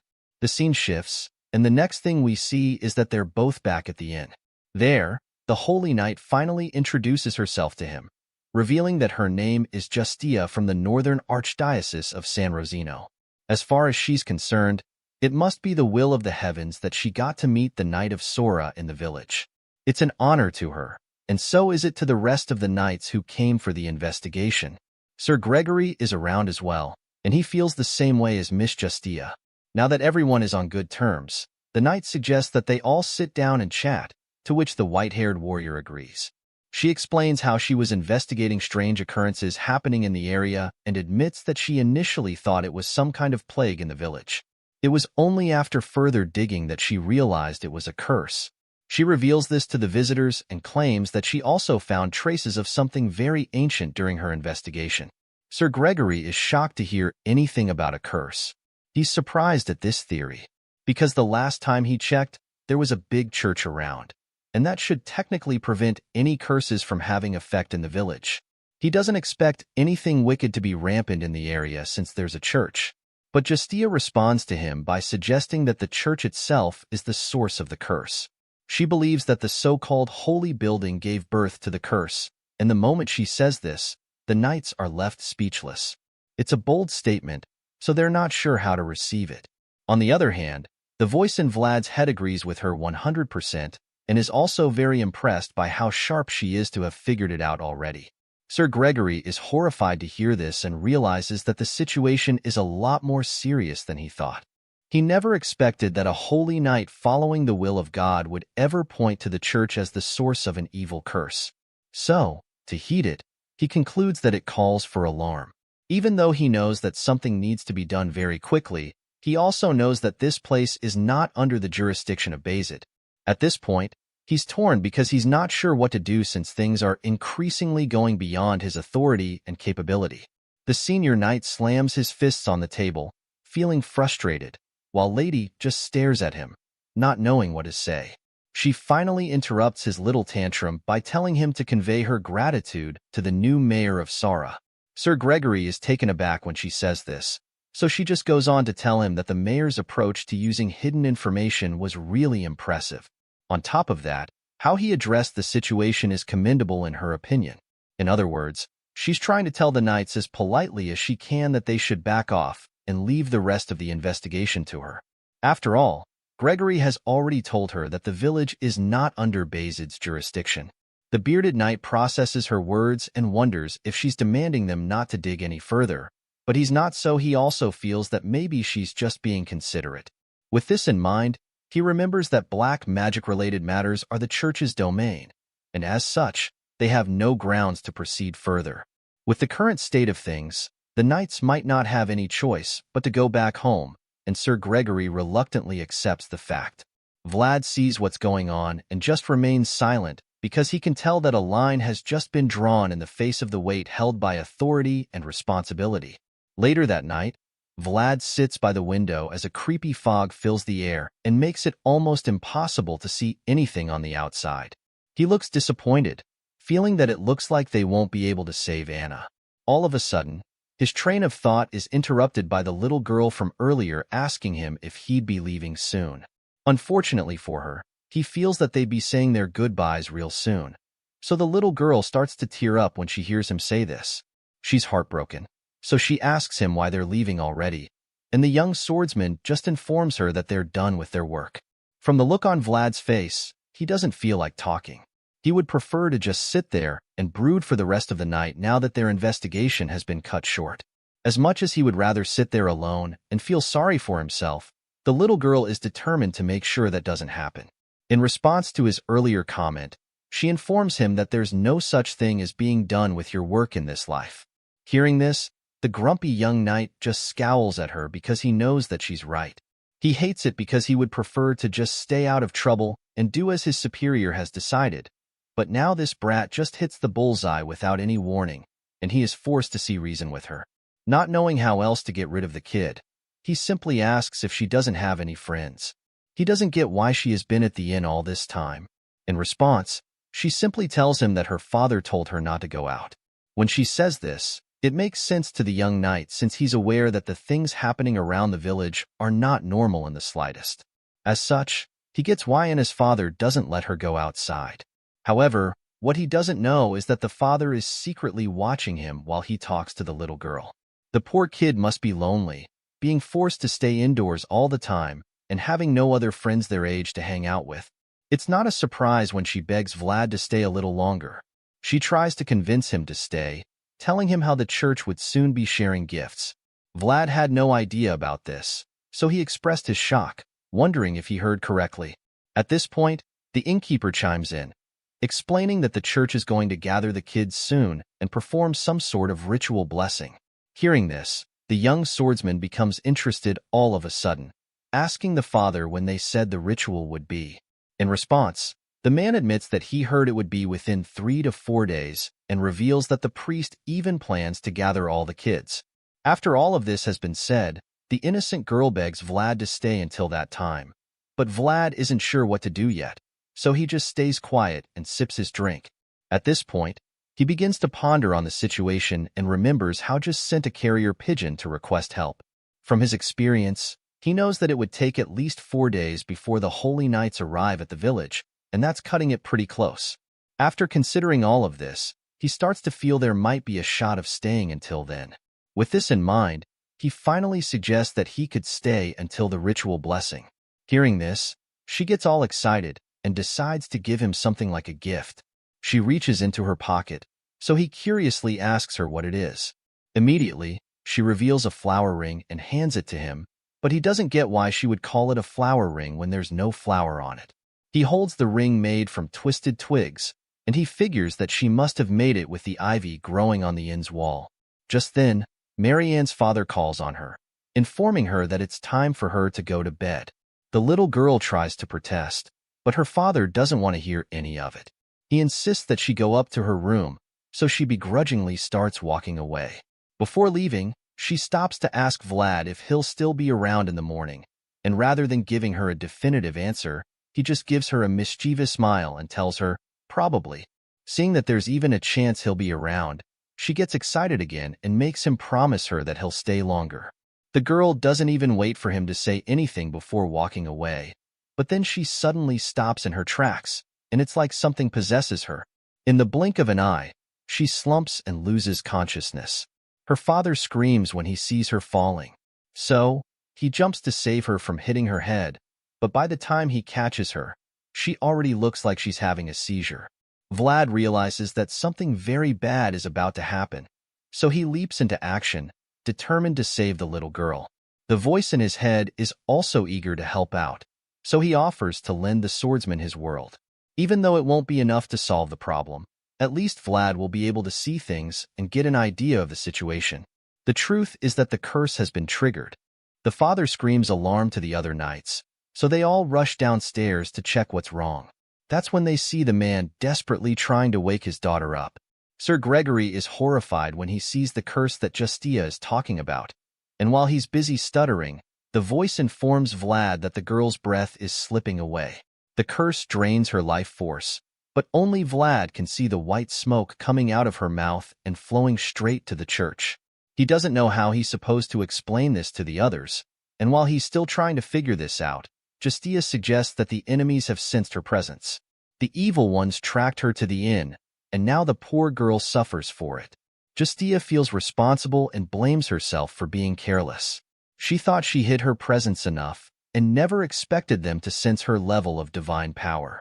All of a sudden, Justia starts walking out of the house and tells the others to explain the situation to the other holy knights if she doesn't return.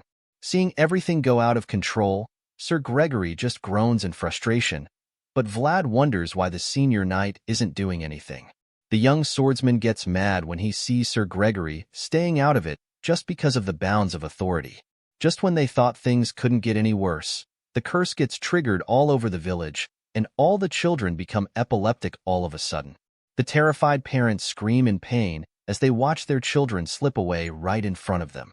The entire village erupts with unbelievable pain, and Vlad finds it all unbearable. He wanted more than anything to escape from the back alley, not just so that he could survive. Neither did he seek the sword just because he admired knights. He wanted to make a difference, and if he just sat back and watched horrors like this continue, then it was no better than being stuck in the filthy back alley. The star swordsman resolves to keep moving forward, so he grabs his sword and attempts to go outside and hunt down the enemy. But before he can, Gregory stops him. The senior claims that he understands how Vlad feels, but he also reminds him that a knight's sword must be as heavy as it is sharp. The old man reminds him that their swords require justification and responsibility, but the pained young man snaps at him, wondering what the whole point of justification and responsibility is if they can't even protect what needs protection. Hearing this, Sir Gregory admits that the kid has hit the mark, and all of a sudden he asks Vlad to repeat after him. Vlad is baffled, but then the old man tells him that the swordmaster's code is the only justification they can rely on right now. The scene shifts suddenly, and we catch up with Lady Justia, who's currently standing in the middle of a place that looks like the heart of the curse. No matter how shrouded the place is in dark energy, one thing she knows for sure is that it stands on the land created by God. As far as she's concerned, nothing can stand in the way of God's will. So, she opens the door of the church, determined to face the enemy, but she's shocked when she sees the demonic symbol plastered on the altar. Seeing the sign, she accuses the false priest of blasphemy. The evil reverend smiles when he hears her voice, claiming that she came sooner than expected and wondering why she came alone. After all, only the two of them can't offer sufficient prayers for the people in the church. Hearing this, Justia realizes that the church is full of alien energy. She can't see or sense any other living beings in there, and that's when the congregation of demons reveals itself to her. The evil forces awaken as the priest laughs maniacally, claiming that the service can now begin. The demons on the other side start running toward the church like zombies on speed, and as they reach the door, they start pulling it apart. The dead people desperately try to pull the door down, crying out for their lost children, and it becomes clear that these were once the parents of the children who were sacrificed. The Holy Knight is disgusted by the false priest when she realizes what he did, and she can't believe that he has no fear of God. In response, the false prophet tells her that God has very little to do with him. Right before dropping his unholy Bible to the floor, the priest admits that God should be feared but claims that he no longer needs to return to the embrace of the Lord. He says this and immediately reveals the dark powers he has acquired, the same powers that allowed him to birth the curse that ravages the village. Seeing this, Justia realizes that this opponent is a lot more powerful than she can handle on her own. So she goes on her knees and calls upon the glorious commander of the heavenly army to help her. Saint Rosino stands beside God in the face of the oppression of evil, and in exchange for the costly price, calls on the saint to come save the wretched souls. Justia makes this holy request, claiming that she would be the one to pay that price, and as she does so, her eyes begin to glow as the golden wings of an angel shoot out of her back. The Holy Knight is once again blessed with unimaginable power from the heavens, and at that moment, a bright light appears in the sky and shoots right down on the church. Just when it looked like the place would be consumed by dark energy, the power of God shines down on the church, casting out all the evil forces there. The evil priest sees what's going on and is horrified because he realizes that this is a solemn exorcism. The light can be seen even without eyes and can be found even in utter darkness. But even though this should scare the false prophet, he considers it more like a challenge. The fact that she would call forth such a light without any preparatory ritual is quite impressive to him. However, he's not ready to give up on his evil church just yet, so he claims that every torch has limits when it stands alone, no matter how bright it may be. With this being said, he begins to conjure another dark spell. Feeling that Justia's spell is the type that comes with a backlash, he informs Justia that what she's using is a miracle that comes at the cost of one's own life, and expects her to be very aware of this. After all, he believes that at the end of that glorious light, only deeper darkness remains. The bright, large beam of light shoots down upon the old church and blasts all the evil spirits roaring inside. In the blink of an eye, all the undead soldiers that were so close to attacking Lady Justia are struck down on the spot, and it begins to look like the Holy Knight has already prevailed. Unfortunately, that's not exactly the case, because it seems as though the powerful holy beam might have done the job. We suddenly see that the true source of the dark energy is still very much active and determined to keep fighting. Lady Justia remains on her knee with her mighty sword still dug into the earth, because a part of her believes that the holy blast sent by the heavens has saved her from the monsters who were about to devour her. But then, she looks up and scans the church with her gold, glowing eyes, only to realize that she's still got a lot of company. The possessed victims who were struck down earlier start to get back up all of a sudden, and so it becomes clear to the Holy Knight that she still has a lot of work on her hands before this battle is over. Some of the possessed zombies start to reveal themselves from other rooms in the church, while some of the ones that were lying on the floor get back up like nothing ever happened to them. At this point, the white-haired knight begins to panic because she didn't expect that there would be this many victims in the church. She probably thought that the first wave was all of them. So to see even more undead warriors popping up out of nowhere makes her wonder just how many victims there are. She's still too tired to get back up and start swinging her sword at all the victims. So, she just remains on one knee with her sword on the floor. While she's still in this position, the possessed false prophet decides that it's time to make some moves of his own. Right now, his army is still very strong despite Lady Justia's attempt to get the victims out of the picture. For this reason, the evil priest feels that he's got the upper hand at this point. So he walks up to the Holy Knight with his blade imbued with dark energy and coldly tells her that it's now time for darkness to fall. He's ready to show her how he's going to finish her off. Lady Justia looks up at him from her kneeling position and realizes that it might be game over for her if she doesn't play her cards right. She still has no intention of surrendering, despite being tired right now. The knight is panting and gasping for air as she tries to catch her breath, but her gaze is fixed directly on him, and the look in her eyes suggests that she's only thinking about one thing: how to kill him. Anyway, the prophet starts walking toward her with so much confidence, feeling that he's got this all in the bag. But then, Lady Justia begins to call on the glorious commander of the heavenly army, Saint Rosino, who stands beside God. She's still trying to summon the guy in the sky when the evil priest cuts her off, making it clear that her attempts are pointless. Despite his discouraging comments, Lady Justia completely ignores him and continues to summon the saint from the heavens. She's not even done with the incantation when her eyes begin to glow with the same fiery gold color as earlier, and once this happens, it becomes obvious that her attempts are not as pointless as the priest thought. The white-haired knight can feel the holy energy flowing through her body, so she can tell that the tables are about to turn. With this in mind, she continues to summon the saint, requesting that his church bring down all the enemies. Lady Justia makes this call, and then just like that, a mighty figure appears behind her, glowing with blinding light that forces the false prophet to take a few steps back. The villain is horrified by the power that he's beholding, and he almost can't believe his eyes because he probably never imagined that such holy power still existed in this world. The false prophet has been in control of the village for a while now, using his dark energy to torment the people. While the evil priest is still receiving the shock of his life, the Holy Knight, who has just received a lot more power, vows to take him down, even if it means that it'll cost her life.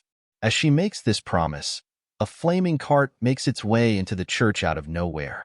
It's coming from behind Lady Justia, and she doesn't notice it until it's a few meters away from her. The knight senses the danger, so she turns around and sees it speeding toward her. That's also about the same time that she sees Vlad hanging onto the speeding carriage and telling her to get out of the way. This stunt is what he intends to use to defeat the evil priest. When Lady Justia figures that his flaming attempt is aimed at the prophet, she jumps out of the way immediately. Once she's out of the danger zone, Sir Gregory also reveals himself to be in the church before yelling out at the blonde swordsman to push the burning cart toward the prophet. Vlad does exactly that, and the flaming carriage is hurled at the bad guy. When the priest sees the inferno rolling toward him, he just scoffs. He almost looks disappointed that they would think such a move would hurt him. As far as he's concerned, this attempt is pretty laughable, so he just casually blasts the burning cart into tiny pieces. The impact leads to a pretty big explosion inside the church, and to those on the outside, it looks like their surprise attack might have done the trick. The young swordsman grabs his sword and leaps into the air, determined to strike down the false priest. No one hates the priest more than Vlad, so it's no surprise that he wants to finish the guy off now that he's got the chance. The young knight is extremely furious with the man and feels that he's crossed the line by messing with the kids of the village. So now, he wants to end things for good. The two opposite forces clash swords, and an intense battle ensues.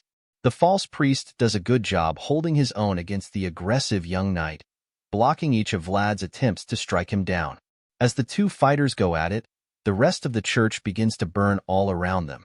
The flames from the burning cart, which exploded, have now spread across the entire building.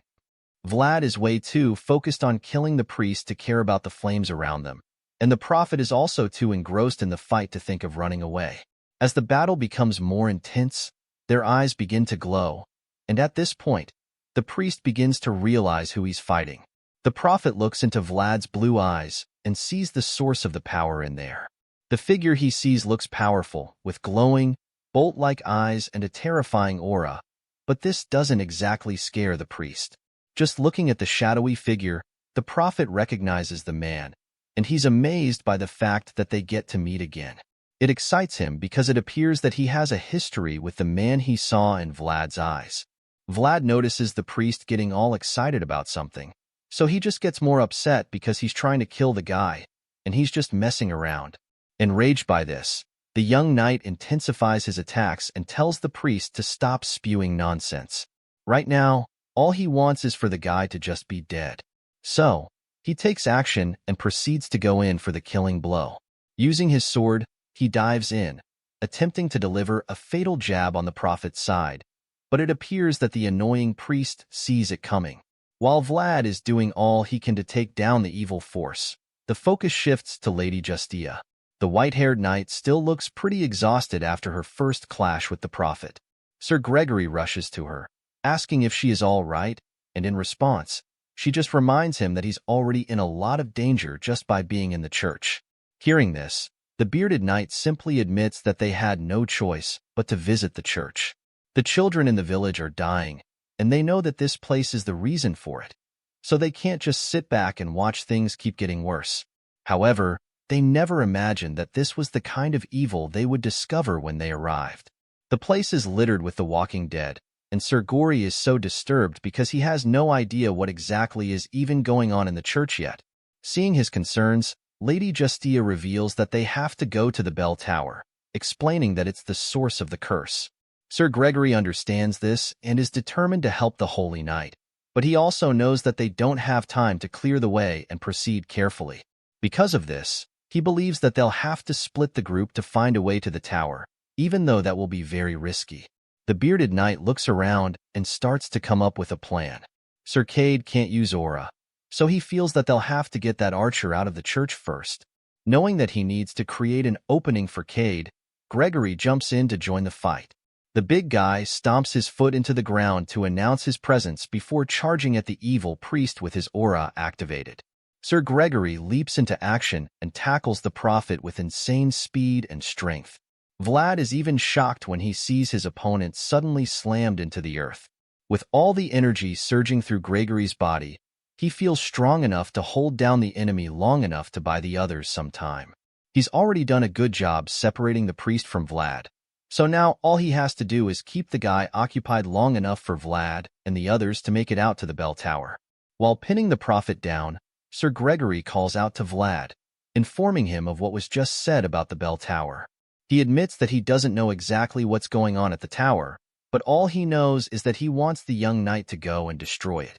Vlad hears these words from his superior and realizes that he's been given a very important mission. He's determined not to fail. The young swordsman accepts the mission without hesitation and dashes out of the church with incredible speed. He's determined to make sure that Sir Gregory's sacrifice won't be in vain. Despite being pinned to the ground, the prophet refuses to let Vlad escape like that, so he summons his undead soldiers and orders them to go after the blonde swordsman. Just like that, the zombie-like victims reawaken and drop everything else to stop Vlad from making it out of the church. Vlad realizes that his task just got a lot more difficult, so he curses out, but this doesn't make him go any slower. The sea of dead people runs toward him, so he just charges at them with even more speed.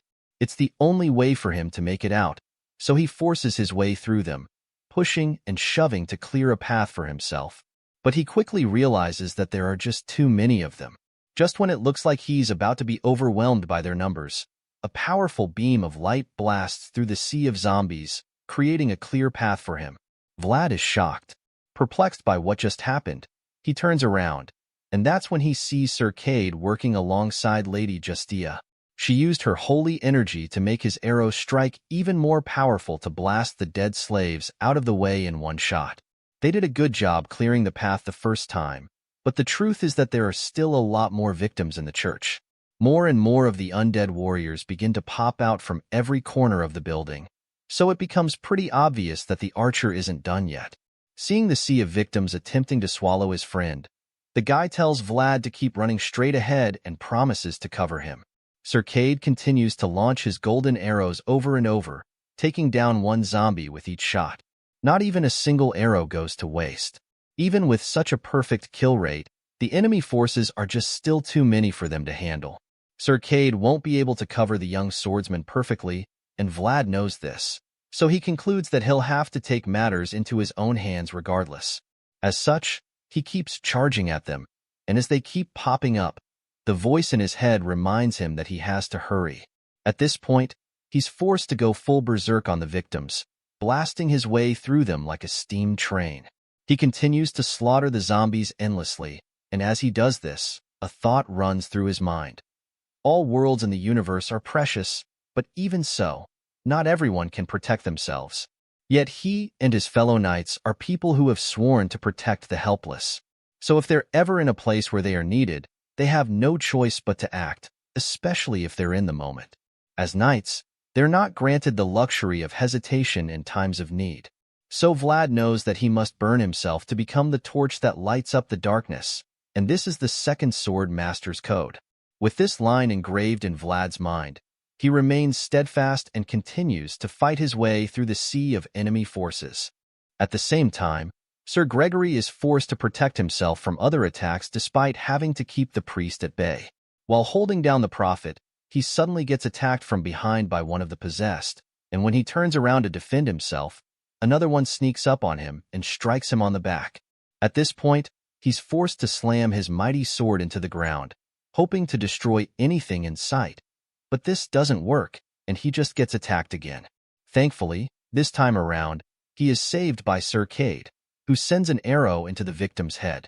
Sir Gregory looks over at his colleague with gratitude, and then Cade just gives him a nod. The archer pants in exhaustion, with his fingers dripping blood. At this point, it seems as though they've cleared the area a bit, so Gregory decides to take a breather. Seeing how the zombies are all over him, the knight jokes about wishing to be this popular in his normal life because he feels it would be nice. While he's still joking, one of the zombies crawls toward his feet, and he just looks down at the creature in disgust, feeling that he's already seen too much messed up stuff for one day. A big component of what he's talking about is the prophet's face. The knight is enraged by the fact that the priest has been smiling like an idiot the whole time. We get to see the guy's face, and he's indeed wearing a sinister smile. It's a creepy look, and it's also quite annoying because it just makes someone feel like the prophet has some secret plan he's waiting to unveil. The priest sits on the floor like someone who's given up on life and tells Sir Gregory to do anything he wants to do to him. After all, the sick man feels that he's not someone who can be finished off by death so easily. The bearded knight grits his teeth in rage when he hears these words because he feels that the prophet is just trying to get him riled up. He's already mad at the guy, so to hear him talk so confidently, he decides that he'll teach the prophet a lesson. Sir Gregory lifts his sword and takes a big swing at the priest, eager to see if the guy can keep babbling after he chops his head off. In response, the prophet just laughs, which infuriates Sir Gregory even more. So, he lands the killing strike, telling the priest to keep laughing till he dies. The bearded knight decapitates the priest in one slash, and as the head rolls down a few steps, something shocking happens.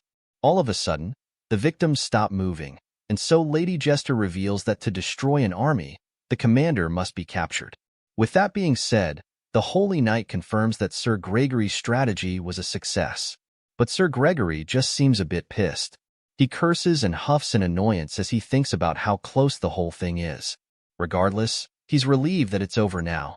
So he opens his flask to have a gulp of liquor, feeling that he'll need to drink a lot later that night.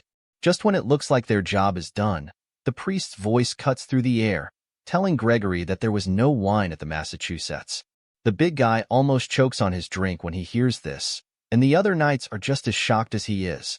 Their eyes almost pop out of their heads because they're horrified by the thought of a head talking after being cut off. The head continues to speak and asks for a sip of the knight's liquor. Sir Gregory freezes in shock when he turns around to see the talking head, but it appears that things are about to get even worse. All of a sudden, Cade calls out for the bearded knight to look out, and that's when we see that the priest's body is standing right behind him. A strange blue flame shoots out from the neck at that moment, and then Lady Jester realizes that this evil fellow is the Headless Knight, known as Dullahan. While the rest of the group is dealing with the Headless Knight back in the church, Vlad dashes up the stairs of the tower with so much determination in each step. He finally gets to the bell at the top, and he can see the dark energy flowing all around it.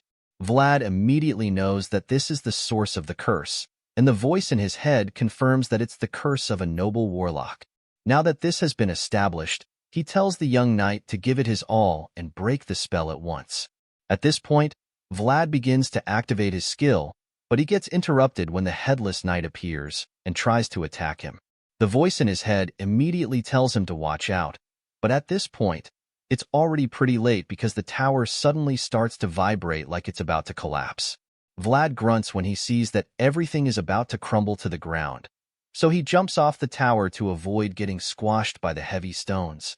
The entire thing explodes, all thanks to Dullahan, who wants to make sure that they don't destroy the source of his curse. Meanwhile, Vlad finally makes it to the floor safe and sound. He looks around at all the rubble and confusion, wondering what the hell is going on, and that's when he sees that the church has been destroyed. Just then, the Headless Knight reappears with a glowing ball of energy in his hand.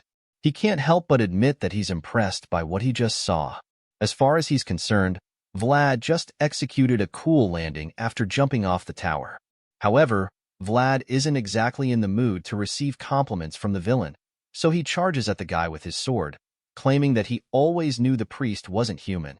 At the moment, he hasn't seen any of his friends, so he asks Dullahan where they are because he's afraid they might have been hurt or even killed. In response, the Headless Knight simply states that their lives mean nothing to him, and we get to see the motionless bodies of the other knights lying in the rubble. Dullahan claims that the only thing he cares about is already right in his hand, and it's at this point that we see the curse in his hand. Enraged, Vlad demands that the Headless Knight hand it over, but the villain tells him to take it by himself. Vlad gets mad and charges at the Headless Knight once again, demanding it. So, Dullahan warns him not to push his luck because he doesn't know when his courtesy towards his peers will disappear. Hearing this, the young knight is puzzled because he doesn't get how they're peers. So, Dullahan explains that he's not talking about Vlad, which leaves the kid shocked. At that moment, the Headless Knight goes all out and unleashes a barrage of attacks on the young swordsman. He overwhelms Vlad, who realizes that his opponent is now way too fast for him.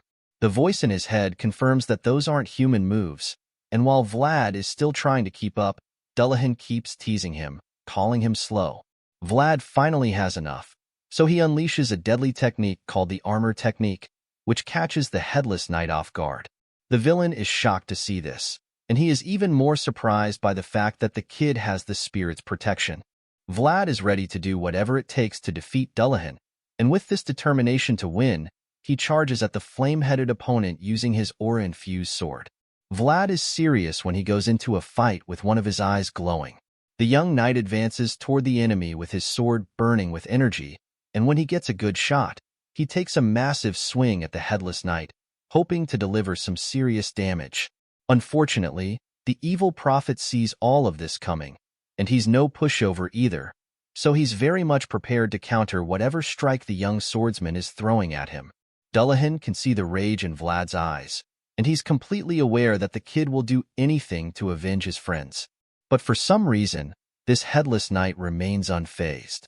He believes that he'll be able to deal with whatever gets thrown at him, so he sits back and waits until it's the right time to land a counterattack. Using his black sword filled with dark energy, he casually blocks Vlad's swift strike, and it's almost like he can see what Vlad is going to do before he attempts. At this point, it's already pretty clear that the headless knight is up there when it comes to sword combat because the blonde swordsman is doing everything he can to land a hit, and yet he just keeps getting countered over and over. Dullahan is just way too fast for him, and as his strikes keep getting deflected time and time again, he begins to panic a little because he realizes that he can't win the battle if this keeps happening. Things aren't looking good for the young knight from Sora, and you can see the desperation in his eyes at this point.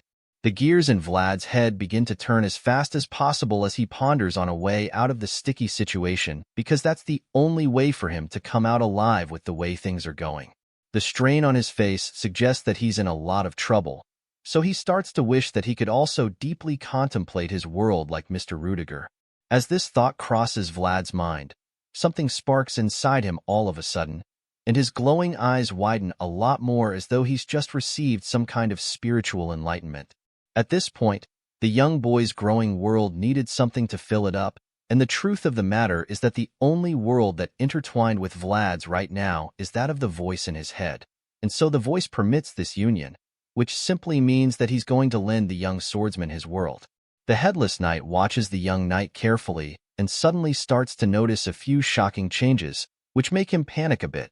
All of a sudden, the blue aura glow that was in Vlad's eye begins to disappear, and then it transforms into bolts of lightning. The voice manifests his world in the form of lightning, allowing Vlad to channel this new energy into his blade. He's been permitted to use this world, and he has every intention of using it to the best of his ability. With the new power he's been granted, Vlad takes his mighty sword filled with overwhelming energy and unleashes a supercharged attack on the headless knight. He takes the big swing at Dullahan, knowing that the effects of such a blast will be catastrophic. But before unleashing it, he asks the evil priest once again if he thought that he'd just sit back and abandon the kids in the village. There's no way in hell that Vlad would leave this place without doing everything he can to save the innocent children. As a knight, he's sworn to protect those who can't help themselves, and right now, the people in this category are the poor children who have been afflicted by Dullahan's curse. The only way to save them is by getting rid of the headless knight, and that's exactly what Vlad has sworn to do. Filled with rage and the desire to protect the innocent, Vlad finally unleashes the devastating blast on the evil priest. And even though the guy tries to deflect the attack once again, this time it's just way too much for him to handle. The huge blast spans for miles, and at the center of it all, we can see the headless knight standing there as the powerful skill keeps him at bay. After such an explosion, one would think that Dullahan would be dead or something, but in a shocking twist, the villain just reveals himself to still be in the fight once the dust starts to settle. As the dirt and smoke start to clear, we see the headless knight standing strong with his sword in hand. The guy is certainly ready for another round. After revealing that he's still in the fight, he starts to activate a seemingly powerful attack, hoping to retaliate, and that's when Vlad starts panicking even more. The young knight curses out when he sees that his opponent is practically unscathed because he can't even believe that after all he did, all he managed to do was leave a small scratch. Now that he's running out of ideas, the young swordsman concludes that his world is too small for the voice's world to fit inside him. The reason why his blast couldn't finish Dullahan off is that his world is not on par with the voice's, and as such, the voice's world couldn't fit into his, and that's why he couldn't get the maximum effect from the combined attack. At the moment, Vlad is already pretty exhausted, but they've all been futile.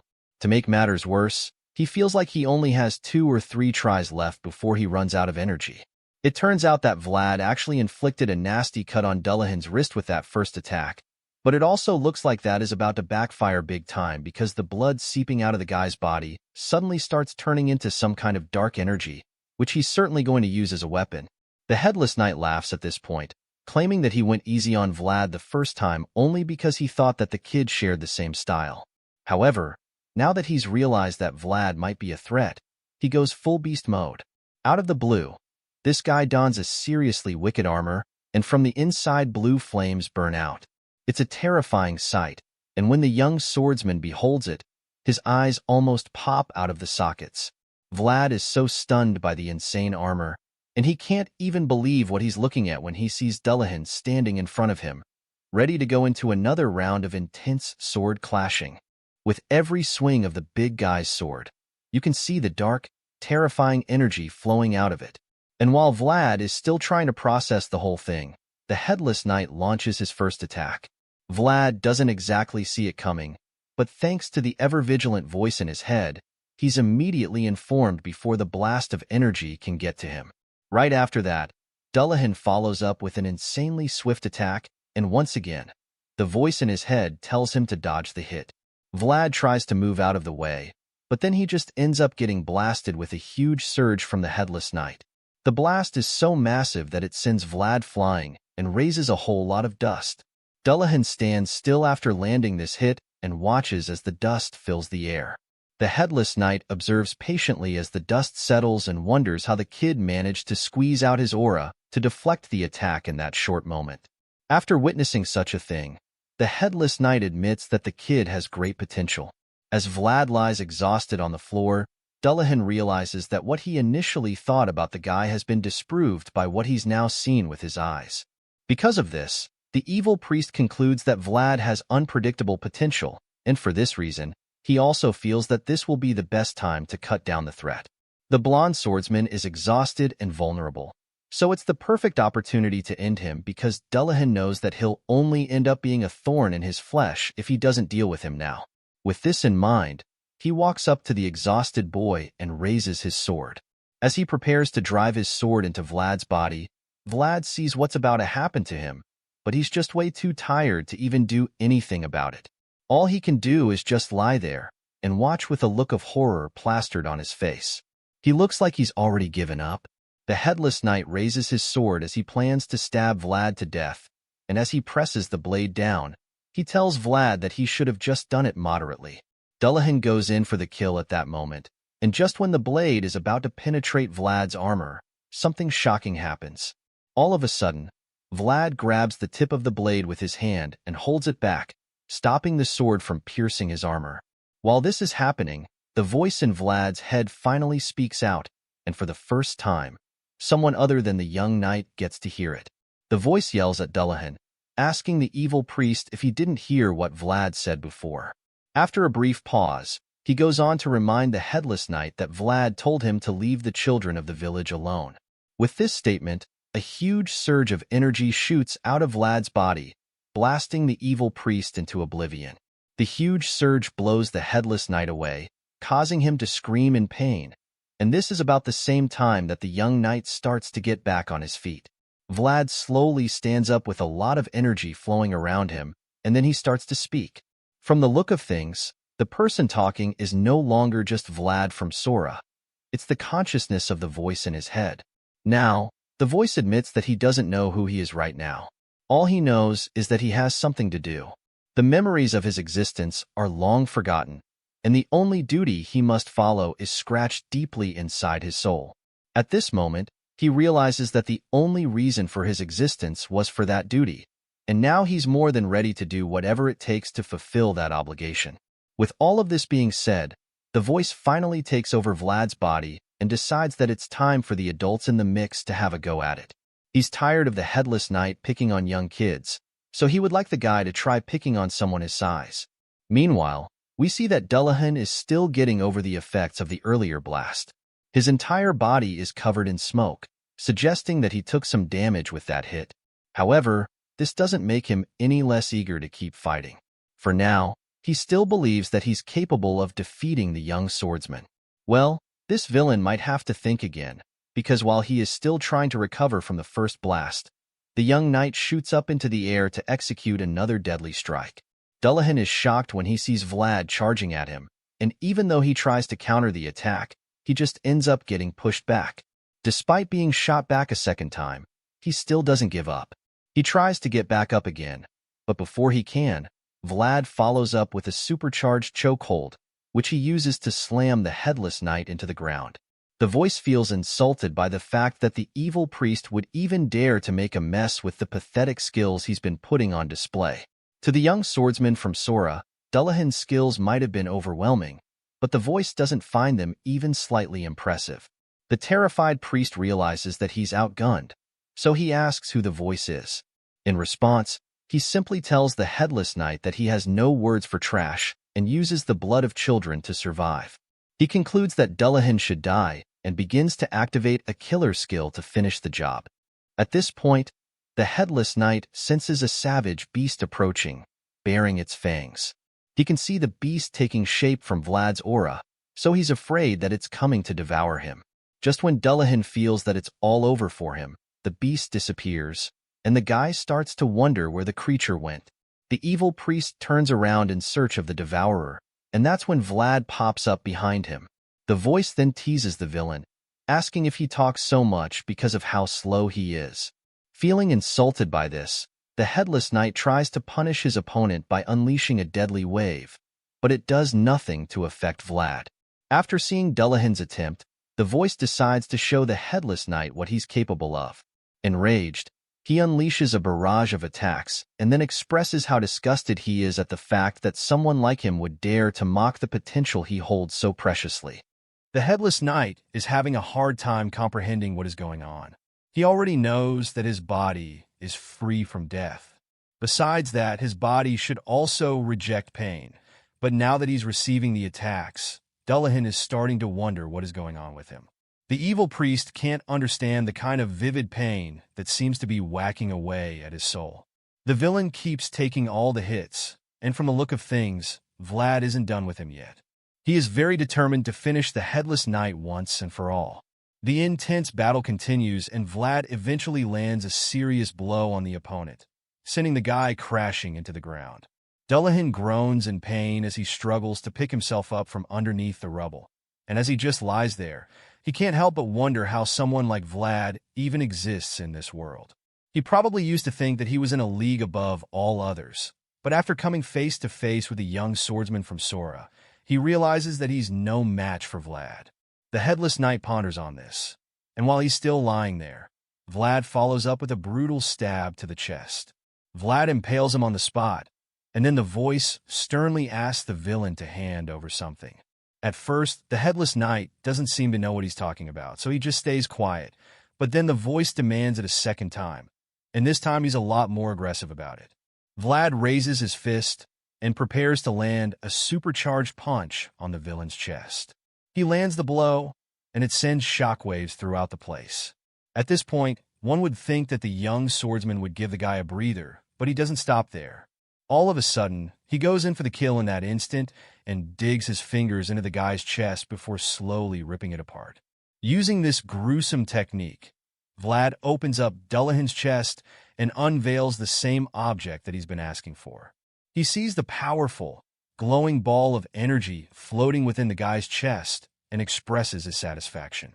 The voice is relieved to see the ball, and without wasting another moment, Vlad reaches in and pulls out the curse. As he does this, the voice commands the curse to go back to wherever it's coming from, and this just makes the evil priest yell out in frustration. Dullahan is pretty much helpless while all of this is happening, so all he can do is scream in agony as he watches his precious curse get exorcised. The villain cries out relentlessly, but Vlad just ignores it and continues to get rid of the evil curse for good. It's certainly not an easy task.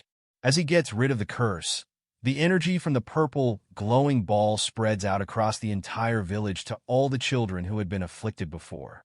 The life force that was stolen from the innocent kids is finally returned to them, leaving all the parents very confused and shocked.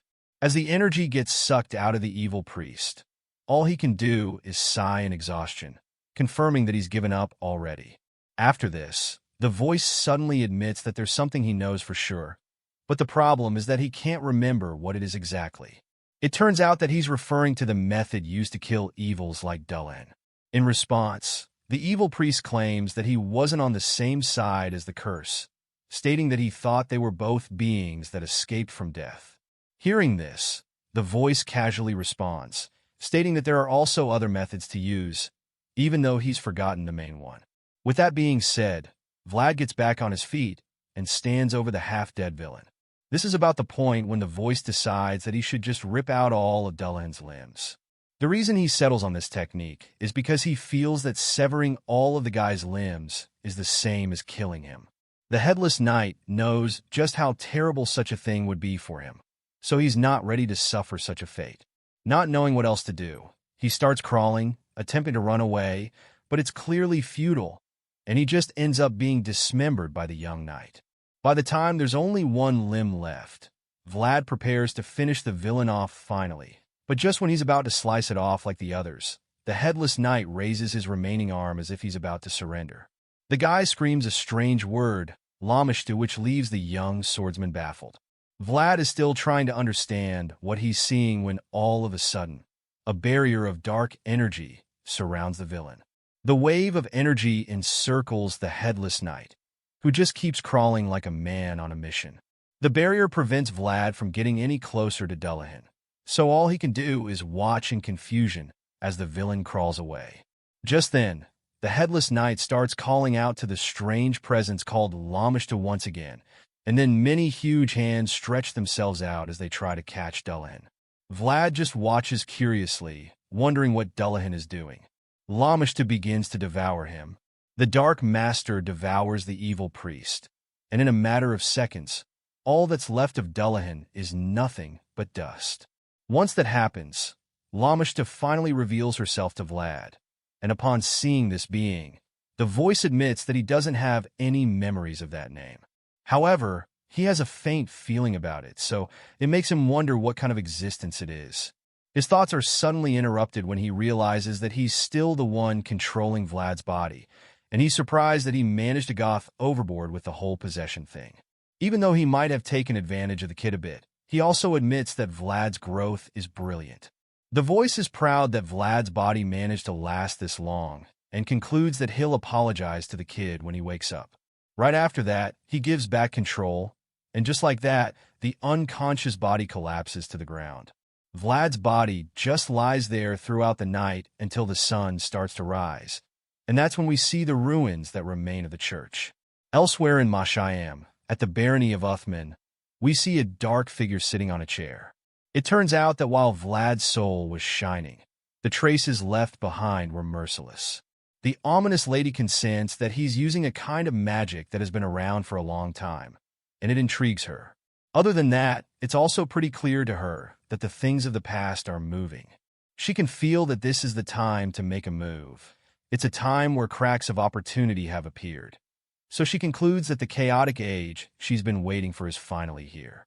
With this in mind, she orders her knights to take whatever they want from the corpses of Baron Uthman's knights. After all, the Baron has already paid the price for his son, who will now be brought back to life. The witch has met her end of the bargain, so now it's time to reap the reward of her services. Now that she's brought the Baron's son back to life, she believes that Mashayam should be the new harbor of darkness, which means that she and her dark knights will be staying in the land for the time being. The next day, in the small village, Vlad is looking rather unkempt and frustrated for some reason. The young swordsman is just waking up after sleeping for 3 whole days. This isn't the first time it is happening since he arrived at the village, so it kind of bothers him, since he's supposed to be an active knight protecting people and all. While Vlad is still trying to understand how he managed to sleep for 3 days straight, his buddy Goth enters the room, telling him not to feel too bad about it. He tells the young knight to be glad that the grueling fight is finally over, especially since he almost didn't make it out alive. Goth claims that Vlad was looking like a piece of rag cloth when he first found him after his battle against the Headless Knight. He goes on to reveal that he went through a lot just to get Vlad back to the inn. Goth had to drag the unconscious knight along the ground the whole way back. Hearing this, Vlad isn't even sure what to say, so he just runs the back of his head, probably checking for bruises or something. Just then, he remembers that there were other knights with him during the fight, and since he has no idea where they are now, he quickly asks Goth if they're okay. Goth's facial expression changes immediately. The guy reluctantly admits that things aren't good and confirms that the captain is in the worst condition among all of them. It's unsettling news indeed, but Goth wants Vlad to get enough rest. so he tells the young knight not to worry about the others. With that being said, he walks to the door on his way to inform the others that Vlad is finally awake. Before leaving the room, he asks the blonde swordsman to call on him if he needs anything, and Vlad acknowledges this, thanking him for his help. Goth exits the room after this, leaving the young swordsman alone with his thoughts. Vlad just sits on the bed in silence as he processes everything that he just heard. Things aren't perfect, but Vlad is relieved that everyone is alive, at least. He's glad about this, and so is the voice in his head, who admits that it's the most important thing. Now that he's sure none of his friends was killed in the battle, he starts to recall the events of the fight. The voice suggests that the barrier that was deployed by Justia was tough enough to last till the end. This explains why the knights were able to survive even after the whole church was destroyed in the explosion. The fact that her protective shield held out for so long makes the voice conclude that Lady Justia is incredibly powerful. Vlad agrees, and he also suddenly realizes that the current conversation seems quite familiar to him. He seems surprised by it and admits that it's pretty strange for him to be able to talk to the voice without having the sword with him. Before, they could only ever communicate when he had a blade in hand, but that's no longer the case, and the voice explains that this is because the horizons of their worlds are now connected. Even though it was only for a moment, the truth remains that their worlds were shared at one point during the battle. As a result, Vlad is now able to talk to the voice in his mind whenever he wants, even without a sword. The voice confirms this, leaving the kid taken aback, so he tries it out and realizes that he can now communicate without words, just his thoughts. It's amazing that he no longer needs to whisper around while looking to see if someone is watching him, and he feels really glad that he doesn't have to pretend like he's praying whenever he wants to talk to the voice. Now that he's acquired this cool new skill, he ponders on the whole thing and recalls something that he's never told the voice. Their relationship is a secret that only they know, and this means that nobody else will know that the voice is the reason why everyone is safe. If he hadn't used the voice's world, he wouldn't have been able to defeat Dullahan and certainly wouldn't have been able to save the other knights, or even the children of the village. With this in mind, Vlad sincerely thanks the voice for saving all of them, because he's just as much the hero as the young swordsman. After Vlad expresses his gratitude, the voice is left speechless. He's deeply touched, but he doesn't know how to react to this, so he just stays quiet, creating an awkward silence in the room. Before things can get even more awkward, the voice quickly breaks the silence by admitting that Vlad worked hard as well. Hearing the compliment, a warm smile creeps up on the kid's face, and a sense of pride washes over him in that moment. The scene shifts, and the next thing we see is that Vlad is already out of bed and off on his next adventure. Right now, he's being halted by a huge knight standing in his way. The big guy tells him not to come any closer, so the young knight introduces himself, explaining that he's actually from Sora. He assures the guard that Miss Justia will know who he is and that she'd want to see him, but the big guy is reluctant to believe him. He clearly doesn't trust Vlad completely, so he stares the kid down, trying to intimidate him, but Vlad hits back with a cold stare. At this point, the guard decides to go inform Miss Justia and tells Vlad to wait there. Once the big guy is gone, the young swordsman looks around and admits how glad he is to see that the villagers can finally rest easy. Sure, the holy knights arrive quite late, but he's still happy for their presence nonetheless. His thoughts are interrupted when the big knight returns, telling him that he can now enter the place. Vlad thanks the man and makes his way into the building, but he only takes a few steps inside before he's greeted with a big shock.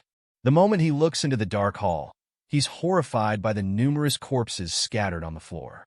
He didn't realize that there were so many victims earlier because of how chaotic things were, and now that he can see how bad things are, he's almost pushed to tears. This sad moment is interrupted when Miss Justia comes out suddenly, asking what he's doing there. Seeing the white-haired knight, he quickly gets up and asks for permission to search the area for more victims. In response, the holy knight just tells him that Sir Gregory has already confirmed all the missing women. Even though this should be enough for Vlad to leave, he insists that he has someone in particular he's searching for, and Miss Justia finds this a little surprising. She doesn't know what to tell him at first, but then admits that there might still be remnants of the curse around. As such, she concludes that it wouldn't hurt to let him check one last time. With this in mind, she permits him and tells him to come get her blessing when he's done searching. The young knight thanks her and gets to work immediately. He lifts the tarps one by one to check, and it doesn't take him long to find the lady he was looking for. He's horrified when he sees her face and immediately feels bad because a part of him hoped that he wouldn't find her lying there with the other deceased. The young knight breaks down on the spot as he just keeps staring at the woman's face. Just then, we're shown a flashback of Vlad's childhood. In this scene, little Vlad notices that the lady has a bruised eye and suggests that she get some rest over the next couple of days, but she insists that the throbbing bruise on her eye is nothing. She fakes a smile to make the boy feel better, claiming that it's not that bad since she doesn't have a broken bone or something. She thanks him for his concern and gives him an egg for some reason, but he refuses to take it and tells her to rub it on her bruised eye. Hearing this, she finally reveals that the egg is supposed to be a bribe. Back in the present, Vlad just keeps staring at her face now that she's dead, feeling that he'll be counting on her next time too. The heartbroken knight thinks about how life is such a sickening thing, and as he wipes her face, he quietly tells her not to do dangerous things in her next life. Next time, he hopes that she'll be born into a good family and grow up being loved. He caresses her face as he says his last goodbye to her, and before leaving, he tells her how sorry he is that he wasn't there for her. A while later, he goes to see Miss Justia in her tent. Inside the tent, the white-haired knight makes some tea, so she can listen to what Vlad has to say properly. She wasn't exactly conscious when Vlad's battle against Dullahan finally came to an end, so now he's telling her how it all went down. So far, the young knight has told her how the villain got sucked into a black hole that suddenly appeared, and she wants more details. The holy knight gives him the hot cup of tea, asking him to spill all the beans, but Vlad explains that he's already told her all that he knows. He claims that he was too busy with the fight to notice anything else, and that he was trying so hard to deal with the villain's attacks. Hearing this, Lady Justia starts to get a bit suspicious, so she just stares at him with a questioning look on her face, waiting to see if she can force anything else out of him. While she's staring at him, he casually sips the tea, using it as an excuse to stay quiet. At this point, the voice commends him for making the story up. It sounds believable because there's a good mix of lies and truth in it. Vlad proudly accepts the praise, feeling that it's no big deal since he worked with prostitutes and used his words to earn a living while growing up in the back alleys. All of that just goes to confirm that he can be pretty convincing.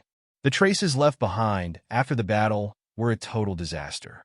This is because they showed just how powerless their resistance was in front of a much more powerful force. This thought runs through Miss Justia's mind at the moment because she's starting to feel that Vlad isn't telling her everything. She's trying to put the pieces together, but she just can't figure out what truly matters in the end. The young swordsman probably sees that she's onto him, so he decides to give her something to think about. He suddenly tells her how the villain called out a name at the end, and this piques her curiosity. She asks him what the name is, but he claims that he can't remember it because he was in and out of consciousness at the time. Determined to get the information out of him, she grabs an apple and asks him if he would remember some of the details after having something to eat. At this point, Vlad finally reveals that the name sounded something like llama, and Lady Justia immediately realizes that he's talking about Lamashtu. The white-haired lady freezes the moment he confirms this and suddenly starts shaking with the apple in her hand. She's trembling, but somehow manages to keep her cool as she thanks him for his cooperation. Even though she tries to hide her reaction, the knight is sharp enough to notice her shaky hands, and this leaves him puzzled. While he's still trying to understand what's going on, the white-haired knight suddenly stands up, assuring him that San Rosino will not forget how hard he fought on that day. Now Miss Justia has gotten the kind of information she's been looking for, but it's a little overwhelming, so she quickly excuses herself before the young knight can notice anything else. She walks out of the tent without another word while Vlad just watches her in confusion. Once she's gone, the voice admits that it's a relief that she doesn't suspect him. Yeah, that's a good thing, but Vlad is currently more concerned about the strange expression she put on display after hearing about Lamashtu. As far as Vlad is concerned, it is like she became a completely different person all of a sudden, and he finds this disturbing. The scene shifts once again, and this time, we're taken to the mayor's residence. In there, Joseph Bazid, who is also the new mayor of Sora, hosts an unexpected guest. He pours some tea for the visitor, wondering when he arrived in the city. The guest turns out to be an old man named Lamond, who claims that he's been around for a while. Hearing this, the young master states that he would have come out to receive Lamond if he had informed him of the visit beforehand.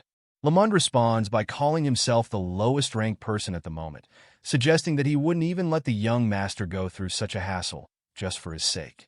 Besides that, he's come to talk about more important matters. So he quickly changes the topic and cuts to the chase by immediately asking Joseph where the young boy is. The new mayor informs Lamond that the young knight is currently out on a mission. He reveals that Vlad traveled to the Uthman barony and suggests that they should receive some news from the kid very soon. The old man is surprised to hear that the young swordsman is already going on missions despite only being a servant. He then reveals that he met the patriarch before coming to see Joseph Bazit. He also states that he has only one ducat left, and for this reason, he wants to wrap things up quickly.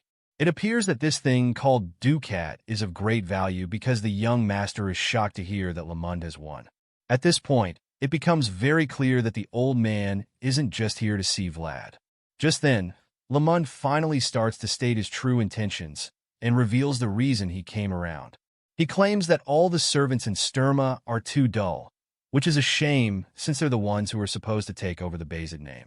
With this in mind, the old man casually wonders if the servants Joseph groomed are any better than those back in Sturma. At this point, Sir Jaeger finally chimes in, confirming that the young swordsman is definitely better than that lot. The advanced knight makes this statement, but he also admits that the kid likes to do whatever he wants. Hearing this, Lamond is intrigued to hear the grumpy knight speak so highly of the boy. He can tell that the kid must be pretty useful because everyone knows just how difficult it is to impress Jaeger. Sir Jaeger is shocked to hear that the old man can read him like a book. He doesn't say a word, but Lamond already knows what he's thinking, so the elder tells him that there's no need to be surprised. After all, Jaeger already showed him all of his disgraceful sides when he was younger while being grumpy the whole time. Joseph just smiles cheekily when he hears this, while the one-eyed knight gets flustered by the old man's words. Lamond goes on to say that he hopes he'll take a liking to Vlad when he finally meets him. There's a certain knight in training named Sanin, who bullies other trainees because he has his parents to back him up, and the old man promises to beat Vlad seriously if he turns out to be like that guy. Joseph informs his guest that Vlad does not have parents, which comes as a shock to Lamond. This is good for Joseph, because now that he knows the old man's true intentions, he's determined to pique his interest as much as he can. With this in mind, he goes on to tell the old man how Vlad grew up in the back alleys without any parents. He reveals this and states that Vlad climbed this far with his own strength. The young master says all of this with an intention, and it's pretty clear that there's a reason he brought up the poor environment Vlad grew up in. He knows that Lamond would relate to this since the old man also had difficult times in the past and succeeded on his own as well. Now that the young master has brought all of this up, the old man starts to get more and more interested in the blonde swordsman. Joseph claims that Lamond doesn't have to give the boy his last ducat, insinuating that he'd be satisfied if only the elder can teach Vlad a thing or two. Obviously, this is just the young mayor trying to play mind games. And Lamond responds to this by admitting that he hasn't taken a liking to any of the young men he's seen recently. However, that is about to change, and since Joseph made the request, the old man promises to take a good look at the blonde swordsman in question. Back in the village, the holy knights appear to be saying goodbye to Vlad's party. They're all outside, and Justia, the spokesperson, tells the other knights that San Rosino will not forget their bravery.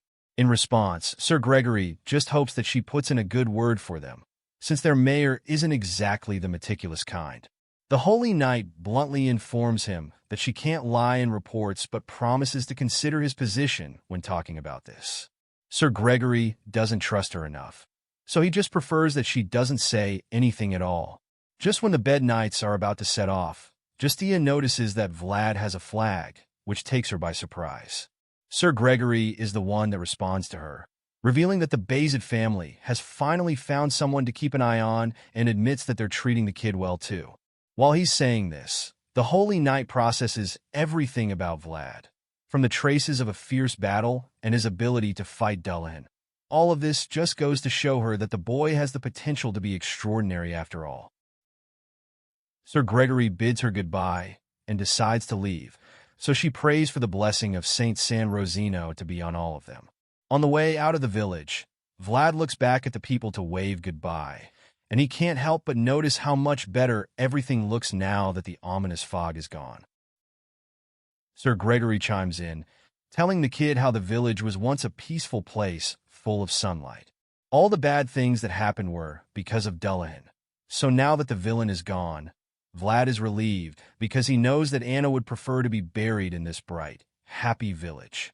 As he leaves the place, Vlad hopes that she finds warmth in this place of her final rest. Later that night, the travelers set up camp to rest for a while. The others quickly fall asleep under blankets while Vlad stays up with his thoughts. The fire burns brightly while he just sits there and ponders on the events that went down in the village. As far as the swordsman is concerned, the entire mission was a complete defeat because he knows that he would have died if he didn't have the voice on his side. Vlad feels that he's not strong enough yet because he was so close to being killed, just like Jorge and Anna. Vlad is so ashamed because he feels that he would have been suppressed so easily by a large world that he couldn't go up against. As he wallows deeper into the realm of self-pity, Gregory pulls him out of his thoughts just in time, asking him what he is thinking about so intently. Vlad isn't too comfortable talking about it, so he claims that he was pondering on various things. Gregory can tell that he's lying, so an awkward silence follows. Vlad suddenly suggests that there are too many incredible people in the world and admits that he doesn't think he can last while living among all those people. Hearing this, Sir Gregory assures him that everyone has such thoughts at least once in their lives. There are no defined answers to these thoughts, but the bearded knight reveals that he's already made his own conclusions to them. Vlad asks what it is, and the man simply tells him that he needs to keep burning. There's no method to keep a fire from wavering when the wind blows, but as long as there are flames, then it can always burn again. With that being said, he encourages the kid to hang in there over and over again so he can burn endlessly. This makes a lot of sense to Vlad, and it reminds him that there's no shortcut to becoming as strong as all those ahead of him. He knows that he needs to keep burning and just focus on the present, because if he's going to face the enormous world approaching him, then he'll also need to have an enormous flame. Sir Gregory and his crew finally return, and young Master Joseph commends them on a job well done. He compliments them for their diligence in carrying out the mission, but he also admits that he can't overlook the fact that swords of the Bayezid family were unsheathed in the land of another local lord. Sir Gregory quickly apologizes and takes full responsibility for everything, ready to accept whatever punishment the mayor has prepared for him. Just then, Lamund chimes in and proceeds to berate the bearded knight for what happened. He scolds Sir Gregory, claiming that the worst part about everything is the fact that he knew the consequences and still went ahead to interfere with issues beyond their jurisdiction. Hearing the old man's voice, Vlad wonders who the man is because the air around him is oddly extraordinary. Meanwhile, Master Joseph agrees with Lamund, stating that Gregory struck a nerve on a sensitive problem in a chaotic time. The empire is starting to fall apart since the imperial family has lost control. Things are getting out of control, so the young master is afraid that it's only a matter of time before such things happen in the north. Sir Gregory continues to apologize, but Joseph just feels that the Iron Duke is paying attention to what happened in the village because it involved curses. Joseph admits that the knights had good intentions, but he feels that the fire Gregory caused is too big and claims that they should have left the village earlier. This statement upsets Vlad because they're practically saying that they should have left the cursed children to keep suffering in the village. Lamund chimes in at this point, revealing that he heard the San Rosino were in the village as well. As such, he expected that the issue be handed over to the Holy Knights. This is where Vlad finally snaps. He gets pissed that they're all scolding Sir Gregory when they weren't even there to see what was going on in the village. At this point, it's starting to look like they're all acting this way to get a reaction from Vlad, and from the look of things, it's worked. All of a sudden, the blonde swordsman finally loses his cool. He yells out, informing them that the children would have died if they hadn't gotten involved. This outburst takes everyone else by surprise, and Vlad just turns around to glare at the nosy old man. Lamond is excited to see Vlad's fearless reaction, and it makes him wonder where Joseph found someone like him. This old man thought that Vlad was some snot-nosed brat, but he was wrong because he can clearly see that this kid is actually a beast. Vlad continues to defend Sir Gregory, bluntly telling Lamond that the bearded knight did his best for the children. Young Master Joseph quickly cuts him off. The mayor looks pissed as he slams his palm on the table and yells at him to stop talking. He furiously warns him not to test his patience any more than this. As his loud voice echoes through the hall, he realizes how mad the boss is. His gaze shifts to look at the mayor, and he's a little shaken by the rage in Joseph's eyes. Sir Jaeger and the other knights are also a little intimidated by the young master's current mood because they rarely get to see him look so upset. Because of this, the entire room goes dead silent in an instant as everyone patiently waits to see what the young master does next. They all turn around to look at Joseph, and after the awkward silence, Vlad finally lowers his head and apologizes for his actions. The young master doesn't say anything in response. Instead, he just looks at the boy before shifting his gaze to the old man standing on the other side of the room. Lamond doesn't say a word, so Joseph figures that it's time for him to continue speaking. He ponders on the situation before opening his mouth to say anything. Joseph starts by talking to Sir Gregory, claiming that he expects the bearded knight to understand that the second rule of a swordmaster is an especially sensitive one. In response, Sir Gregory bows his head and reveals that he completely understands that. He then goes on to take the blame, admitting that the stuff that happened was due to an oversight on his end. Hearing this, Joseph informs everyone in the room that sensitive matters have overlapped with each other, and for this reason, he suggests that they, as the people of Bayzid, must first act and show sincerity before Baron Alfman officially sends his complaints to them. To show that they do not support what happened in the village, the young master believes that a punishment is due. With this in mind, he decides Sir Gregory must be suspended indefinitely, and this catches most of the knights present off guard, especially Vlad. And he's so stunned that he freezes in shock for a moment. The young master goes on to explain the consequences of this suspension, claiming that Sir Gregory would not receive any salary during this time, and that he would also not be able to enjoy any of the rights granted to him by the Bayzid household. The mayor suddenly reveals that Knight Cade will receive the same punishment. The two knights are heartbroken when they hear the final verdict, but they're knights at the end of the day, so they accept the punishment like true men, and neither of them utters a single word to complain. While the older swordsmen are taking their punishments, he just watches from the side, knowing that he's probably next in line to be sanctioned. Young Master Joseph falls on him right after he's done with Gregory and Cade. The mayor calls on the servant, and he just stares at him in silence with his wild blue eyes. Right now, the young master is reluctant to reveal what punishment the kid would be receiving. Before saying anything, Joseph thinks about how he's treated him well. He's fed and clothed the young boy from Sora, and they've become close. But after everything that he'd done, he now realizes that he has failed to tame him. With his back turned to the blonde swordsman, Joseph admits that he's deeply regretful of the way Vlad spoke without permission and upset him in the process. But still, the young master doesn't think that he feels angry at the boy because he's ashamed. As the thought crosses his mind, he realizes that he's actually not angry and that he's simply just disappointed. Once he's come to this conclusion, he finally turns around to face his young mentee before informing him that he's also going to be suspended indefinitely. The mayor makes this statement, but then feels that it's such a waste, feeling that he should have been stricter with him. He feels that he's become so stubborn because of how casual he's been with him. So now, he wants to show the kid that he's the boss. With this in mind, he adds to the punishment, telling him that he must not be seen anywhere around him unless he's summoned. By making such a statement, he's cutting off all access he might have had to him. Vlad is shocked to the core when he hears this. After the verdict is passed, the exiled young servant walks down the halls to get as far from the mayor as he can. As he leaves the place, he has mixed feelings about what just happened, but the fact that he'd have to see the looks of disappointment on Sir Jaeger's face makes his heart sink on the spot. He suddenly gets interrupted by someone standing in the hallway as well.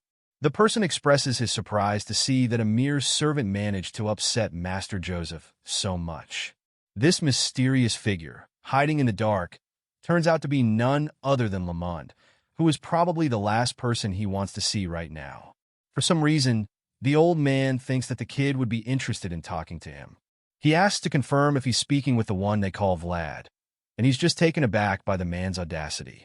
He doesn't say a word and just stares at the old man, wondering why he would even approach him after what happened in Joseph's office. Seeing that the boy isn't responding to him, Lamond decides to get under his skin a little more by suggesting that he doesn't answer when a grown-up talks to him because he was never taught etiquette. This works well enough to upset the young swordsman. He clenches his fist when he hears these words fly out of the old man's mouth. And even though he wants to beat the life out of this nosy troublemaker right now, he does everything he can to hold himself back from snapping. The reason he feels so pissed at this point is that he feels he's already been taught enough etiquette from the madam, who looked at him with the eyes of a mother. When he remembers her loving, warm smile, the anger inside him is suddenly calmed. He refuses to prove Lamond right by lashing out at him a second time, so he maintains his composure and calms down. He opens up his fist and places a hand in front of his chest as he lets the anger wash away from him. Once he's calm, he looks up and introduces himself as Vlad in a polite manner before asking Lamond who he is. The kid's tone is extremely calm and respectful, but the look in his cold blue eyes makes the old man a little wary. So the old man concludes that the boy is challenging him to a fight. With this thought in mind, a sinister smile cracks wide open on Lamond's face as his old blood starts to boil again. This is what he's been looking forward to because it's been so long since someone managed to make him feel such energy. Now that Vlad has finally started talking to him, Lamond feels that he at least owes the boy a response. Seeing that Vlad wants to know his name, he responds to him, but he doesn't give a name. Instead, the old man claims that he doesn't have any name that he can go by right away, and he doesn't even know what to say to that. He's probably already bored of the annoying conversation, so he just keeps a blank expression on his face as he stares at Lamond in silence. The silence is suddenly broken when Lamond slams a pole on the ground, revealing the banner in his hand. At this point, Vlad gets to see all the emblems on his flag, and he's shocked to see how many are on there. He would never have imagined that this feeble-looking old man would have such a high rank. At the same time, Lamond casually introduces himself as someone who walks the lowest path. He then reveals that he hasn't completed his duty yet. Some knights would grow old without dying since they couldn't retire honorably on the battlefield. As such, they're forced to walk among the lowest places to find the honor that's been lost along the way. This is just like what the founding king, who was also a swordmaster, did in his last moments. The scene shifts. All of a sudden, we're taken back to Dearmer. Here, the princess and her advisor seem to be in the middle of some sort of strategy formation. The old man concludes that Count Gator prepared a bridgehead that leads to the north. More accurately, the Count has taken the region where the bridgehead can be developed. Hearing this, the princess figures that Gator has to get past them if he wants to get to the north after all. As such, she wonders if he would come to them, feeling a little worried about what would happen if he visited their force. The old advisor doesn't have an answer either, but all he knows is that they have to be prepared for anything. This makes the princess worried because she knows that the center is blocked, and it would only be a matter of time before they see that the west is closed in already. With this in mind, she concludes that she must write a letter to Count Bazid before it's too late. After all, she's sure that he will help them now that they need it most since he has a reason and a duty to do so. In response, her advisor tells her that she's right and points back to the map on the table, revealing that the next point of attack would be Bazid County once the enemy forces manage to get past Dearmer. The princess is afraid at this point, but she's also glad that she gave him her handkerchief. The advisor chimes in at this point, admitting that he keeps hearing rumors of the blonde swordsman recently. He feels that the boy is growing up to be a fine man since that's the case, and the princess agrees, suggesting that he might have also made acquaintances with the San Rosino as well. This news relieves her a bit because she knows that nothing bad can ever come out of being closer to the church. Hearing this, the old man teases her a little, suggesting that she looks proud of him. The young lady blushes in response, knowing that it's true because she invested in him. The man agrees with her, claiming that she did well too, because thanks to her continued attention to his movements, their spy network has also grown much stronger. It's grown so much that, at this rate, people might start to say that Dearmer's famous products are spies, and not the lemons they've claimed. The man teases the princess with this statement, which earns him a glare from her. Anyway, she doesn't take it too seriously, and since it's clear that their spy network is strong now, she suggests that they expand their surveillance radius. If they can detect any suspicious movements early enough, that will buy them enough time, since they have insufficient troops at their disposal. The worried princess looks out the window to the rest of her city, hoping that the enemies just go past Dearmer without doing anything. Hearing this, the old man agrees with her. He's just as worried as she is because he can see that the world is changing rapidly. It's so fast that even he can't guess what's coming next. However, he also feels that the change isn't all bad, just like how those flowers started to bloom after Vlad left their city. This old man has a feeling that their current situation might just end up bringing them some hope and comfort. Back in Sora, it's already getting late, and he's currently ranting in a smithy. He's so pissed by the conversation he had with the old fool and claims that he wanted to hit Lamond in the head at that moment. He's currently in the smithy of that old man from the start of the story. The bearded man is working on his sword as he listens to the young boy's rants. At some point, he's forced to ask the blondie what on earth he used the sword to do, because it hasn't even been that long since he repaired it the last time, and now it's already damaged again. In response, he blankly states that he used the sword on a headless man. He admits that Dullahan was a really tough opponent, but the blacksmith doesn't understand what he even means by a headless man. Seeing how confused the old man is, he tries to make things clear, but he doesn't know how to explain.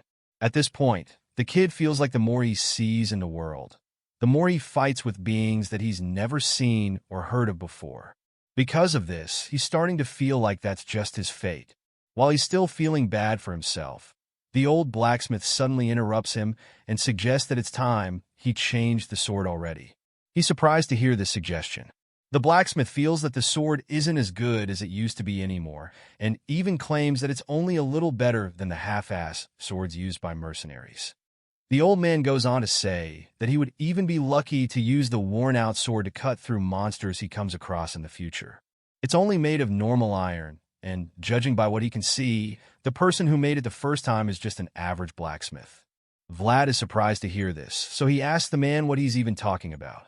The old man decides to spell it out for him, stating that if he uses something that's beneath him, that thing will eventually break.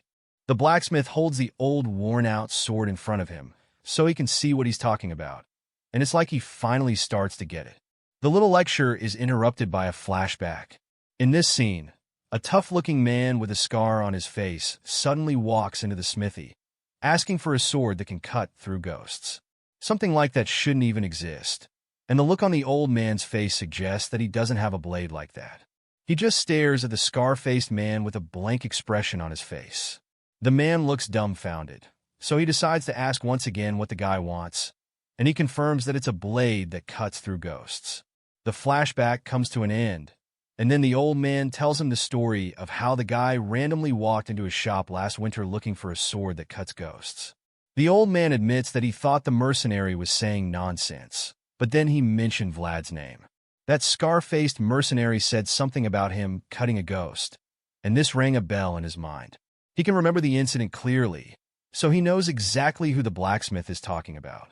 He remembers the guy as one of the mercenaries he met during the goblin subjugation, and back then, the guy was insistent on finding out where the young knight's sword was from. Hearing this, the blacksmith begins to understand the situation a little more. However, he feels that there's no way Vlad would have been able to use his aura to do it since he was still really young back then. This explains why the mercenary came to ask if there was anything special about the sword. The old man admits that he felt relieved after the stranger walked into the store talking about Vlad, because this was the only way he could confirm that he was still alive. However, he also admits that it's truly amazing that the boy managed to accomplish all those great feats with the sword. Once again, he doesn't understand what he means by this. In response, the man simply hands him the sword, but he doesn't say anything. He feels that the boy will keep growing as he overcomes the numerous trials ahead of him. But even after all of this, the sword will remain the same forever. Nevertheless, if it breaks, then that won't be the only thing that breaks. The old man had hoped that his sword wouldn't weigh the young kid down, and he knew that the blade wouldn't want that either. The white-haired man explains that he's not asking him to change the sword right now, but all he wants is for Vlad to at least think about it. With that being said, he asks the man if he takes custom orders, but in a shocking twist, the old man reveals that this sword is his last work. As far as he's concerned, the boy should go find another blacksmith. Even though he thinks that he's all grown up now, in times like this, the blacksmith feels that the young man still behaves like a kid. To dread departure is a privilege that young people have, but it's become a normal thing for an old man like him. The blacksmith suddenly asks him if he'll bring the sword back to him soon, and the kid responds, stating that he doesn't have any urgent need for it. But just then, he remembers that he might have to use it soon. Hearing this, the blacksmith decides that he'll sharpen the blade soon. Then he gets right to work, and Vlad just watches him quietly. A while later, he's given back the sword, and he can see his reflection on the blade. He's impressed because it looks brand new, and the blade even looks sharper than it was before. Vlad is happy and thanks the old man in excitement and tells him that he'll be counting on him too. The blacksmith isn't too happy to hear this, so he quickly warns him not to come too often because he needs to catch a break. He wouldn't want to be abandoned like this, so he promises to bring some good quality meat for the old man next time. But the blacksmith isn't satisfied with that arrangement since he knows that the meat won't be tasty if that's the only thing he brings. Then he quickly promises to bring some good liquor as well the next time he stops by the shop. The old man bids him goodbye, claiming that he's looking forward to it. As he walks away into the dark alley, the man starts coughing violently, suggesting that he's no longer as strong as he used to be. He realizes that he needs to rest for the day and that he gave his all back then. Before going back, he looks over at the boy again and realizes how the way he walks carries certainty and confidence. The old man is happy to see this anyway, because now the boy can easily walk out of this mire called the back alley. With this in mind, he goes inside his house and goes to bed.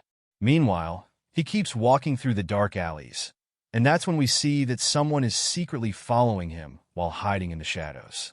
It turns out to be Lamond. But just when the man thinks that he's outsmarted the young swordsman, he quickly senses that someone is on his tail. In a split second, he turns around to confront the mysterious figure following him, and Lamond realizes just how good his instincts are. He now understands why this kid was given the armor of the Bayezid family, and he's impressed.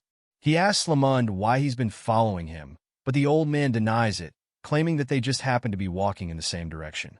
Vlad starts to get pissed because he knows that Lamond has been following him since he left the city. He's annoyed right now because it's like the geezer has been trying to mess with him since they first met. Lamond relishes this sharp energy, and he's also impressed by the fact that he has control over his anger. With this in mind, he's confident that the boy will be capable of even greater things than he thought. It's clear that he doesn't let anger get the best of him. So Lamond figures that the boy must have rebelled on purpose the first time they met. Back then, he didn't even say anything too annoying, so the boy could have easily kept quiet, but he didn't. Seeing the old man getting worked up thinking about all of this, he casually tells the old knight to say whatever is making him unhappy rather than beating around the bush. Seeing how fearless the kid is, Lamond is delighted because it's been a while since he encountered anyone with such raw words. Intoxicated by the challenge, the old man reaches for his sword, claiming that blades are better than words. When he sees this, he decides that he'll have to stand up to him. He doesn't know who he is or why he's doing any of this, but he knows that Joseph vouched for him as a former knight of the Bayezid family. With all of this in mind, he takes the first swing, which Lamond blocks with ease. As the two clash swords, the old man admits that he's got some good skills, but Vlad just stays quiet and continues to throw everything he's got. The old man deflects everything over and over again, so he realizes that he's using the tip of his blade to cut off all the attacks. It's not a coincidence, and he can tell that the old man has seen through his movements after only a few exchanges. The young swordsman can tell that Lamond has clashed with countless swords.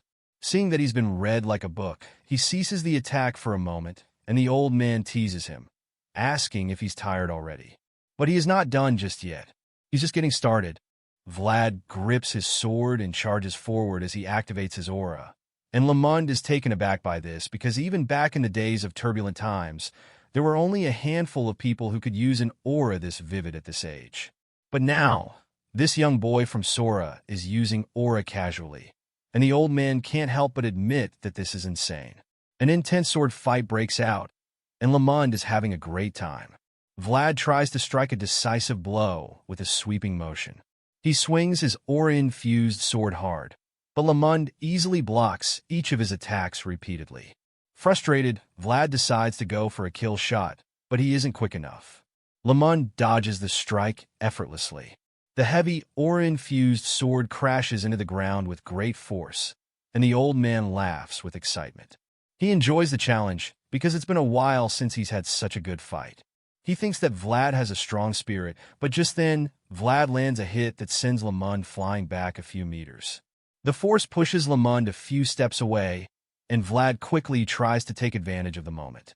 Seeing that Lamond is a bit off balance, Vlad charges at him again, determined to finish him off. He thinks that he can't let Lamond escape. Even if his skills and experience are not as high as Lamond's, he is determined to win. He believes his youth and energy give him an advantage.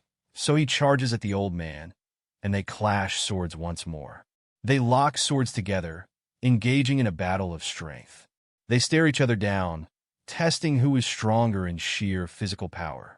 Vlad seems to be gaining the upper hand since he is younger and likely a bit stronger than Lamond. As they push against each other, Vlad starts to make progress, pushing Lamond back. Lamond's feet slide backward, showing that he might be the weaker one in this contest. Lamond notices this and laughs, commenting on how cruel time can be. Meanwhile, Vlad feels like he's winning and taunts Lamond, saying he wants to see how long Lamond can keep smiling. Lamond admits that Vlad's strategy is clever, but his expression shows he's ready to keep fighting all night. The intense sword clash continues for a long time, and it becomes clear that both opponents are at a stalemate. Neither of them is backing down, and both swordsmen remain locked in combat, showing no signs of fatigue. At this point, Lamond teases Vlad, saying he's not bad, and mentions that this battle is good exercise for him. Unfortunately, it looks like Vlad is struggling more than the old man, as seen by the groans on his face. He doesn't seem to have the same stamina that Lamond possesses. To make things worse, Lamond appears to be growing stronger by the second. Vlad senses the aura coming from Lamond's sword and realizes it feels more powerful than before. Lamond notices Vlad's shock and taunts him again, saying it's too early for him to be surprised. Lamond believes that if Vlad adapts quickly, he could tap into the same power. Then, Lamond shows he is truly exceptional by grabbing Vlad's sword with his bare hand. He holds the aura-infused blade with just his hands, which should be impossible. Vlad is completely stunned. While he's still processing this shocking scene, Lamond uses one hand to push Vlad's sword down, heading toward disarming him. Just when it seems like the fight is about to end for Vlad, he makes a daring move that surprises Lamond. Even though Lamond has tied down Vlad's sword with one hand, Vlad quickly pulls out a small knife from his back and slashes Lamond. Lamond is completely shocked by this turn of events, and he can't help but acknowledge how clever Vlad is. He scoffs at the situation, and while he's angry, he is also really impressed by what he just saw. Vlad made a really smart choice by leaving his sword behind, especially since a knight wouldn't usually think of that after training. Lamond thinks Vlad is very brave for making such a decision, and it impresses him a lot. Lamond believes that Vlad must have the heart of a fierce beast, which makes him even more excited to fight. This old man loves a good challenge, and right now Vlad is a strong opponent. Feeling excited, Lamond clenches his fists and decides to throw a quick punch now that they aren't using swords anymore. Fueled by his anger, he moves quickly and hits Vlad hard enough to send him flying several meters away. The punch is so strong that Vlad goes tumbling like a piece of paper before crashing to the ground multiple times. Very few people could survive such a blow, and by the time Lamond realizes how powerful his punch was, it's already too late. When he sees the damage he has caused, Lamond starts to worry because he didn't mean to get so serious. Afraid he might have killed Vlad, he rushes over to check on him, asking if he is okay.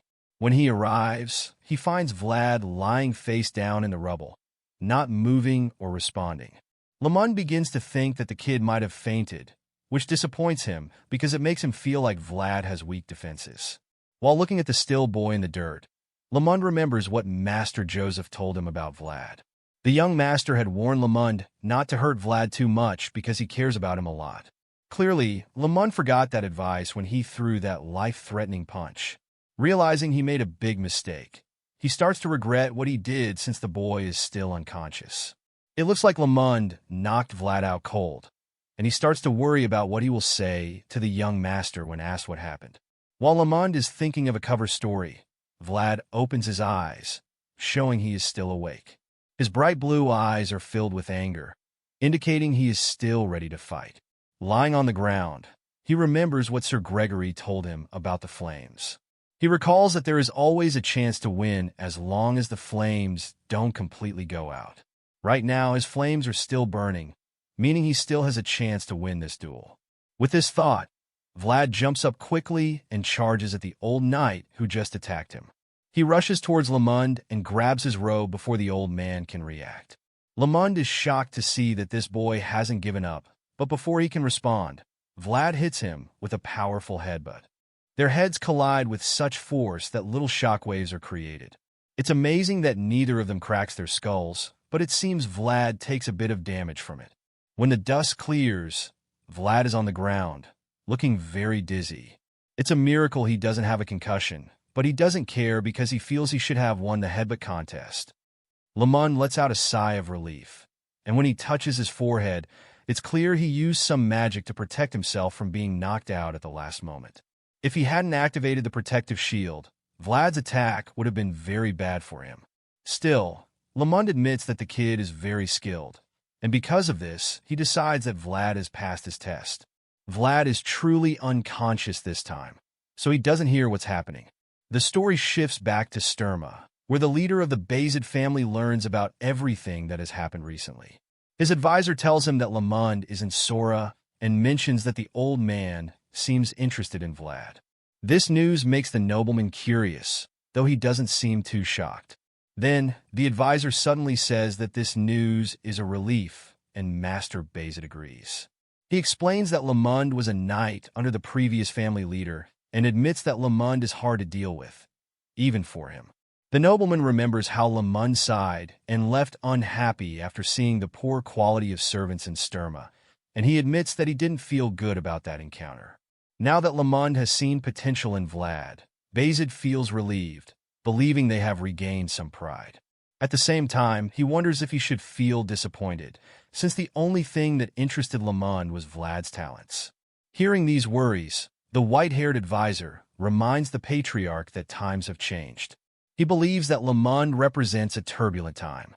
Lamond started as a servant before becoming a knight, so he likely won't be interested in the sheltered servants of today.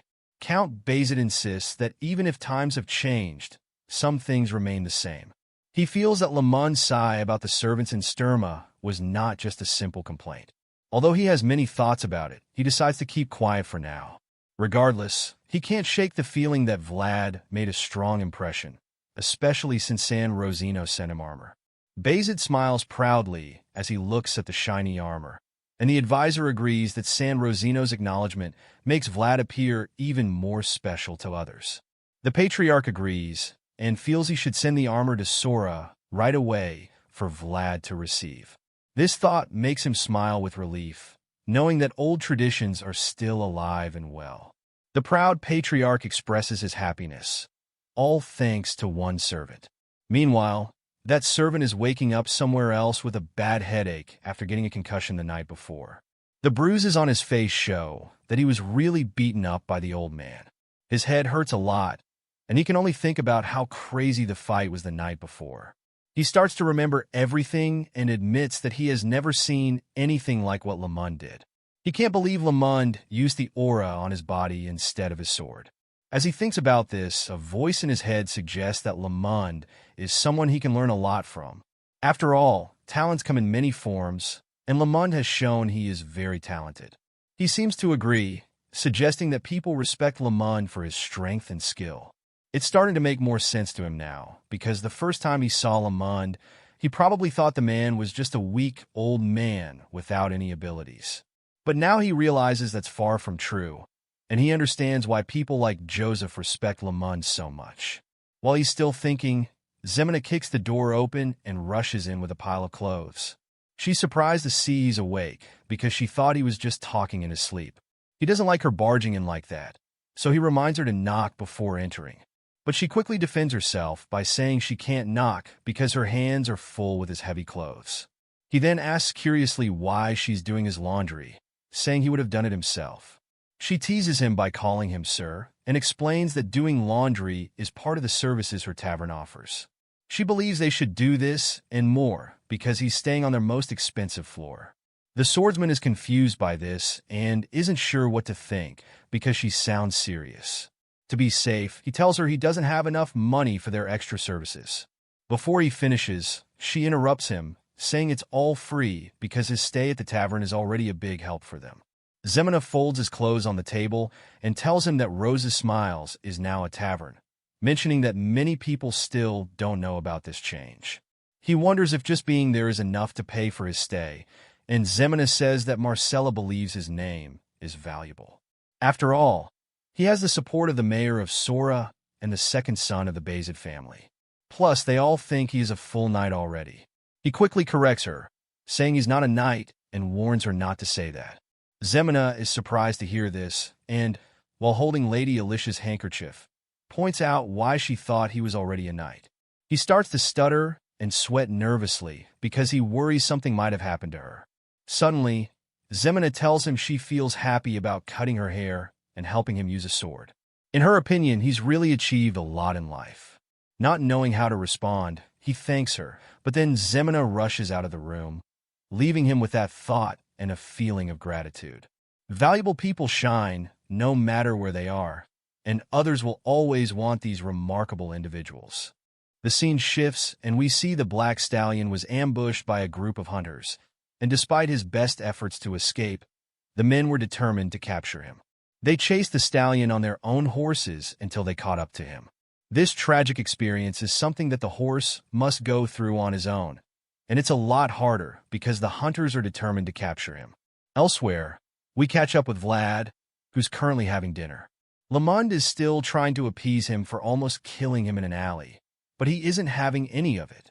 Lamond claims that he's already apologized before, but seeing that he is still not satisfied, he promises to give him something good so he won't be angry anymore. Unfortunately, this doesn't convince Vlad, especially since he knows that there are many things that money can't buy. He eats his meal with a frown on his face as he admits how much he liked his old armor. In response, Lamond claims that he understands, because he knows that it's an armor that is only given to servants who show promise. He even claims that he hugged his own armor tightly when he first received it. This just pisses him off because Lamond ruined his armor, knowing how special it was to him. At this point, Lamond just feels really guilty, so he asks him to go somewhere with him. He asks where they're going, and Lamond claims that they need to show Joseph how useful he is. He tells the kid that he'll be seen as nothing more than a troublemaker if he just fools around during his suspension. The veteran is really good with words, so this statement is enough to convince him. Even the voice agrees, knowing that Joseph holds Lamond in high regard. Now that they're on the same page, Vlad asks how he is supposed to show his usefulness, so Lamond tells him that they should do something together, claiming that they'll report on it later. Extremely curious, he asks Lamond what they'll be doing together, and the clever old man just responds with a mischievous grin on his face, asking him if he likes horses. The scene shifts once again, and the next thing we see is that the two are on a trip through the wilderness in the wagon. Lamond talks about the rumor of a black horse that was seen wandering in Sora until it disappeared one day like it was possessed by a ghost. Just then, Goth chimes in, claiming that he heard the rumors, and then reveals that people call it the spirit horse. This is the first time he's hearing of such, so he is really surprised, and Goth admits that he has a bad feeling about their trip. At this point, he becomes worried because he's afraid that the spirit horse has something to do with the headless knight, since Dullahan was able to possess the women in the village. With these concerns arising, the voice in his head concludes that Dullahan and the rumors might be related if, Truly, it's a spirit horse. Feeling that their journey might be a lot more dangerous than they initially thought, Vlad asks Lamond if it's okay to be lying around so casually. However, the nonchalant old man insists that there's nothing else for them to do while following the merchants. He still feels that they should be vigilant, at least, but Lamond simply tells him to rest up, certain that the horse would come looking for them. This makes him curious and even more restless, so Lamond informs him that this so-called spirit horse isn't just fast but also has some strange behaviors. He asks what they are, so the man tells him how the horse watches from afar when people on horse carriages pass by. This puzzles him, so Lamond just assures him that the spirit horse is no ordinary horse since it knows what it's doing. All of this just makes him uneasy, and he starts to think that the investigation squad would have come to Sora to check for suspicious trails if it's really a horse controlled by evil people. Knowing how he is, Lamond can literally hear the boy thinking intently, so he reminds him that there's nothing he can do, even if he thinks so hard. As far as he's concerned, they'll all know the truth when the time is right. Lamond then shuts his eyes again like he's about to doze off, and then reveals that he only brought up the rumor of the horse so that he can observe Vlad up close over the next few days. This is a little test for him, and if Lamond likes what he sees, then he'll teach the kid something.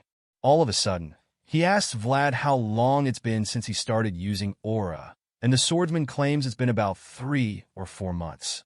Hearing this, Lamond casually admits that his progress is really fast, even though he finds it interesting that Vlad still hasn't found his own color despite all that. The blonde kid is taken aback by this statement because he's never heard anything about his aura having a specific color. At this point, Lamond reveals that aura is a manifestation of one's heart and explains that he hasn't found his color because his world hasn't been decided yet. With this enlightenment, the eager boy curiously asks what he has to do to find his own color. He almost startles Lamond with his anxiety, and Lamond is surprised that he wasn't taught anything about aura.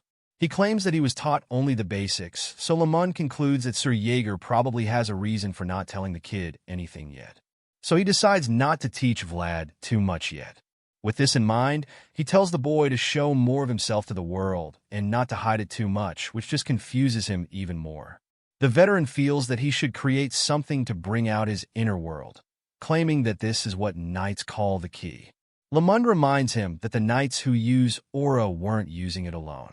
He wants Vlad to think carefully and recall if they did a specific action, but he can't really remember anything right now since all of his encounters with such knights were in some urgent situation.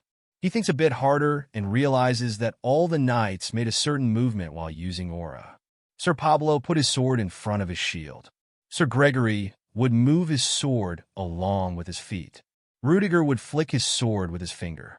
Seeing that the kid has remembered something, Lamond explains that it is the key, a tool, and the ritual to open his heart's world big and wide.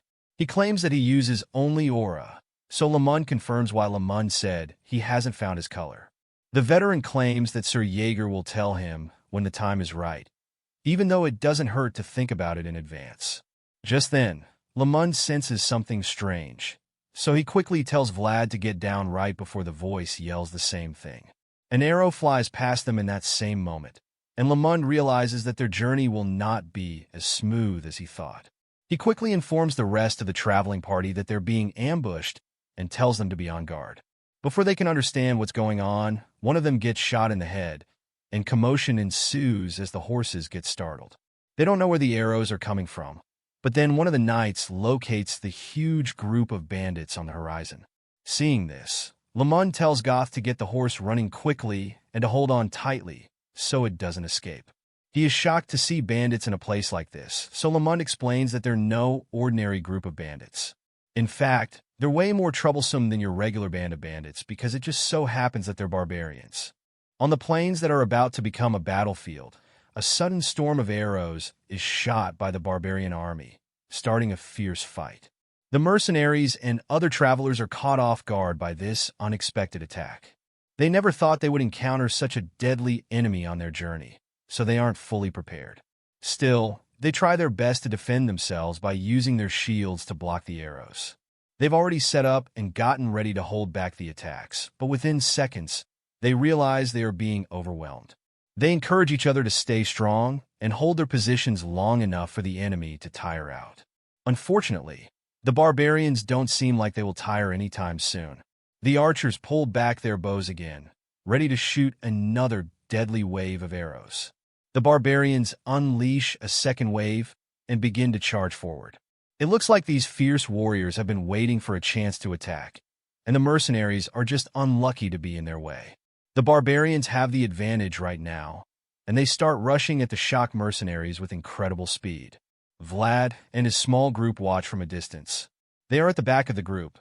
Lamund seems to have expected this, as he isn't surprised when the attack begins. He already knew that the barbarians would target the mercenaries first. This is why he chose to travel with the merchants at the back of the convoy. Because of this, they have some extra time to think of a plan before getting surrounded. Vlad feels confused by all of this. He wonders why the barbarians are here, since everyone knows they live beyond the northern borders. He can't understand what's happening, and the old knight agrees that it is strange. Lamund says he has never seen anything like this before, as the barbarians have never come this far in the past. This surprising turn of events frustrates the old knight, because he had hoped for an easy journey. Instead, they now have to draw their swords and fight against the merciless barbarian warriors. Keeping this in mind, Lamund draws his sword, ready to teach some barbarians a lesson. He tells the coachman to put a saddle on the horse, confirming that he will ride into danger to handle the situation. When he asks Goth to saddle the horse, Goth hesitates because he knows the horse is meant for carrying luggage, not for battle. He worries that the horse won't be good enough. Lamund reassures him, saying it's better than running across a battlefield full of enemies on foot. They all understand that they will be at a serious disadvantage against the barbarians without a horse, and Lamund makes this very clear. Everyone knows that these fierce heathens are some of the best riders in the world. Barbarians are often said to be born on horses, which speaks volumes about their skills. It's common knowledge that they are excellent riders, no matter their age or gender. However, Lamund believes there are a few warriors who are exceptions, and he thinks those exceptions shouldn't be able to face a knight in a one-on-one fight. He boldly states this and tells Vlad to remember his words. Once he knows Vlad is paying close attention, he explains that to defeat a barbarian, they need to disrupt their mobility, as that is both their greatest strength and biggest weakness.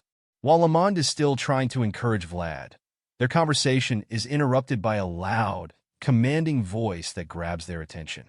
Everyone listens closely, just like the powerful mercenaries lying injured on the battlefield. The man speaking seems to be the leader of the barbarians, and he starts by telling all the mercenaries and merchants that he and his men don't plan to kill them. However, he says they can go free if they pay the toll fees he demands. The mercenaries are shocked to hear this. They feel relieved that the attack has stopped, but they can't believe that the barbarians will really let them go just for paying a fee. While most of them are still trying to understand what's happening, one terrified merchant at the back raises his hand to show he agrees. He speaks for the other merchants, saying they all accept to pay the toll. He is willing to do whatever it takes to escape with his life, and asks the barbarian leader how much the fee is. In response, the ruthless leader tells them that the toll to pass is everything they have, except their lives. He makes it clear that they must give up all their belongings, meaning they will leave with nothing but their bodies. These words hit the man like a bolt of lightning, as he likely thought the fee would be something manageable. The realization that he would have to lose everything is clear on his horrified face. The leader of the barbarians keeps talking while the shocked man stares in fear. He warns the merchants and mercenaries that if they try to keep anything, they will have to pay with their lives. The travelers continue to hide behind their shields, which are already damaged by arrows. When the spokesperson looks more closely at what's happening, he realizes that they have no chance of winning with just the mercenaries on their side. They have already paid a lot of money for the mercenaries to protect them, but now it all seems useless. The man admits he never thought they would encounter bandits in this area. As if that's not bad enough, they have come across barbarians, the worst kind of people to meet on a journey. Even though they paid a lot for safety, they have no choice but to agree to the barbarians' demands. Their main goal right now is to save their lives, but the merchant spokesman wonders if they can really trust the words of the barbarians. He doesn't say anything to show he won't follow the orders, and just like that, the barbarian leader signals his men to take action. Suddenly, one of the barbarians rides forward, telling the others to follow him, and they do. From a distance, Vlad sees everything happening and realizes the barbarians are starting to move in, likely to rob the merchants. He expresses that he dislikes the barbarians, while Lamund and Goat just look at him the same way.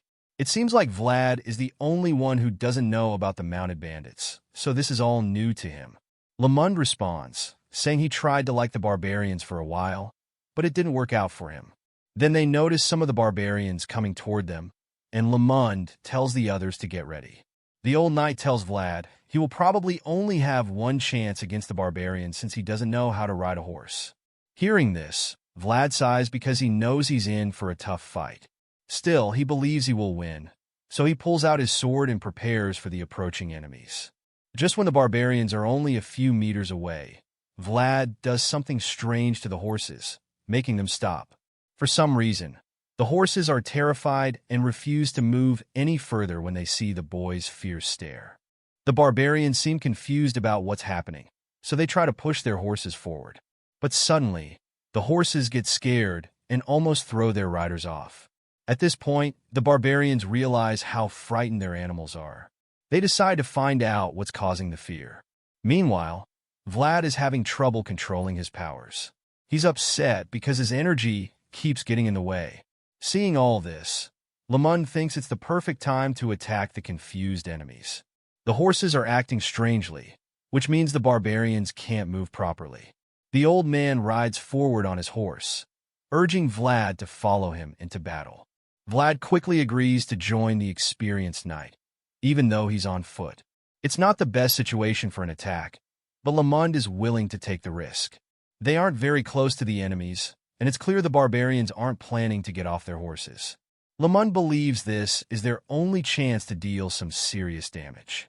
They want to surprise the enemies, but because they are so far away, the barbarians see Vlad and Lamund coming.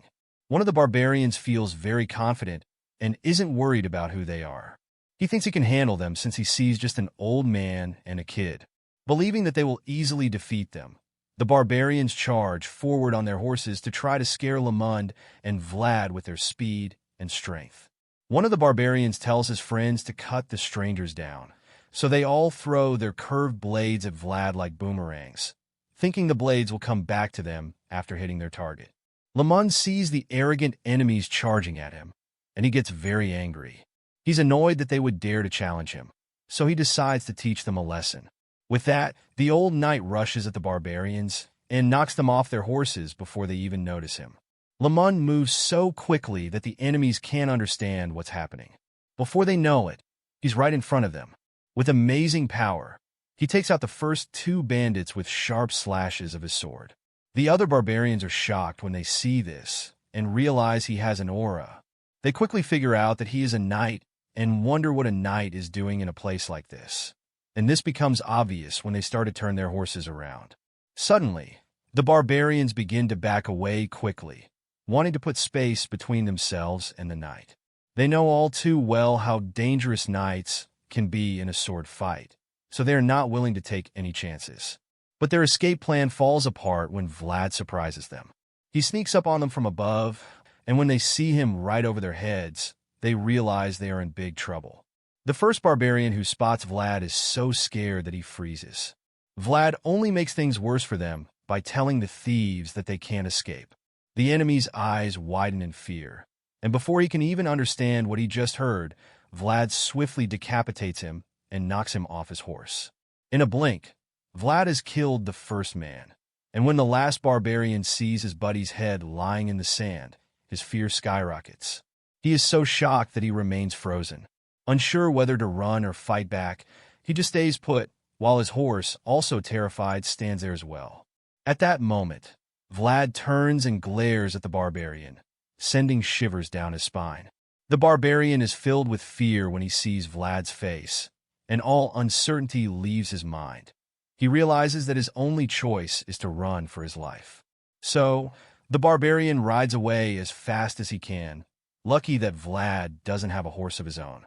If he did, The barbarian would not have escaped alive. Vlad just watches the man flee, and then Lamund calls out to him, saying that the barbarian's ambush has failed. He wants Vlad to follow him in a battle right away, because they need to defeat as many enemies as possible before reinforcements arrive. It seems the knights may be too late, because while Lamund is talking, another barbarian appears above him, ready for another attack. Vlad spots this first and quickly warns the old knight. By the time Lamund understands he's being attacked, the enemy is already very close. The barbarian lunges at him with his curved sword, trying to behead the old knight in one swing. But Lamund quickly turns around and blocks the attack with his own sword. The clash is so powerful that sparks fly from their blades. Lamund smiles as they hold each other off, showing that this fight is easy for him. Meanwhile, the barbarian feels just how strong the white-haired knight is and wonders where such a powerful fighter comes from. While he's still thinking about this, he looks closer and realizes that the old man he is fighting is a knight. Even so, this tough barbarian doesn't seem worried, which is very brave of him. Lamund is curious because he notices that the man is calm even after seeing his power, which makes him think that he won't be able to defeat this opponent with just one strike. So, he decides to fight the barbarian fully and faces him with all his strength while shouting for Vlad to run away as fast as he can. Vlad is surprised because he knows Lamund is saying this because he's struggling. The young swordsman hesitates to leave his new friend behind, but the old man tells him to go, reminding him that the mercenaries will flee at the first chance they get. In other words, the merchants would be left completely unprotected, so he wants Vlad to go back and help the people as much as he can. Even then, Vlad still doesn't want to leave Lamund, so he tries to argue, but the old man cuts him off. He makes it very clear that Vlad isn't helpful here since he doesn't have a horse. He tells Vlad to hurry to the people. Finally, Vlad decides to leave. He grabs his sword, following the orders, and starts running to the other side. Unfortunately, before he can get far, another powerful barbarian charges at him with the intent to kill. The big guy races toward Vlad at an incredible speed, catching him off guard for the first time in this battle. Luckily, his instincts kick in just in time, and he manages to block the sword strike with his own blade. The force of the blow sends him backward as the horse gallops past him. He nearly falls to the ground, but manages to slide along the sand long enough to regain his balance. The attack kicks up dust everywhere, making things much harder for Vlad, who is stuck on foot. He groans and admits that the hit was really strong. The impact is even worse because of the horse's speed added to the attack, and he realizes that this will be a very tough fight. Vlad sees the barbarian turning around to come at him again, and a voice finally speaks up to help him because it senses the boy's anxiety. The voice tells Vlad to calm down and advises him to stand firm against the enemy. But these encouraging words don't seem to help much since Vlad is already panicking because he doesn't have a horse. He wishes he could ride one because he feels seriously outmatched right now. While he's still thinking about this, something strange happens. Vlad's eyes begin to glow as if he has sensed something. The barbarians notice dust clouds forming in the distance. They feel confused because they don't know who it could be and wonder if it might be warriors from another group returning. But that idea doesn't seem right to them, as it looks like only one person is creating the dust. After thinking about it for a bit, they begin to understand better and see that there's just one black horse, and it doesn't even have a rider. Vlad hears a noise and smiles because he recognizes the black horse running toward the battlefield. The barbarians also know this horse, but they don't have good memories of it. They warn each other, saying it got away from them the last time they tried to catch it. Now, the horse is approaching them alone, and they are determined to catch it this time. This impressive horse is quite famous in the area, and they call it the son of the grasslands. Suddenly, the barbarians change their target. They're no longer interested in robbing the traveling merchants. They've spotted something far more valuable, a magnificent horse known as the son of the grasslands. They gather together, ready to chase it down. But this horse isn't scared of them. Most animals would run away when they see people charging with swords and ropes, but this horse charges right back at the barbarians without fear. The barbarians try to throw ropes to catch the horse, but they keep missing and can't get a solid grip. The son of the grasslands races past their first attempt, escaping easily. Frustrated, the barbarians realize they've underestimated it. The horse keeps running ahead, but they're determined to capture it, encouraging each other to keep chasing. The horse is swift, and they struggle to keep up. Meanwhile, Vlad climbs up onto a platform, hoping the horse will spot him. He knows his old friend is coming to help. Vlad calls out, letting the horse know where he is, and as he does, his eyes begin to shine with a strange light. The horse's eyes start to glow too, showing they're somehow connected. When the horse sees Vlad's aura shining from the cliff, it stops and charges straight toward him.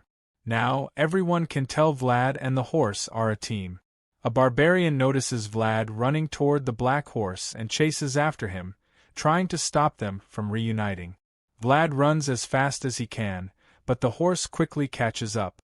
Just as the barbarian is about to strike with his curved sword, Vlad leaps off the cliff, risking everything to escape. Mid-air, Vlad realizes how risky this was and feels a flash of fear. But at that moment, the son of the grasslands makes a huge leap too, positioning itself right under Vlad so he can land safely on its back. With no saddle, Vlad grabs the horse's mane to stay on. The barbarians are frozen in shock. They never thought anyone outside the grasslands could ride the son of the grasslands, a horse with divine blood. Seeing it happen is unbelievable. While they try to process what they've seen, Vlad confidently rides the horse into battle. Now, with the horse, he's no longer at a disadvantage.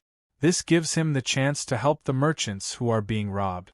As Vlad rides across the plains, he laughs with excitement, thrilled to be riding a horse for the first time in years. The feeling takes him back to his fight with the death worm. It's a sense of freedom, an urge to hold nothing back. It seems the horse feels the same. Vlad feels so free that he lets go of the horse's mane, trusting he won't fall. Now, Vlad can ride as fast as he wants, and he plans to do exactly that. While Vlad is enjoying this freedom, a group of barbarians is plotting to capture him, the son of the grasslands. They all charge after him, determined to take his horse, unwilling to let someone they see as just an empire kid keep it. As some of them chase him, Vlad heads directly toward the main barbarian army, confident that he can defeat them. The barbarians are ready for a fight, sure that they'll win against this lone rider, and they charge at him together. At this moment, Vlad decides to activate his aura, and the son of the grasslands does the same. Man and horse move in perfect harmony, creating a powerful team. Their combined energy lights up the plains, stunning most of the barbarians. This light flashes across the battlefield like a lightning bolt, striking anyone in its path. The barbarians are shocked. They've never seen anything like it. This powerful beam of light is a killer ray, and as it hits them, the combined aura of Vlad and his horse kills the barbarians instantly. With hardly any effort, Vlad wipes out an entire wave of enemy warriors. With one powerful swing of his sword, Vlad's single slash multiplies instantly, cutting down countless barbarian enemies. After defeating the first wave of the barbarian army, the remaining soldiers stare in horror, realizing he's not just an empire kid trying to take their victory. He's a knight. Now they're much more afraid of him, and the surviving barbarians look back, shocked by how many of their comrades fell so quickly. Realizing how dangerous Vlad is, the barbarians understand they're doomed if they keep fighting him directly. They decide to avoid close combat and attack him from a distance instead. But before they can set up a plan, Vlad turns his horse around and moves to cut them off. They had hoped to keep some distance to launch ranged attacks on him and the son of the grasslands, but Vlad has no intention of giving them that chance. He races up behind them, turning the tables so they're the ones running. Forced to keep riding, the barbarians try to escape from the swift black horse chasing them, but they know it's hopeless. The black horse is the fastest creature around. Vlad is right on their heels, his sword glowing with deadly energy, ready to strike. Even in this desperate situation, they refuse to surrender. They split into two groups, hoping to circle and trap Vlad. Yet it seems Vlad's horse, with its magical white mane, understands exactly what they're trying to do. The horse makes a strange call, and suddenly, all the other horses refuse to obey their riders.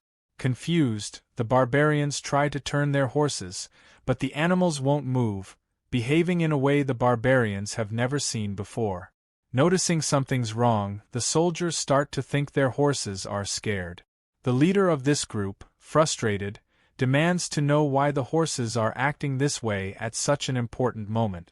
When he looks back, he sees Vlad, looking fierce and intimidating on his horse. Vlad's horse, with a sharp unicorn-like horn and glowing eyes, appears as menacing as Vlad himself. Their combined power fills the sky with energy, even changing the weather as if a storm is coming. Vlad emerges through thick, terrifying clouds of energy, and the barbarians begin to flee, realizing they have no chance against someone as fearsome as him. Vlad has completely turned the situation around in mere moments, turning the battlefield into a terrifying nightmare for them. He warns that now they will be the ones hunted. Vlad's confidence is obvious, as the once fierce barbarians now run like frightened animals.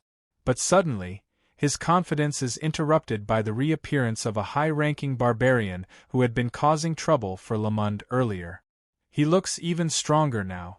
The barbarian strikes with power, and though Lamund blocks it, he finds it tough to handle. This opponent is very strong, and Lamund struggles with each attack. Every strike is wearing out Lamund's horse, which starts to foam at the mouth, showing it's exhausted and not fit for battle. Realizing his horse won't last much longer, Lamund admits he pushed it too hard. As they endure one final strong blow, Lamund and his horse lose their balance and fall into the sand, creating a cloud of dust. When the dust settles, Lamund's horse is lying nearly lifeless on the ground, its eyes rolling back. The horse doesn't have much time left. Though disappointed, Lamund isn't ready to give up. He notices that the barbarian seems somewhat impressed by his status as a knight, and he wants to remind his opponent of the fear that swordsmen bring. Lamund grins, feeling energized by the challenge, his blood boiling again, a feeling he hadn't experienced in a long time and didn't expect to feel now. Enough talk. The old knight, Lamund, draws his sword, prepared to fight again. When the barbarian leader sees Lamund standing, he's annoyed by the old man's persistence. Even though Lamund has shown he's a strong opponent, the barbarian believes it's over for him. Just as they're about to clash again, a strange sound distracts them. Lamund quickly realizes it's the barbarian's horn. He turns and sees Vlad chasing down the barbarian army, riding a powerful black horse. Vlad's bold entrance makes the barbarian warriors back off, and their leader is furious. Seeing a young Empire soldier scare his best warriors fills him with rage. Determined to punish Vlad for embarrassing his army, the leader charges at him. Lamund, Vlad's ally, no longer needs to fight, as Vlad now faces a bigger threat.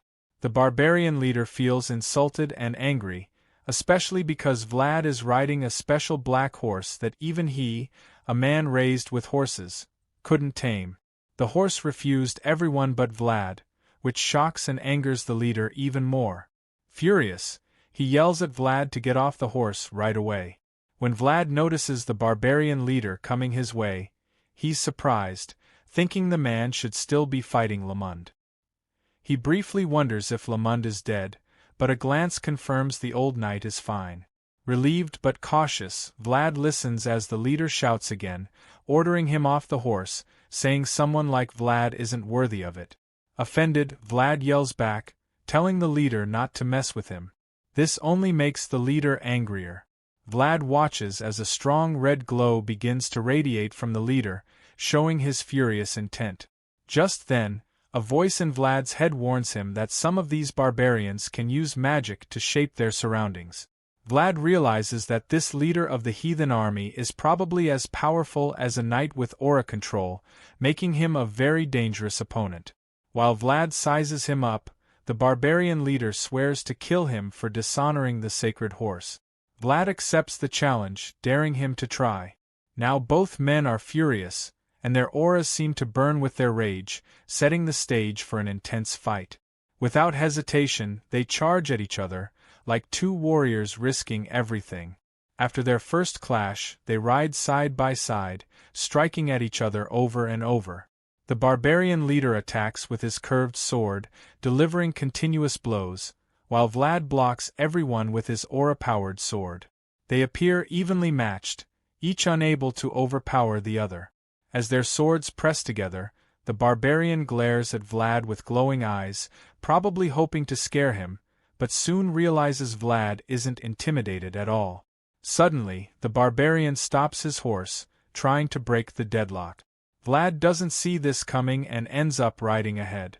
The voice in his head warns that the barbarian plans to attack from behind. Vlad realizes this, but when he tries to turn his horse around, it's already too late. The barbarian charges quickly, aiming a powerful strike at Vlad. Just in time, Vlad's horse, sensing what's about to happen, lowers its head to help Vlad avoid the oncoming slash. This risky move saves Vlad's life, and he gratefully thanks the horse for rescuing him. Meanwhile, the barbarian leader is furious that he missed his chance to kill Vlad. He's also envious, noticing more about Vlad's special horse from the grasslands. He realizes it's not just any horse, it's blessed with divine blood, though he hadn't expected it to be this exceptional. Right now, Vlad feels deeply connected with his horse, moving together as if they are one. He's faced many powerful fighters before, and this barbarian is one of the strongest. Vlad is confident he can handle the warrior's sword attacks, but he senses there's still a problem. Just as he begins to think about it, a voice in his head gives him advice on a horse riding technique. It reminds him that Vlad isn't using a saddle or bridle. He's just a beginner, and if not for his unique bond with this son of the grasslands, he likely would have fallen off by now. Vlad agrees, admitting that his thighs are shaking with fear, making it hard to control his legs. The voice warns him that the longer this fight goes on, the worse it will be for him. Vlad realizes he needs to turn the tide, or he might end up dead. Just then, he remembers something Lamund told him about the importance of stopping a barbarian's movement in a fight. This advice stayed with him, and he now sees it could be the key to winning. With this in mind, he decides it's time to bring the barbarian leader into a ground fight. Vlad charges at the barbarian leader, thinking of a way to stop his movement. When the barbarian sees Vlad charging, he decides it's time to finish the fight and dares Vlad to come closer. He charges at Vlad with amazing speed, and Vlad knows it's time to act. Thinking fast, Vlad turns his horse sharply, kicking up dirt in the barbarian's face. This buys Vlad enough time to start retreating, and the other warriors laugh at him. The barbarian leader is shocked and angrier than ever, now seeing Vlad as a coward. He feels Vlad shouldn't be allowed to ride such a noble horse. He was furious before, but now he's in a complete rage. The barbarian leader chases Vlad with surprising speed, closing the gap as if Vlad is waiting for him. Vlad has a plan that no one else understands, and with a sly grin spreading across his face, it's clear he's about to pull off a clever trick. As the barbarian leader gets close, Vlad begins talking to him. Vlad says he's heard that the barbarians are practically born on horseback, while he has spent his life in the mud beneath the horses. The furious warrior doesn't care about Vlad's words and just asks what Vlad is talking about. At least, that's what Vlad thinks he's saying. Vlad then turns to the leader and says he's been patient enough by fighting on horseback until now, so he thinks the barbarian leader should return the favor. As the leader gets closer, Vlad suddenly throws his cloak at the barbarian's face. Vlad's plan should have worked, but the barbarian's senses are sharp, so he quickly pushes the cloak aside with one hand.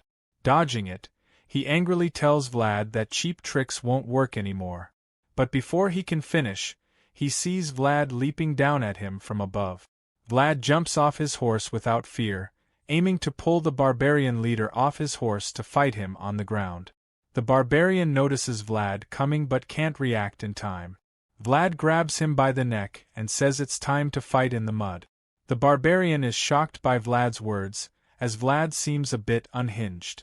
With no other choice, the barbarian is pulled to the ground and trapped in a headlock, unable to move as Vlad drags him down the slope.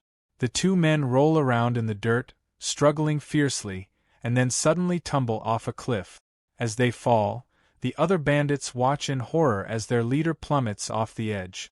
Even Lamund feels worried, realizing that a fall from this height could be deadly, even for a strong knight.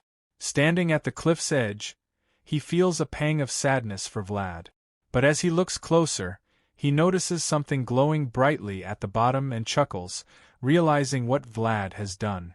Lamund recognizes an aura skill Vlad learned on his own, a technique that saved Vlad's life during the fall. Using this power, Vlad overpowers the barbarian leader, grabbing him by the neck and holding his sword close, forcing the leader to introduce himself as Age from the Budat tribe, probably hoping Vlad will spare him. But Vlad doesn't seem interested. The scene then shifts to Sora, where a nun warns Joseph to be careful. Although he's busy with his servant, he doesn't quite understand her warning, so she glares at him in frustration. A flashback explains her anger. Vlad had taken Gemina, who was practically a nun, away from the convent without permission. When the nun confronted Vlad, saying he had no right, even as a Bazid, he responded that they were only alive because of his family name. His intense gaze made her shiver. Now, back in the present, the sister is certain Vlad will cause trouble. She thinks he's rude, dangerous, and quick to anger. After she gives her warning, the mayor stays quiet as she hints that Vlad will ruin his reputation. But Joseph disagrees. He knows Vlad doesn't respect the convent and wonders why she waited so long to raise her concerns. Now that San Rosino has formally recognized Vlad, who came from rough streets, and even the respected priest Andrea supports him, Joseph finds her timing suspicious. He believes only one person could have convinced the convent to send her, Bishop Pierre. Sora is governed by two main leaders, Mayor Joseph from the Bazid family and the bishop, who serves both God and the people. But now, this balance is shifting. Joseph sees that his vassals' recent victories have boosted his influence, making it clear that this opposition was aimed at him all along. While Vlad might have given the opposition a reason to act, the mayor believes that certain limits should be respected. Young Master Joseph feels it's important for everyone to understand that he isn't responsible for his servant's mistakes. At the same time, he starts to wonder if there's a hidden motive behind what's happening. While the mayor is lost in thought, a knock at the door brings him back to the moment. Someone apologizes for interrupting the meeting, and the mayor finally looks up to see who it is. It's Sir Jaeger, who announces that the stabler who accompanied Sir Lamund has returned. The stabler enters the room, and young Master Joseph stays silent, waiting to hear what he has to say. Seeing the uneasy look on Goth's face, Master Joseph guesses the news isn't good. Finally, the stabler speaks, revealing that barbarians have appeared.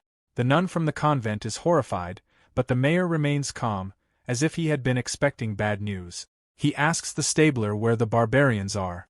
Goth explains they're on the roads between Sora and Varna and are already attacking travelers. The mayor then asks if Goth ran back alone, leaving his companions behind. Nervously, Goth insists he didn't abandon them. He explains that Sir Lamund ordered him to return and seek help. He adds that Vlad has already captured the barbarian captain and is holding his ground. The mayor feels somewhat relieved but still wonders what happened to the mercenaries who were supposed to protect the merchants. Goth admits that the mercenaries fled as soon as they saw a chance, saying they would have been killed if not for Sir Lamund and Vlad. Master Joseph listens carefully and realizes that only Vlad and Sir Lamund are defending the ambushed group. Goth confirms this, and the nun looks annoyed, likely because Vlad isn't earning the bad reputation she expected. The mayor notices her frustration and smiles slightly. With the nun looking foolish, he decides it's time to help Vlad. He orders Sir Jaeger to lead the mounted troops on a rescue mission. He tells Goth to guide them and stresses the need to move quickly. Both men accept the orders and immediately get to work. Once the visitors leave, the mayor continues his conversation with the sister, teasing her by saying his vassal is pretty amazing. He does this just to irritate her, and it works. She doesn't understand what he means at first, so he explains further. In the mayor's eyes, Vlad is still carrying out God's will by protecting the innocent, even though he has a humble background and a short temper. Eventually, the sister reluctantly admits the mayor is right. Seeing her agreement, Master Joseph seizes the moment. He knows he'll have to meet Bishop Pierre sooner or later, but before that, he asks the sister to deliver a message to the bishop. She listens nervously as he says he's genuinely thankful for the bishop's concern. He ends by stating that he'll visit the bishop soon. Hearing this fills the sister with dread because she fears what might happen when the two meet. Her fear is justified, as Joseph plans to confront the bishop directly, which promises to be a dramatic and intense encounter. The story shifts to Vlad, who is traveling through the wilderness with Sir Lamond and the merchant. Vlad looks completely drained from the journey. As he glances to the side, he notices another group of horsemen riding together. He quickly realizes they're barbarians, and the old man confirms this suspicion. Many of them are heading south, which puzzles him. Normally, bandits would scatter as soon as their leader was captured. This unusual behavior leads Sir Lamond to conclude that the captured barbarian must be an important figure. The captive, tied up in the wagon, seems calm and unaffected by the situation. He probably believes his people will rescue him soon, a thought that worries Sir Lamond. With the barbarians still nearby, the situation feels dangerous.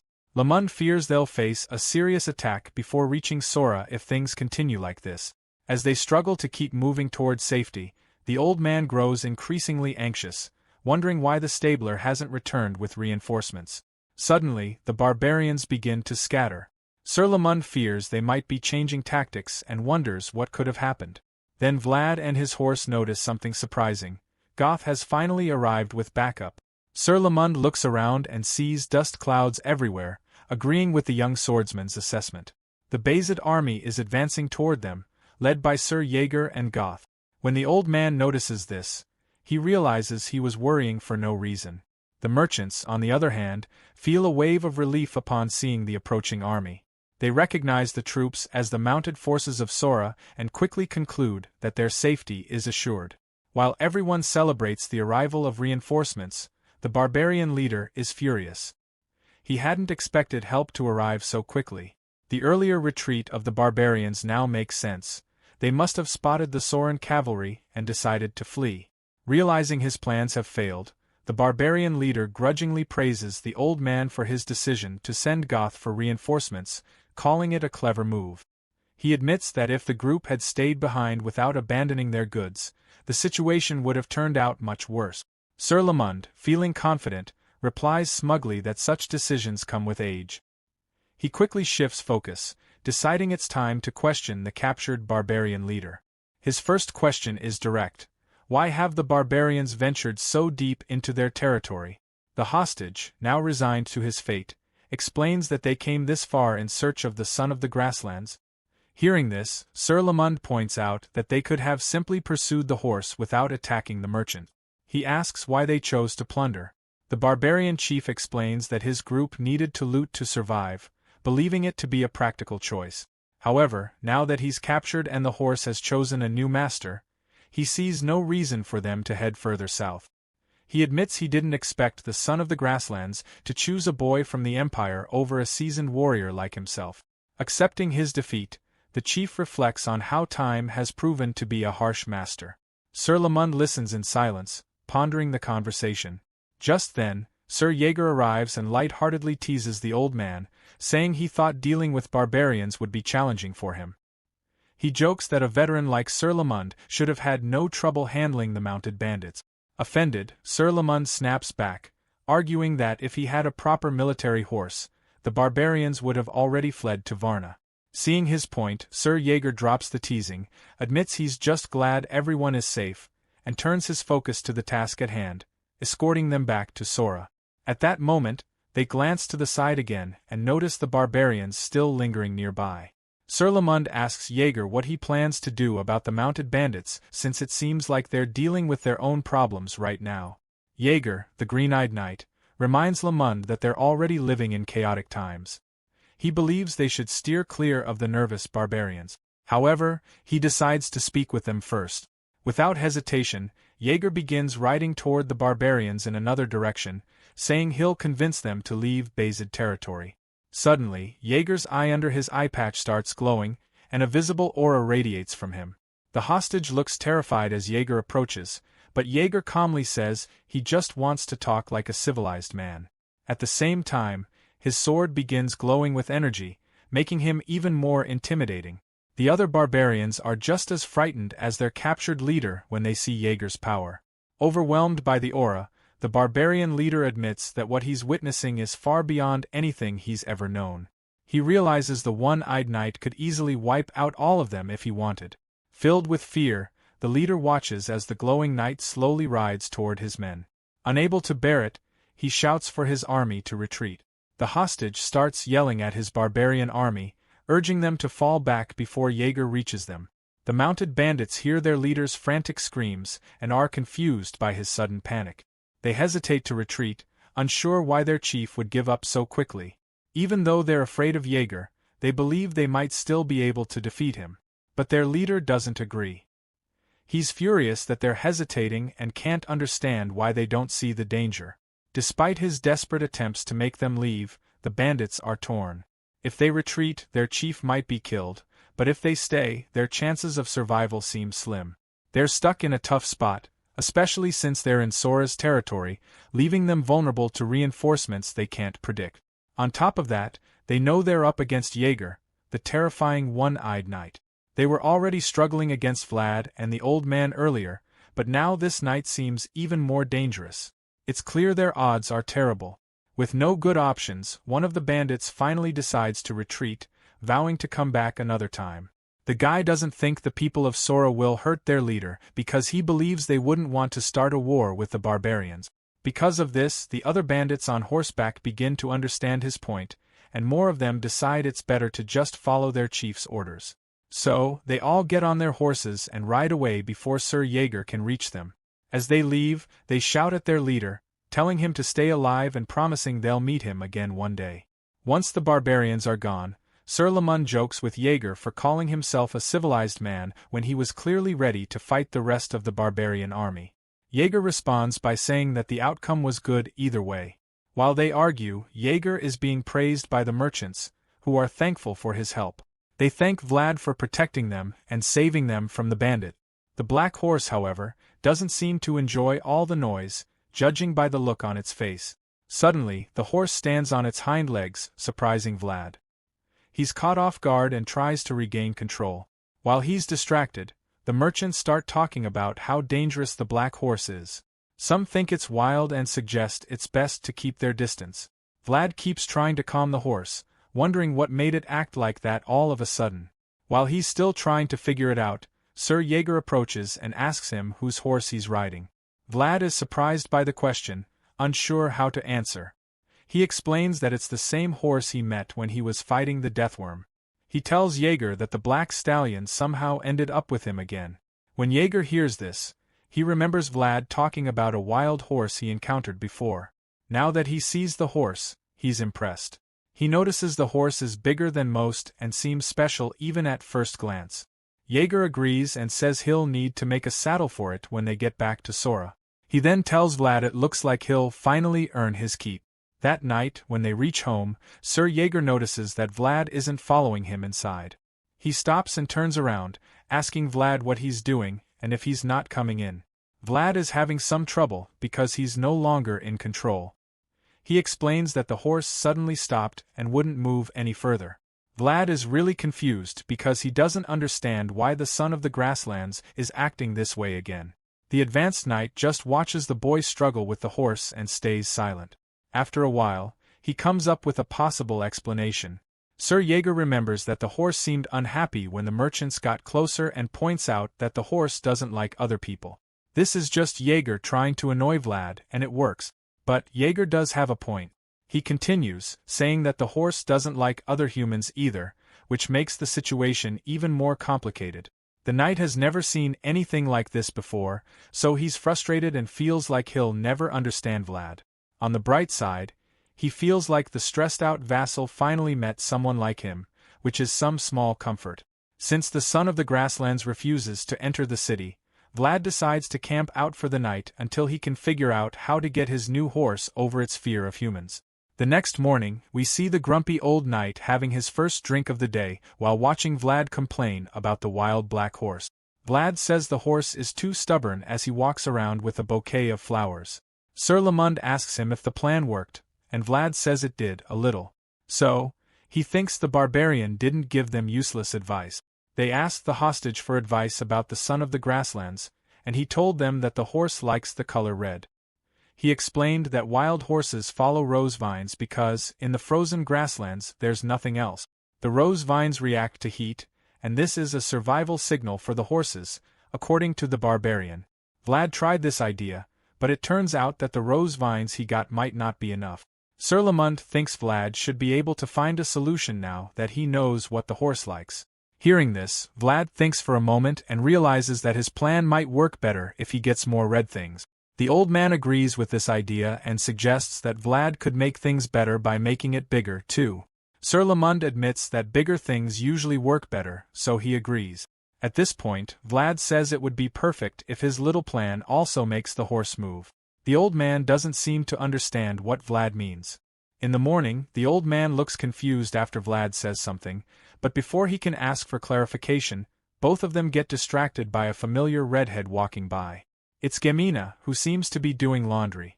The reason they both can't stop looking at her is that her shiny red hair is perfect for their plan. Sir Lamund thinks she's truly beautiful and worthy of being called a rose. Since they're both thinking the same thing, he worries that the young man might not be able to handle it.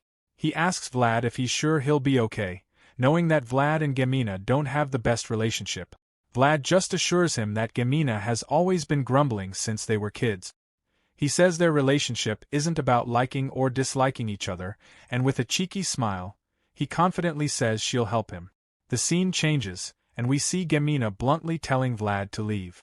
The funny part is, he hasn't even said anything yet. She doesn't give him a chance to speak. As he tries to get her attention, she firmly tells him not to get in her way because she's working. She then goes back to laying the sheets on the bed, but Vlad keeps trying to talk to her. He says he only needs a moment of her time, but she snaps back, telling him to talk to Lady Alicia instead. It's clear from her words that she's already annoyed with him. Even though she doesn't want to talk, Vlad refuses to give up. He tells her he needs her help, which makes her lose her temper. She yells at him, saying she's busy, and looks like she's ready to fight him.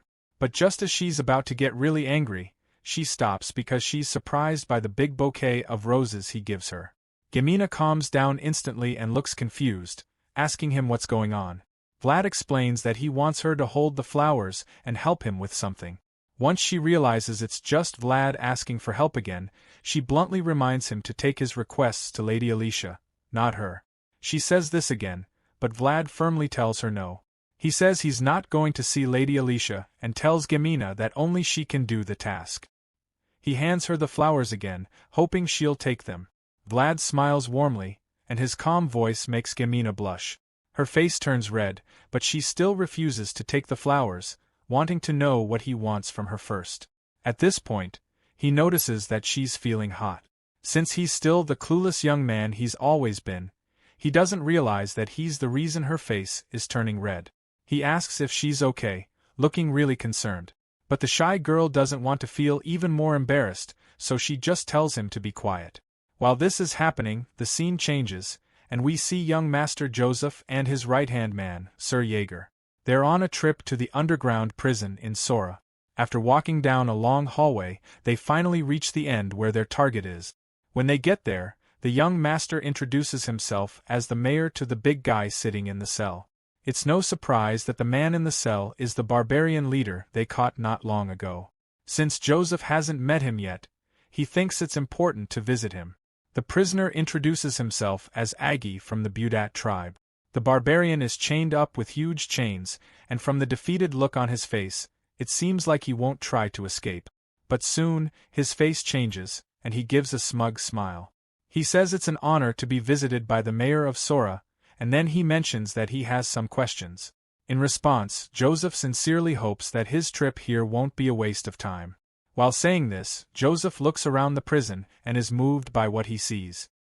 He's seen many people try to act cold and dignified in situations like this, but he's only seen a few who are truly genuine, like this barbarian leader. After what he just saw, he believes this man is the real deal, and he's eager to talk to him. Joseph admits that at first, he thought this was some kind of traditional ritual of the Budat tribe, but he later realized that it's forbidden for them to capture a wild horse. Now that he understands this, he finds it interesting because he believes that all creatures should be free to live in their own way. What he means is that wild horses, which only shine when they run, should be left alone in the green grasslands. He tells the barbarian leader that the people of the Budat tribe valued this belief, at least before all the trouble started. Aggie stays silent in his cell, not knowing how to defend himself because he knows he broke his tribe's tradition. With nothing else to say, Joseph continues to scold him, telling him that he broke the law and risked his life crossing the Iron Duke's land just to get here. Joseph doesn't believe the barbarian leader would go through all that trouble just to break his tribe's laws, so he's convinced the barbarians had another reason for trespassing. He demands to know what it was. At this point, Aggie slowly stands up and looks the young master directly in the eye. With his hands chained to the wall, he walks over to the bars and admits that he has been thinking about everything while locked up. The leader of the barbarian army says that this situation might actually be better for him because he is someone who will take charge of the future of the Budat tribe. He then reveals that there is only one reason he would break his tribe's taboo and try to capture the son of the grasslands.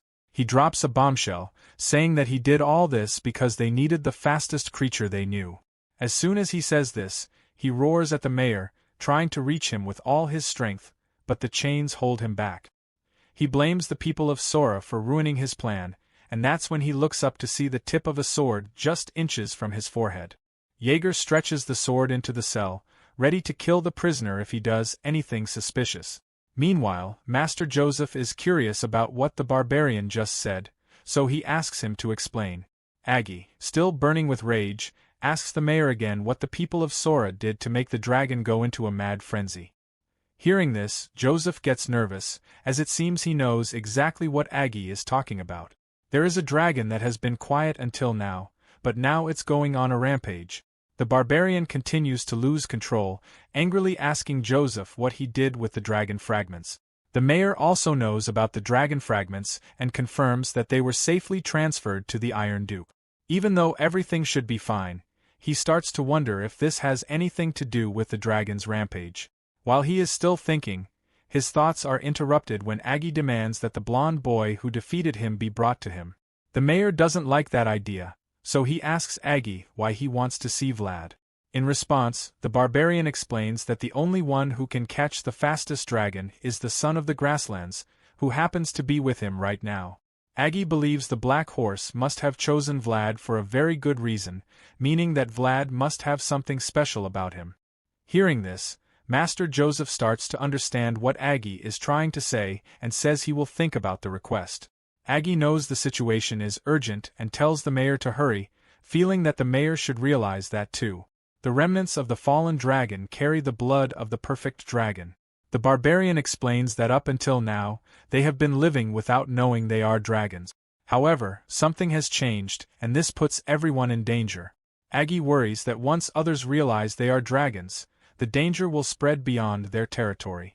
The barbarian prisoner then asks the young master again what his people did with the dragon's fragments. His face shows a lot of fear, and it becomes clear that this problem is much worse than the mayor thought. The scene shifts to Vastapal, the capital of the Baranov Duchy. A blue flag with a fist symbol surrounded by flames flies high. A white-bearded man stands at the top of a tower in the castle, looking out at the snowy mountains. He notices the fallen dragon is crying and appears worried. This old man is Timur Baranov, the Iron Duke. While he's looking out, one of his subordinates rushes in, saying something is happening with the dragon's fragments. The Duke immediately becomes concerned. The man tells the Duke that their usual problem has started again, and to deal with it, they need mages. The Duke asks what the mages are doing, and his soldier responds that things are not looking good. They can't calm the dragon with just magic. So, the Duke orders them to call the priests who can engrave prayers. As they get to work, the Duke asks if the Holy Knights have arrived. One of his men tells him that Knight Captain Gunther is on his way. The Duke asks for the knight to be brought to him as soon as he arrives. While everyone else is working, Duke Baranov heads toward the source of the problem. He reaches the door and hears a loud noise from the other side. He's alarmed because he can tell that the energy is stronger than anything he's ever felt before. He opens the door and goes inside, where he sees two chests vibrating and releasing powerful surges of energy. These chests contain the dragon's fragments and are reacting with each other. Meanwhile, in Sora, people are still excited about the young swordsman. A huge crowd carrying gifts for him heads to Vlad's residence. However, when they get there, a young lady tells them that he isn't home because he went out on a mission. The visitors are disappointed to learn that their favorite blonde is not around. They feel like they're too late and start complaining about it. One of them mentions how he had prepared a gift for Vlad because he couldn't greet him at the convent. While everyone is upset, the lady starts to wonder if maybe she shouldn't have called Vlad Sir earlier. She thinks she might have gotten carried away in the moment, but then realizes this might be a chance for her. The news about Vlad saving the merchants from the barbarians is spreading quickly, and she sees this as an opportunity to help spread his name even more. So, she speaks to the crowd again, telling them that Vlad has been very busy recently. She explains that he's a promising talent in the Bayezid household, and the visitors agree with her. They think that's true and believe the boy is meant for great things. Since they don't know when the young knight will return, she asks if they'd like to leave their names. They all think it's a good idea, so they gladly give their names to her. Meanwhile, Gemina walks by holding some clothes in her hands. She doesn't look very happy with the crowd and starts to feel sad, knowing she should be excited but isn't. Instead, she feels like Vlad is moving further away from her. Gemina looks upset, and as tears begin to form in her eyes, the dark-haired girl from earlier calls out to her. She quickly answers, and the friendly woman invites her into the kitchen. When she tells her she wants Gemina to take care of the visitors who came to see Vlad, Gemina is surprised and reluctant to accept the task. She's confused, so the woman explains that the guests will only be able to see Vlad through her from now on.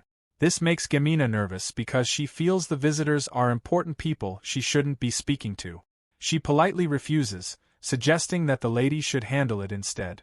Gemina worries that if she makes a mistake, she might cause trouble for Vlad. The dark-haired girl is left speechless. She really wants Gemina to do the job, and despite Gemina's hesitation, she refuses to give up.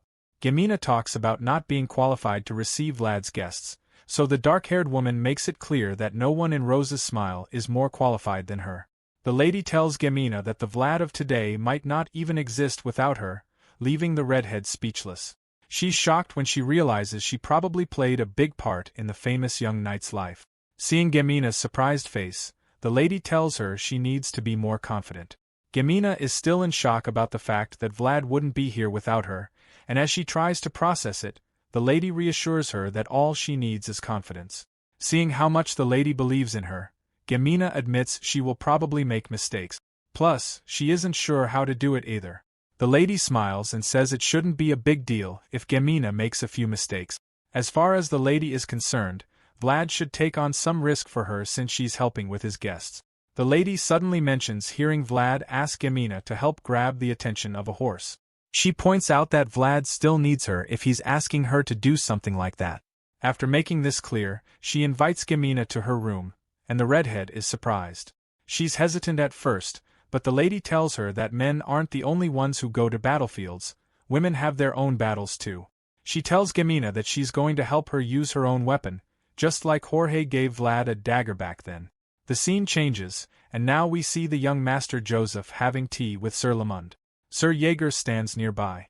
The old man says that stability is needed to expand, and because of this, he thinks Count Gator can't go to the north right now. Joseph replies that the remnants of Roma, the former alliance leader, still exist in parts of the west. Even though Count Gator has strong forces and the dwarf movement battlefront is supporting him, the Count will need to deal with the main issue before leaving for the north. The young master agrees with him. However, the old man admits he's still worried. This makes Joseph ask what's bothering him.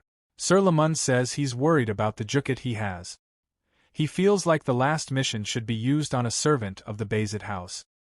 He knows Joseph might think it's a cold-hearted opinion, but he still gives his honest advice. He tells the third son of the Bayzid house that the Knights of the West are already stronger than the Knights of the North. It's a hard truth to hear, but the old man wants the young master to understand it.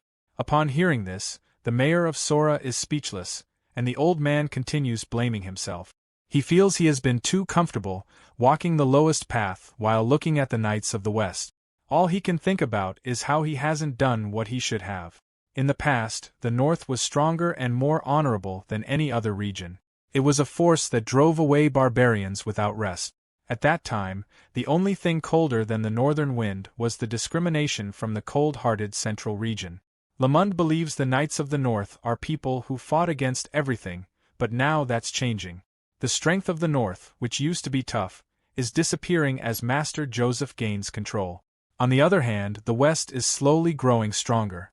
After saying all this, the old man warns Joseph not to underestimate Baron Heinel's request. He tells the young master to prepare before it's too late. After hearing this, Joseph agrees with the old man completely, even about how the North has changed. However, he still believes that the North has been producing strong people in recent years. While Sir Lamund is worried about everything going on, the mayor seems hopeful. This hope is contagious because, after a few seconds, the fearful expression on his face slowly turns into a calmer one. The old knight believes that a new generation will always rise to take the place of the old one. While saying this, the person he has in mind is the young blonde knight. Speaking of the blonde knight, we finally see what he has been doing. He's still struggling to get the horse into the city. When he returns to the entrance, he is surprised by how many people are gathered. He wonders why there are so many of them, and a voice suggests they are there because something interesting is happening. Vlad is unsure what the voice means by this special something, so the voice asks him to think about everything he's done so far. The voice reminds him of the attempts to cover the horse's eyes to bring it in, dragging it with force, and even trying to lure it with food, none of which worked. He even had to lower his head and beg the horse, which he doesn't deny. The voice talks about how the boy's name is becoming more important and how the same boy has been made helpless by a horse. The voice concludes by saying it's definitely interesting enough to gather this crowd. However, it doesn't think it's interesting enough to create such a large crowd in the city. At that moment, Gemina calls out to him, wearing a red dress like a bride. This wasn't part of the plan, so he asks her why she's dressed like that. The voice then tells him that she's wearing a woman's combat uniform and says it's impressed by how well prepared she is. Hearing this, Vlad decides they can proceed with the operation. He tells Gemina that it's time. She has been waiting for his signal, so she removes the veil to show her beautiful red hair, leaving all the men around her in awe. They are amazed by her beauty and admit she really hid herself well. Even the horse reacts when Gemina reveals her face. While the son of the grasslands is drawn to her, Gemina isn't too thrilled by the situation. She feels the horse is even more intimidating in person and admits it's hard with so many people watching her. But she knows she must push through. If she gives in to this small fear, she wouldn't deserve to stand by Vlad. She takes out a bouquet of roses and vines to lure the horse over. Just as they expected, the plan works and the horse starts walking into the city. The crowd is amazed to see the son of the grasslands moving. Vlad is excited but remains calm, praising Gemina for a job well done and encouraging her to keep leading the horse. As they struggle to get the horse inside the city, Vlad realizes that the horse is very particular about what it likes.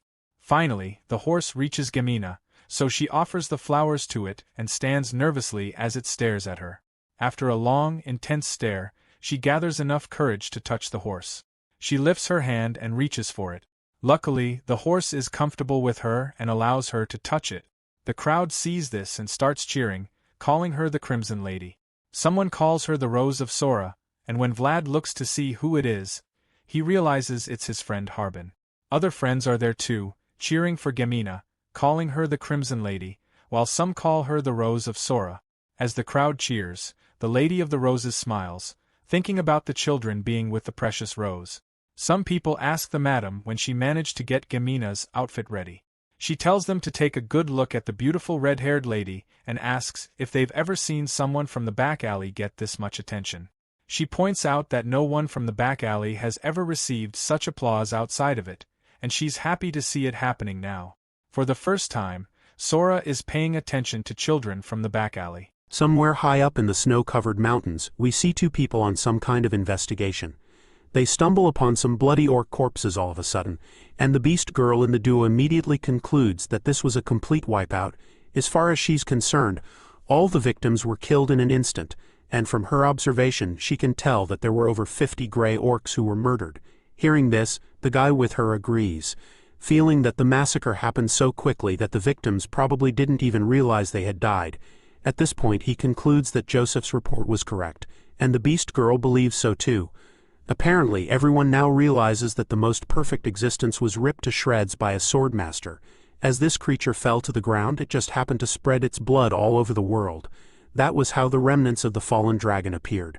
Some dragons lost their wings, some lost their scales, while some lost their eyes. They were split up while having forgotten about their origin. However, the beast girl states that one of the creatures somehow realized that it's actually a dragon, unlike the others, to which her partner agrees, claiming that it's the dragon that possesses the most perfect leg.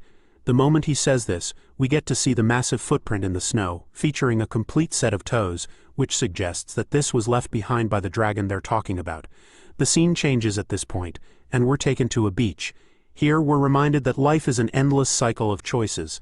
The thing is, no one can make decisions on your behalf, and as such, the instant of that decision is when they truly realize the kind of being they are. In this scene, a stout-looking red-haired man named Sigmund appears and confronts another, asking if he really intends to ignore his orders. The man being questioned turns out to be Jorge, who bluntly hits back, reminding him that he's not his lord. In response, the man insists that he execute all remnants of the dwarf movement battlefront, stating that this order has the stamp of his uncle Count Gaidar. At this point, Jorge tells Sigmund to take a second look at the people around them, stating that they're just refugees. Unfortunately, Sigmund isn't even slightly moved. As far as he is concerned, Count Gaidar probably decided that these people are no different from the dragons. But Jorge refuses to believe that the Count would make such a decision. Hearing this, Sigmund is pissed and accuses Jorge of being disloyal. So he asks the knight if he has abandoned the oath of loyalty he swore under the flag of Gaidar. In response, Jorge bluntly states that he is human and cannot follow such a ridiculous order. At this point, it becomes clear that they can't be on the same page. So Sigmund asks Jorge's men if they also intend to disobey the Count. All of a sudden the men start walking away from Jorge, telling him that they must never defy the orders of their lord, no matter how wrong it is. Just like that, Jorge finds himself alone in this one with only one man left on his side. This last knight is none other than Godin, who also seems to be having second thoughts. So Jorge tells him that he can go on with the others to a world where he can shine even more. The scene changes after this point, and the next thing we see is Godin seated as the new leader in a meeting. They talk about how they need to pay attention to the Knights of the Iron Duke and Bayezid, since they have information that Baron Uthman has been making suspicious movements. He is given the list of knights with the Iron Duke in the Bayezid household, and realizes that it's the same from the report years ago.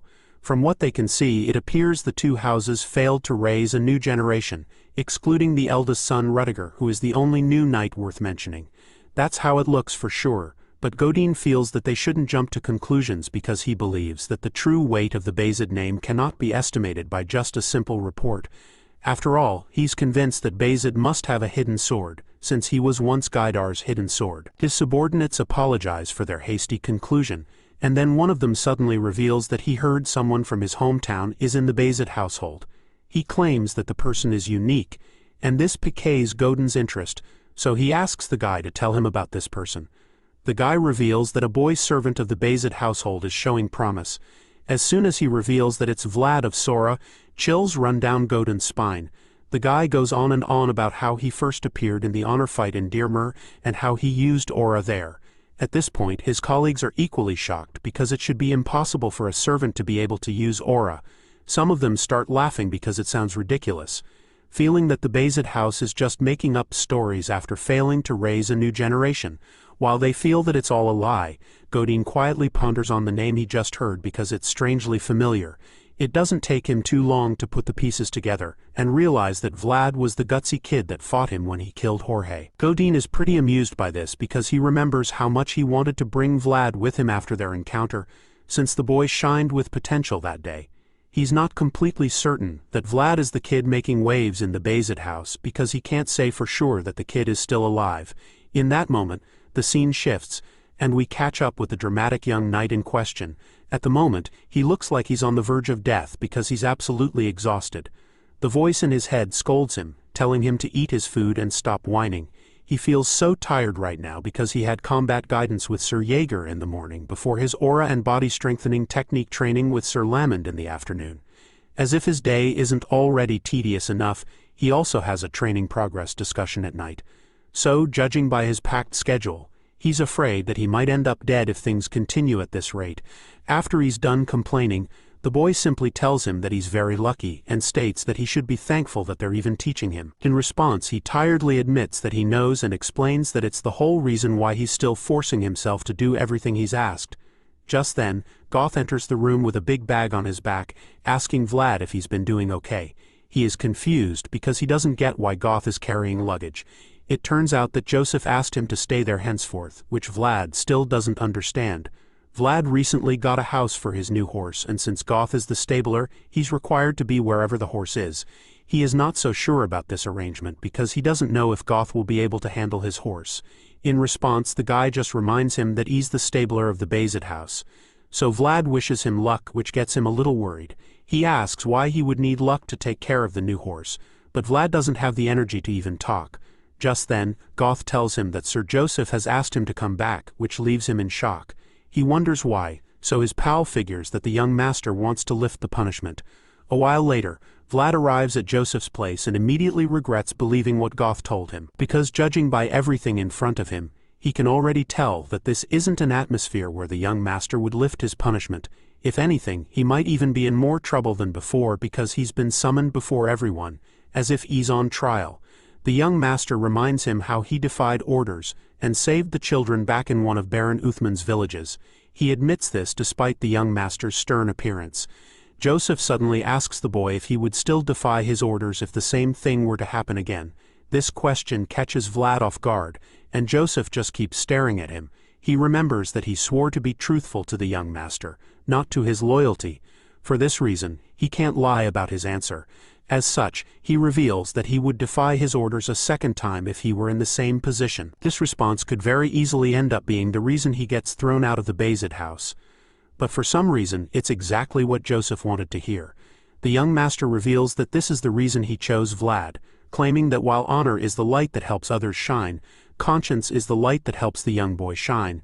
Joseph believes that conscience is the compass that helps one back to the correct path after losing their way. And right now, he's convinced that Vlad has found his own path. For this reason, he unveils a new armor for him, hoping that it helps to protect his conscience. Seeing the shiny breastplate, Vlad is stunned because he recognizes it as the armor sent by San Rosino. As an organization that has crafted the most iron armors, he can tell that this one must have been made with various techniques. He is a little sentimental about his current armor, and the young master completely understands because he knows that every scar on it is proof of the path he's taken up until now. Nevertheless, Joseph assures him that the new armor is proof of the path he's found now. Vlad doesn't really understand this, so the young master asks him to come take a closer look. He does, and that's when he sees the title engraved on the armor, naming him the Defender of Children.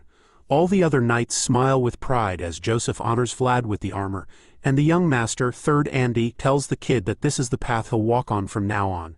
The scene changes, and we're taken back to the snowy mountains, where we see Volkanov Baranov, the Iron Duke's successor, leading his men through the snow to find the dragon. Judging by the flames he sees in the distance, he's certain that they're at the right place. He's not the only one who's come after the dragon anyway, because there are also several horsemen riding after the white-scaled beast. They're determined to catch it, but the dragon is also extremely fast, so they decide that they stand a better chance by spreading out. While they're struggling to corner the beast, Volkanov Baranov suddenly joins the chase and attempts to end the commotion with a single attack. The guy hurls a massive spear and aims it at the dragon running toward him. When he's finally close enough, he launches the giant arrow, hoping to finish the white dragon, but the beast effortlessly evades the shot, which leaves him stunned. He knew that the dragon was fast, but he definitely wasn't expecting it to be this agile. That was truly a failing on his part, since this creature as Lindblom, the fastest dragon ever. Volkanov's solo strike didn't get the beast, but it definitely distracted it long enough for the horsemen to surround it and cut off its escape route. The dragon realizes that it's been cornered, so it figures that the only way to escape now is by engaging the hunters. The beast prepares to unleash a breath of fire on all of them. When they see this coming, they spread out hoping to evade the blast. Volkanov, on the other hand, refuses to let the dragon shoot fire at them, and instantly launches another massive magical arrow at the beast. This foils the dragon's attack, as it's forced to retreat in an attempt to evade the furious man's strike. The dragon starts running away, and the pursuers go after it, but it's just too fast for them to catch. Volkanov watches the beast get away from him and his men, and all he can do is curse in frustration, as his target escapes again. While all of that is happening, we catch up with young Master Joseph and his older brother who has just paid him a visit. The guy enjoys some tea and talks about how no other place has tea this good. Joseph knows that this guy hasn't come to chat over tea, so he bluntly asks his big brother what he has come for. In response, Rudiger tries to pretend like he didn't come with an agenda, but Joseph can see right through him, so he admits that he didn't just stop to say hi. He reveals that it seems what the barbarian said was correct. Hearing this, Joseph immediately realizes that this means a dragon is indeed coming. Joseph's big brother goes on to explain that if the West has the deathworm, then the North has the lindblom. He claims that the coldest and quickest dragon in existence dwells in the coldest place, amid the ice-cold northern wind. The mayor is taken aback by this because he feels that it is not the season for the dragon to start migrating, especially since it doesn't always migrate just because of winter. Unfortunately, Rudiger explains that there seems to be some kind of change in the pattern, since the deathworm last time was also different from any other time. On top of that, the lindblom has already tasted the blood of the grey orcs, which means that they have to take the dragon out before it rampages even further. With this in mind, Joseph quickly asks his big brother which way the dragon is descending from, but Rudiger admits that they can't figure it out because it's way too fast and it's not easy to find its traces. Hearing this, Joseph concludes that they should get right into action. His big brother agrees with him and reveals that it's the reason why he was tasked with the lindblom conquest. As such, Joseph asks what he can help with, claiming that Sora will provide as much support as possible. At this point, Rudiger demands an appointment of knights along with a thorough reconnaissance. Hearing this, the young master figures that it's a logical demand, so he asks his brother how many knights he would need for this mission. Surprisingly, Rudiger claims that he needs only one knight, which Joseph finds very suspicious. As far as the young master knows, he should need multiple tenacious swords to be able to face a dragon. But as weird as this request sounds, he also knows that he can't deny it because the situation requires his full support. Joseph asks if one knight will really be enough for his operation, and Rudiger simply explains that a skilled sword works well enough since the lindblom is very different from the deathworms. Hearing this, the mayor asks which knight he would like to assign, and just when Rudiger is about to reveal this, Vlad enters the room, claiming that Sir Joseph summoned him. The mayor doesn't seem to remember calling on Vlad, but Rudiger looks really excited to see the blonde swordsman again. It's been a while, and he's glad to see the greatest dragon herder of the north again. Later that night, Vlad has a chat with Zeina about the new task he's been assigned, revealing that it will take more than a month. In response, she simply states that it's a good thing he's busy and admits that he's been doing well lately. Just then, a gentle smile creeps up on her face and she tells him that their mistress would have liked to see him like this. Vlad doesn't seem too happy to hear this, so he turns to her and asks why she would suddenly talk about that. Zeina claims that it just came to her mind out of the blue. Either way, Vlad doesn't seem pleased at all. It's been way over 10 years since the woman passed away, and even though Zeina doesn't remember her mother, she remembers Vlad's. She remembers how Vlad's mother didn't abandon her child in such a despairing situation, unlike her own mother who left her. Hearing this, Vlad claims that he can't even remember his own mom either. Just then, Zeina pulls the last thread on the crest she's been making. She reveals that she's done with the third crest, called San Rosino. She shows it to him, feeling really proud of herself, and admits that the Countess's skills were too good, but unlike her, he feels that the crest stands out a bit. Moving on from that, Zeina asks him if the dragons are really dangerous, and he confirms this, stating that the creatures are pretty much living disasters. Since it's going to take at least a month, she figures that he's going to return during winter, which he agrees with. Hearing this, she reluctantly gives him a handkerchief, which catches him off guard.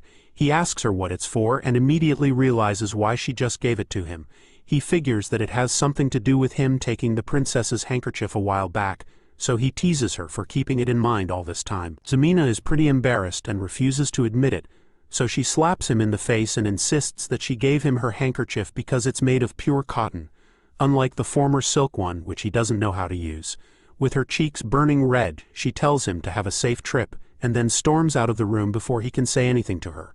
Once she's gone, he nurses the bruise on his face with the new handkerchief, and all he can think about is how mad Zeina is. While wiping his face, he catches a glimpse of something on the handkerchief that makes him smile. It turns out that she actually engraved her name on the piece of cloth, and Vlad is truly touched by the gesture. The story continues as our Vlad finally sets off on his latest adventure. Vlad, Rudiger and the rest of the party make their way through the snowy forest in search of the Lindblom. Along the way, Rudiger reveals that he doesn't get why Joseph assigned 3 knights to him for the mission when he specifically asked for 1. He wonders why the young master would do that, and asks Vlad if he has any idea, to which Vlad simply suggests that it must have been out of consideration for his big brother. However, Rudiger immediately dismisses the idea, claiming that he knows his younger brother far too well to believe that. In fact, he's convinced that Joseph isn't happy with him, because that's the only logical reason why he would send 2 other knights who clearly hate each other and expect them to be useful. It turns out that the other 2 men sent on the mission are Sir Lamond and the barbarian leader, who look like they're going to kill each other anytime soon. Rudiger knows that the 2 guys at the back can certainly be a great help if managed properly, but as it stands now, it doesn't look like they'll ever get along with each other. Since he clearly doesn't know what to do with them, he assigns Vlad to manage both of them in the meantime. This leaves the kid stunned because he doesn't think he's in a position to do that. In response, Rudiger points out how he won't be able to order the knight of the previous patriarch, and that's even if they're able to ignore the barbarian without any problems. Rudiger has noticed that the old man has a soft spot for Vlad, so he feels that the kid is the only one who can actually talk to him. After pointing this out, he simply tells Vlad to just do his best since he's already having a migraine just thinking about the 2 at the back. He isn't sure what exactly he's supposed to do now, and while he's still pondering the next step, things start to get heated between the 2 at the back. They're already exchanging some harsh words, and it's only a matter of time before they start to cause problems. While they're still trash talking, Vlad gets a little frustrated because all he wants to do right now is go home. His thoughts are suddenly interrupted when he perceives the strong smell of blood coming from not too far away. Rudiger notices this, and just like that the journey halts. The beast girl in the crew seems pissed that they had to stop, so she takes out her anger on Vlad, asking him if he's a wolf or something because she doesn't get how he can smell blood in a snowfield like this. Rudiger tells him to go ahead and take the lead, so he does just that, and the others on the team follow him immediately. After following the stench of blood for only a few seconds, they stumble upon a huge field filled with bloody corpses. When Rudiger sees this, he immediately realizes that the place was indeed rampaged quite boisterously. Seeing that these victims are barbarians, Rudiger asks the one on his team if they were from his tribe, and he admits that the deceased were members of a neighboring tribe he knew. Even though it's supposed to be a relief, the guy reveals that his tribe isn't far away too, since this neighboring tribe came all the way to the north. At this point, Lamond admits that it's all strange to him because the massacre looks like it was done with a sword, but then again, he's convinced that it wasn't done by a northerner. Rudiger agrees with him on this, feeling that there's no need to commit such an extreme massacre since it's been a long time since they stopped the struggle of washing blood off with more blood. With all of this in mind, he concludes that this strange occurrence can only mean that an uninvited guest has arrived. As the journey continues, they finally get to their destination, and Rudiger is relieved that they were lucky enough to get there before it turned into a snowstorm. He informs Vlad that this place is the northern core of Bayzid County, which is called the Barenheim Fortress. As they ride over to the fortress, he notices something strange. The place has 2 flags. Apparently, Rudiger wasn't aware of this new development because he's shocked when Vlad points it out. After taking a closer look, he's horrified to see a familiar red flag, and judging by the look on his face, they have some unwanted company waiting for them in the fortress. While Rudiger is busy grinding his teeth, Vlad is just pretty confused. He's not sure what's going on, so he asks the old man what the flag is. That's when Sir Lamond reveals that it belongs to Central. This is very surprising for the young knight.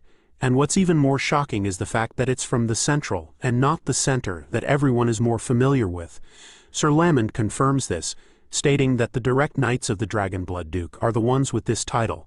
On the red flag, the crest of the Dragon Killer Knights can be seen boldly, and as the old man points this out, it becomes clear that they're not going in to meet any ordinary swordsman. Nevertheless, this doesn't deter Rudiger in the slightest. He still wants to get into the fortress. But first, he has a little chat with his men. One of his knights confirms that the dragon killer knights sent from the central actually arrived 2 days earlier. Hearing this, Rudiger asks the man what the dragon killer knights are doing here. It turns out that they came to the fortress to subdue the Lindblum. And this annoys Rudiger a bit because he didn't really expect them to find out about the dragon so quickly. At this point, he calls out to his deputy all of a sudden, and he doesn't even need to say a word before the guy understands what he's being told to do. As such, he gets right to the assignment, leaving Vlad and some of the others a little confused. Vlad still doesn't really get what's going on, so he asks once again who exactly these dragon killer knights are. In response, Sir Lamond simply states that they're knights whose purpose is to kill dragons. He reveals that they're also acknowledged by the Emperor, and this organization happens to be run by one of the central nobles, the Dragonblood Duke. In other words, these knights will definitely be involved in any matters relating to dragons by the law of the Empire. Hearing all of this, Vlad is pretty amazed because it's suddenly clear that some really powerful knights have come to the fortress. Just then, he senses something strange at the top of the fortress, and after taking a closer look, he presumes that there was a big fire here not too long ago. In response, the old man reveals that the Barenheim fortress itself is a beacon mound of Bazid. He doesn't know what this means either, so he asks Lamond what he means by that. Sir Lamond simply answers him, saying that the fortress stands to steal and be stolen. It is also a place that needs to be rebuilt after being burnt black. The old man claims that this place is a humongous wall to the barbarians and monsters, but a fortress of indomitable will to Bazid County. After hearing how passionate the veteran knight is about this place, Vlad is no longer surprised by how angry Rudiger is that the Dragon Killer Knights would just raise their flag without permission on the pride of Bazid. While Vlad is thinking about this, Rudiger walks up to the main door of the fortress and pushes it open, prepared to face any forces on the other side. As soon as he opens the door, he's greeted by the Dragon Killer Knights, who have already made themselves comfortable in the fortress. The loud voice calls out to him, claiming that he's been waiting for Rudiger and his forces. He then introduces himself as Mercia, the captain of the Dragon Killer Knights. This guy in a cape is actually the Dragonblood Duke's eldest son of the primary wife, and he goes by the name Mercia Dracalia. In response to the bold introduction, Rudiger angrily states that someone important came to his tower without him knowing anything. On that note, he introduces himself to Mercia, revealing that he's the interim captain of the Barenheim fortress. Hearing this, the blue-eyed troublemaker just smirks, which annoys the Bazid son even more. Both men glare at each other for a few seconds, but then the staring contest is quickly cut short when Mercia notices Vlad standing somewhere at the back. The captain of the Dragon Killer Knights immediately takes an interest in Vlad, and decides to mess around with him a little. Vlad is immediately overwhelmed by Mercia's presence, and quickly recognizes it as the same sensation he got when he saw the Deathworm. He has no idea why he's getting the same ominous vibe from the Duke's son. While he's still trying to process the whole thing, Mercia locks eyes with him. Apparently, the arrogant intruder can sense the intimidation that Vlad is feeling, and this makes him smirk again. He's interrupted when Rudiger suddenly asks him if the Dragon Killer Knights are behind the attack on the barbarians. Surprisingly, Mercia doesn't even deny it. In fact, he casually admits it, claiming that it was something that needed to be done. He goes on to talk about how the Dragon Killer Knights were formed with the permission of the founding king, and how they have accumulated centuries of knowledge and experience. As everyone knows, Lindblum is the fastest among the fallen dragon remnants, and it's a creature they're desperately after. Since they can't catch up to it, he figured that they'd rather try to lure it with barbarian corpses as bait. Hearing such disgusting words spew out of Mercia's mouth, Rudiger is absolutely furious. But he's definitely not as upset as the barbarian in their crew, who looks like he's about to lose it completely. Pagay curses at the arrogant prick and charges at him with murderous intent, but before he can do anything that puts all of them in trouble, Sir Lamond quickly tackles him to the ground and stops him. Despite being pinned to the floor, the barbarian refuses to give up. He yells at the old man to get away from him, but the veteran simply threatens to break his neck if he utters another word. Surprisingly, Agay calms down a little after this, and then Lamond leans over to pacify him even more. The veteran admits that he understands Age's rage, but also reminds him that it will only be reasonable when he's strong enough to take on the Dragon Killer Knights. He tells the barbarian to remain calm since he'll just die a meaningless death with nothing but bravado. While all of this is happening, Mercia just finds the whole thing amusing. He concludes that the son of Bayezid raised a mannerless subordinate, and then throws a jab at the beast girl on the team, calling her a cat. The guy insults them even further, wondering if Rudiger has tamed them by now, since those of lowly status tend to forget their place. Hearing this, Rudiger just hits back at the arrogant intruder, stating that his followers are standing exactly where they're supposed to be. Regardless, he decides that it's time for Mercia to stand where he is supposed to.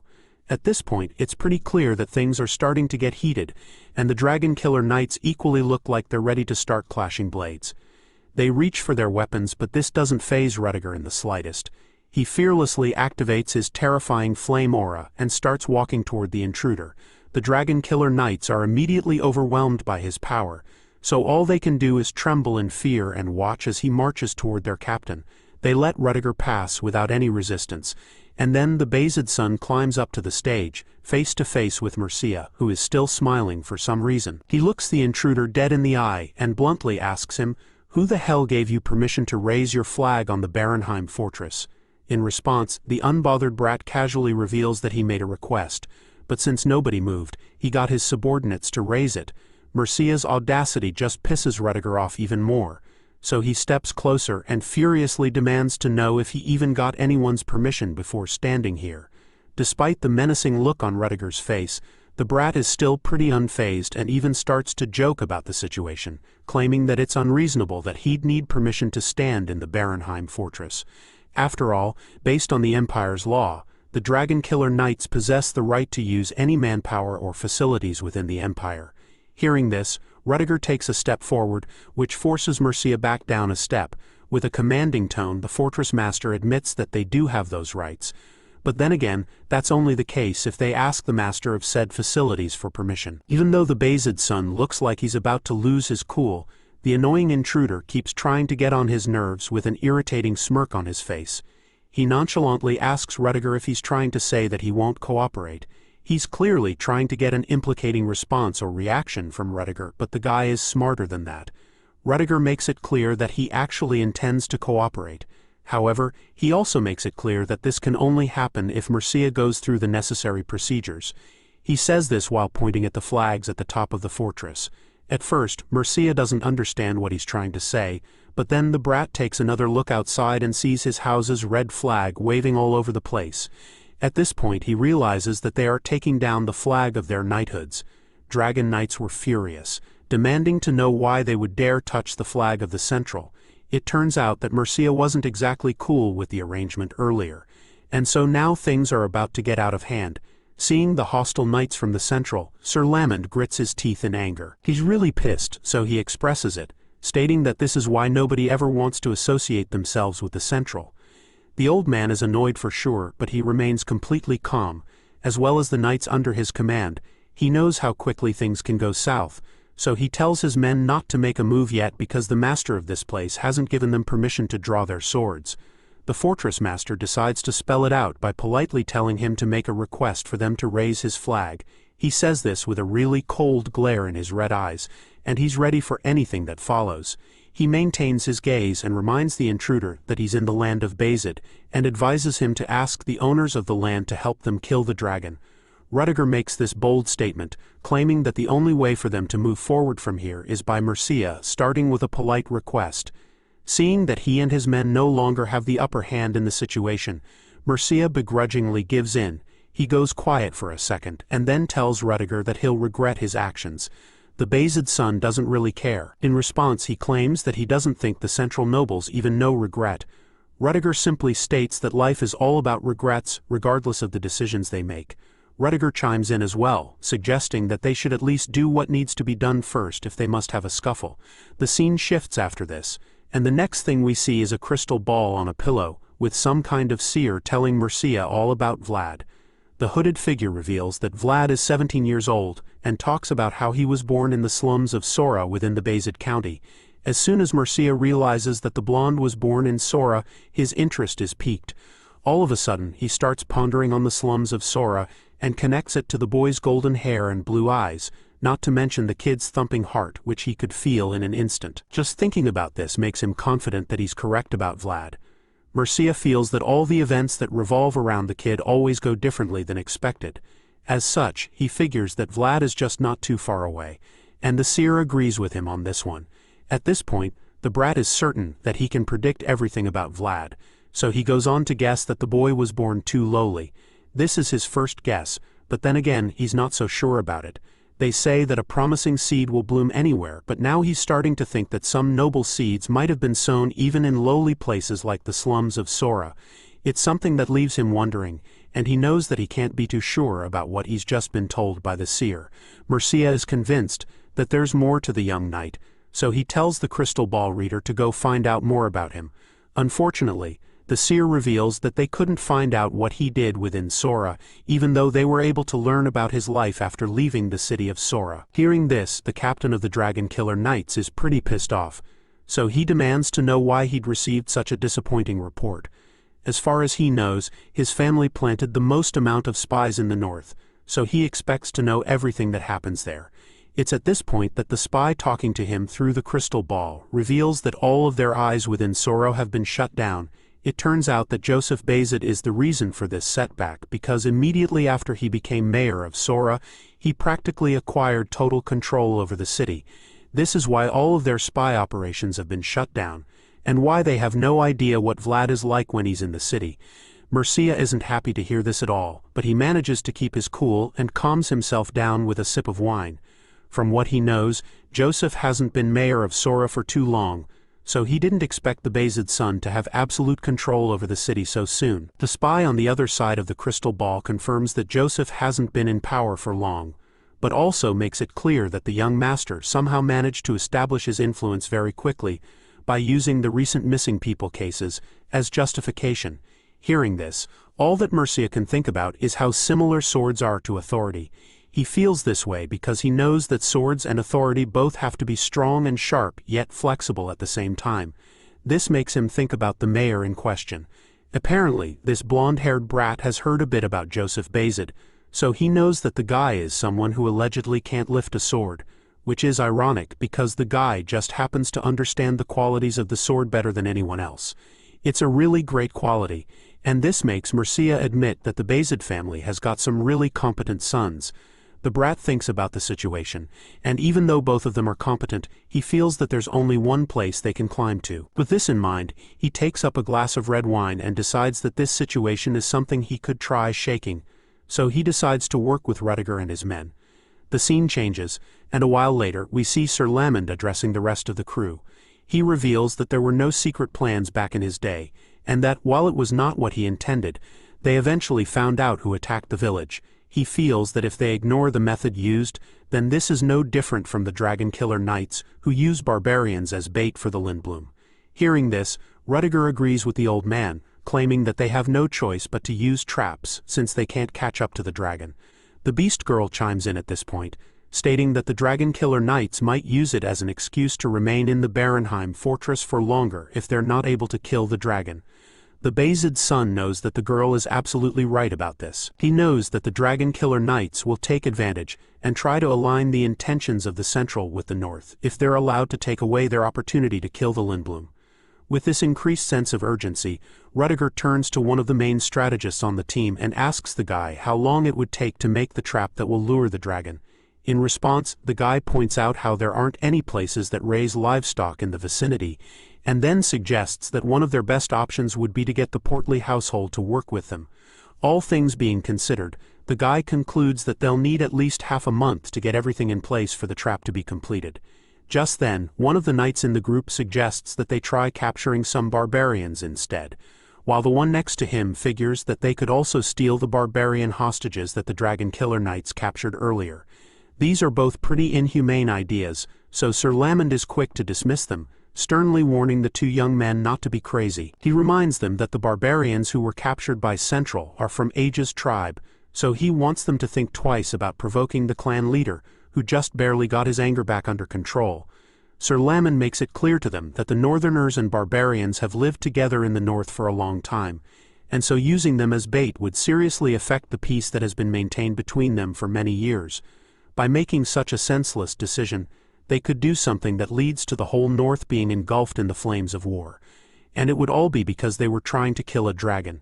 At this point, the two knights realize how dumb their ideas were. so they immediately apologize to the old man, admitting that they were far too short-sighted to have said such things. In response, Laman just sighs in disappointment, suggesting that the future looks so bleak if they truly reason this poorly at a time like this. While Lamond is chewing out the two, Rudiger thinks about how the old man is absolutely right. As far as he's concerned, the aftermath of the decision will be grave regardless of what they choose to do right now. But then again, he starts to think that maybe this situation is exactly what the Central wanted all along. Rudiger feels that this whole saga might have been orchestrated from the start. After all, the people from Central are the same ones who would love to see the North destroying itself. With this in mind, Rudiger starts to think deeply, and it doesn't take too long before he comes up with an idea. For some reason, his plan involves Vlad's horse. He heard that the son of the grasslands is extremely fast, and as soon as he says this, Lamond quickly tells him not to even think about riding the creature, because literally everyone in Sora knows that the horse doesn't listen to anybody. Rudiger is pretty surprised to hear that the horse is actually that stubborn, and the old man assures him that the creature is even worse than anything he's imagining. This is pretty frustrating for the Bayzid's son because he quickly discovers that this plan too is already a no-go. He was thinking of borrowing the horse to try and cut down Lindblum by himself, but now that he clearly won't have the means for that, he's starting to see why those intruders deserve to be called dragon killers. As much as it annoys him, he can't help but admit that their way of hunting the dragon is so clear and precise. From the look of things, they're the only ones capable of bringing down a creature like the Lindblum, because of how insanely fast it is. Just thinking about this makes Rudiger even more annoyed. He curses out in frustration and wonders if they really have no choice but to play into the hands of the Central like that. Right now, he desperately needs a way for them to deal with the dragon without Mercia and his men getting involved or even getting in the way. If only they could at least know the location of Lindblum, a big part of the problem would be sorted out. The fortress master's thoughts are interrupted all of a sudden when one of his guards runs into the place, calling out to him. He quickly answers the messenger, asking him what the matter is, and that's when the guard reveals that there are people outside the fortress requesting for the gates to be opened. The news of these unexpected visitors just leaves Rudiger even more frustrated because he has no idea who the hell could be out there this time around. He asks who it is, and is absolutely shocked when the guard informs him that the unexpected group of visitors is a gauntlet of iron. Their blue flag with an iron gauntlet on it is being waved outside the fortress, and we learn that these guys are the Knights of the Iron Duke, the Baronoff household, while Rudiger and his team are being forced to deal with the guests left by Volkanov Baronoff waiting outside. The scene changes, and we're taken back out to the snowy mountains. Here we see that the Dragon Killer Knights' plan worked, because it turns out that the numerous barbarian corpses they left spattered all over in the snow attracted the bloodthirsty dragon. Back in Sora, Vlad talks about how his face doesn't need something. However, the beast girl insists, taking the tip of her tail with red paint on it. She tells him that his face is unguarded, claiming that the imprint on her tail will give him cold resistance. As such, she keeps trying to convince him that he should let her use it on him. Despite all her attempts to make him agree, he just finds it really strange that she's the only one trying to use the paint on him. As far as he's concerned, there's no need for it since everyone else has their face uncovered. In response, she simply informs him that he's the one who needs the imprint, because he's definitely going to be on the field for the longest. As soon as she says this, one of the other knights chimes in, joking about how Vlad is the Bayzid family's best dragon repeller. They seriously revere Vlad, and after witnessing how he handled the deathworm back in the wilderness, they encourage him to just run wild once again and do his thing. At this point, he realizes that everyone is on the same page, and since they all think that he needs to have the paint mark on his face as some kind of protection, he finally gives in and allows her to imprint his face. Without any hesitation, the beast girl turns to Picasso with the red paint and draws the symbol of protection on his face using her tail. Apparently, it's no ordinary paint because right after she uses it on him, the mark vanishes almost like some magical seal on his body. Vlad just sits there feeling indifferent about the whole thing, and the young lady just reminds him that he must avoid the dragon's breath attack because the imprint isn't exactly invulnerable. Sure, it's supposed to protect him, but that doesn't mean that he should just expose himself to the flames from the dragon. Thankfully, he understands this very well, so he acknowledges the advice, and the beast girl informs him that she'll also be imprinting the horse with the mark of protection. Vlad is totally fine with this since he wouldn't want his horse to be vulnerable to attacks either. But he just warns the girl to be careful not to let the son of the grasslands bite her since the black stallion is notorious for its attitude. She doesn't know how mean the horse can be, so she shrugs off his warning, feeling that there's no way she can get bit since she's not dealing with a dog or something. Seeing how clueless she is, Vlad casually informs her that the horse actually does bite people, revealing that Goth was trying to put on the saddle when he got bitten. Just then, Sir Lamond comes out and asks Vlad if he's done with his preparation. He turns to the old man and confirms that he's ready. So, the veteran informs him that the scouts have returned, stating that the Lindblum thereafter has finally taken the bait laid out by the Dragon Killer Knights. And because of this, the situation has become quite complicated.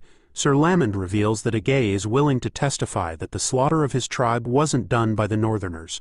But even at that, the tension between them and the barbarians will last for a while still. Whatever the case, the old man still believes that they can only do their best right now. And on this note, he asks Vlad if he has the details regarding the mission. Heeding this, a mischievous smile creeps up on his face, and then he claims that his intel is nothing tough.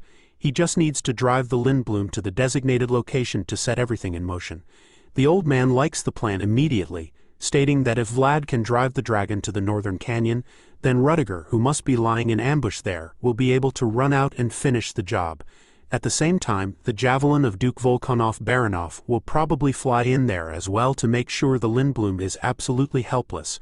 After concluding this plan, the old man asks if he has any further questions, and our battle-ready swordsman doesn't have any. He's locked in right now and ready to go after the white dragon, but the veteran still wants him to ask something at least. After all, Vlad is the core of the strategy, so he needs to work perfectly in sync with the rest of them, and make sure that he follows the plan. Sir Lamond reminds him that this mission isn't just a dragon hunt, and this statement catches him off guard, because that's exactly what he thought they were doing. He expresses his confusion immediately, so Lamond informs him that the future of the North depends on this subjugation. He explains that the unseen war between the North and the Central has already begun, and so he wants Vlad to understand the gravity of the situation at hand. Sir Lamond elaborates on the war they're faced with Baranov in the northeast and Bayezid in the northwest. These two households are known as the supporting pillars of the North. The next generations of these households are going to participate in this subjugation. On top of that, the Dragonblood Duke will also be in the picture. Sir Lamond believes that their presence alone could pose a threat to the Empire, because it's an extraordinary event for the leaders of the three households to be gathered in one place. Even though this looks like how things will play out right now, if the two households work together and still fail the dragon's remnant while the Dragon Killer Knights slay it, the Central will use the dragon as an excuse to tear apart the North. As such, the veteran reminds Vlad why the Lindblum must be killed by the Sword of the North. At this point he begins to understand the gravity of the mission, and why it's not just a dragon hunting exercise that can be gambled with. He now understands that the only way they will be able to rescue Age's tribe, held captive by the Central, is if they're the ones who kill the dragon. This little chat suddenly comes to an end when both swordsmen are alerted by Sir Rudiger's arrival. The leader of the party comes out and asks his vanguard if they are ready to set out, to which they all say that they are. Seeing that his men are all ready for battle, Sir Rudiger informs them that they'll meet at the canyon, which they acknowledge and set out immediately. They all mount their horses and ride out, but among all the knights in the line, his focus is on one particular boy mounted on the back of a spectacular black stallion. It turns out he's not the only one watching Vlad because just then, his partner interrupts his thoughts, asking him if he really thinks that the boy from Sora will be able to do well on the battlefield. Sir Volkanov has his doubts because he feels that Vlad is really young and may not be able to keep up when things get tough. But Sir Rudiger tells him that there's no need to worry, and assures him that Vlad is his best pick. He admits that Vlad might not look like it on the outside, but reveals that this is the same kid that lured out the death worm that stayed underground. Volkanov is taken aback when he hears this because he never would have imagined that someone that young would be capable of such a feat. He probably isn't familiar with Vlad's reputation yet, but since Rudiger already knows exactly what he is capable of, he continues to praise him and even tells his new partner how the young genius managed that feat back when he couldn't even ride a horse. The red-eyed master is really blown away after hearing this story, and admits that it's even absurd to think that something like that is possible. However, Sir Rudiger simply informs him that it's just who Vlad is because he's always doing unexpected things. This little eye-opener leaves Sir Volkanov deep in thought. He can't wrap his head around it. But he also knows that one's age doesn't say everything about them. Rather, it's their experience and skills that speak for them. Everything they've accumulated up until now will determine the mission's success. In this generation of the Bayezid household, Sir Volkanov Baranov is really taken aback by what he's learned so far because he thought that he was the only one worth paying attention to. However, now he realizes that there was one more person quietly making waves and gradually growing into a legend. The scene changes after a while, and we see that the party is already back out in the snowy mountains. They navigate their way, and based on the information from their scouts and the barbarian prisoners, they're able to pinpoint a location where they believe the Lindblum should be. At the moment, they're convinced that it's just right ahead, and they also feel that it is in a berserk state. Judging by what they're seeing around, they conclude that the dragon has been on a rampage because it destroyed its own territory, and now it's heading south, ignoring its original behavior of following the cold. One of the knights suggests that the Lindblum is acting as if it has an objective, which makes them suspect that the dragon might have gained intelligence. The knight can't be sure about this, but it's clear that the creature is acting differently. Usually, a dragon's remnant would simply have basic instincts like those of beasts, but if they think they're a dragon, as the mages have said, then it's possible that it's gained intelligence. At this point, the suggestion starts to make a lot of sense because the last time even the death worm only went after the pilgrims. As such, it's starting to look like the dragon's remnants think that they're a dragon. Just then, they see footprints leading somewhere, and they conclude that they're at the right place. They're glad that it snowed the previous night because now only the Lindblum's prints are visible, which also means that it was there not too long ago. Without even thinking twice, they decide to follow the tracks quickly, determined to catch up with the Lindblum and finish the mission. The party travels along the snowy mountain for a long time, following the tracks till the sun starts setting behind them. Vlad is at the back of the line for some reason, and then all of a sudden he looks back and starts to have a strange feeling. He recalls how they said that the Lindblum is heading south and ignoring its usual behavior, but for some reason, the tracks are slowly heading north. It doesn't really add up for him because the tracks are leading them into the forest, where mobility is limited for the Lindblum. He's still trying to figure out what exactly the creature is up to when it appears to ambush them. As soon as he sees the Lindblum, he curses and alerts everyone else, telling them that it's a trap. The insanely fast creature roars at him with murderous intent, so he warns the rest of the group to spread out immediately. The Lindblum isn't going to sit there and wait for all the threats to disperse, so it charges at them before they can even realize what's going on. The other knights hear Vlad's warning, but before they can even process it, the white dragon closes in on Vlad to finish him off. Thankfully, he manages to block the attack, and the force from the strike pushes him and his horse a few feet away. At this point, the other soldiers are fully alert and aware of the danger, so they light their torches and charge at the monster. Sir Rudiger orders his men to charge and surround the Lindblum, which they do without hesitation. As such, it only takes a few seconds for them to contain the beast in a circle of fire. For a split second, the Lindblum looks vulnerable and confused, but just as they initially suspected, this creature has developed intelligence, so it quickly looks for a weak spot in the barrier and prepares to take advantage of it. All of a sudden, the Lindblum starts charging up a breath attack, determined to escape. So, when the soldiers see this, their first thought is to spread out and avoid getting hit by the devastating flames. While they're still trying to break the circle and dodge the blast, the white beast opens its mouth and unleashes the lethal blue flames. As the powerful beast unleashes its blue flames, one would think that the soldiers are about to be fried to crisps. But it turns out that this dragon isn't exactly the type to unleash fire from its mouth because its first attack leaves the victims frozen on their horses rather than being burnt to charcoal. The remaining soldiers see the fate that their comrades just suffered, so they charge at the beast to avenge them. Before the others can even get to the Lindblum, the head knight blasts himself out from behind and unleashes a powerful shot on the dragon. The strike makes contact with the Lindblum, but the other soldiers are horrified when they see that the hit didn't even leave a scratch on the monster. They were just charging it with only their swords. While they're still in that shaken state, the head knight yells at them to get away from the beast and then tries to save them from its attack. But they're not fast enough, so it pounces on them and quickly turns them into bloody pieces of flesh. As the Lindblum viciously devours them, the knight curses in anger and prepares to avenge them. His eye begins to glow as he activates his magical abilities, and with the lit torch high above his head, he's able to get the creature's attention. Right now, this white monster hates the sight of those flames, so it desperately wants to rip the knight apart for even having the torch with him. This is all part of his plan anyway, since he intends to lure the Lindblum away from the others for now. He informs his comrades that he'll lead in the front, and orders the rest to maintain their distance while running after the beast. Right after saying this, he blazes off on his horse with the torch brightly burning above his head, forcing the Lindblum to follow him. The dragon bolts after him, determined to rip him apart, while the other knights give chase as well but make sure to keep their distance. They light their torches as well while staying right behind the Lindblum. But the creature is smart enough to know that they're following it, so it quickly figures out a way to derail them. Once the knights get a little closer, the dragon uses its tail to raise the snow behind it in order to destabilize the soldiers following it on horseback. While trying to shake off those at the back, this vicious monster also manages to pick up the pace and close in on the head knight in front. The guy doesn't see it coming, and by the time he realizes that the Lindblum is right behind him, it's almost too late. The beast opens its mouth, and once again begins to charge up another breath blast. The guy in front sees this, so he warns everyone else to spread out immediately, to avoid getting hit again.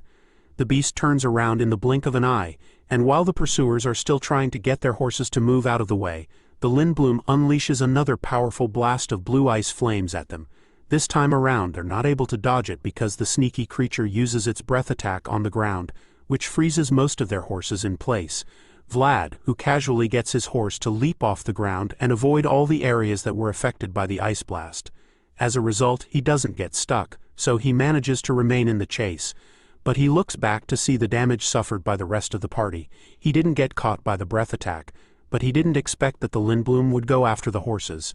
Because of this, most of his men are stuck in the middle of extremely sharp ice spines that could rip the horses' bellies if they attempt to move further. They can tell that their plan has failed, so the head knight tells everyone else to get off their horses. The Lindblum has proven way too difficult to contain, so he feels that the only way to slow it down would be by cutting off at least one of its legs. Unfortunately, that's going to be a lot harder now that they no longer have the advantage of their horses. They're all forced to fight on foot, but this doesn't deter them. So they draw their swords and advance toward the beast. The Lindblum can tell that they've suffered a big blow by no longer having their horses, so it doesn't even bother running anymore. It probably sees all of them as potential meals, so it faces them and waits for them to approach. Even though the head knight told them to focus on crippling the beast, he also knows that it's not going to be easy. In fact, he's not even sure they can do that, considering how swift and vicious the Lindblum is. But he can't tell his men such a thing. He has to remain brave and encourage them to fight. At the moment, the beast is ready to take them all on, which makes their task even more difficult because it's not even showing any sign of fear anymore. As they get closer, it roars at them to scare them off and almost charges at the head knight.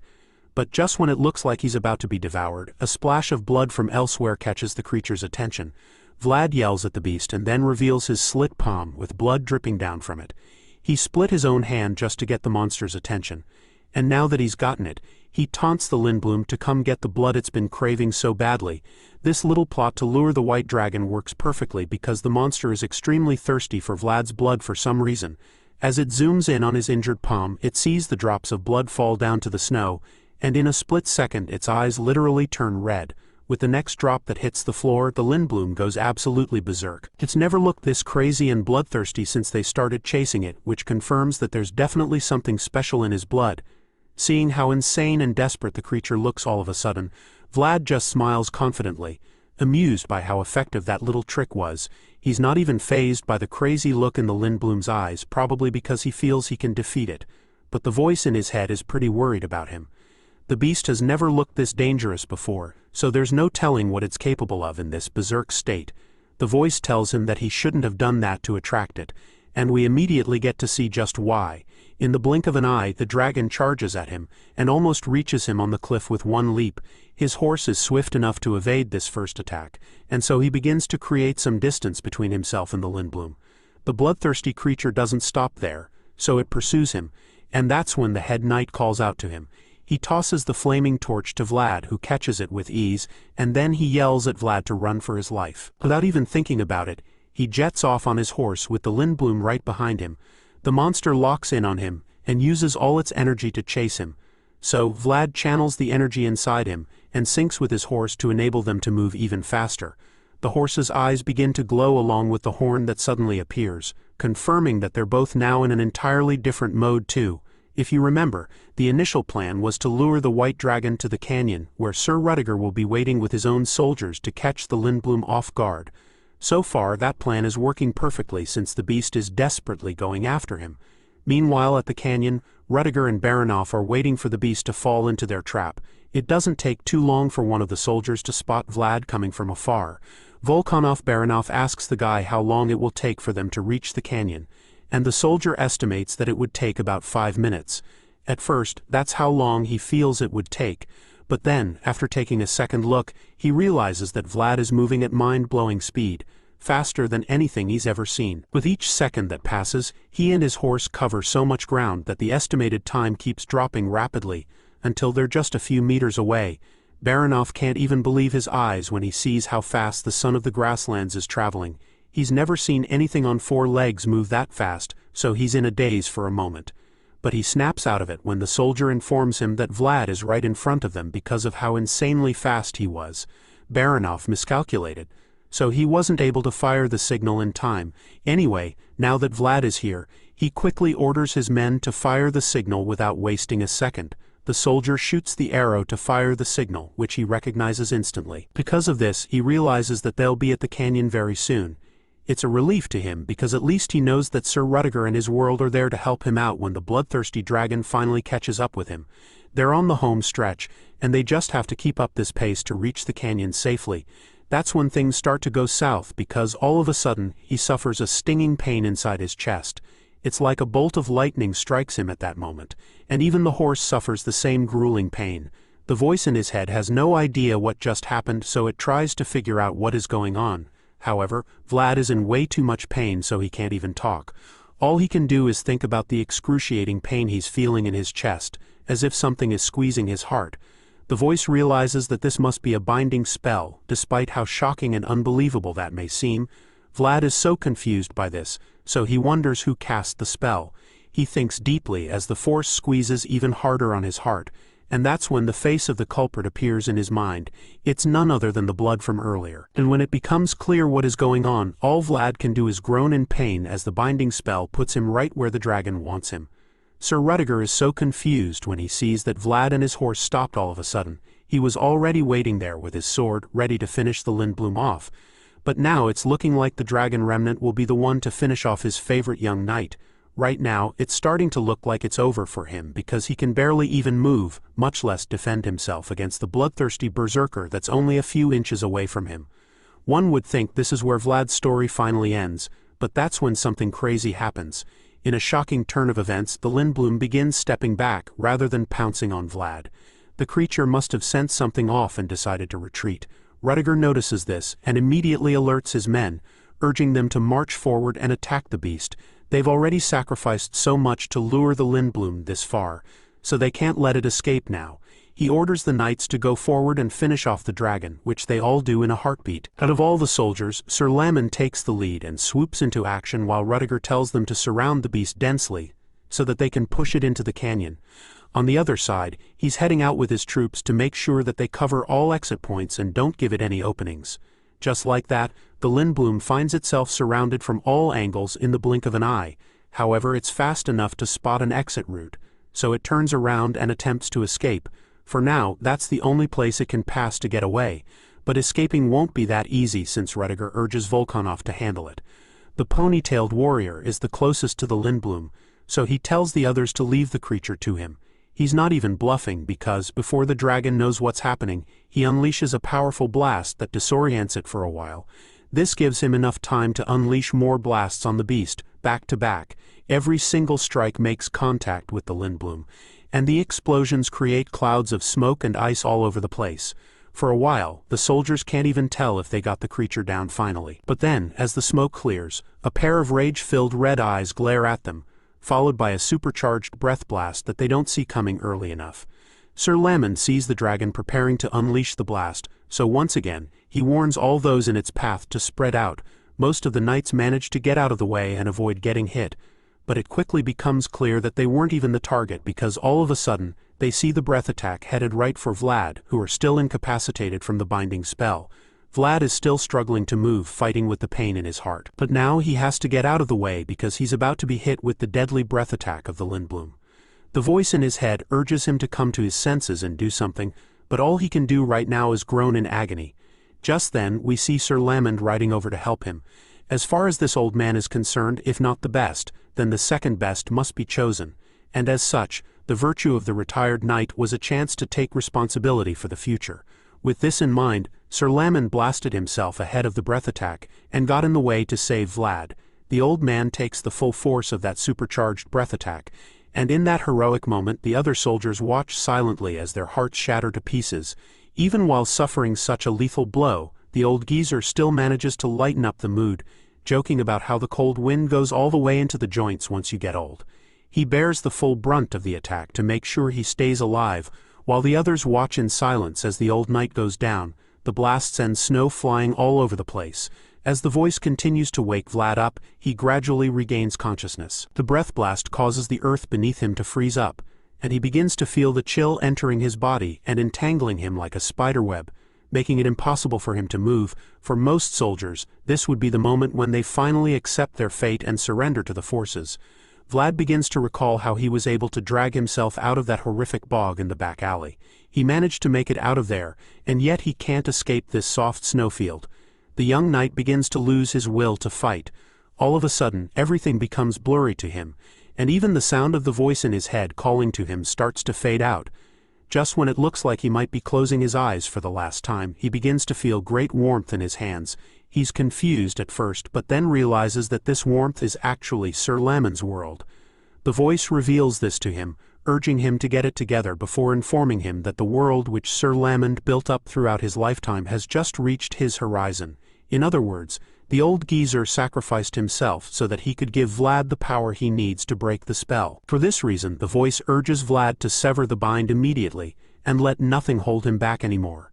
Thanks to Sir Lamond's world, the warmth gives him the power to move again. So he draws his sword with all the energy he can muster. As his eyes begin to glow with power, he takes a big determined swing to break the binding spell and free himself for good.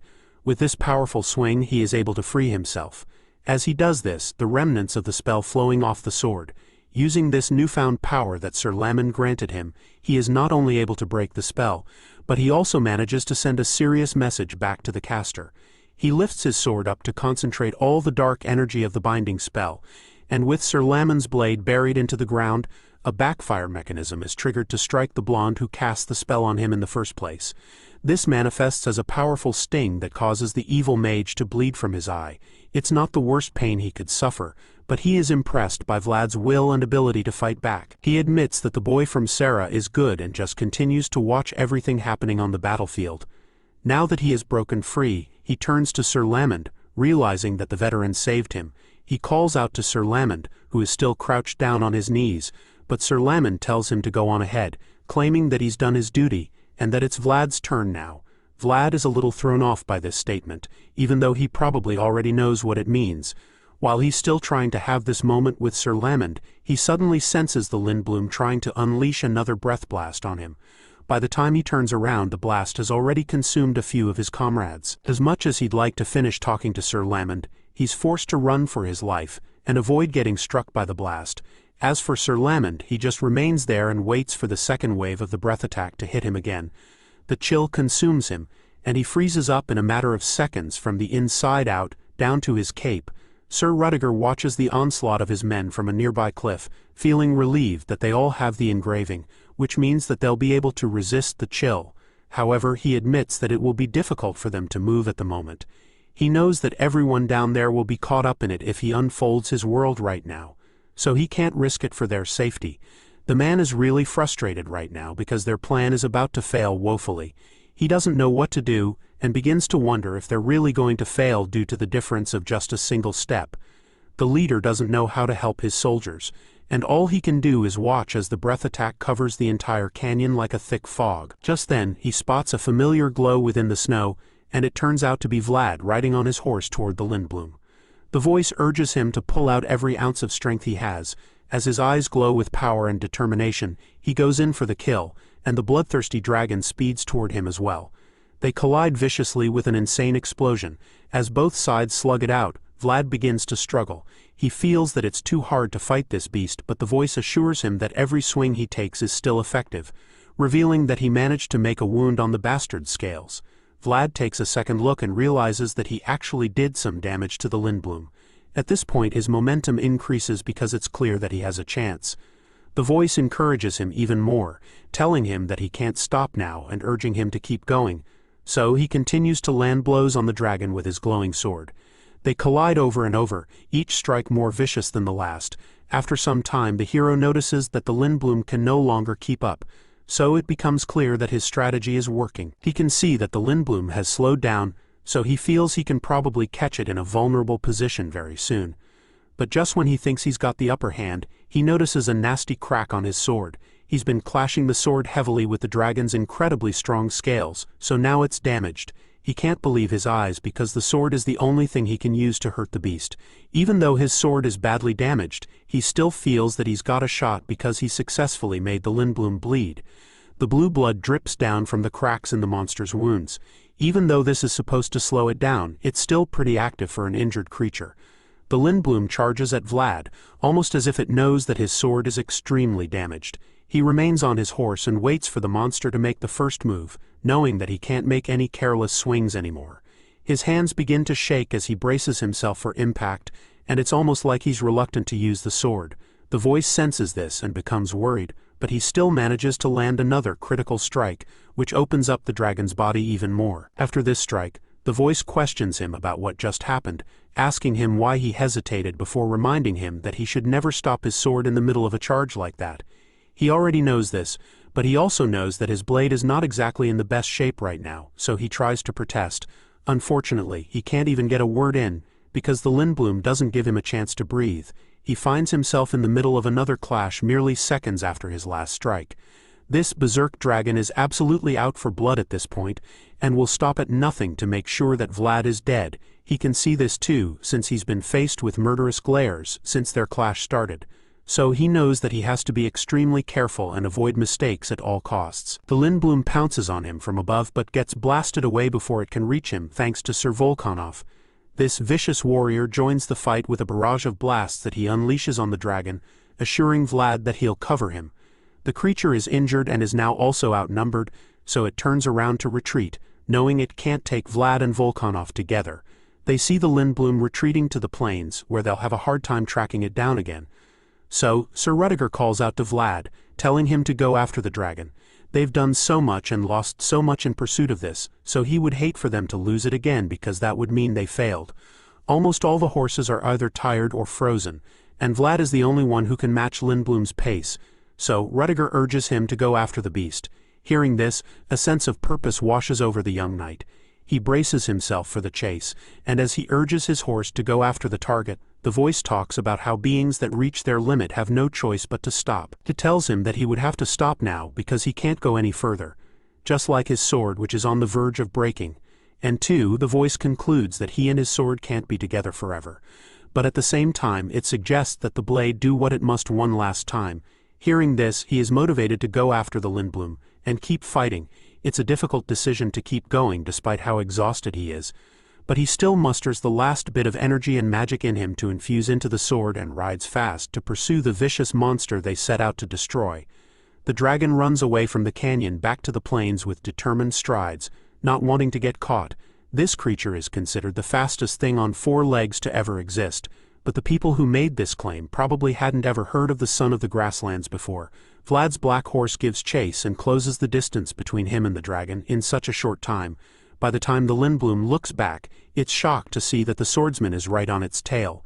Vlad gets closer by the second until he eventually lands the most deadly strike yet. But he doesn't stop there, because once the creature is forced to slow down, this is the perfect opportunity for him to go all out and unleash a barrage of deadly slashes on it. He chips away at the dragon's scales with each strike, ordering it to stop over and over until he finally lands a mighty strike on one of its hind legs, which sends it tumbling in the snow due to the momentum. The Lindblum is finally brought to a halt, and before it can even catch its breath, another powerful blast from the Blood Duke's eldest son is buried into its body. The creature screeches in agony as it lies there, incapacitated. Volkanov reveals that he just used his last spear on the dragon, which means that he can't be of any more assistance. Right now he's counting on Vlad to finish the job, and he makes this very clear. Vlad is determined to finish the mission and make sure that all their sacrifices weren't for nothing. With his tireless horse still very much active, he charges at the Lindblum. With a determined look in his glowing eyes, he knows that everyone is counting on him, and he's more than ready to finish the job. So he rides over to the beast, knowing that he's about to land the last strike he ever will using his current sword. He remembers how he was when he first got the blade, and thinks about how it truly is the last time he'll ever use it. In that moment, all his memories with his beloved sword flash across his mind, from the moment he first got it to the first time he ever used it to defeat a monster. He remembers his battle against the Death Worm, and all the other adventures with the sword that led up to this moment. He recalls everything and simply thanks the blade for helping him get to this point. After making peace with the fact that he'll lose his sword, he locks in once again to finish the Lindblum once and for all. His horse blazes across the snow with intense focus, and the dragon in question just remains in one spot as he advances toward it. This deadly creature isn't going down without a proper fight. Sure, it might not be able to run anymore, but that doesn't mean it can't still shoot breath blasts from its mouth. That's literally its signature move. So once it realizes that Vlad is coming to end its life, it practically goes into self-destruct mode by charging up its most deadly breath attack yet. The blue flames of ice swirling around in its mouth one last time. But this doesn't deter Vlad. He has already started his charge, so it doesn't matter what the beast is after. He's determined to slay it for good. He tightens the grip on his sword and infuses the cracked blade with the most magic power so far. He knows that it's the last slash, which means that he has to make it count. Eventually, he lands the devastating strike directly on the dragon's head, and the force from the collision is so much that you'd think it came from a small atomic bomb explosion. Vlad kills the Lindblum with this strike, and this is confirmed by the insane amount of blue blood that splashes all over the place. The others watching from the sidelines have their jaws dropped when they witness this. Another incredible sight is the way the sword shatters as it makes contact with the dragon's body for the last time.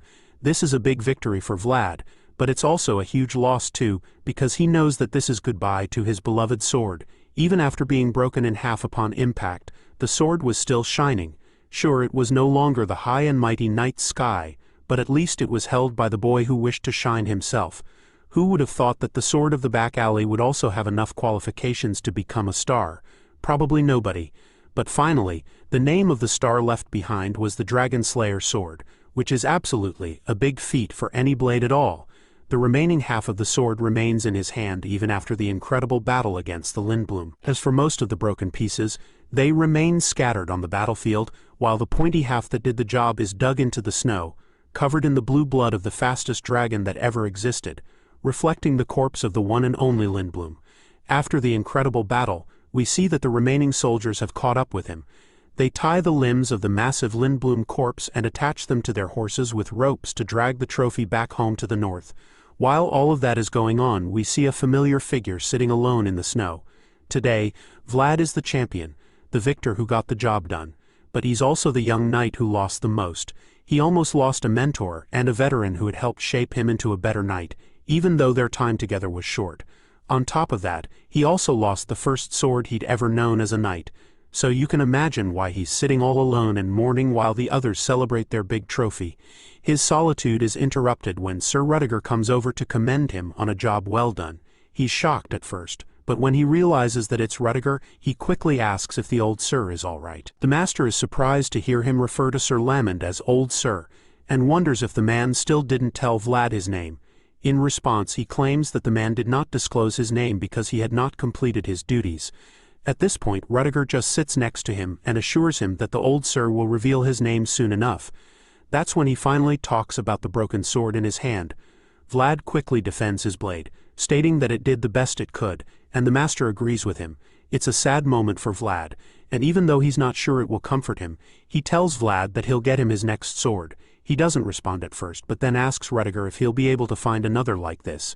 In response, the master tells him that sharp swords are always bursting at the seams, and that countless swords either shine or are too tough. However, he admits that he's not sure he can find a sword that can wholly contain his world. Even for the Emperor, it would be difficult to find a sword that special, and this just leaves him disappointed. Rudiger can see this, so he tells Vlad not to be too sad. reminding him that his old sword can stay by his side forever with the title it left him. Hearing this, the boy is a little confused because he doesn't even know what the title is. The master simply tells him that he can be proud of it because, in this generation of Bayezid, only the two of them have the title. He concludes by telling him that his broken sword is the witness of the title itself, and then reveals that it's the title of the dragon slayer, Vlad of Sora. Back in Sora, where the new mayor, Joseph Bayezid, receives an unexpected letter from Dearmer. He takes the sealed envelope from his green-eyed knight, feeling a little confused, so Sir Jaeger informs him that Baron Heinel was the one who sent it personally. The young master opens the letter, and as he reads through it, he asks Sir Jaeger if he noticed any movements in the west on his way here. In response, the knight reveals that Count Gaidar's army still hasn't moved yet, which leaves Master Joseph pondering a bit. He finds the news interesting, and after thinking about what it means for a few seconds, he asks Sir Jaeger when Vlad will return from the dragon hunting mission. The knight claims that the last thing they heard about Vlad was his exceptional contribution to the subjugation of the Lindblum. Other than that, he admits that they don't have any other information about Vlad's whereabouts or when he will return. Hearing this, the mayor sighs deeply, because he already knows that it will take at least 1 month for his favorite young servant to return. Sir Jaeger notices how worried his master is, so he asks the mayor if he needs Vlad for anything. The young master admits that he indeed needs the young boy from Sora, but since he isn't available right now, he figures that they'll have to be short on time. Joseph believes that the subjugation squad probably returned to Sturma after they finished their mission, and Sir Jaeger agrees with him that it's probably the case. Seeing that they're on the same page, the young master reveals that he'll be going to Sturma to meet up with the subjugation squad and his big brother. Jaeger already understands what this means, so he claims that he'll go prepare for the journey immediately. Sir Jaeger states this, and then takes his leave to go make arrangements for the trip. As he makes his way out of the room, Joseph Bayezid gets lost in thought once again, recalling what he read in the letter, bracing himself for what is to come. Now that he knows how Count Gaidar wants to play this game, even though the man didn't do anything visibly threatening, Joseph is convinced that the letter was definitely a move with specific intentions in mind. A part of him feels that this whole thing might really be a coincidence because he never thought that a hopeful moment would become the silver lining to overcoming this problem. As it turns out, everything going on right now seems to be connected to Vlad's encounter with the Princess of Dearmer, because it seems that the mistake he made on that day was the best move that could have been made. The scene changes, and we are taken back to the snowy hills of the Blood Duke's domain. There, Volkanov returns to his father with news of their victory in the battle against Lindblum.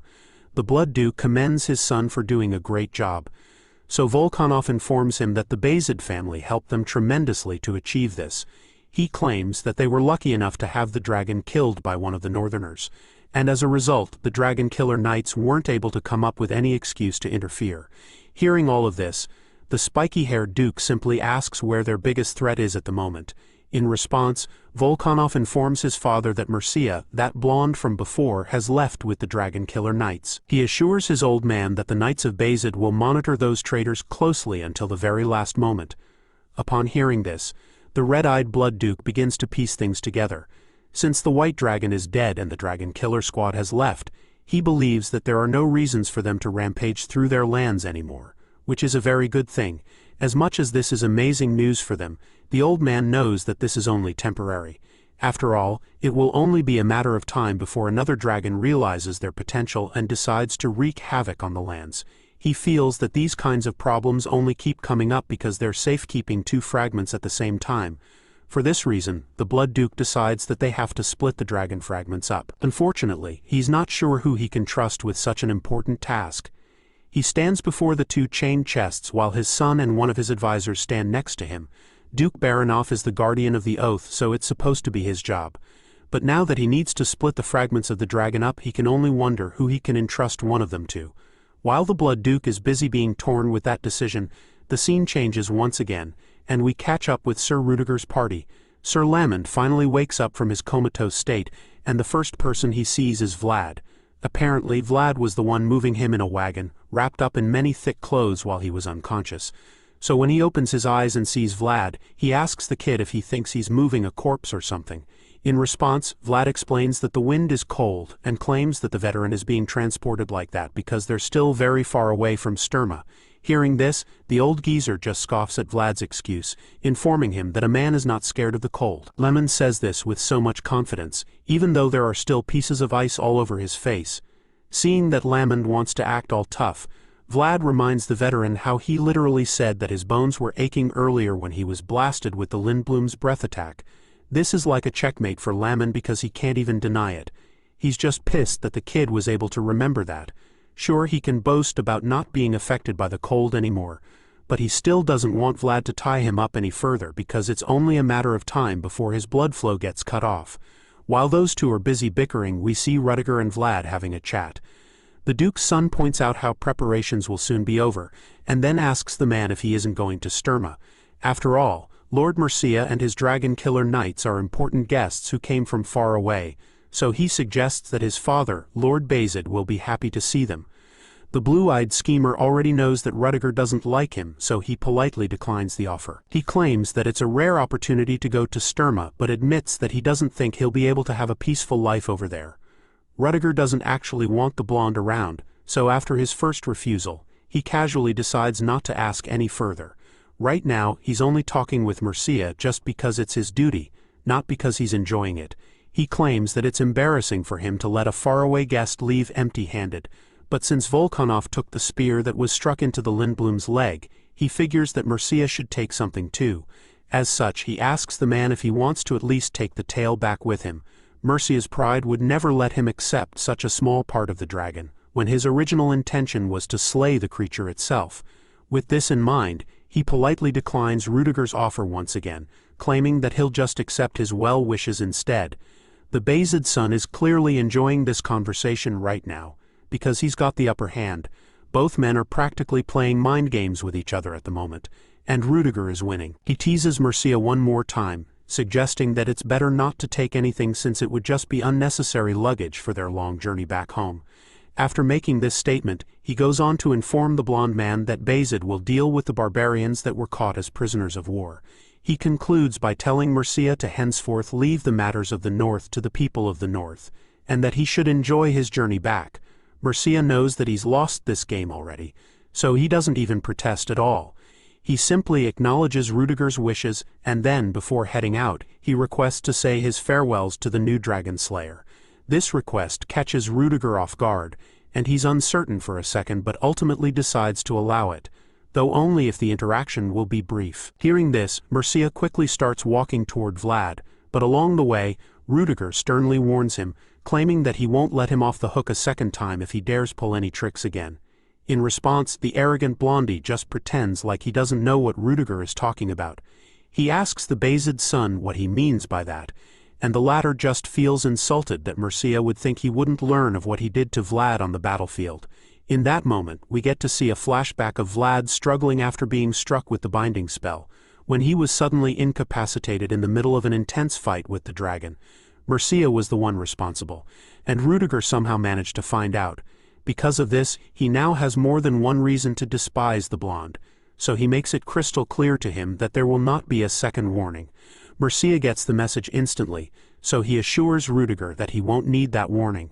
Right after that, he makes his way over to Vlad while thinking about what just happened. He feels that he acted too rashly, unlike his usual self, and he kind of regrets it because he realizes now that the encounter was an opportunity for him to see the world of Rudiger Bayzid. Unfortunately, he wasn't composed enough for that, and now he might never get another chance. Either way, he feels that there's no need to be disappointed, since he already got to see the most important thing, which just happens to be Vlad. While Vlad is busy trying to confirm that all their luggage has been packed properly, he's suddenly interrupted by Mercia, who approaches him. The sneaky bastard commends him for his impressive display on the battlefield. Vlad is pissed to even hear his voice, and the fact that he even has the balls to come over and talk to him makes it even more annoying. In response, he simply tells Mercia that he would have done even better if it wasn't for a certain someone. The arrogant man just keeps trying to piss him off at this point, claiming that he's glad to finally meet the one and only Vlad of Sora.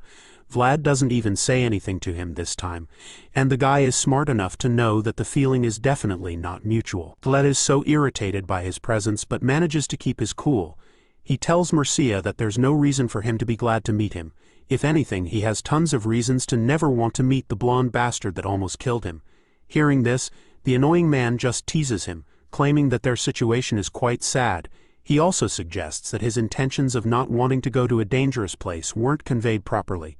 The fact that he's trying to blame Rudiger's team for the risk they faced by going after the dragon almost makes Vlad lose his temper. So he tells Mercia to stop with the nonsense and get lost if he's done talking. This glimpse of rage intrigues Mercia. He is really impressed by Vlad's sharp but calm aura and wonders how the kid managed to mature so much in such a short time. He doesn't know the answer, but he feels that it's how it should be anyway. After all, one must know to hold their head up high wherever they are, and it's clear that that's the kind of person Vlad was born to be. Seeing that the kid is this close to snapping at him for real, he decides to cut to the chase. Mercia claims that he'll ask a few questions and then disappear from this place. Before Vlad can even give him the go-ahead or not, he suddenly asks if his heart runs wild every time he sees a dragon. This question catches Vlad off guard, and it becomes clear that Mercia might know a lot more than he's been letting on. Vlad thinks deeply about this and recalls his battles against the remnants of the dragons. While he's still thinking, Mercia suddenly insinuates that he felt thirsty after seeing the blue blood of the Lindblum. Vlad becomes really nervous at this point because he truly felt something weird after seeing the blood. He begins to panic, and that's when Mercia blatantly asks him if he wanted to drink the dragon's blood. While he is stuck in the hot seat, the scene changes, and the story continues in Sturma, the Bayezid County's main city. There we see that Vlad and the others have finally arrived, and while everyone else is probably having a good night's rest, he can't get any sleep. He's up all night with so many thoughts running through his mind. He can't get Mercia's last question out of his head. All he's been thinking about is that moment. Being asked if he wanted to drink the dragon's blood, Vlad was pretty offended, so he wanted to snap at the bastard, but then again the guy had a point.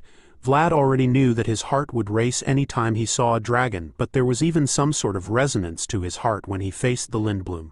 He can't understand how Mercia got to know about that, so he can't help but wonder who on earth Mercia actually is. He doesn't get how the guy knows things about him that he doesn't even know about himself yet. While he's still trying to make sense of everything, he gets drawn out of his thoughts all of a sudden by a knock on his door. He's not in the mood to talk to anyone, so he angrily tells whoever it is to get lost, stating that he doesn't want to be disturbed. Just then, Rudiger opens the door a bit. Feeling unwelcome by Vlad's tone, he knows that the boy must be stressed out but still feels that he shouldn't be that harsh. After all, he's not the only one who's fought dragons in the Bayezid house. Rudiger has also been on the battlefield fighting against a dragon, 2 times for that matter, so he still expects that he will be respected accordingly. Vlad had no idea that the person at his door was his master's older brother, so he shoots up from his bed and immediately apologizes. He explains that people kept coming to ask him about the subjugation this time around, so he just assumed that Rudiger was one of the curious fans. Hearing this, Rudiger is pretty relieved and jokingly claims that he was afraid Vlad had an unknown grudge against him or something. He asks if he can come in, and Vlad welcomes him right in. Rudiger takes a look around the room and takes it all in because he's never really been in a servant's room before, so he doesn't exactly know what they look like. But he already knows that Sir Rudiger didn't leave the comfort of his chambers to come get a tour of the servant's room, so Vlad nervously asks the man what brings him here. In response, Rudiger just reveals the huge case he brought with him, claiming that it contains the sword he promised him earlier. He claims that it was personally forged by the top blacksmith in Bayezid, and then opens the huge scabbard to unveil the magnificent sword. Not only is it strong and sharp, but it's also very light and well balanced. According to the master, the sword was forged by a blacksmith who's not only reputable in the north but throughout the empire. As such, he's confident that Vlad will definitely find it good enough to use. Seeing the stunning sword, Vlad is pretty overwhelmed by the whole thing. He can't believe the lengths that Sir Ragger went to get the sword and claims that the sword is too much for him. However, the master doesn't agree with him because he doesn't think the sword is too much for the dragon slayer. As far as he's concerned, this is the reward that Vlad deserves. He claims that he would have loved to give him the best artisan sword he could obtain, but he figured that it could have caused a lot of misunderstandings. He tells Vlad that there's no need to be concerned since he's not doing this with ulterior motives. After all, he knows how much his brother Joseph values Vlad. At this point, Vlad figures that there's no point in fighting it anymore, so he gratefully accepts the sword. Rudiger then asks Vlad if he's seen Joseph, and he reveals that he did, but just for a short moment since the guy seemed really busy. Hearing this, Rudiger just finds it amusing because he feels like there are times when Joseph seems like the servant instead of Vlad. Apparently, all the scandals that he gets himself into always need to be sorted out by Joseph. Vlad is surprised when he hears this because he has no idea what he did to make his master so busy. At this point, Rudiger realizes that the kid hasn't heard anything yet, and when Vlad asks him what he's talking about, he informs him that the Bayezid household has issued a summon to all knights. The scene changes, and now outside we catch up with Sir Lamond, who is currently with the head of the Bayezid family. Lamond reveals that he's thinking of ending his pilgrimage, so the Lord asks him if he's come to a decision yet. In response, Sir Lamond reveals that it has truly been a tough time for him to even come to this conclusion. Lord Bayezid completely understands and suggests that Sir Lamond is ready to hand over this last ducat. The old geezer just nods in response, and the Lord figures that it would weigh heavily on Vlad's shoulders since he's taking over such a great honor. Lamond claims that this is exactly why he's giving it to Vlad. He's giving it to him as a knight and as a vassal of the Bayezid household. Lamond claims that he feels so relieved because it's like he's completed all of his duties finally. When the Lord hears this, he just thanks the veteran for devoting himself to the Bayezid household for such a long time. In response, Sir Lamond simply apologizes for causing any trouble this whole time. After this exchange, Lord Bayezid asks Lamond if he'll be returning to his hometown now, which he confirms. He admits that it's been a long time since he saw his own manor, and as such, he'd like to go home. Lord Bayezid is pretty sad to let such a loyal knight go, so he asks Sir Lamond to stay a few more days before leaving, so that they can have a proper send-off for him. The old vassal is taken aback when he hears this. It's quite strange to him because he knows that Lord Bayezid isn't someone who has problems with bidding farewell. He's quite confused, so he asks the Lord what the matter is. In response, the head of the Bayezid family reminds him that someone new is about to appear whenever someone else is about to retire. Hearing this, Sir Lamond immediately pieces everything together, and realizes that this is the reason the man summoned all the knights. He asks the Lord if he has also recognized the new one to take his place, and the Bayezid head just claims that those who are qualified deserve to enjoy the authority. This old lord is convinced that he will break the records by becoming both the youngest and also the one who becomes a true knight in the shortest amount of time. Hearing this, Sir Lamond just bursts into laughter, stating that such a record and tradition should be broken all the time.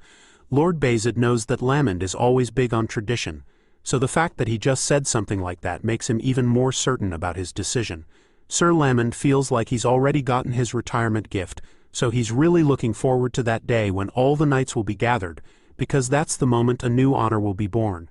3 days later, we see Sir Jaeger walking down the long hallway of the mansion, and then all of a sudden he stops in his tracks when he senses Vlad's presence. He turns around to look at his vassal properly, and is absolutely blown away by what he sees. He begins to wonder if Lady Oksana even used magic on Vlad for his preparation because the transformation is drastic. Jaeger feels like she turned Vlad into a completely different person, and truly he looks absolutely majestic. Unfortunately, Vlad doesn't exactly seem excited about his new look. In fact, he even feels out of place for some reason, and so Jaeger figures that he must be really nervous. He asks the boy if he's got any nerves, and Vlad claims that he only feels flustered. His cheeks are bright red at this point, and he admits that this whole thing feels quite sudden to him. Hearing this, Sir Jaeger calmly assures him that he won't scold him for shaking like a leaf. He tells the boy that he'll let him off even if he trembles, and then reminds him that he's the reason why the door of knights will be opened today. Sir Jaeger steps up to the door and asks that Vlad be allowed to enter because he's now standing there on the orders of the Count. At that moment, the huge doors are opened, and he is absolutely blown away by the majesty before his eyes because he has just been allowed into the Hall of Knights. Just as he's about to walk in, he looks back and sees young Master Joseph watching him proudly. Joseph remembers how he could never stand in front of that door because he can't wield a sword. He always thought that it would be a line he'd never cross in his life, but today it looks like Vlad has become the sword that finally came to him. With tremendous pride in his heart, he encourages Vlad to go on and enter into the Hall of Knights, congratulating him on his feat and calling him his sword. The red path is one of honor, and the boy had walked that path without even realizing it, step by step. This was the oath that he had dreamed of beyond the mires of the back alley. He was finally on the path toward the shining star. And now he's arrived at the star. He walks down the red carpet with all the other knights standing on either side, At the end of the carpet, he kneels before Lord Bayezid, who's waiting there with his sword to officially make Vlad a knight. The Lord addresses Vlad, servant of the Bayezid household, and commends him for reaching this place. He tells him that he did a great job and then hands him a scroll, which happens to be the ever-unchanging commandments of a swordmaster. Lord Bayezid tells Vlad to hold it in his left hand and urges him to engrave the following into his heart. The old man reminds him that a knight must always be able to see the world of possibilities, and reveals that this is the first commandment of the swordmasters. In that moment, we get to understand exactly what this commandment means. Even though Vlad had met the older knights as enemies before, they had all protected the possibilities that he held because that's the duty a knight should perform. Lord Bayezid goes on to tell Vlad that a knight must always listen to his conscience, which is the second commandment of the swordmasters. He is equally able to relate this commandment to some of the knights he was lucky enough to meet. Lord Bayezid places the blade of his sword on Vlad's shoulder once again, and quotes the third and final commandment of the swordmasters, telling him that a knight must always pursue the path of honor. A knight must always keep their eyes open so that they can become honorable. They must strive to become honorable so that they can be without a shred of embarrassment. Vlad understands these three commandments, and he's already been living a life in line with them. So it's not a problem when Lord Bayezid asks him to swear before his sword and before the commandments of the knights. Vlad of Sora had always looked at the possibility of being the sword that has no frills, and the red-haired girl who stands by his side can testify to that. Even though he lived in the mires of the back alley, he had always kept to what was right. Besides, Jorge, the knight who had protected Rose's smile, would also testify for his conscience. And because the young boy looked up to the stars, he was able to move forward with hopes of holding them. While it was something he had kept to without realizing it, he was someone who did all he could to keep to it. The sword with no frills, who had struggled with him, would also testify to that. With all this evidence to show that he was deserving of this knighthood, he swore before Lord Bayezid the sword and the commandments that he would give all he had to observe the commandments of the swordmasters. In response, Lord Peter Bayezid, master of the Bayezid household, commanded Vlad, who was a lowly servant when he knelt before him, to arise as a knight. Hearing this, he got back on his feet, and from that moment he became known as the Knight of Lady Alicia, the one who protected the lives of the children who were blessed by San Rosino, the dragon slayer who spilled the blood of the Lindblom, and a knight recognized by the Bayezid household, the one and only Vlad of Sora. This young man was once the boy who came from nothing, and now he had made something out of himself by his own will. All the other knights in the room smiled with pride, including Sir Rudiger and Sir Jaeger, who were especially delighted on this day. But the truth was, none of them was as proud as the man who had taken him into his home. Young Master Joseph, who was currently watching everything just outside the Hall of Knights. His rise from the bottom was something that all the stars gathered in this place would testify to. It was a great moment in the history of the Bayezid household, and as they all honored the newest addition to the knights, the voice in his head told him that he had done great before addressing him as Sir Vlad for the first time ever. The scene changed, and we were suddenly taken to Trenuva, the current Gaidar county. The notorious Count Gaidar sat on his throne while one of his advisors suggested that this was a time to advance forward without hesitation. However, the dwarves behind them were making the situation unpleasant. For this reason, the Count had decided to slowly make his moves, like the other nobles did. He pointed out how the only Heinel member left, Alicia, remained unmarried. The ruler of the West, Sigmund Gaidar, made this point with a sinister look on his face. When his subject confirmed that the lady still wasn't married, he explained that this must not be the case. After all, he didn't think that there was any way a frail woman like her could survive in such a dangerous world all by herself. It was at this moment that we saw he was talking to Godine, because he suddenly told the rogue knight that he needed him to get involved this time around. Hearing this, Godine simply asked Count Gaidar to tell him what he had to do. The massive villainous ruler of the West told him to go to Dearmer with his son. He wanted Godine to get a good justification in that place, which left the rogue knight taken aback. He was surprised that Count Gaidar wanted justification instead of violence and war. But while he was still pondering this, the ruler of the West simply praised him, knowing that he wouldn't disappoint. In response, the white-haired knight vowed to do his very best on this assignment. After this interaction, the story took us back to Sturma, where we caught up with Peter Bayezid and his household. During the little meeting, he pointed out how he had put the young boy, Vlad, in the position that his son Joseph wished for. In response, the young master just thanked his father, and the Lord went on to reveal that the Lord of the North would host a meeting where everyone would gather very soon. This news caught Joseph off guard because he hadn't expected that the great assembly would take place. His father confirmed this, and the young master was left stunned for a few seconds. The great assembly, which hadn't been held in over 10 years, was suddenly taking place, so he was really shocked. There had been no sign of that happening at all. He wondered if this was just how secretive the preparation had been. But then again, he felt that maybe it had been rushed so that no one would be able to see it coming. Joseph was really bothered about the meeting, and while he was busy panicking, his father revealed that he wanted to sit next to Alicia Heinel, the Lord of Dearmer, during the Great Assembly. This shocked Joseph even more, but before he could process it properly or even try to protest, Peter Bazed started talking about how the Heinel household had benefited from the North and Central keeping each other in check for a long time. He opened a bottle of wine as he said this, and then concluded by suggesting that it was time for Heinel to make a decision. The man wanted Dearmer to decide if they would become a great power of the North, or an abandoned land of the Central. The wise lord wanted to apply pressure now because he knew that the Heinel household would become food for the Eagle of the West if they didn't make a choice quickly. Peter Bazed revealed that the era of peace was over, and claimed that now was the time for the people to come together and fight for survival. Dearmer had maintained neutrality for long enough, and Lord Bazed believed that they had no choice but to make a very tough decision soon. Joseph was really worried about Lady Alicia and wondered if she would choose the North.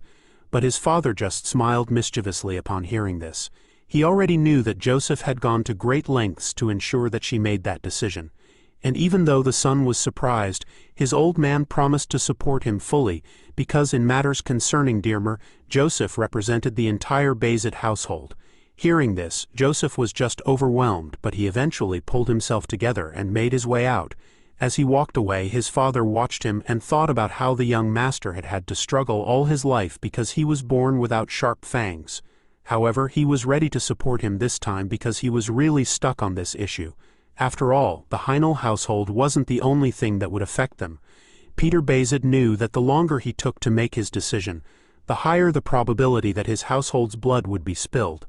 For this reason, he decided that he must put an end to this in his generation. The cycle of this endless fight was like a curse that had taken a toll on him, so he was determined to break it once and for all. Later that evening, as the sun set, Sir Lamond took Vlad up to the top of the manor to show him something. There he was blown away by the view, claiming that he had never known this was how the scenery up here looked. In response, Lamond revealed that he had wanted to show him this place at least once. He pointed out how the castle walls looked redder now than at any other time of the day, claiming that the walls of Sturma had endured time by feeding off the blood of their enemies. But sadly, he also mentioned how they had been fed by the blood of the Bazed household. Vlad could tell from the tone of his voice that he was heartbroken about this. The old man admitted that blood was necessary in order to protect something, and then explained that knights were the people who had sworn to offer up their blood gladly when the time came. The tone got really serious all of a sudden as Lamond informed Vlad that he would have to offer up his blood once that day came. In response, Vlad just gave him a warm smile and assured him that he already knew this. Hearing this, the old geezer finally decided that it was time to tell Vlad his name, so he revealed that it was Lamond. Vlad was taken aback because that confession came out of nowhere.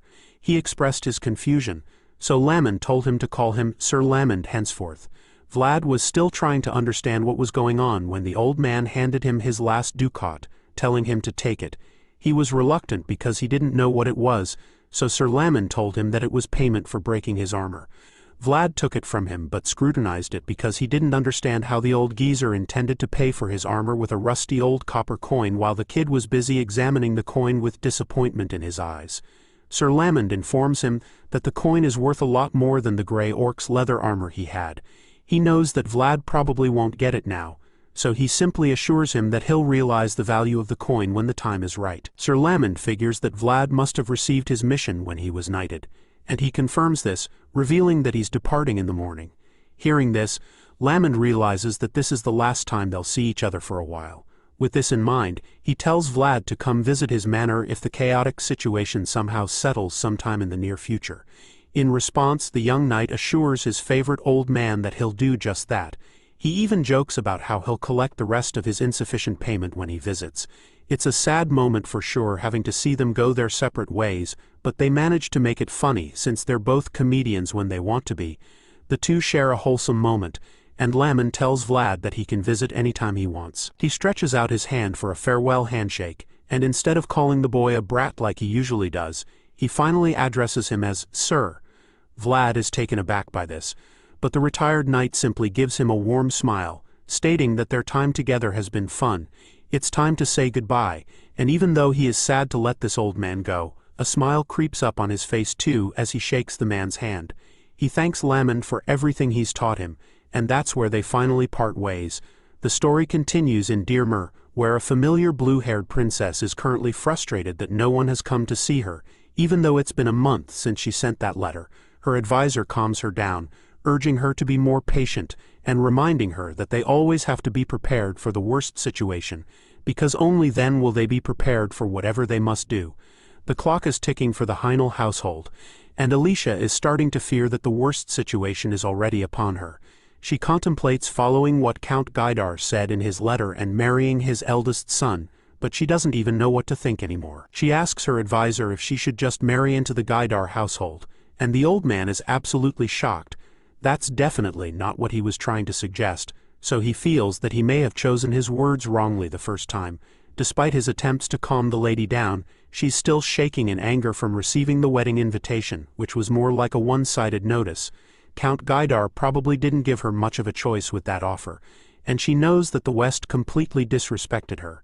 Even though they sugarcoated their intentions, she knows that it can't be good for her because there was no promise of what the future of Heinel would be like. All she saw was their own greed at the moment. Lady Alicia is even more confused because she doesn't trust anyone around her, from the north to central, to even Count Gaidar. She feels that they're all desperate for her land. As far as she's concerned, everyone around her is a thief, so she's extremely careful about her decision. Seeing how frustrated she is, her advisor tells her not to worry too much, assuring her that their opportunity to rise again will come with time. Hearing this, she agrees with him and decides that they'll just keep trying. And until then, even though she's claimed not to trust those around her, she can't help but wonder why she hasn't heard back from Bayezid. It's like she's anticipating their pitch because she doesn't understand why it's so difficult for them to send a servant at this point. Her advisor suggests that they must have calculated it all, stating that they must know the terrain advantage that Dearmer has. However, there is only one thing this old man is concerned about. Before he can reveal it, a servant barges into the room to inform the Baron that Count Gaidar's people have just arrived. The servant looks terrified, probably because he knows that the ruler of the West brings nothing good. As for Alicia, she just looks exhausted because she didn't expect that they'd come so suddenly. Knowing the state of the princess, the advisor offers to reschedule her meeting with Gaidar's people to the next day, promising to buy her as much time as possible. The blue-haired lady already knows that this visit is not a good one, and she is really bothered. Her advisor knows this as well, so he just urges her to brace herself for what's coming. After all, a starved eagle shows no mercy. Just outside the Heinel barony, we are introduced to Count Gaidar's arrogant successor, Ishtvan Gaidar. The young man hasn't even entered the place, and he's already commenting on how backward it is. As soon as he says this, Godin informs him that Dearmer has always been like this, stating that they prefer diplomacy to war. They'd rather resort to family than commerce. Hearing this, Ishtvan concludes that they're boring. In other words, this lazy brat suddenly asks to confirm that he doesn't have to do anything on this visit. Godin informs him that he'll at least have to introduce himself to Lady Alicia since he's the one they're trying to marry her to. Hearing this, Ishtvan asks what else he needs to do, so Godin tells him that he must also pretend to be interested in the lady. Ishtvan claims that he doesn't like the arrangement since he doesn't like doing any form of work. Seeing that the eldest son might be a problem, Godin decides to set things straight before they meet Alicia. He informs Ishtvan that he needs to fulfill the duties that come with his bloodline. Hearing this, Ishtvan finally asks why his father is complicating things this time around. Count Gaidar has always been a man of violence, taking whatever he wanted. That was the simple logic he lived by. So Ishtvan is really thrown off by all this diplomacy and peace talk. At this point, he starts to think that they might not actually have the power to take Dearmer from the Heinel household. So Godin explains that the North has never failed to protect what they have to protect. He explains that the West made it this far by taking what they want, while the North got to this point by protecting what they have. Count Gaidar is now the ruler and alliance leader of the West, so it's only natural for him to be more cautious when considering the first step outside their territory. The rogue knight is able to make Istvan understand why they're taking this approach. Besides, the eldest son can tell that his father is very serious about this assignment. For the fact that Godin tagged along, Istvan still doesn't seem so interested in any of this. So the clever knight informs him that the lady in question is actually very beautiful. He claims that she is said to be peerless, even when taking the women of nobility in this region into account. Upon hearing this, Istvan finally looks interested for the first time since the journey started, and admits that he's now motivated to behave. Meanwhile, at Brigantes, the empire capital, something seems to be brewing in the Dragonblood Duke's domain. There, Mercia returns to his old father, Sarnas Dradulia, the Dragonblood Duke. The old man asks for a report, so Mercia informs him that the White Dragon was slain by the Knights of the North. Duke Sarnas is furious when he hears this, feeling that the barbaric North still doesn't know their place. Before the old man can rant his way into a heart attack, his son reveals that his trip wasn't for nothing, claiming that he discovered a young boy in the North. Apparently, Mercia is convinced that Vlad is a young dragon who has yet to open his eyes, which leaves his father in shock. However, he stands by this conviction, asking the old man if he's ever been to the North before. In response, Sarnas Dradulia confirms that he's been everywhere, claiming that he spent his whole life spreading seeds all over the continent. A seed is a being of possibility, and no one knows what it could become. So, to hear that there's a human who might be a dragon, the Duke feels that it was worth dedicating his life to spreading those seeds. He asks Mercia if his heart resonated after seeing the child in question, and Sarnas confirms this. The old man then asks what Vlad looked like. Mercia reveals that the child has gold hair and blue eyes, just like them. Those colors aren't a coincidence. They're the colors that have been passed down through the blood of the Dradulia household. Hearing this, the old Blood Duke becomes even more intrigued. Seeing that the boy hasn't called forth the dragon's fragments, Duke Sarnas Dradulia figures that Vlad still has not opened his eyes, just like Mercia suggested. Now that this insane discovery has been made, Saris once again admits that the work of waiting for seeds to grow is always tough, just like spreading them. However, he's been in this world long enough to know that humans do the same thing over and over again. That's how he lived as well, after all. So he reveals that he deeply wishes to meet this special child his son discovered. Istvan looking gobsmacked when he finally sets his eyes on the princess. Suddenly, it's starting to look like the rumors he heard about Dearmer being trash were all just rumors after all. His mind has changed because he sees an indescribable feature before him all of a sudden. With this feeling, he finally greets Alicia, claiming that it's a pleasure to meet her. For the first time in the story, he looks like a decent young man. And with this demeanor, he introduces himself to her, revealing that he's from the Gaidar household. As much as she probably hates him, she politely welcomes him into Dearmer with a very stern look on her face. Not surprisingly, Alicia isn't the only one with a mean look on her face because even her advisor is furious. After hearing Istvan introduce himself, he realizes that it's just as he thought and concludes that the ruler of the West has impure intentions, because that's the only reason why his successor would dare address Alicia as a lady, even though she holds the title of Baroness and Dearmer.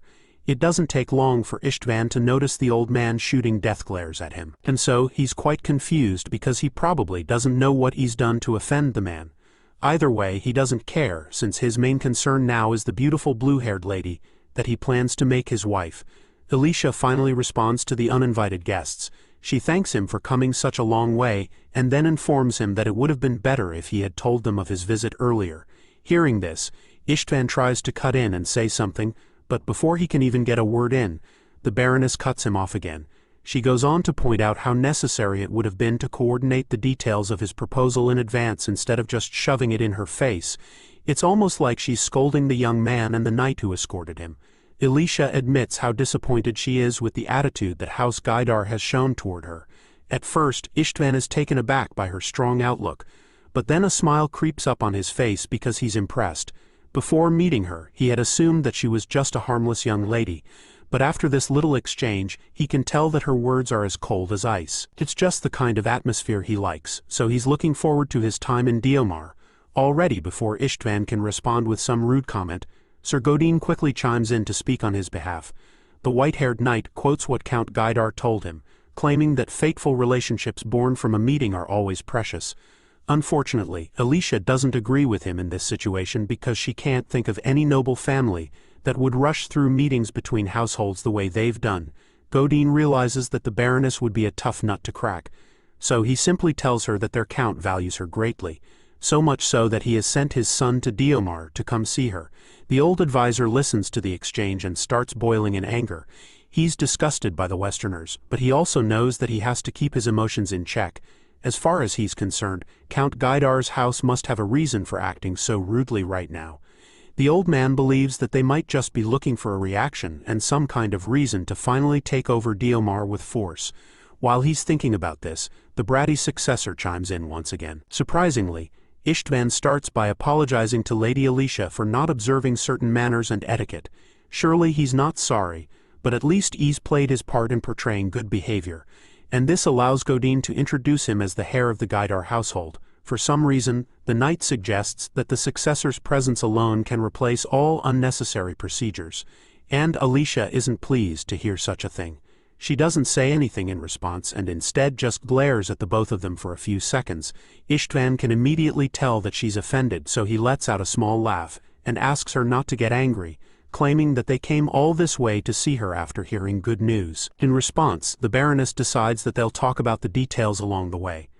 But before then, she urges them to have some rest in the accommodations she has prepared for them. However, Istvan refuses to postpone their discussion for some reason. He claims that he would like to spend some more time talking to her alone instead of resting, and this statement strikes a nerve in Alicia. She is still dazed by his audacity when he claims that the current situation is quite urgent, even though he knows that it would be proper etiquette to greet her parents first. Patience is a valuable virtue for everyone, but even that has its limits. If one remains patient despite the other party crossing boundaries, then it's no longer patience, but simply an act of lowering oneself. The Baroness is enraged by Istvan's boldness, and furiously asks him why he would dare suggest such a thing. Seeing the look on her face, the arrogant heir is delighted because his little scheme to get her man worked perfectly. This is the reaction he's been looking for, and he can't believe it was that easy to get it out of her. And as such, his aim for coming here has been achieved because they've obtained their justification. Just before the Westerners can show their true colors, something unexpected happens. All of a sudden, someone announces that the Knights of Bayzid have arrived, and this leaves everyone in the room shocked. Without any hesitation, Alicia's advisor tells the knights to be led inside. The massive doors are opened immediately for the powerful Knights of Bayzid to enter. Sir Jaeger leads the way while Vlad and the other skilled swordsmen advance to greet the blue-haired lady. Jaeger is the first to greet the Baroness, admitting that it's been a while since they saw each other. With so much humility, they all greet the Master of Dearmer, revealing that they've come to pay their respects. For the first time since the Westerners arrived, Alicia has a smile. She welcomes the knights gladly, and that's when Vlad chimes in to apologize for being late.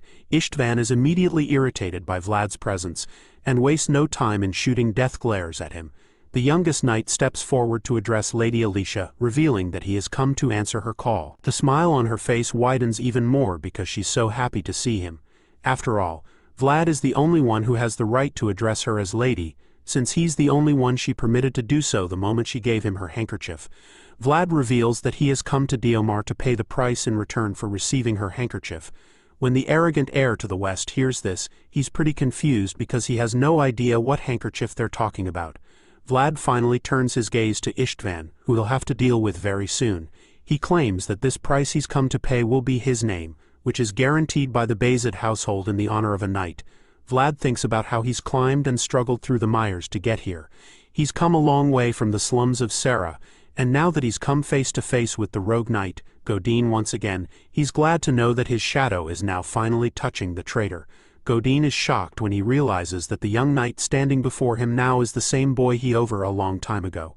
He's quite bothered, but Vlad wants the traitor to look him in the eye. Godin always seems so elusive to Vlad, but now he's delighted that he's finally obtained the right to stand before the Knights of the Blue Moonlight. Later that day, we see the men from the West having a chat. Istvan looks upset because he thinks things will go smoothly, but that wasn't the case since the Bayzid Knights came out of nowhere to ruin everything for him. He never expected the Bayzid household to pull such a move. he's particularly pissed about the blonde swordsman that overshadowed him in front of the Baroness. Before now, Istvan had never heard about Vlad of Sora, and even though he'd thought he met Vlad's gaze, he didn't. This is because the young blondie wasn't looking at him, but had his eyes on God, who was standing behind him at the time. He chuckles as the incident plays back in his mind, and he finds it quite intriguing because he has never been humiliated like that before. The fact that Vlad doesn't even bother to look at him for more than a second makes him mad, but it also makes him quite curious. So he asks Godin if he knows the young knight, claiming that Vlad seems pretty arrogant. In response, the white-haired knight simply admits that he and Vlad had a short encounter once. The rogue knight is still surprised by what the kid has become because he never imagined that he'd meet him in a place like this. The scar-faced traitor thinks of the last time he saw Vlad, recalling that day, and realizes that he probably didn't spare the boy's life out of mere pity alone. Godin realizes that he probably let Vlad live because the shining possibilities that he carried within him had attracted him to want to support the boy.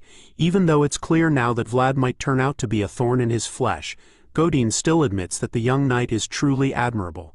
This rogue knight can't believe he's the person that he received a report about a while back. His thoughts are suddenly interrupted when the bratty son he's babysitting asks him what they're going to do now. Istvan reminds him that his father asked them to create a reason to take over Dearmer, and that's no longer looking likely since the Bayezid household has gotten involved. Godin ponders for a few seconds, until he eventually comes up with an idea. After a brief moment of silence, he suddenly assures Istvan that there is still a way to finish their assignment, claiming that it would have to be a case of winner takes all. The knight is certain that this is a law that works everywhere, and since the Bayezid knights are in the picture, he's convinced that this is the only way to go about things. The scene shifts at this point and we catch up with the Baroness, who is currently in a small meeting with Sir Jaeger and Vlad. They talk over some tea, and Lady Alicia tells them how Joseph promised to prove to her that the alliance between their households is a strong one. So now that Sir Jaeger and the Knights of Bayezid are here, she concludes that there's no longer any need to prove it. Now that they're on the same page, Jaeger places the letter from his master Joseph on the table, and she quickly picks it up to start reading. Even though Vlad has her handkerchief, Sir Joseph still thinks that it would be difficult for her to reject the marriage proposal of the Gaidar, our household, with just that reason. As such, he's offered her a plan B in the letter she just opened. So by the time she's done reading, she's shocked to learn that there is another method to escape the clutches of the West. Once she's done reading, Sir Jaeger assures her that Joseph is doing his best for Dearmer at the moment, and she agrees with him, admitting that the idea in the letter is a possible solution to her dilemma. Alicia reveals that her grandmother was also a part of the Oscar household, just like Madame Oksana was, which means that the same blood flows through her. Her old advisor didn't know about this, so when she revealed this, he was left speechless. The old man had no idea. So while he's expressing his shock, Sir Jaeger confirms this discovery. He goes on to reveal that the reason the Bayezid household had lent her their swords is also because she inherited that bloodline. Hearing this, Alicia begins to process the possibilities of what she just learned. She realizes that if the contest of Bayezid becomes her godmother, then it would mean that she can easily reject the marriage proposal from the Gaidar household. Because if the eldest son of the Gaidar household wants to marry her, then he'll have to get permission from the Countess first. There's no way that Lady Oksana would let Alicia get married into the family of a tyrant. But the blue-haired lady is still worried that she's inconveniencing the Countess unnecessarily. Seeing her concerns, Sir Jaeger quickly informs her that Madame Oksana has already promised to always welcome her. This gives the Baroness a sense of relief, but her advisor still isn't convinced that this is the best plan. As much as the knights have revealed their good intentions, he also knows that this proposition would mean that the Bayezid household will have a justified reason to interfere in the matters of Heinel, and the fact that this would be the outcome makes the old man conclude that even Bayezid doesn't have completely pure intentions. It bothers him a whole lot, but at the same time, he knows that there's no other solution right now. It makes him wonder if the Bayezid household foresaw all of this, and decided to delay so they could arrive later than the Westerners. If that's the case, then he concludes that Joseph Bayezid must be a truly fearsome man to have masterminded this whole operation. The old man feels that this must be a game of chess to Joseph, and realizes that Dearmer is already on top of the chessboard he set up by himself. Due to all the forces at play, and the complexities involved in any choice she makes, Alicia is immediately under a lot of pressure.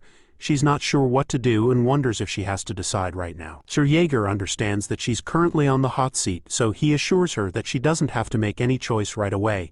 He claims that they understand she might be stressed out from having to decide and let her know that she can take her time. Hearing this, the Baroness is pleased and thanks them for their consideration. Her advisor equally knows that it's a tough decision for her because between the Gaidar household who approached with the excuse of a marriage proposal and the Bayezid household that's using protection as bait, it's starting to look like there's no one that Alicia can trust completely. The young lady zones out for a second until she matches Vlad's gaze. She calls him Sir, knowing that he's now a full-fledged knight, and then asks him how he's feeling. She asks him if the work he's been entrusted with is all right for him. In response, he simply assures her that he'll do his best for her. After all, those are his orders, and he even wants to follow them too. As soon as he says this, the lady is pretty taken aback, and a wave of realization hits her advisor as well. The man concludes that there's one person that the Baroness can trust completely, and that's Vlad, because the young knight is willing to do what Lady Alicia needs without any conditions or schemes. Once Vlad makes it clear that he's ready to fight for her, no matter what, she thanks him sincerely, and then asks him to show her the handkerchief she gave him before. She believes that it will need some mending since he's been carrying it around this whole time. So Vlad quickly reaches into his breastplate to search for it. Seeing this, Alicia figures that he always keeps the cloth deep within his armor, so it feels good to know that he treasures it. After a few seconds, Vlad reveals that purple handkerchief and hands it over to her. But this is where Vlad messes up for the first time. He forgot that Zeina also gave him a white handkerchief, so he doesn't remember to hide that one, and takes it out with the purple one. Lady Alicia is bewildered when she sees Zeina's own above hers, and before Vlad can even realize what's going on, she snatches the white one from him in a flash. Vlad is dazed, and so is the voice in his head. The voice claims that he didn't even see Alicia's hand coming because of how fast she was. And Vlad admits the same. Once she has the white one, she takes a closer look and confirms that it's not the one she gave to him. So she expresses her displeasure, knowing that she is probably unhappy about this. Vlad tries to lighten the mood by laughing about it and explaining that it's nothing much since a friend gave it to him. He admits that he's been using this handkerchiefs, and Alicia concludes that this friend must be a girl too. Vlad doesn't even bother lying about this. He innocently confirms that Gemini is a young lady that he grew up with. All of a sudden the Baroness starts to look like she's no longer mad. But the clueless boy who still knows nothing about women starts laughing too, feeling that Alicia is all good now. He even starts complimenting Gemini's handkerchief, talking about how it's pure cotton and nice to use. The older men in the room are already feeling sorry for Vlad because they know he's just making the Baroness even more upset. Her advisor gets so nervous on his behalf, wishing that he wouldn't say any more dumb, while Jaeger just prays to Godin that Vlad would shut the hell up already. He finally opens his eyes to read the room, and that's when he sees how worried the other men are for him. He can also sense that Alicia is struggling not to hit him in the head, so he realizes that he must have caused trouble again. The voice in his head instantly agrees with him, assuring him that it's pretty serious too. Eventually, Sir Jaeger can no longer hide his annoyance, so he scolds Vlad severely. The advanced knight talks about how much he hates fools and how Vlad has managed to become the most foolish person he's ever met. Sir Joseph prepared everything for the young knight, so Jaeger can't understand how he managed to ruin everything all over a handkerchief. Sir Jaeger is so incredibly disappointed that he concludes that Vlad must have a talent for being foolish. Vlad is equally very ashamed of himself, so all he can do is accept the scolding and apologize for his carelessness. He admits that he wasn't expecting things to turn out the way they did, but just hearing him speak only makes Jaeger want to punch his face in. However, this advanced knight knows better than to beat the out of his vessel, so he holds his rage in. After all, Vlad will turn 18 this winter, so he ought to start treating him as an adult from now on. Besides, he's now also a knight, so he can no longer deal with him the way he would when he was still a young swordsman in training. With all of this in mind, Jaeger finally calms down and tells Vlad to leave the room. Vlad is shocked to hear this, so the green-eyed knight repeats himself only once and tells him to get the hell out already. Jaeger is extremely pissed right now, so he doesn't even want to see Vlad in the meantime. He threatens to beat him up like he used to, and Vlad surprisingly claims that he'd like to see Jaeger try. He challenges the advanced knight to beat him, feeling confident that he can't lay a hand on him. This just upsets Jaeger even more, so he warns Vlad to get out of his sight for the last time. The advanced knight starts cracking his knuckles, claiming that he might not be able to hold himself back anymore. and just when it looks like the big guy is about to reach his limit, Vlad runs off like a coward. It's quite funny the way he flees after talking big, and Jaeger just begins to wonder what he's going to do with that kid. Vlad escapes and finds himself in another room where the other Bayezid knights are having some wine. As soon as he enters, they all start staring at him. So he asks them what's up, and they immediately start mocking him for his little handkerchief incident. As far as they're concerned, the young swordsman is a flirt who is juggling the hearts of two ladies. They tease him for making such a terrible mistake before the Baroness, and once they're all laughing at him, it starts to get to him. It's no longer funny, so Vlad claims that he'd like to be alone, which just makes them mock him anymore, for even thinking that they'll leave the room for him. Once it's clear that they won't stop teasing him, he walks out the door to go elsewhere, and they mock him even more, suggesting that they warn the maids of Heinel now that a stallion is roaming the mansion. That little accident blew up into a really big problem for Vlad, and now he's wondering how things turned out like this. All he had to do was take out Alicia's handkerchief, but he somehow managed to screw up big time back there, and he doesn't even know how it happened. Vlad walks along the hallway all alone while thinking deeply about everything that's going on. He wants to do well for his first mission as a knight, so it's sad that he is already up so badly. But what's even more baffling is how the other knights simply mocked him instead of comforting him. The voice in his head chimes in, claiming that it was nice to see them tease him like that.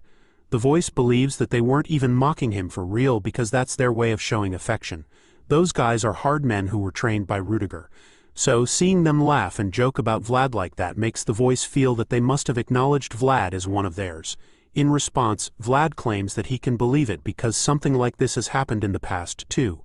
Regardless of whether their back alley thugs are knights of high standing, Vlad realizes that people are just similar everywhere.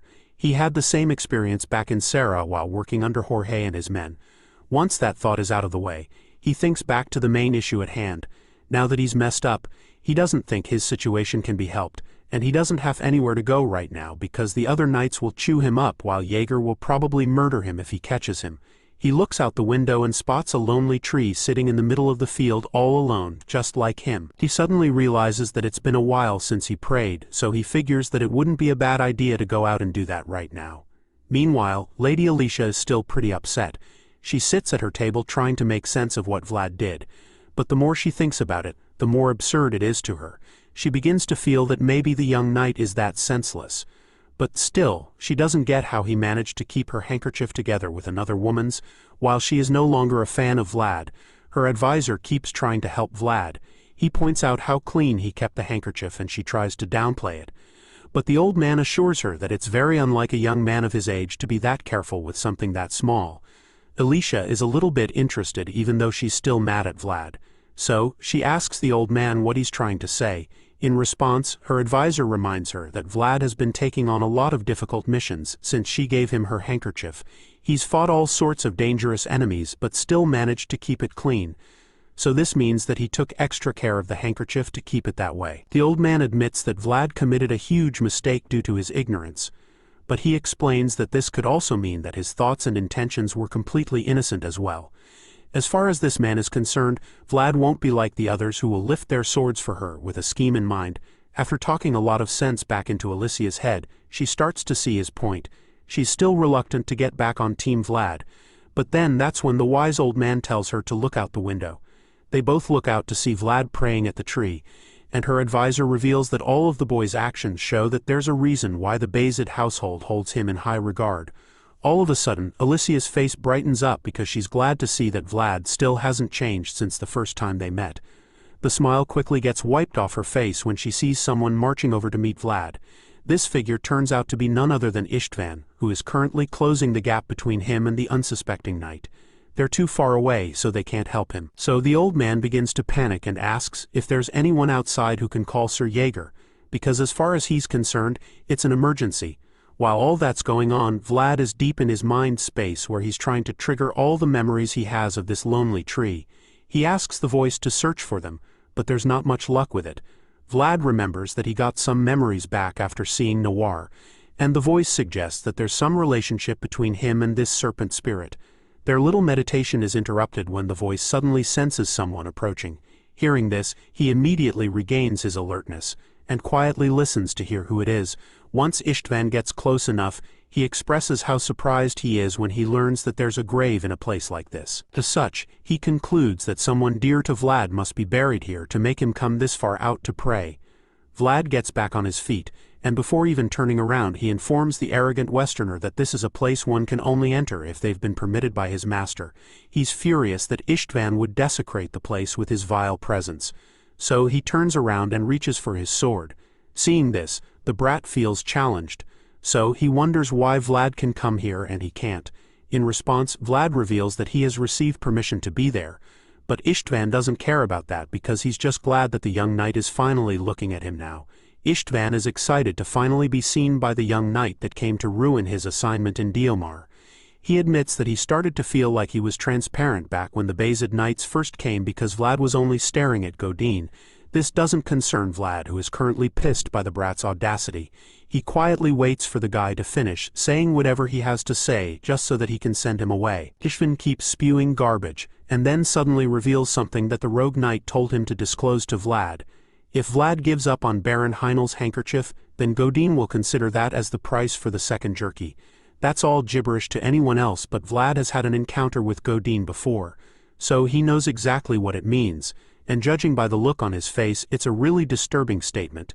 Istvan has no idea what it means, he's just passing the message. So he asks Vlad to tell him what the knight is supposed to mean by it.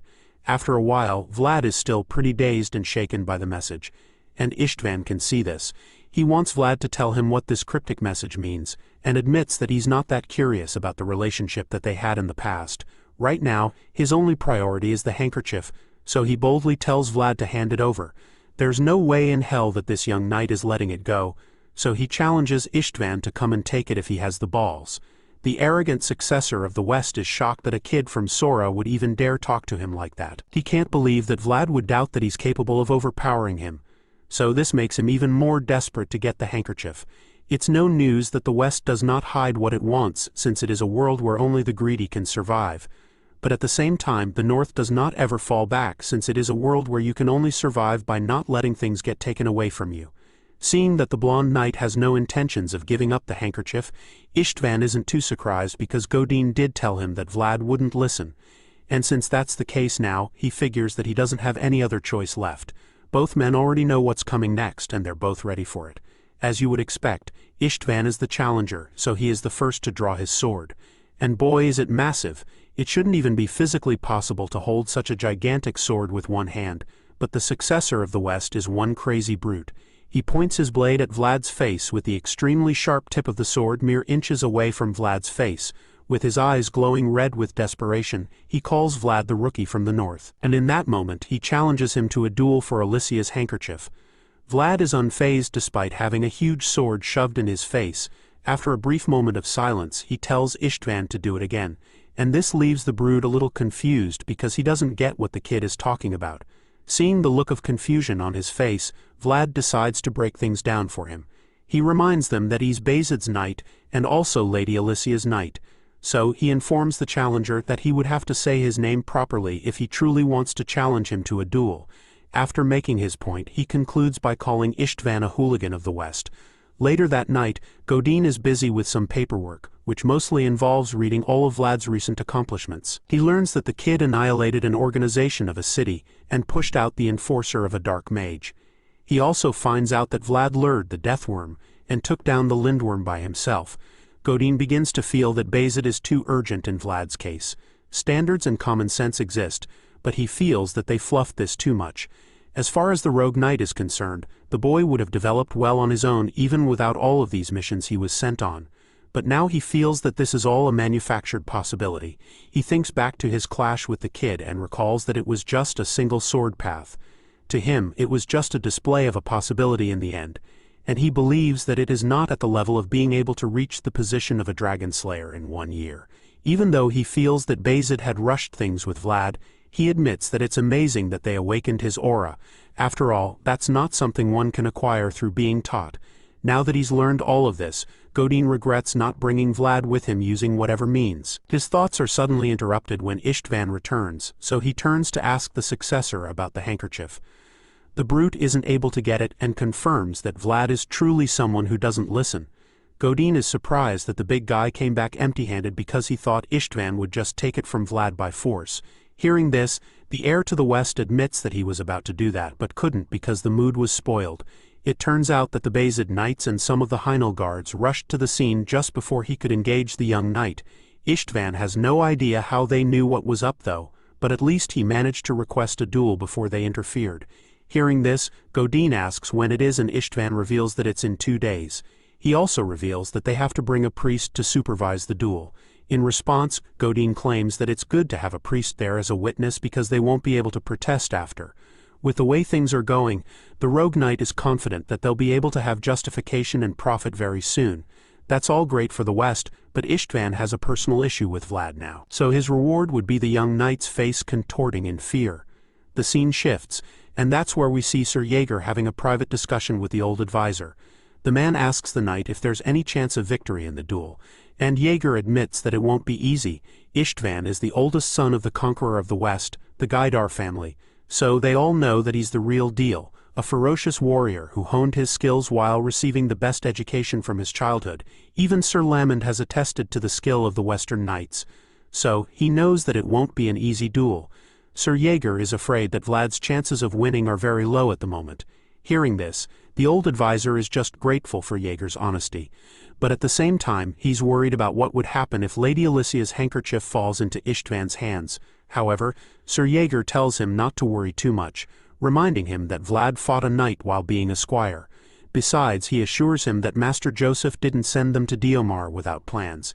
Hearing this, the old man curiously asks if they have a good plan. So Jaeger quietly informs him that this duel is just a process. Seeing the confidence in the knight's eyes, the old counselor is relieved because he had no idea that Bayezid had made many preparations. So he offers to support them with anything they need now that he knows they came with backup. Hearing this, Jaeger doesn't hesitate to make his first request. Once he's asked what it is, he reveals that they would like to suggest a location for the duel to Lady Alicia. Fast forward to the day of the duel, and Istvan is baffled by the location chosen for the duel. They're in an open field, so he's confused because he knows that duels usually happen in a lobby or a hall. Godin informs him that there is a special request from the Baroness as it relates to a proposal. She requested that her dead parents, buried in the ground, be there to watch over the duel as well. Hence, that's why they're currently in the open field outside the mansion waiting for the fight to start. Hearing this, Istvan admits that it's a reasonable excuse, but that doesn't change the fact that he finds it to be an eerie plain. It's cleaned up to the point that he can't even see a small pebble, so he wonders if it rained in the morning. But Godin informs him that it didn't. It's strange since the grass is wet when it didn't rain earlier, but Godin urges him to ensure it even though the duel is happening in the unfamiliar environment of the north. The rogue knight looks over at the camp of the Bayezid knights and thinks about how constructing a battlefield ahead of battle to have the upper hand is one of the basic actions of a commander. It's just the kind of thing he expects from Sir Jaeger.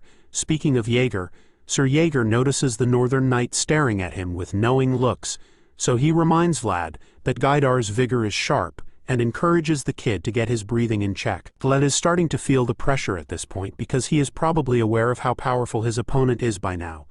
Jaeger is equally nervous, but he believes that the boy can win. After all, he has endured well in front of his archenemy all this time, and at the edge of that patience. Only Vlad's creed to protect his promise to Lord Joseph must lie. It's almost as if Vlad can hear Jaeger's thoughts. After a few moments of getting his breathing under control, Vlad finally opens his eyes, revealing that he's ready. The advanced knight is truly proud of him at this moment. As Vlad gets on his feet to prepare for battle, Jaeger urges him to go teach the user what a just sword represents. It's almost time for the young warriors to clash swords, and with Alicia seated to watch the duel for her honor, the priest begins to announce the rules or it can be used for this fight. But since it's not a duel to decide life and death, the match will be interrupted if the duelists are in danger at any point. After stating the conditions for the duel, the priest asks both warriors if they agree with the rules, and they have no objections. Once everyone is on the same page, the priest officially begins the duel, and Istvan looks even more terrifying all of a sudden. He tries to taunt Vlad, asking him if he's still taking care of the handkerchief, but Vlad simply asks him what he'll give if he loses the fight. At first he doesn't understand the question, but Vlad elaborates and asks if he can at least take his huge sword if he wins. Hearing this, Istvan becomes nervous because he realizes that he could also lose if he's not careful. Turns out he's not the only one who can play mind games. Anyway, Vlad goes on to mess with him even more. He reveals that he heard how it's the nature of the Westerners to rob people, and asks Istvan if it's something he takes pride in. Before he can even process this, Vlad informs him that there is a place where robbing is part of life, but there getting things stolen would result in death. He makes this point by referring to the back alleys of Sora where he grew up, and concludes his little chat, wondering who is greedier between the both of them, since one of them robs out of desire and the other had to rob for survival. Vlad finally draws his sword and takes his battle stance, which Istvan finds weird. Just then, the Bayezid knights reveal their great swords, and when Godin sees this, he realizes that the Northerners expected a duel from the very beginning. With the support and morale boost from his fellow knights, Vlad is ready for battle. So he lifts his sword, eager to find out just how amazing Gaidar's successor is. Istvan gets tired of Vlad trying to throw him off his game. So he charges at the blonde with a mighty swing. Vlad casually jumps out of the way to avoid getting hit, but in that split second, the brute follows up with another insane strike of his sword. Vlad manages to block it, but he might have underestimated the power behind the blow, so he almost gets split in two. However, he manages to block it until he gets the chance to slip under. He tries to land a counterattack, but Istvan doesn't give him any breathing space. The big guy attempts another mean backhand swing, but Vlad sees it just in time to dodge it and regain his balance. All of the Bays ignited watching are impressed with the boy's performance, and Godin is equally surprised. He can see that Vlad is dodging attacks that use weight and deflecting the thrusts that use length. As such, he concludes that the young blondie is thoroughly prepared for the duel. Moreover, the slippery grass makes it comfortable for quick movement, but it's not good for swordsmanship, which requires strong supporting steps. Godin knows that all of this can't be a coincidence, so he wonders who designed a field this elaborate. Young Master Joseph might have never been able to wield a sword, but he's one hell of a mastermind. Back in the duel, Istvan keeps trying to land a bit on Vlad, using all the aggression and power he can muster, but Vlad remains just one step ahead of him. He starts to get pissed that he can't get a single blow, and so he uses even hour power and attempts a deadly downward drive of his sword, hoping to bury the young knight right there. But once again, the slippery swordsman manages to block the strike. The force from the attack almost pushes him down, but he manages to stand his ground and stay on his feet. He blocks it just long enough for him to slip away once again, and it becomes baffling for Istvan. The big brute can't understand how Vlad keeps getting away each time, especially since he was told that the boy is just a rookie who has only held a sword for a year. As far as he's concerned, that's not enough time to be this good in a duel, so he is taken aback by the fact that Vlad can take his sword while he's still trying to wrap his head around it. The slippery knight in question charges at him with blistering speed. Vlad has been playing defense since the battle started, so now he wants to see what Istvan is capable of. The brute sees him coming at him and quickly takes another big swing. Vlad sees it coming, so he stops in his tracks and quickly dodges the strike. The Westerner goes all out at this point, desperate to land even one hit at least. So he tries another downward drive, but Vlad just jumps out of the way like it's a sparring session. Vlad's technique begins to irritate Istvan, so he angrily tells him to fight properly, wondering how long he's just going to keep running away. In response, Vlad just taunts him even more, suggesting that he's not done running. As if that's not frustrating enough, the wet ground makes Istvan feel like he's fighting on a mud field. He's afraid that he'll end up giving Vlad an opening to defeat him if he drags this on for long. Just thinking about it makes him furious because it would be an utter humiliation. Losing to an unnamed knight, he figures that he'll need to trigger Vlad to attack, and what better way to do that than with some severe trash-talking. Istvan accuses Vlad of crawling from a lowly place and having a disgusting fighting style, and since that's just weak sauce, he goes on to talk smack about Vlad's mother, claiming that the woman who birthed him would turn her eyes away from him if she saw how disgusting he was. For a split second, it looks like those words got to Vlad, but the look of rage is instantly replaced by a mischievous smile because there's no way he's letting Istvan get to him like that. Between the two of them, the brood is more likely to act out of rage in response to some trash talk. So Vlad decides to give the guy a taste of his own medicine. He starts by admitting how disappointed he is because he thinks that nobles make classier taunts than the thugs in the slums. Istvan is taken aback by this. While he's trying to figure out what Vlad is up to, the slippery knight charges at him, revealing that the thing he just said about his mother is a greeting in the back alley. Vlad gets the tip of his sword up to Istvan's face before Vlad can block it with his huge blade. Vlad then goes on to talk about Gaidar, claiming that the man would jump in happiness if he saw his son right now because he just showed his noble blood to a back alley orphan who'd just become a knight. It's at this point that we see the slash Vlad made on Istvan's face with the noble blood dripping down his face. Enraged by this, Istvan uses his aura to blast Vlad away, calling him a piece of. Vlad gets back on his feet just as the brute approaches him again. Istvan is livid, but Vlad is unfazed even though the big guy tells him to throw away any thoughts of having a peaceful death. Even Godin is confident that this is where his ward wins the duel. Jaeger admits that the depth of Istvan's world is on a whole other level. It's just the kind of thing he expects from Count Gator as successor, but he still believes that Vlad will be able to hold out even now. As for Vlad, well, he knows that a drawn-out fight using greatswords eats oneself away, and the stamina would bottom out if he uses an on top of it. So he figures that he can at least end the duel in a draw if he keeps avoiding all of Istvan's attacks. Lord Joseph already told him that it's fine if he loses the duel. The Bayezid Knights have been nervous from the start. Sir Jaeger, his teacher, and even Lady Alicia, who left her honor with him, all view his chances of victory to be very low. Probably because they don't expect that someone from the back alleys will be able to win against the son of a count family, who grew up receiving the best education. Even if he loses this duel, he knows that there will be the kinds of gains he can obtain. But instead he wants to escape. Now, Vlad doesn't want to lose. He wants to escape from running, from avoiding, and from promising for the next time. He wants to be able to win in front of the knight who destroyed his nest. He activates his aura and summons his world, telling Godin to take a good look at it and see that he now has the proud qualification, the very thing he needs to be able to approach the Knight of the Blue Moon. These are the fruits of his struggles. Istvan activates his aura and imbues the powerful energy into his blade as he takes yet another mighty swing, hoping to end the duel once and for all. As Istvan swings his massive sword to decapitate him, he swiftly leans back with blistering speed, allowing him to dodge it. But he knows this isn't the only attack coming his way, since several follow-up blows are instantly unleashed by the ruthless warrior from the west. Istvan throws blow after blow, viciously trying to land a hit, but Vlad continues to block each attempt just in the nick of time. Of course, the redhead is the one throwing all the blows now, so he is forced back over and over again with no hope of even trying to attack.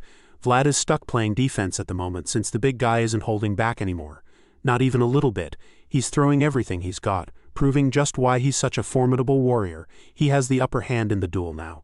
And it's almost starting to look like Vlad doesn't stand a chance since all he can do is block insanely powerful strikes or risk getting smashed into the ground. Istvan doesn't even make things easier since he keeps up his aggressive streak and then finally lands his mightiest blow yet, which almost sends him sinking into the muddy ground. Despite blocking the strike, the force behind it is just so powerful that he starts slipping on the ground.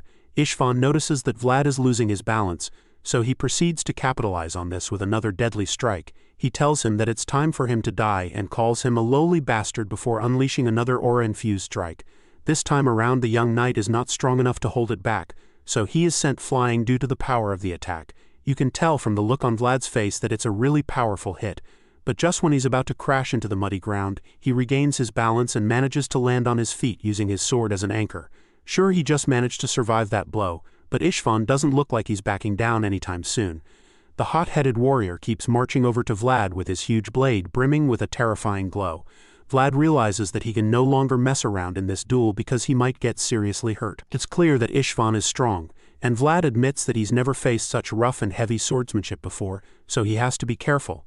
In the great sword's range, Vlad is at an absolute disadvantage, and he knows this too. As the dust clears, he can see Istvan coming toward him with a murderous glint in his eyes. And even though he knows that the odds are not in his favor, he still refuses to back down. Vlad prepares to charge as well, feeling that there's only one way out of this situation. He activates his aura and blasts himself toward his opponent. Determined not to lose, both warriors go in once again to resume the slugfest, and Vlad swiftly dodges Istvan's first strike. He slips under to create an opening, but the brute follows up with another powerful strike. Despite being severely outgunned, Vlad remains focused on going forward beyond the boundary of death. He is prepared to keep slugging it out even though he might get hurt because his goal right now is to get into his enemy's space, and it doesn't take too long for him to do this. The young swordsman dodges all of Istvan's strikes and then creates enough space for himself to unleash a devastating counterattacking blow. This allows him to change the dynamics of the fight in the blink of an eye. and the big brute who had the upper hand for so long suddenly finds himself pushed back several feet by Vlad. Istvan blocks his attack and manages to stay on his feet despite being pushed back, but before he can even think of his next move, the young knight charges at him once again with a follow-up attack. Vlad blasts himself toward the Westerner, determined not to let him escape, and when Gaidar's successor sees this coming, he gets pissed that an opponent this unknown would give him such a tough time. The big guy braces himself for the clash, calling Vlad arrogant for thinking that he can win, and while he's busy talking, he engages him once again.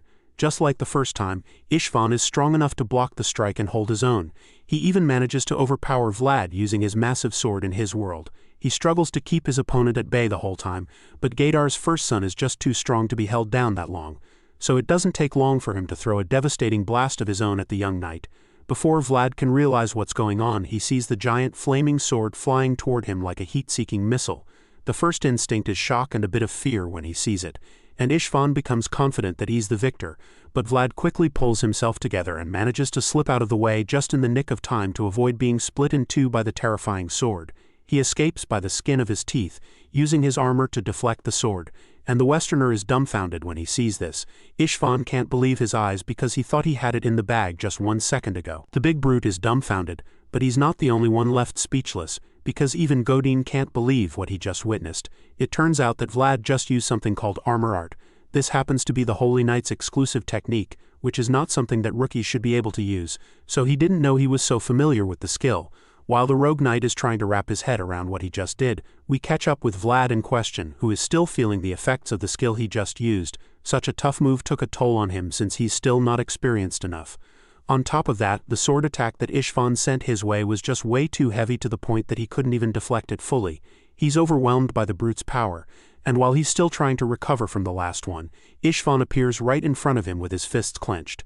The big guy is about to unload a devastating punch, but Vlad sees it coming early enough, so he grabs his sword and charges forward as well, ready for another round. As far as Vlad is concerned, there's no way Istvan's punch would be enough to do any damage to him, and this is confirmed when the big guy makes contact with his face. Istvan punches Vlad right in the face, and the force is so much that a small explosion follows. However, the outcome is not what you'd expect because all of a sudden we see that the big guy's fingers are all dislocated. Vlad's face was way too strong for the redhead to damage. He's the one now screaming in agony, with his hand completely messed up. He yells in pain, and Vlad uses this opportunity to capitalize and finish him off. The voice signals that this is his best shot to take down the heir of the West. So, Vlad takes a big swing of his sword, hoping to end the duel for good. Surprisingly, Istvan manages to recover quickly enough to pick up his sword and try to counter the strike. Well, the Western brute can do this, and as both warriors clash swords one more time, a huge blast follows due to the incredible amount of energy and aura concentrated in their respective attacks. Lady Alicia sees the large-scale explosion and immediately begins to panic because she's afraid that Vlad might not survive it. Even her advisor is deeply worried, so they all wait anxiously for the smoke and dust to clear so that they can see who came out on top. As the smoke starts to clear up, they're shocked to see that both fighters are still on their feet. They're still clashing swords and desperately trying to cancel each other out. Vlad holds Istvan back, knowing that the Westerner didn't expect such a difficult fight. The smoke finally clears up completely, and that's when we see that Godin is the one who stepped in to save Istvan. It turns out that the redhead is already down, and the rogue knight interfered to protect him before Vlad could finish him. He teases the Scarface knight, asking him if he thinks he's righteous for intervening. Godin simply admits that he does think he is. Vlad simply asks if it means that he can claim his rightful reward since he's won the duel. Godin is reluctant to say anything because he knows how humiliating it would be to concede to such a young knight. Unfortunately for him, Vlad doesn't have that much patience anymore, so the young swordsman yells at him to answer immediately. Godin realizes that he doesn't have a choice but to accept defeat and allow Vlad to claim his reward. He does this, and Vlad is finally relieved because his sword has finally reached the elusive and treacherous knight of the blue moonlight. He recalls the last time he saw Godin and asks the rogue knight if he remembers what he told him that day. He reminds Godin that he told him that a knight only takes what is rightfully his. The white-haired knight is trying to recall the memories from that time. His name was never Stranger, and he was never 42 years old. Vlad reveals that he received the wrong prize from Godin back then, and that he's ready to return it now. However, he's also ready to claim his new rightful prize and the victor's due. Vlad boldly confronts Godin of Gaidar and demands Istvan's sword as the price for this duel. The rogue knight in question is shocked, just like everyone else there, who has just heard what Vlad said. They're all taken aback by his audacity, but he just insists that it's his rightful reward as the victor's privilege. The scene changes after this, and then we're taken back to Sturma, where it just so happens to be snowing. Here, Lord Joseph receives an urgent report from Dearmer. So he wasted no time in opening the letter to read it. While he's at it, he thinks about how he did his best to prepare Vlad in his way, but now he fears that the assignment was a task too much for him. The young master looks shocked all of a sudden, remembering how he hoped that the boy would be able to avoid the worst outcome. But now, after reading this letter, he's taken aback by the content because he didn't see it coming. Sir Vorton was the one who brought the letter to him, so he immediately asks, "The Knight of Fisher is an easy opponent." The chubby man is a bit surprised to be asked such a question because everyone already knows that the heir of the West is a formidable warrior. The guy is only in his mid-20s, but even at that, none of the new knights in the West stand out as much as he does. He's already so good that some even expect him to become the best knight in the West. After confirming from Sir Vorton that Ishvan is not an easy opponent, he goes on to reveal that he made his plans based on that assumption. The guy is the eldest son of Count Gaydar, the current ruler of the West, so Joseph felt that there was no better choice for Vlad's debut opponent besides him. After all, if it were a well-known strong opponent, then no one would blame Vlad if he ended up losing the duel. And then again, if Blondie managed to push Ishvan back even once during their clash, his reputation would rise significantly even if he didn't end up winning. On top of that, Joseph also knew that Alicia would have no choice but to side with the Bayezid if Vlad lost the handkerchief to Ishvan during the duel. It turns out that this dark-haired mastermind from Sturma had already foreseen most of the outcomes of their envoy to Dearmer.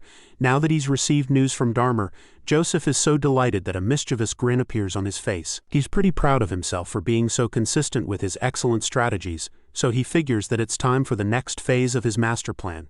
He suddenly calls out to Sir Vorton about the task he ordered earlier, and assures the fat man that he's prepared it without a single gap. It's the definition of a foolproof plan because he can't lose. The knight is amazed when he hears this, and is also pretty impressed by his master. While he's still in a daze, Joseph suddenly instructs him to scrap everything that was prepared earlier, and at first he doesn't process it before answering. But then, after a few seconds, the wave of realization hits him because he can already tell that there's going to be a lot of work required. He expresses his confusion, so the young master informs him that they'll need to start the plan over from scratch. Sir Vorton is reluctant to do that because it wasn't even easy to prepare the first one. He doesn't want to believe that they're about to scrap everything that they worked for over the last 10 days without any sleep. Unfortunately, Joseph's mind is made, so he simply informs the knight that the situation has changed. And so the clever mayor prepared more for the worst and not for the best. He had put a lot of countermeasures in place in case Vlad lost to Ishvan. But now that he knows that his youngest knight made him proud by defeating the Westerner, he's got mixed feelings. He doesn't even know whether to laugh or cry. But Vorton seems to have chosen already because he's already in tears just from thinking about the work he's got ahead of him. Back in Dearmer, the story continues after Vlad defeats his opponent to win the duel. At the moment, the knights of the two houses from the north and west are having a little meeting in a hall. Count Gaydar's knights look furious, while the Bayezid knights still can't wipe the smiles off their faces, knowing that they won. At the same time, Godin and Jaeger are seated at the table having a very serious discussion. The white-haired knight claims that he'd like to get Ishvan's sword back, even though Vlad won it as his prize after the duel. Jaeger simply informs his counterpart that his request seems to have a procedural issue. Of course, Godin knows this, but he's just desperate to get it back because he knows how humiliating it is for Ishvanrun to lose his sword. He suggests that Vlad is asking for too much. So, Sir Jaeger informs the Westerners that the Bayezid knights will be the ones to decide if that's the case or not. The Northern Knights are not likely to give the sword up, so Godin becomes desperate and a lot less patient. He insists that they're going too far in demanding an opponent's sword after a mere duel. Jaeger quickly corrects the rogue knight, reminding him that what happened out there in the field wasn't a mere duel by any means. After all, Ishvan was the one who challenged Vlad, and the West was the one who crossed the line without thinking ahead by supporting him. The Blue Moonlight Knight can no longer argue because he knows that Jaeger is right. So he just sighs as he accepts defeat, and then asks the one-eyed man to state what he wants in exchange for the sword. Sir Jaeger tells Godin that he's not the one who should answer that question.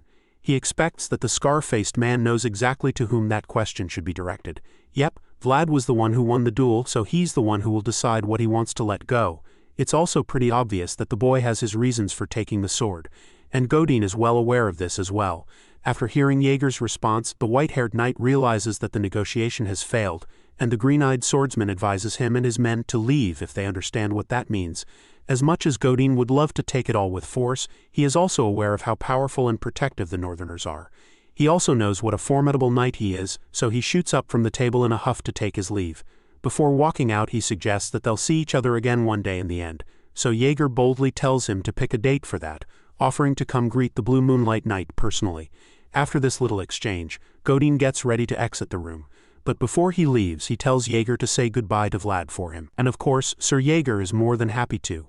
As the Westerners finally leave, Jaeger can only feel sorry for Vlad. He is really surprised that Vlad from Sora somehow managed to get tangled up with a dangerous man like God. The scene shifts once again, and we catch up with the Baroness and her old advisor. Now that Count Gadar's plans have failed and the Westerners are on their way back home, she feels that there shouldn't be any need to accept Lord Joseph's offer anymore. The old knight tells her that she's right, claiming that she has already rejected Gadar's proposal with her knight. Lady Alicia is quite relieved because no matter how warm Bay's embrace might have been, she was still uneasy about giving them any leverage over her and her land. Now that she's somewhat free to an extent and no longer under so much pressure anymore, she thinks about the reason for this in the first place. Lady Alicia admits that a knight like Vlad isn't easy to find, and her advisor assures her that such people are very rare. All of a sudden, she's pretty curious about the young blonde man who saved her from a sticky situation. She wonders how far Vlad will grow, and so, her advisor suggests that Vlad will be the one to represent the North in the next generation if he keeps growing like this. The lady is quite blown away because even though she knew that Vlad was special, she probably never imagined that he had that much potential. She gets a little excited, so the old man informs her that it's even a pretty cautious prediction based on the boy's talent. He tells her that Vlad's potential is far from ordinary, and this gets her even more intrigued. Alicia suddenly starts talking about how difficult it is to be the head of a noble house alone. She points out how they don't even have any guarantee that they're safe from events like those of the Westerners. She reveals that she'd prefer to have a knight without a background by her side, rather than be tossed around by noble succession. She says this with a loving look in her eyes, and the old man can already see where this is going. Alicia has a big crush on Vlad, and as much as her advisor tries to discourage her, she suggests that having Vlad be with her would be a decent proposal to house Bayezid. She feels that it would be like a blood alliance in a way, but the old man suggests that it's a bit too early for her to be having these ideas even if Vlad is a knight with granted noble status. She simply reminds him that when he said that Vlad would represent the North one day, and suggests that they should claim him before other houses if that is the case. As far as she's concerned, it's way better to be with him than be married off to some strange man. The old man nervously admits that she's right and tries to protest, but he can't even get a word in.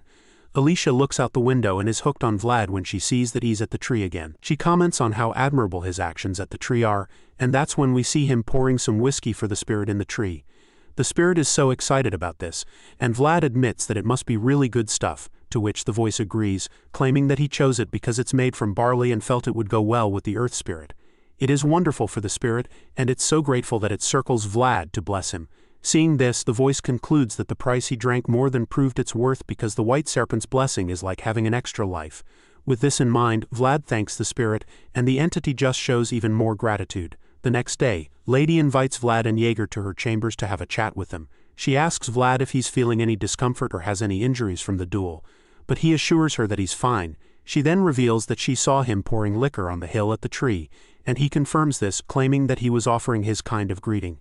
He admits that he always leaves Dearmer with a shining victory, so he suggests that the spirits here favor him. The Baroness just smiles in response before revealing that she felt warmth tied to blood for the first time in a long while. With this in mind, she gives Jaeger a letter for Lord Joseph stating Dearmer has come to see which side it should stand with. This is great news for Bayezid, so Sir Jaeger promises to deliver it without fail to the young master. As for the knight who defended her honor, Alicia agrees that the former heads of the house would also like him, and knowing that her parents would have fallen in love with the honorable young man, she is certain that they would permit her to give him their heirloom. The Baroness makes this statement as she opens a chest on the table to reveal the jewel sitting in there. Vlad is taken aback by this, and the voice reveals that he's seen this jewel before, stating that it's the elf's amber.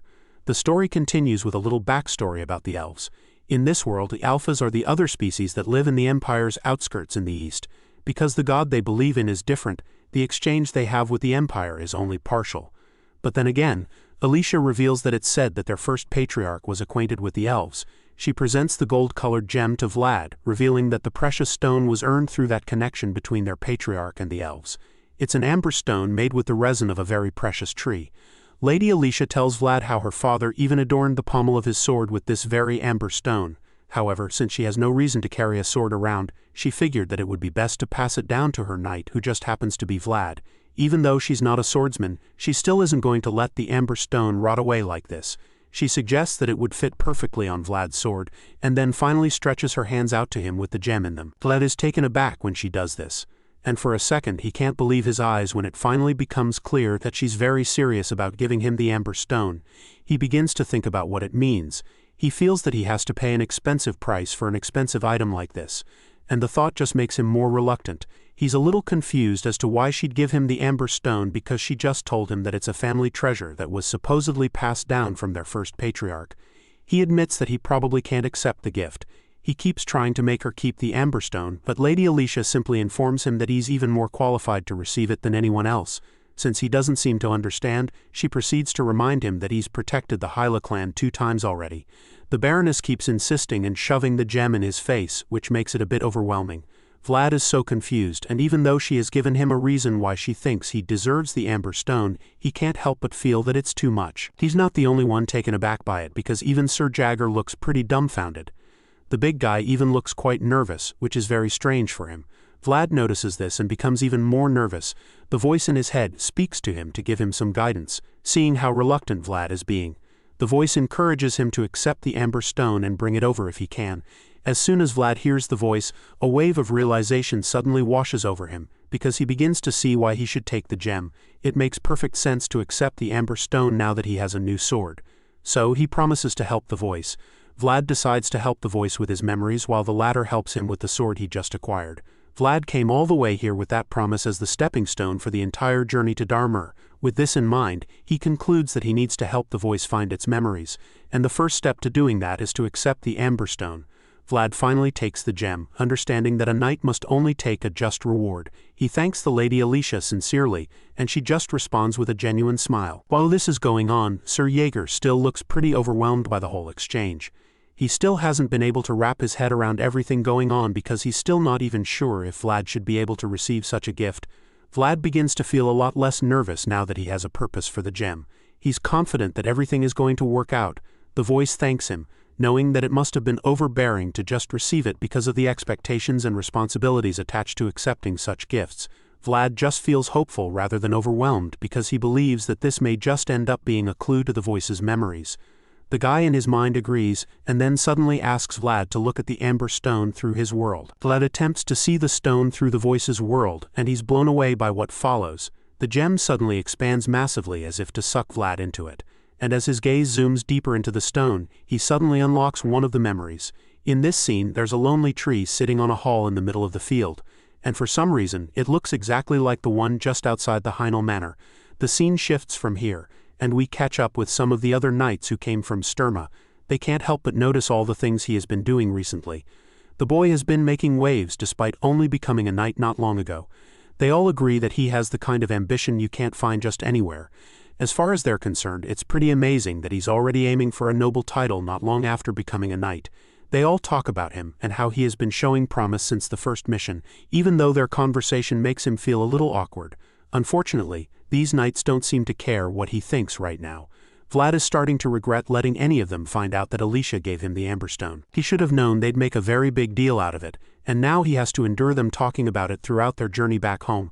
At the moment, Vlad is at the back while they're talking about him like he's not there. He eventually gets fed up, so he chimes in to explain that it's nothing like what they think. Of course, they refuse to believe him, but at the same time it's not like they have a problem with it. They feel that it wasn't a bad choice to accept it, but then again they feel that it's like the Heinel household is only lending the stone to him because it's a family treasure. The older knights keep teasing him about it, especially since he's the same knight to whom Lady Alicia gave her handkerchief. Vlad gets frustrated because they have no intention of hearing him out, so he calls out to Sir Jaeger to say something. After all, Sir Jaeger was there right beside him and witnessed the whole exchange. Unfortunately, the green-eyed knight prefers not to get involved in the chit-chat. He takes a brief pause and then finally responds, stating that he'll just write a report to Lord Joseph separately for now. It turns out that the reason why Jaeger is acting this way is that he hasn't even been able to decide on this one either. He's not sure what the Amberstone's purpose is yet, so he prefers not to talk about it. Meanwhile, Vlad is forced to keep enduring the teasing from the older knights who have no intention of giving him a break. Shortly after, they arrive at their destination, and Vlad is probably very grateful that they can finally get off his case. They've been messing with their youngest for so long, but now that they're just outside Sora, it's time to let him off the hook. Most of them feel this way, but one of them, named Noah, seems to enjoy teasing Vlad so much that he jokingly suggests camping outside the city for the night and then heading inside by dawn. Of course, that's not going to happen. So the leader of the group orders all of them inside, and just like that, they stop messing with Vlad.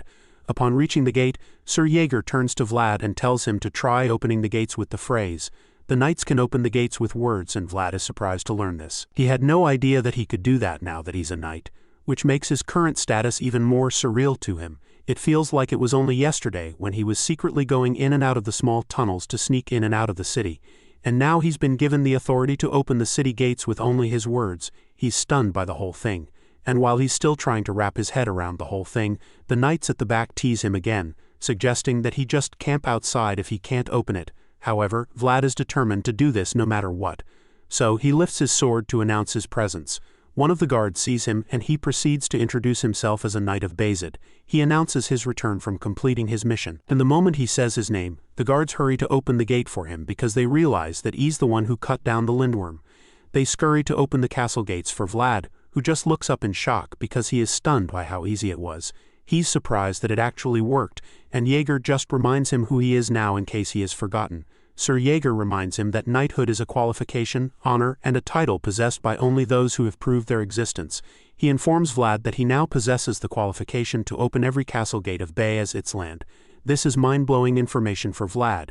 It's an insane upgrade from sneaking through the tunnels and having to enter the towns by hiding in wagons of dirt.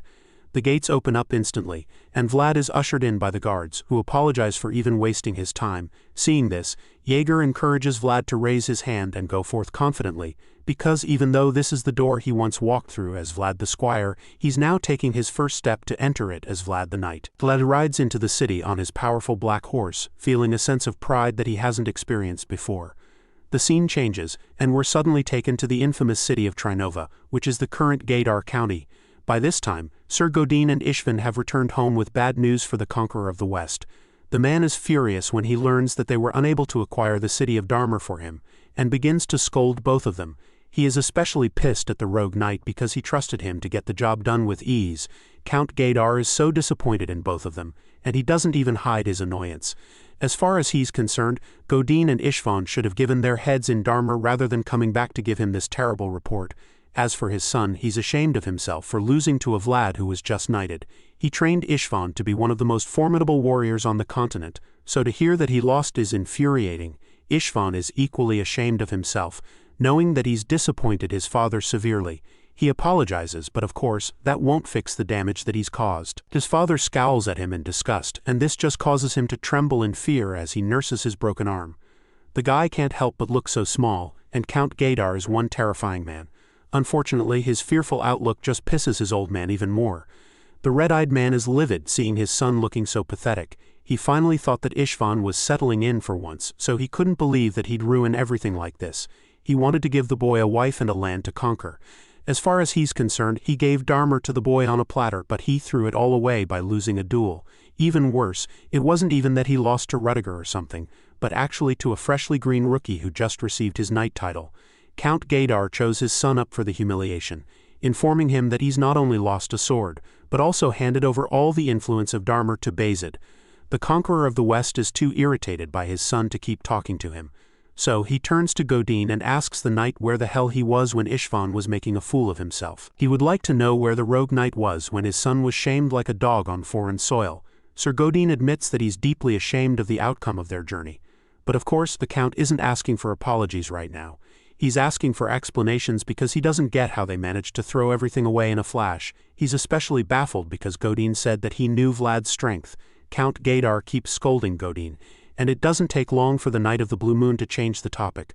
So he hits back at the Count, reminding him that Vlad should be someone connected to him as well. As soon as Gaidar hears this, he immediately realizes that Vlad is one of the young men that the knight Jorge was raising after deserting them. Even in death, Jorge still makes Gaidar's blood boil, and the Conqueror is furious that a dead man has managed to be a thorn in his flesh for this long.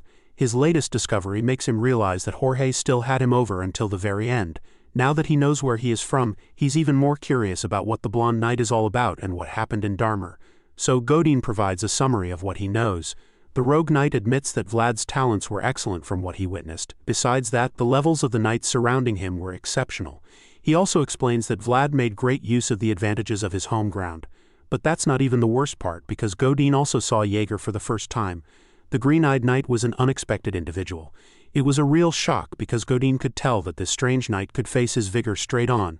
The Blue Moon Knight suggests that Jaeger must be one of the swords that Bate has kept hidden. Seeing that he's not well known, Count Gaidar just sighs and curses the shrewd northerners. The conqueror of the West is disturbed by his findings, but he's not too bothered. He suddenly reminds Godin of the teachings of the ancestors who pioneered the West. The rogue knight recalls the teachings immediately that urge the students to do whatever they can to put what they have in their hands into their belly, before using the remaining 2 hands to take away the possessions of others. Because only then strong survive the roughness of the West. Count Gaidar reveals that he followed the teachings of their ancestors, and under this flag he has destroyed, demolished, and plundered his entire life. The red-eyed man reminds all his subjects before him that Gaidar are pioneers, and so they must never let what is theirs be taken away, even though they take what belongs to others. The conqueror of the West declares that from this moment all eyes shall point to the north to retrieve his son's sword by any means necessary. Back in the snowy city of Sora, we catch up with Vlad, and get to see him receive his first pay as a knight. Sir Vorton is the one in charge of giving Vlad his wage, and the chubby knight is more than happy to congratulate him on receiving his first salary. The man takes out 4 gold coins, and as soon as Vlad sees them, his eyes widen in shock. He seems shocked at the amount, and the man is also taken aback by his reaction. Sir Vorton immediately figures that Vlad might be disappointed that the pay is too little, and he admits that he anticipated something more. He's a bit disappointed because he thought that knights get more than just 4 gold as pay, but then Sir Vorton simply reminds him that he's still a rookie. He scoffs, claiming that he even knows about how Sir Jaeger still carried him at his side like a vassal. Either way, the fat knight suddenly tells Vlad that knights don't collect money through salaries, and this gets him pretty curious. He is anxious to hear the rest, and that's when Sir Vorton informs him that knights must follow duty or duties and take responsibility for befitting them. Vlad listens as the older knight says all of this, but he's still pretty confused because he doesn't get what that has to do with money. Before he can even finish asking this, Sir Vorton cuts him off, explaining that all that duty and responsibility he's talking about is the money of knights. He tells Vlad that a full cat doesn't hunt mice, and then concludes by telling him that he must achieve as many accomplishments as possible if he wants to obtain money and honor. Vorton claims that the price for honor will be provided at the end of the year under the so-called name of special pay for knights. He tells Leo to expect a bit more than 4 gold coins by that time, because he's made quite a lot of accomplishments in this 1 year already. Vlad gets interested, so he curiously asks what the price for duty and responsibility will be for him. Sir Vorton casually suggests that it's not something he should ask since he's the one who brought over the treasure of the Heinel clan. The senior knight reveals that he heard about Leo's new epithet following the Dragon Slayer title. It's clear that Sir Vorton also sees the whole thing as a big deal, just like the other knights. He starts talking about how Vlad is the man who put 2 handkerchiefs in his bosom, and finally calls him the bad word of the north. Vlad of Sora. This new title catches Vlad off guard because he never imagined that this conversation would take such a turn so quickly. Vlad starts feeling pretty awkward now because Sir Warden is suddenly acting like a fan. The senior knight leans over to him and tells him not to forget him in the future when he finally becomes a noble. Later that morning he joins his master Joseph for some tea. The young mayor of Sora tells him that he must take upon himself the responsibilities and duties befitting his class now that he's become a knight as well. Joseph reveals that he'll be assigning Vlad to a patrol area. This is a pretty big deal to Vlad, who has very little experience with such things. He is surprised by the news but also pretty concerned that he'll be doing it by himself. Joseph will be giving him guards too, but Vlad will be in charge of everything. The young knight is relieved, so he acknowledges his new assignment, and that's when Joseph decides to reveal the second part of this new duty. The young master suggests that the back alleys will be the best area to post him, and Vlad agrees with him. He's excited about it because that's his hometown. Unfortunately, he will be lacking some men for his patrol area because Sir Gregory, Maxim, and Kate are all using personnel. Either way, Joseph is ready to offer a salary for up to 4 people. So he encourages Vlad to hire the people who will be under him.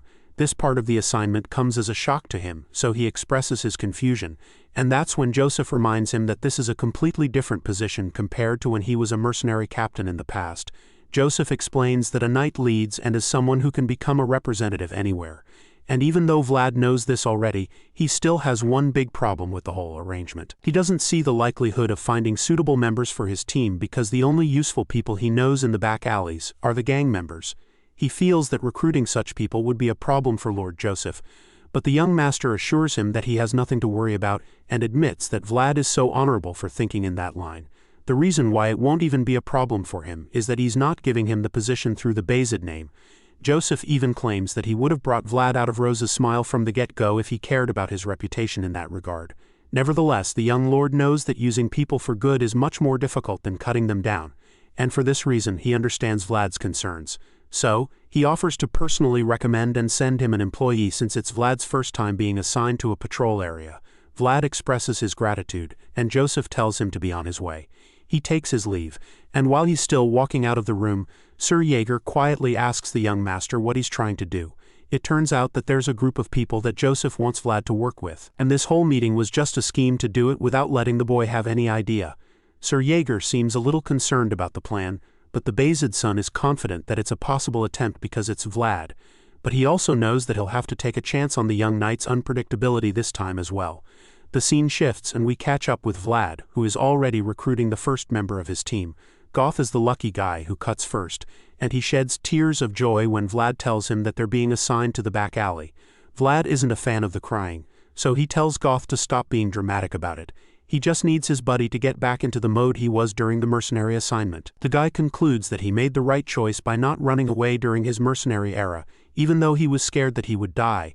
As such, he's convinced that he is being rewarded for his bravery in such a wonderful way.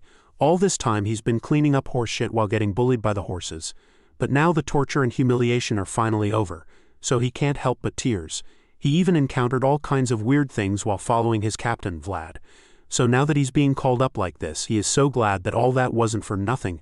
As far as he's concerned, all those trials led up to this moment now because he believes that he's finally become a squire. Despite Vlad's warning, the guy is still unable to get a grip on himself. He keeps sobbing and talking about what a great idea it was to stick right next to Vlad all this time. Unfortunately, his joy is about to be cut short because as soon as he calls himself a squire, Vlad doesn't hesitate to correct him. He turns to him and asks him what the hell he's even talking about. Vlad doesn't remember telling him he was a squire. So when Ghost starts getting too excited, he draws the guy to reality and informs him that he's just an employee. Just like that, all the tears stop flowing as the wave of realization hits him. For a few seconds he's speechless, but he quickly gives himself hope again. As far as he's concerned, anything is possible because Vlad starts as a mercenary too before becoming a squire. Even though Goth hasn't shown any promise of actually becoming a swordsman one day, Vlad figures that it's best not to stomp on his dreams, so he advises him to work hard and keep trying his best. This short exchange just now reminds Vlad why he has to keep going next to him at all times. The guy talks too much and gets scared way too often, but the one thing Vlad knows for sure is that the guy does his work properly. While he's still thinking about this, his thoughts are suddenly interrupted by the lady at the bar who tells him to take someone with him as well. Vlad is shocked and confused because he doesn't even know who she's talking about. That's when she points to the tall jack dude standing guard at the door. Surprisingly, Vlad already knows the guy, remember Otter. Though it turns out that guy has gotten even more ripped. The lady claims that it's a waste for someone of his size to be staying in the shop that doesn't even have any fights. She reveals that he got so jacked shortly after she started feeding him well, and now he's been helping with security at the shop. Hearing what she has to say, Vlad admits that he can trust Otter. The guy looks quite effective and focused. On top of that, he knows the back alley's circumstances. And he's loyal too. As much as it would be fine if he took Otter along with him, Vlad knows better than to take away her only security. As far as he knows, there always seems to be quarrels where there's alcohol, but she just laughs when he says this. She claims that no one even dares to quarrel these days, especially since he arrived. She's surprised that Vlad still isn't aware of his position around here. He is confused when she says this. So she proceeds to explain that Rose's has now become the safest place in the back alleys because of him. She reveals that every customer comes here to drink and rest peacefully, and business is booming thanks to that. And of course, the reason for this is the fact that this is the place where Sir Vlad stays. He brought Rose's smile back to life after wiping out one-armed Jack's forces and taking power back from them. Ever since he took down those guys, the bar has been like a haven, and the lady assures him that he can even bring anyone he's working with over as much as he wants. After all, they receive protection because of him, so it's only fair that he obtains a base in the back alley. He admits that it's nice, and the lady agrees with him, stating that they have to be clear about what they give and take. However, that's not even what Vlad is talking about right now. He explains that what's nice is the fact that he can bow protect someone without even having to lift his sword. Vlad says this and then stares at his reflection in his drink for a second before admitting that it's the thing he likes most after becoming a knight. Hearing him say this puts a smile on the lady's face because she's glad to see that he's finally become slightly aware of the position he holds in the back alleys. Back to the issue of recruitment, Vlad now has 2 members other than himself. He's chosen Go and Otter to work with him, so there's one last spot available, and he seems to already have someone in mind. Vlad feels that this person just has to be on his team. The scene shifts to the harbor where Vlad gets reunited with his old friend Harvin. At the moment, the guy is pretty intoxicated with some so-called premium alcohol. He claims that it's like night and day with the Captain Q drink that the boss made. Vlad is surprised that Harvin still makes that poison like alcohol, and the tipsy fella just claims that it's the boss's only pleasure, even though the hangovers could probably kill them. Harvin admits that it's quite refreshing to drink. Seeing how grown Vlad has become is almost unbelievable to Harvin because it feels like just yesterday when he fed and gave him and Gemini a place to sleep. He jokes about how it's always better to take in blonde animals, and the fact that he would even say such a thing confirms that he's drunk. Vlad can tell that the guy isn't really in his right mind, so he just ignores the comment. After messing with Vlad for a while, Harvin finally asks him what he came all this way for, hoping that it wasn't a waste of time. Vlad remembers that Harvin was once looking into navigation techniques and constellations, so he wonders if that's still the case. The guy reveals that he quit that venture ages ago. He didn't think anyone would ever hire a lame person as their navigator, so he didn't see the point of learning further and gave up on the dream. Vlad recalls that he once said he wanted to sail, that he wanted to escape this place and go somewhere far away one day. Harvin reminds Vlad that not everyone can attain just because they dream, and that not everything can be obtained just by hard work. There's a saying that people should know their place, and for the fact that a back-alley urchin like him ended up like this, he feels that it's a good enough ending for him. Vlad starts to get a little upset with him for belittling himself this way. He looks Harvin dead in the eye and asks him if he believes what he just said, and the brownie-eyed man just lowers his head in shame. Seeing this, Vlad tells Harvin how a bird forgets that it can fly after being locked in a cage for a long time. The brownie-eyed man is taken aback by this statement, but Vlad already knows exactly what must be done. He shoots up from his chair and takes out his sword. It's clear that this damn place has been eating away at his friend's dreams for so long, and now he's going to do something about it. The main thing that made him forget the possibility is right in front of him. And so, Vlad decides to help his friend take out all these obstacles holding him back since he can't do it for himself.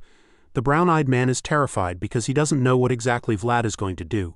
He sits on the floor trying to get him to stop, but Vlad has made his mind up. Harvin was the one who took him in and saved him so that he wouldn't get consumed by darkness of the back alleys. He saved him and Zeina back when they were kids. Harvin was the one who enlightened Vlad with the fact that he can still have goals. And for this reason, Vlad is ready to do the same for his old friend. The young knight rips through the building with his sword, leaving all the men outside horrified as they watch him display incredible levels of power. After watching the place get torn up for a while, the men are finally able to see Vlad responsible for the damage. Vlad reveals himself to them in a really terrifying light. His eyes glow with ruthlessness laced all over his face for all to see. After tearing down the walls of the room, Vlad looks out to the water and tells Harvin to come take a look as well. He makes it clear to Harvin that his dream still flows, and that's when the brownie-eyed man takes a look for himself. The water sparkles like magic as the light from the sun bounces off it, and Harvin is mesmerized by the sight because it's like the water never looked this beautiful before with the magical sight in front of him. Harvin admits that he can finally see now what he had been separated from for the longest time. It had been so long since he saw the water in this light. And now that the young knight has reminded him of what he's been missing, he's deeply grateful. Later that evening, Vlad leaves with his three-legged friend who is still basking in the feeling of his newly rediscovered passion. As the two walk together, Harvin talks about how nice it must be to be a knight now because it's like he can get away with literally anything now. It turns out that Vlad already successfully recruited Harvin into his team. He busted the out of the hideout and left with a gang member, but rather than hunting him down like usual, the gang gave him a parting gift instead. Harvin can only imagine how it must feel to have this level of authority and immunity to so many things. But Vlad is just taken aback by what he said because he doesn't know what gift his brownie-eyed buddy is talking about. All he was given was the horrible Captain Q alcohol, and Vlad is pretty convinced that they only gave it to him so he would drink it and die. The comic relief is cut short when Harvin suddenly admits how strange it feels now that he's actually about to leave, even if his boss's alcohol brewing skills are terrible. The man took Harvin in as well despite his disability. He kind of feels guilty about leaving like this after he was given a home here for so long. Vlad tells him that he has nothing to worry about and even assures him that Lord Joseph won't touch his captain. He explains that the young master is someone who precisely differentiates between beneficial and harmful pests. When Vlad makes this known, Harvin is quite relieved because he wouldn't like anything to happen to the captain, especially when 3/10 of the Backall's economy was literally created through the captain's smuggling. The fact that Lord Joseph has no intention of coming for the gang makes Harvin realize just how different the new mayor is. He's never met the young master, but he can already tell that he is meticulous and smart. He suggests that Vlad being put in charge of the back alleys is meant to be a test as well. He is taken aback when he hears this because he hadn't thought of it this way before. Now that Harvin has pointed it out, Vlad realizes that he's probably right about this. It makes a lot of sense because Lord Joseph didn't give him a detailed order, and this leaves him stumped for now. He's not sure what he's supposed to do now because there wasn't any specific instruction. He asks Harvin what he should do now, and his old friend just finds it amusing that he's asking because he already knew the answer. Vlad is confused because he had no idea that he knew the answer already. Seeing the confusion, Harvin proceeds to remind him of what he did today. He reminds Vlad that he managed to make Captain Hoover surrender without having to cut down a single person. He didn't even realize how effective he was, but Harvin did. And now the guy thinks that the next course of action should be to show the other bosses in the back alley who's in charge now as well. Harvin suggests that it's time to show the other gangs the new order of the back alley. The scene shifts and the next thing we see is Goth trembling like a leaf in the middle of a dark street in the back alley. The guy is absolutely terrified because he's heard all the stories about how rough the place is. He was supposed to meet up with Vlad here, but it's been a while and the young knight still hasn't shown up. His worries are cut short when Vlad suddenly appears in an alley nearby.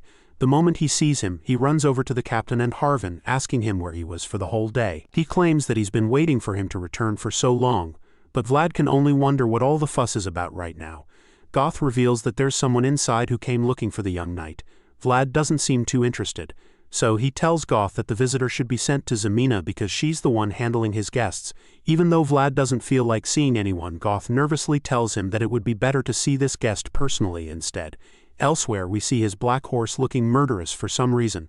This visitor is in the horse's bad books, and it's no wonder why when we see AJ, the barbarian, standing in front of the stable. The guy stares at the horse, looking really impressed because he can tell that the horse is still as excellent as the first time he saw it.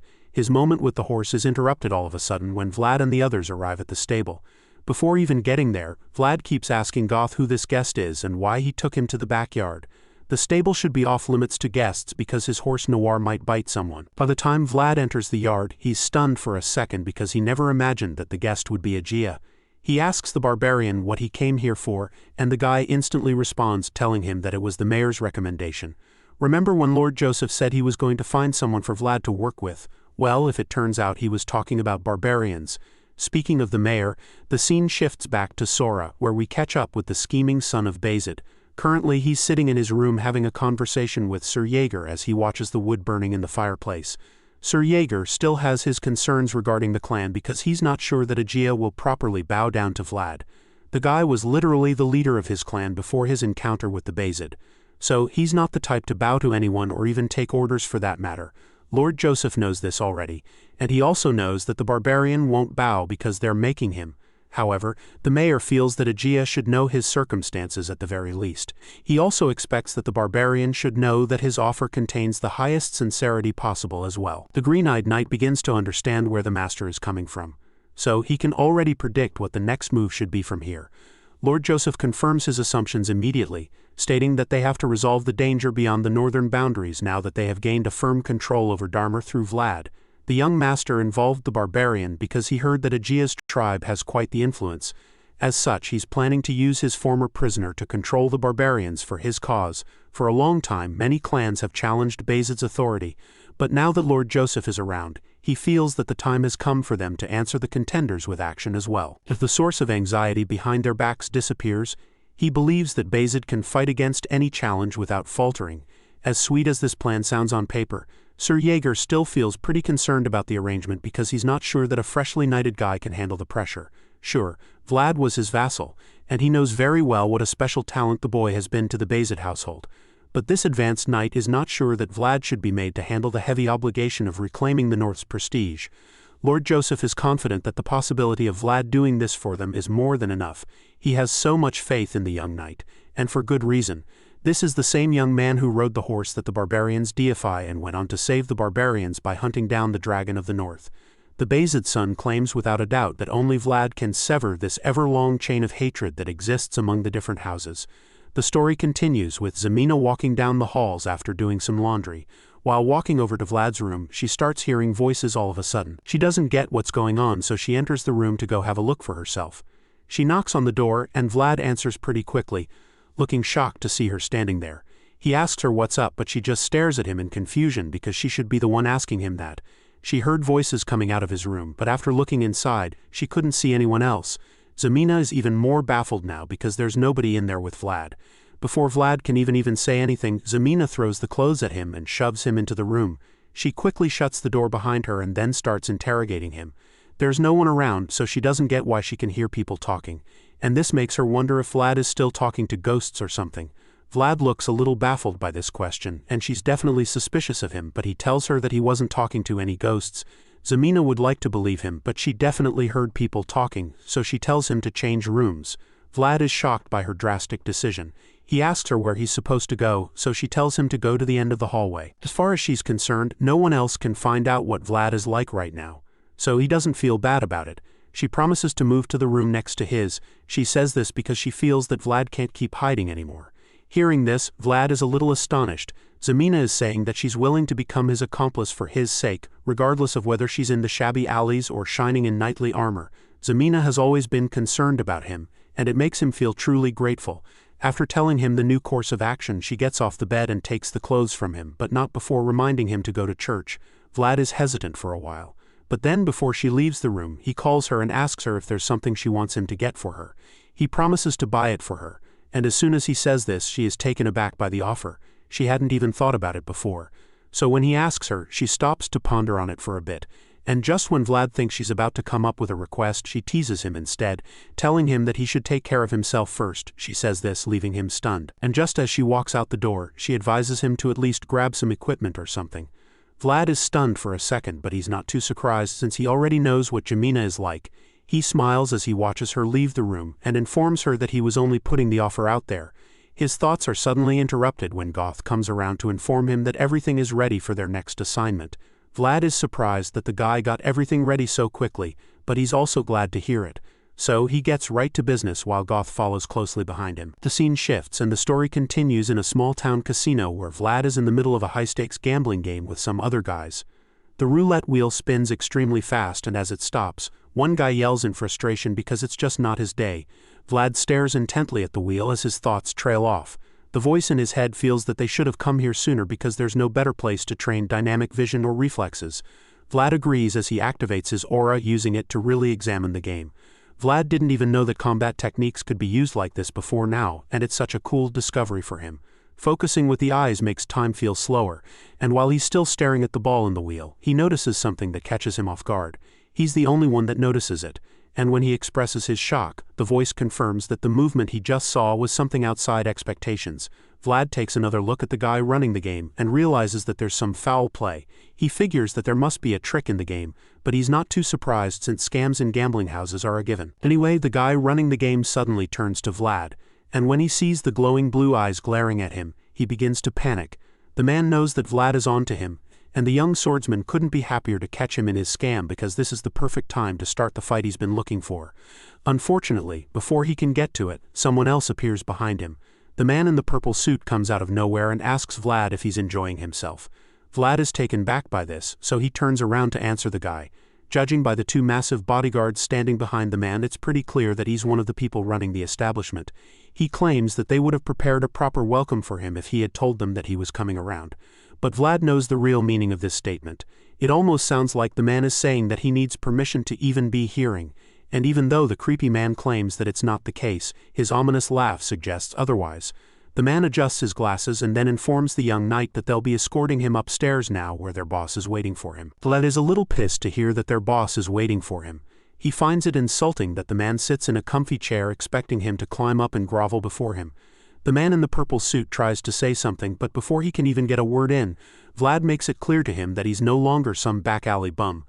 The guy with the glasses gets a little nervous, but one of the big guys standing behind him doesn't seem to be intimidated by the swordsman. He tells Vlad that there's a limit to how far he can go with this behavior, even though he's now a knight, and before he can even finish talking, someone else suddenly shuts him up with a powerful kick to the side. The force from the kick sends the big guy falling to the ground as he groans in pain. Just then, we see Goth along with the other members of Vlad's new crew. It turns out Otar was the one who knocked the man down with the powerful kick. And now that they've gotten everybody's attention, Goth informs them all that the young knight in their midst is just carrying out his official duties. After making the announcement, the hooded barbarian eagerly asks Vlad if they can kill these guys, feeling that it would be okay if they did. The guy in the purple suit is really terrified because he never imagined that an actual barbarian would be in the mix. It doesn't even make any sense to him because he doesn't get how there could be a barbarian in, so now that Vlad has made it clear to these guys who they're dealing with, he orders them to go upstairs and tell their boss to come down. He also informs them that all operations in this gambling hall are shut down from now on. Mr. Purple Suit over here tries to protest because this is obviously where he makes a living. He angrily hits back at Vlad, asking the young knight what the hell he means by that, but Vlad calmly reveals that he won't repeat himself. And then, for the last time with a terrifying look in his eyes, he tells the thugs to bring their leader to him. A few days later, Sir Gregory comes around to see how the newest knight is doing. The big man is really impressed with Vlad's progress because it turns out that the young swordsman has been making waves lately. He heard that the boy completely wiped out 2 back alley organizations already, and that's a really big feat. Vlad simply responds humbly as he greets the senior knight. The man then hands him something called jammin as a gift, claiming that it's the pride of House Kaner. Portly also gave it to Vlad once when they were still kids. Vlad confirms this, admitting that he shared the jammin with Lord Joseph, who really liked it back then. Sir Gregory just laughs, suggesting that there isn't anyone who doesn't like it. Vlad receives the gift and thanks the man, claiming that he'll really enjoy it. But he's also confused because he doesn't understand why the senior knight is giving it to him. Vlad wonders if there's something that Sir Gregory wants to ask of him, and the big guy just exclaims with guilt laced all over his face. He didn't think that his bribery would be so obvious, but now that Vlad knows what's up, he figures that it's just better to make the request now. The man is hesitant at first because this is Vlad's territory, and if he steps in publicly, it would look like he has a personal agenda. But Vlad assures him that it's okay and tells him to say whatever it is he has in mind freely. So, Sir Gregory finally reveals that it's about the man called Black Bear. He's the boss who runs the meat trade in the back alleys, and Vlad confirms that it's indeed him. The senior knight reveals that Black Bear was involved in a kidnapping incident a while back and points out that the boss has got quite the shady background. Sir Gregory finally asks Vlad if he'll be willing to take down Black Bear together with him. Hearing this, Vlad is taken aback. A wave of realization hits him as it becomes clear to him that this is what Gregory meant by a personal agenda. It only takes Vlad a few seconds to put the pieces of the puzzle together to see what's really going on here. While the young knight wants order in the back alleys, Sir Gregory is more concerned with expanding Portly's influence in the meat industry. What they both want can be obtained from Black Bear, so Vlad doesn't mind going along with the plan. He's down for it, but first he'd like to know if it will be a warning or a subjugation. Gregory claims that giving a man like Black Bear a warning will be acting too soft. Hearing this, Vlad is really glad. He thinks that it's perfect that they're on the same page and he is eager to come up with a plan for this new assignment because he was planning to deal with Black Bear anyway. Sir Gregory is equally ready to get started. So he assures Vlad that he'll coordinate with the forces under his command, stating that they'll begin within 2 to 3 days. The young knight is okay with this arrangement, so he acknowledges the senior's plan. In the meantime, Sir Gregory asks if there's anything he can help Vlad with, and Vlad simply requests a bottle of whiskey. The big man is surprised by this, so Vlad explains that there's someone he needs to bribe with it. Later that night, Vlad goes to pay that certain someone a visit in one of the darkest parts of the alley. He's surprised that the door to the shop is closed and wonders if the man is resting today or something. Vlad's come a long way, so he's not very keen on going back without getting what he came for. So he starts banging on the door, calling out to the old man, hoping to get him out if he's actually inside. Vlad bangs only a couple times, and the door suddenly opens from the force. As soon as he enters the place, he's surprised to see that it's actually empty. At first, he's a little worried that something might have happened to the old blacksmith, but he decides to investigate a little first. He makes his way around the workshop and eventually reaches another room where he finds the old man lying down. Vlad came all this way with the good liquor and meat he promised the last time. But now, as he stares at the old man's lifeless body, he realizes that he came too late. Vlad takes a moment to honor the blacksmith, and then tells him a bit about where he's been. He tells the man that he was at the northern border all this time. He admits that it's a beautiful place where the snowy mountains rise up to touch the skies and endless fields stretch before them. Vlad tells the man how he fought a dragon as white as snow there too, and how this sword he forged stayed by his side until the very end. Vlad takes out the broken sword and stares at his reflection on it for a while. There's so much the young knight wants to say, but in the end he knows that there's only one sentence that's needed. So he says it, placing the sword in the man's hands to rest and telling the old blacksmith, "Thank you for saving his life." A plain sword born from the dream of an old man was completed by the hands of a boy. And just like that, the blade that once hung toward the heavens had finally returned to the old man's embrace, shining brighter than anyone else. The scene changes and the story continues. Vlad is at the old blacksmith's funeral. Vlad made sure to give the man a proper burial and a suitable funeral. It's the least he could do for the man who saved him in the back alleys. It's not exactly a big funeral, but at least the most important people are present for it. Vlad, Jamina, and Harvin stand there in silence to honor the old man one last time before leaving.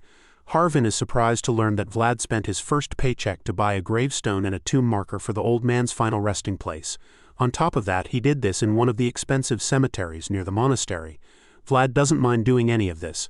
All he wanted to do was help the blacksmith to finally get out of that back alley in the end, even if he isn't alive to see it. On the tombstone, Vlad had them write that it belongs to the best blacksmith in Sora. It's pretty valid since the old man was the one who forged the sword that cut down a ghost and pierced a dragon.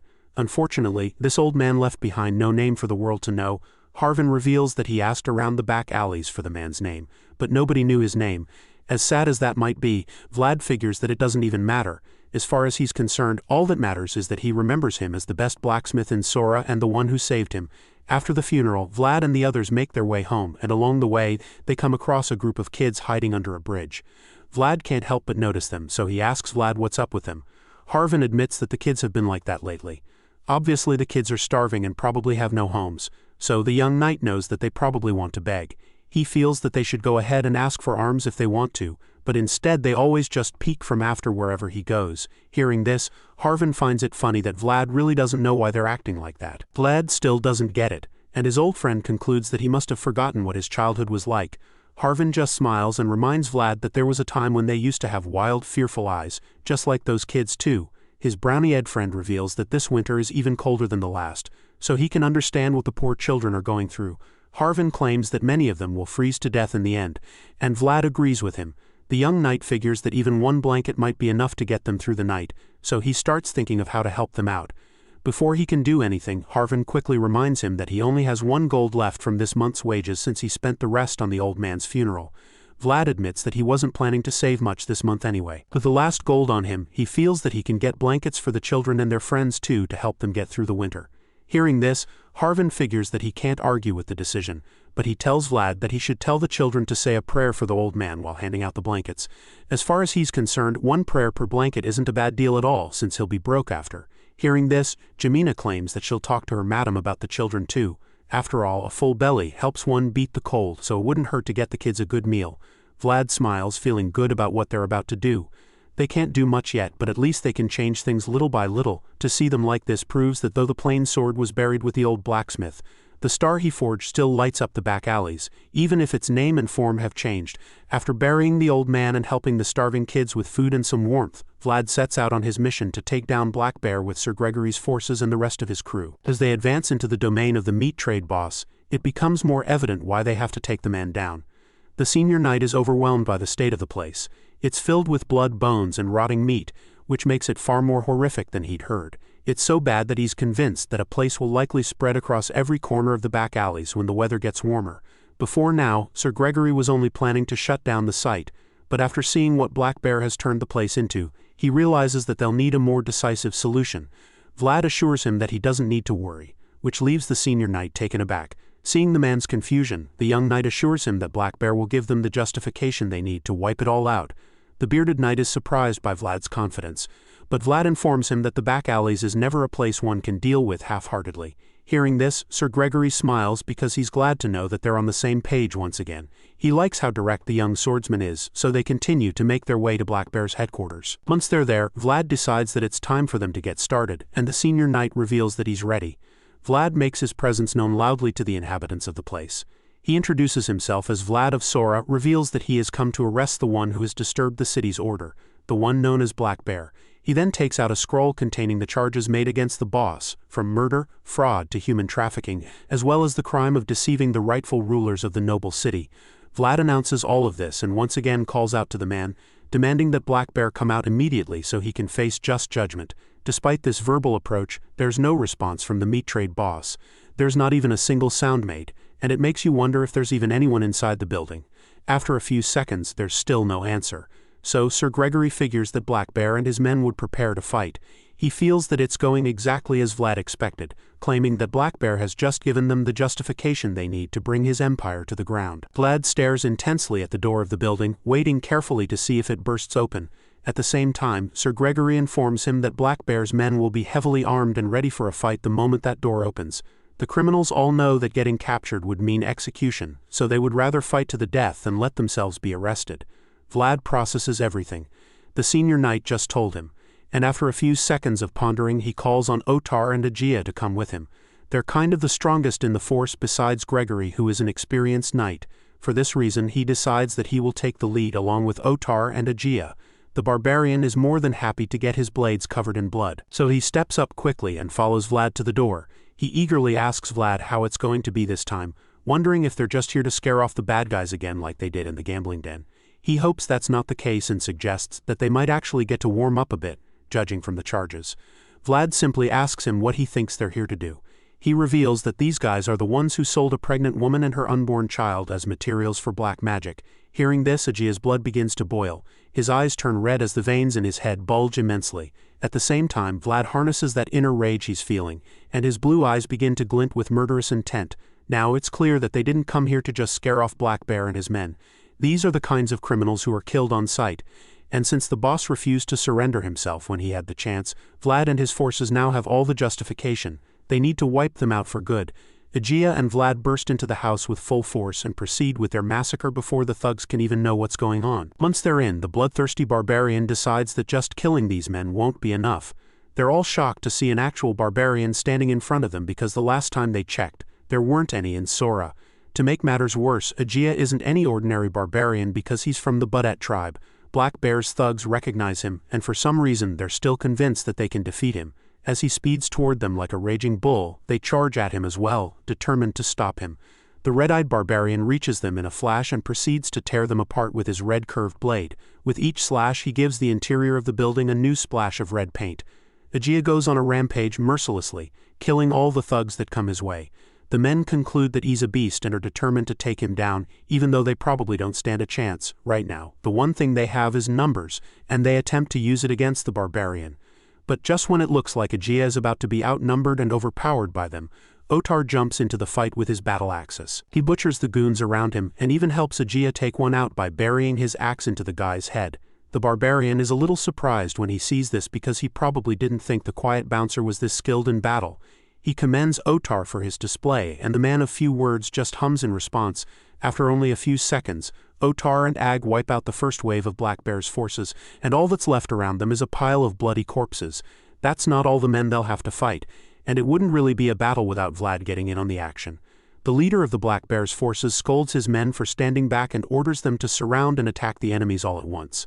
While he's still yelling, a powerful bright light shines into the room, and it's coming from Vlad's world. Vlad overwhelms them with his power and they're all stunned by it.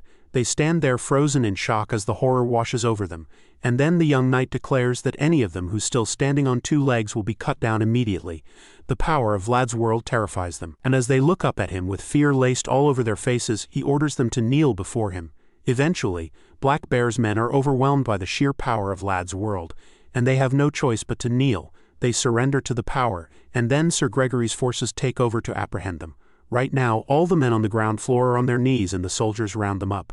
Sir Gregory suggests that the rest of them head up while the soldiers finish sorting out the thugs down there.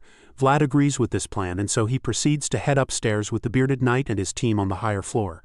Vlad leads the way and the others follow until they reach a locked door. Vlad walks up to the door and boldly pushes it open, but his eyes widen in shock when he sees what's inside the room. Vlad is shocked because it appears that some kind of deliverance ceremony is going on. There's a priest laying hands on Black Bear, which is really strange because Vlad never thought the gang boss would be the religious type. The priest welcomes Vlad into the room, and even though the young knight is stunned, he quickly wraps his head around it and asks the man who he is. The priest then turns around and reveals that he was sent by the bishop, claiming that he came from the church by the bishop's command. Vlad isn't too pleased by this shocking twist, but he keeps his cool. He informs the priest that he came all the way here by the order of the mayor. He informs the priest that the man he's praying for is Blackbeard, an obvious criminal. But before he can finish making his point, the priest cuts him off, disagreeing with him. The man tells him that there are no criminals here anymore, claiming that the sins of Black Bear have been absolved in the name of the Lord. The shady-looking priest then proceeds to show Vlad a scroll revealing that it's the sacred pardon through which the crime boss was forgiven. Indeed, God is everywhere, but now it's clear that that light doesn't shine equally on everyone. It descends first upon those at the top and grants more to those who already have much. That is the God and church that those at the bottom have always seen. And as sad as it may seem, it's the harsh reality. The young knight is left speechless when he sees the pardon. He finds it hard to believe that they'd even consider something like that for a man like Black Bear. And it's absolutely ridiculous to imagine that this might mean that the man is now innocent. As crazy as it all sounds, the priest insists that this is the case. He claims that Black Bear is now innocent, and that the bishop issued it himself. Sir Gregory finds it hard to believe that Bishop Pierre issued it personally. The senior knight is horrified by the information, wondering how it could be. He wonders why someone like the bishop would help some back-alley boss. On the other hand, our young knight is stunned because he can't even comprehend what he just heard. It's crazy that they even think a single piece of paper can wipe away the tears of countless women who died in that false church.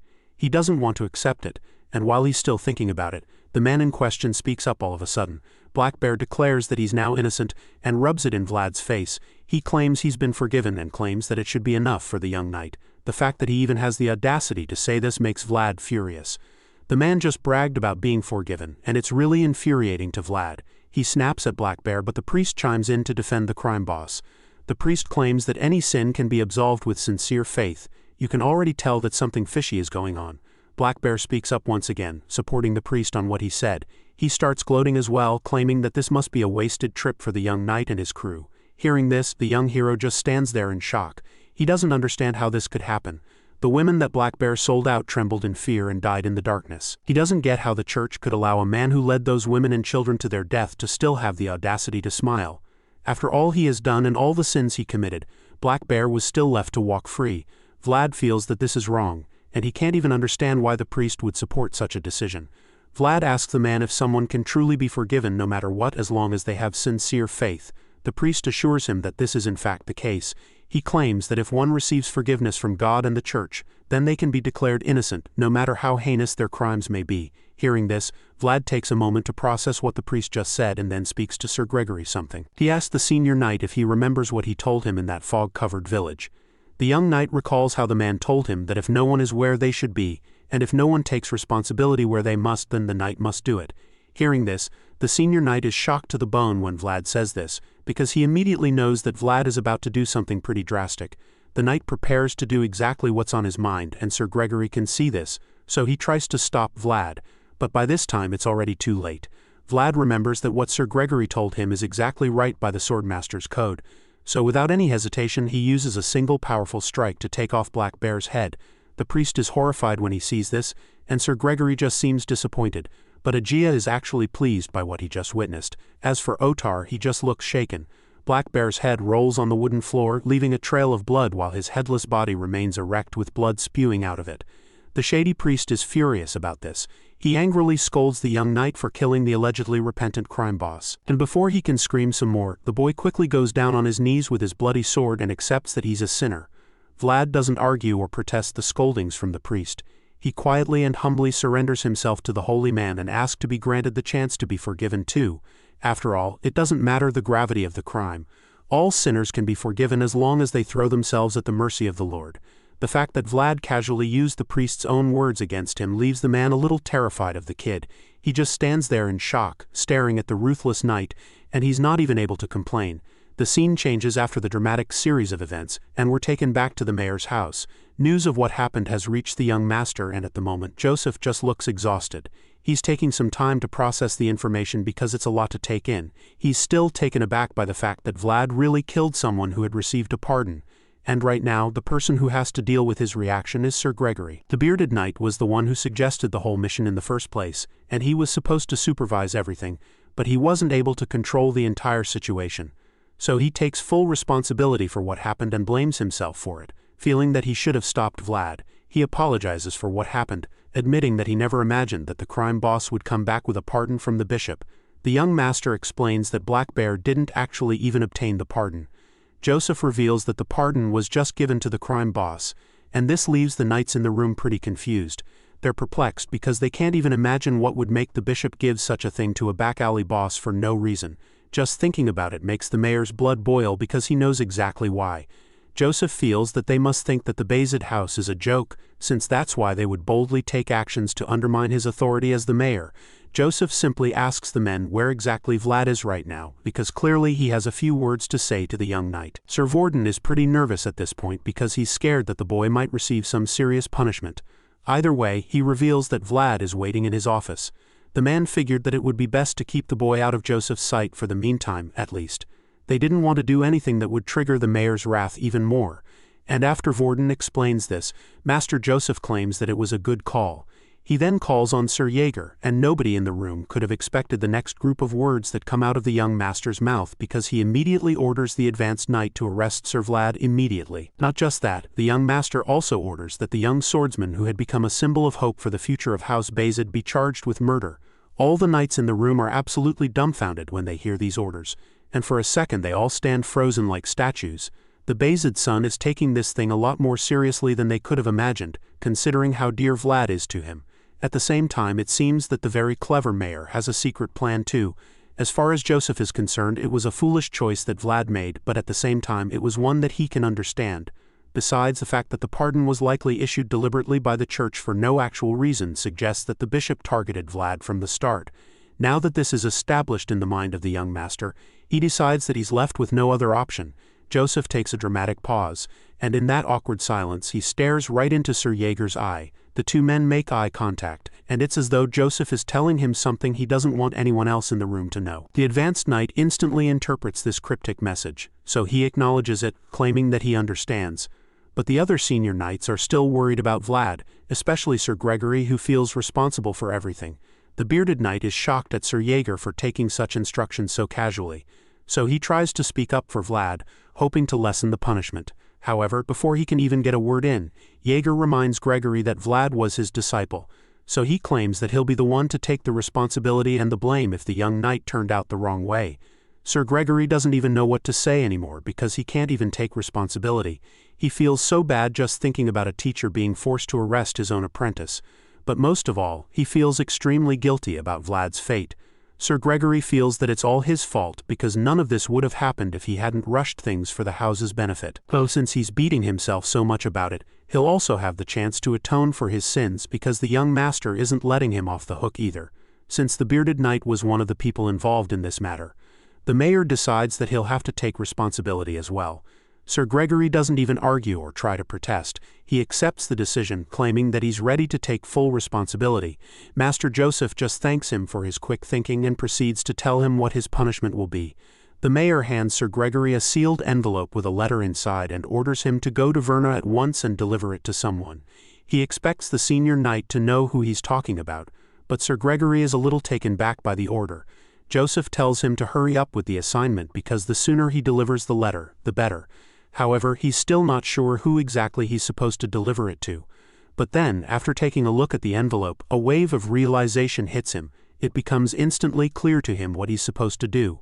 So he promises to go there as quickly as he can. Once that is out of the way, Joseph orders Sir Vorden to summon the mage, claiming that he needs to contact his father as well as San Rosino. As for Maxim and Cade, he instructs them to cancel all missions they've got planned immediately. He also asks them to assemble only the most capable soldiers for him. And with this final order, all his knights get right to business. The young master had expected a day like to come, but he never thought that the enemies would move so brazenly. It's clear now that Bishop Pierre used Vlad as bait to effectively declare war on him and the rest of the Bayzid household. So if that's the case, the mayor of Sora figures that he has no other choice but to respond as a true Bayzid. He can tell that a storm is coming, but he feels that it's for the best because the time has finally come to reclaim a city free from all bindings, a city that truly belongs to Bayzid. The shady priest goes to report the news to Bishop Pierre, who has now become the Bayzid family's biggest enemy. The bishop is surprised to hear that the young knight cut down Black Bear without hesitation, and when he asks if it is true, the priest confirms it, though he is terrified because he knows the bishop will be upset. Instead of getting angry, the bishop stays calm and admits that the knight is even fiercer than he had heard. He asks if Father Andreas really vouched for Sir Vlad, and the priest nervously confirms it, saying that's what he was told. The bishop then concludes that they were right to try to shake Vlad up. Just as Joseph suspected, the bishop had planned everything as a trap to bring Vlad down. And now that part has succeeded. He hopes the rest of his plan will also work so he can eliminate the rising star in one move. In the bishop's mind, the second son of Bayezid has challenged him by relying only on bloodline. And along with Joseph, he now considers Father Andreas an enemy as well, thinking of him as a false clergyman. He is furious that a knight from the lowest background is being supported by both of them. Deciding it is time to act, Bishop Pierre convinces himself that his will is the will of the papacy, and the will of the papacy is the will of God. With this conviction, he orders the shady priest to send word to the mayor of Sora, demanding that Joseph Bayezid guide the foolish knight who ignored the bishop's pardon. But he also commands the priest to prepare their secret weapon. Shocked by this, the priest hesitates, but the bishop confirms it is exactly what he wants, something they had been preparing since Pierre first came to Sora. The one said to be struck by black lightning. Pierre insists Vlad can't emit an aura and become a knight, no matter how talented people say he is, and believes there must be a dark shadow inside him. He is certain the truth will be revealed soon, and when it does, everyone who vouched for Vlad will also pay the price. The scene then shifts outside, where a small army arrives at Vlad's home. From their banners and the cape of their leader, it is clear they are from the church. The white-haired knight at the front announces that they come under the bishop's authority, and declares that Sir Vlad ignored the bishop's pardon, which he says is the same as rejecting the will of God. He calls it a grave offense that may be seen as blasphemy, and demands that the gates be opened immediately, warning that everyone inside will be treated as heretics if they refuse. Suddenly, the gate opens and a Bayezid knight appears, teasing the visitors for making such noise so early in the morning. The man in the cape does not like the mockery and quickly grabs his sword, asking who he is. The knight introduces himself as Maxim, knight of Lord Joseph, and informs them that Rose's Smiles is under investigation by order of the mayor. The bishop's knight grows angry and replies that this matter is beyond Maxim's authority, claiming those inside are suspected of blasphemy. Maxim pushes back, saying the accusation goes too far, since it makes no sense to call someone a blasphemer just for staying with Sir Vlad. The church's knight struggles to stay calm and tells Maxim that the church's judgment is final, reminding him of the line between nobles and the church. But Maxim responds that it was not they who crossed the line. Tension rises as Maxim's soldiers march out behind him with weapons and shields ready, showing they are prepared to fight. Maxim then declares that the Bayezid house is invoking legal jurisdiction to seal off the area, meaning the bishop's knight must get the mayor's permission to enter. This blocks the church's forces from moving in, and though the bishop's knight is furious at being outplayed, he swears that Maxim will regret it. As far as the visitor is concerned, a simple knight cannot carry the burden of defying the church, but Maxim just grins and says he will try to bear it anyway. He is also in debt, so he feels he has no choice but to go against the bishop, since that is the least he can do to repay the cost of his life. The story then shifts to later that morning where Vlad is locked behind bars. As usual, Sir Jaeger scolds him for messing up, especially because he has told Vlad many times to always be ready for what comes next. Vlad failed to think things through, and now Lord Joseph has to clean up the mess. Sir Jaeger is furious because this is the worst mistake Vlad has ever made, and in his mind, Vlad's actions have made him no better than a servant, even though he is a knight. Vlad knows Jaeger is right, so he just apologizes, realizing there are no excuses this time. Seeing how sad the young knight looks, Jaeger starts to feel sorry for him, since Vlad is very smart. He believes Vlad would not have fallen into such a trap if he had widened his view, but then realizes he is wrong. Vlad has been running missions non-stop and never had the chance to learn the delicate balance between nobles and the church, and Bishop Pierre took advantage of this.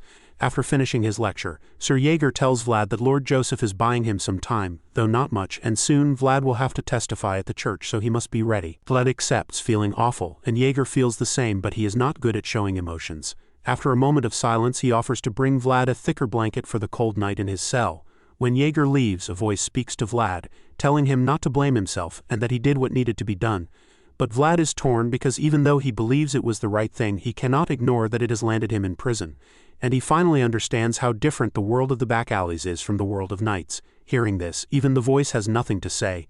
Vlad remembers Sir Jaeger's lesson that a knight's sword must be heavy because it is sharp.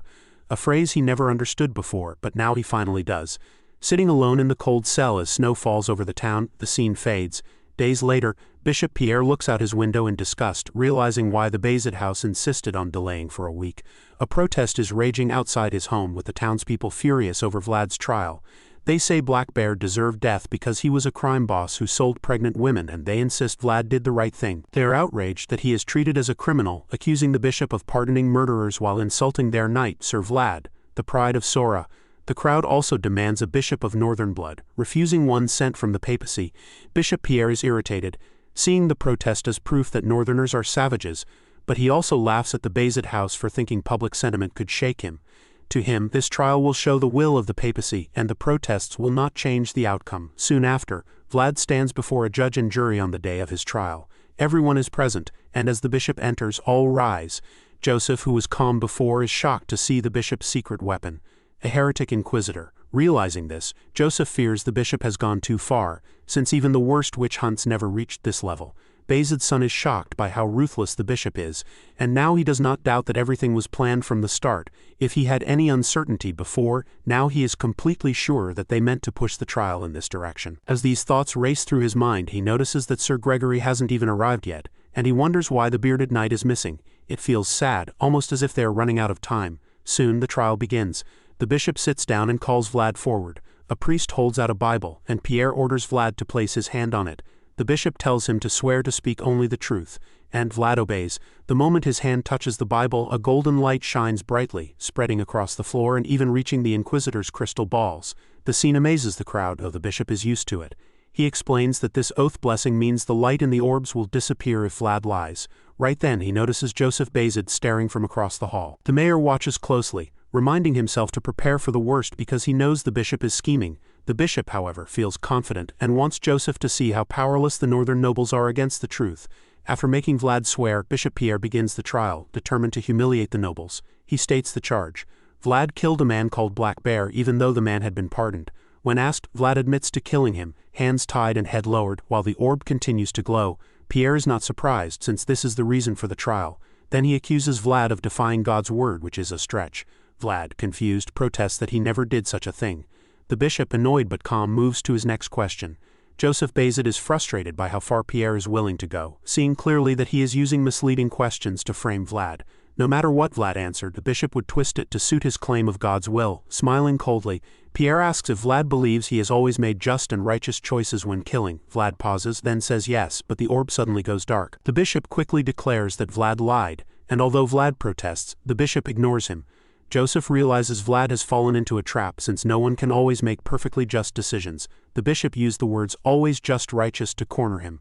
Vlad insists he did not lie, but Pierre simply continues, asking about an event from a year ago in the back alleys, when a boy was struck by black lightning. Vlad is stunned, and when asked if he was that boy, he slowly admits that he was. At once the bishop smiles wickedly, saying that the ominous sign was with Vlad. Vlad tries to explain himself, but the bishop cuts him off and moves on to the next question. While Vlad is still trying to understand what is happening, the bishop keeps pressing him, asking if he heard any voice after being struck by the lightning, or if he received a revelation from some unknown being. Vlad feels trapped because he already lied once, and now the questions are getting harder. The people at the trial are shocked to hear that their beloved knight may carry a dangerous mark, and while some refuse to believe it, it's difficult to defend him when he cannot answer. If it turns out to be true, then all of Vlad's achievements could be seen as the work of possession. Joseph is equally unsettled, knowing that Vlad's sudden growth in the past year was unusual, but he refuses to believe that this alone proves any connection to something heretical. He has seen with his own eyes the boy's sword shine with a brilliance unlike anything else. Still, while Joseph struggles with doubt, the bishop grows impatient, eager to prove Vlad a fraud, and demands an answer. Vlad, however, is overwhelmed. If he admits to hearing a voice, he will be called a heretic, but if he denies it, he will be accused of lying again, which only plays into the bishop's hands. At that moment, the voice in his head urges him to say yes, warning that lying now is more dangerous, and tells him to explain it as a brief loss of sanity caused by the lightning. Vlad knows that 3 more questions remain, and the worst case may force him to reveal the voice's true identity, but the voice reassures him it can stay hidden, leaving him confused. Meanwhile, the bishop grows angrier at his silence, demanding an answer immediately. Just as Vlad prepares to respond, the trial is suddenly interrupted by someone bursting in and ordering it to stop. Everyone, including Joseph and the bishop, is stunned as Father Andreas appears, loudly declaring the trial unfair. Vlad is shocked to see him, while the bishop is furious, accusing Andreas of having no right to interfere. But Andreas counters, reminding Pierre that he vouched for Sir Vlad of Sora before God, and any doubts should have gone through him first. Pierre, knowing Andreas has the right to be there, grudgingly allows it. Father Andreas then approaches Vlad, praises his strength so far and tells him to let him handle the rest. Holding his hands, he asks Bishop Pierre to repeat the question, saying he will answer in Vlad's place. The bishop agrees and asks again if Vlad heard any voice or revelation from an unknown entity after being struck by the black lightning. Andreas seems surprised by the question but quickly gives a clever reply, claiming that Vlad's actions will always be guided by that voice. Pierre tries to twist this, asking if the priest means the voice is unholy, but Andreas cuts him off and insists the voice comes from God above. The bishop is enraged, thinking this borders on blasphemy, but Andreas reminds everyone of Vlad's deeds, cutting through darkness with light, protecting pilgrims from a fallen dragon's remnants and saving children from heretical beings. Finally, he asks the bishop to consider how rare it is for a knight to be vouched for by both himself and Saint Rosino. The people at the trial start to feel more at ease because they realize the voice wasn't something evil but the voice of God, which seems reasonable since one of the young knight's guarantors is priest Andreas himself. Even so, the bishop is set on proving that Vlad is under dark influence. He reminds everyone that Vlad was born in the back alleys, a low place, and claims that God would not bless someone like him so easily. But Father Andreas quickly replies by reminding him that Lord Frozen, who also came from a fallen noble family and suffered greatly, rose from the bottom to become the Empire's first king and only swordmaster. The priest explains that God's blessings are not given based on birth but on the path a person chooses, leaving the bishop speechless. So he moves to his next point. He brings up Vlad's past, saying the boy committed many crimes in the back alleys of Sora and asks if it is true. The priest answers that those acts were closer to emergency relief, which shocks the bishop who cannot understand how crime can be called that. Still, Andreas explains that the back alleys are full of stealing, robbing and killing, where tragedy is the only way to survive, and he adds that this is not only Vlad's story but the daily reality for everyone living there. He makes it clear that if the church shows compassion and gives support, that chain of tragedy can be broken. The bishop grows frustrated at being countered again and again, but he insists Vlad's growth is impossible, since someone so new to the sword has already awakened aura, fought knights and even killed a dragon. Calmly, Andreas replies that on that day a simple mercenary, running through the night to fulfill his duty, lit up the sky with a pure white light, and he is sure he wasn't the only one to witness the miracle of Sir Vlad. The bishop then asks for a witness, since without one it's only words. Joseph steps in and presents written testimony from respected knights. Duncan of Heinel, Holy Knight Justia of San Rosino, and even Volkanov Baranov, heir to the northern family of Baranov. All of them confirm Vlad's achievements, but the bishop still refuses to fully accept the defense. He had carefully prepared accusations about Vlad's faith, his lowly origins, his past crimes, and whether his talent was fake, but now he must reveal his final weapon. He orders the seal of binding to be brought and knights enter carrying it, shocking the people since they are paladins of the Vatican. Everyone wonders what could require such holy warriors. The bishop then declares he has one last question that won't be asked in words but shown through direct action. When the case is opened, even Andreas is surprised to see the mirror of Saint Mariloy, a Vatican relic that reveals the truth of anyone who looks into it. Bishop Pierre announces that the exorcism ritual is about to begin. Andreas thinks it is absurd since Vlad's innocence can be proven by testimony, but the bishop ignores this, saying he must clear up even the smallest doubt. Joseph grows frustrated, realizing the bishop is twisting the situation. The problem is that once an exorcism ritual is performed, it leaves a permanent stain of disgrace. Joseph sees now that the trial's true purpose is not to find truth but to burden Vlad and his witnesses, since the bishop's real goal from the start was to seize control of the north. Pierre orders the sacred prayer to begin, and it becomes clear that the situation is spiraling. Andreas tries to suggest another holy relic be used to prove the truth, saying they should not treat such sacred artifacts lightly, but the bishop, tired of him, snaps and warns him to watch his words, saying that to him the search for evil may seem trivial but he does not appreciate such an attitude. Bishop Pierre explains that Vlad only needs to stand before the relic without lies if his soul is truly pure. Andreas realizes he has no other way to stop the bishop, and if he refuses it would only prove that evil exists within him. Andreas tells Vlad that he cannot stop the exorcism, but reassures him that the relic only shows impurity, and he has full faith in him because he has seen Vlad's true self. Still, the young knight looks uncertain, and the bishop grows impatient, wondering why Vlad is hesitating. Knowing there is no turning back, Vlad steps forward and the voice tells him everything will be fine and to walk proudly as he always has toward the light. Though scared, Vlad gathers his courage, takes a deep breath and steps before the relic. Instantly, the world around him changes and a powerful knight in a white cape appears.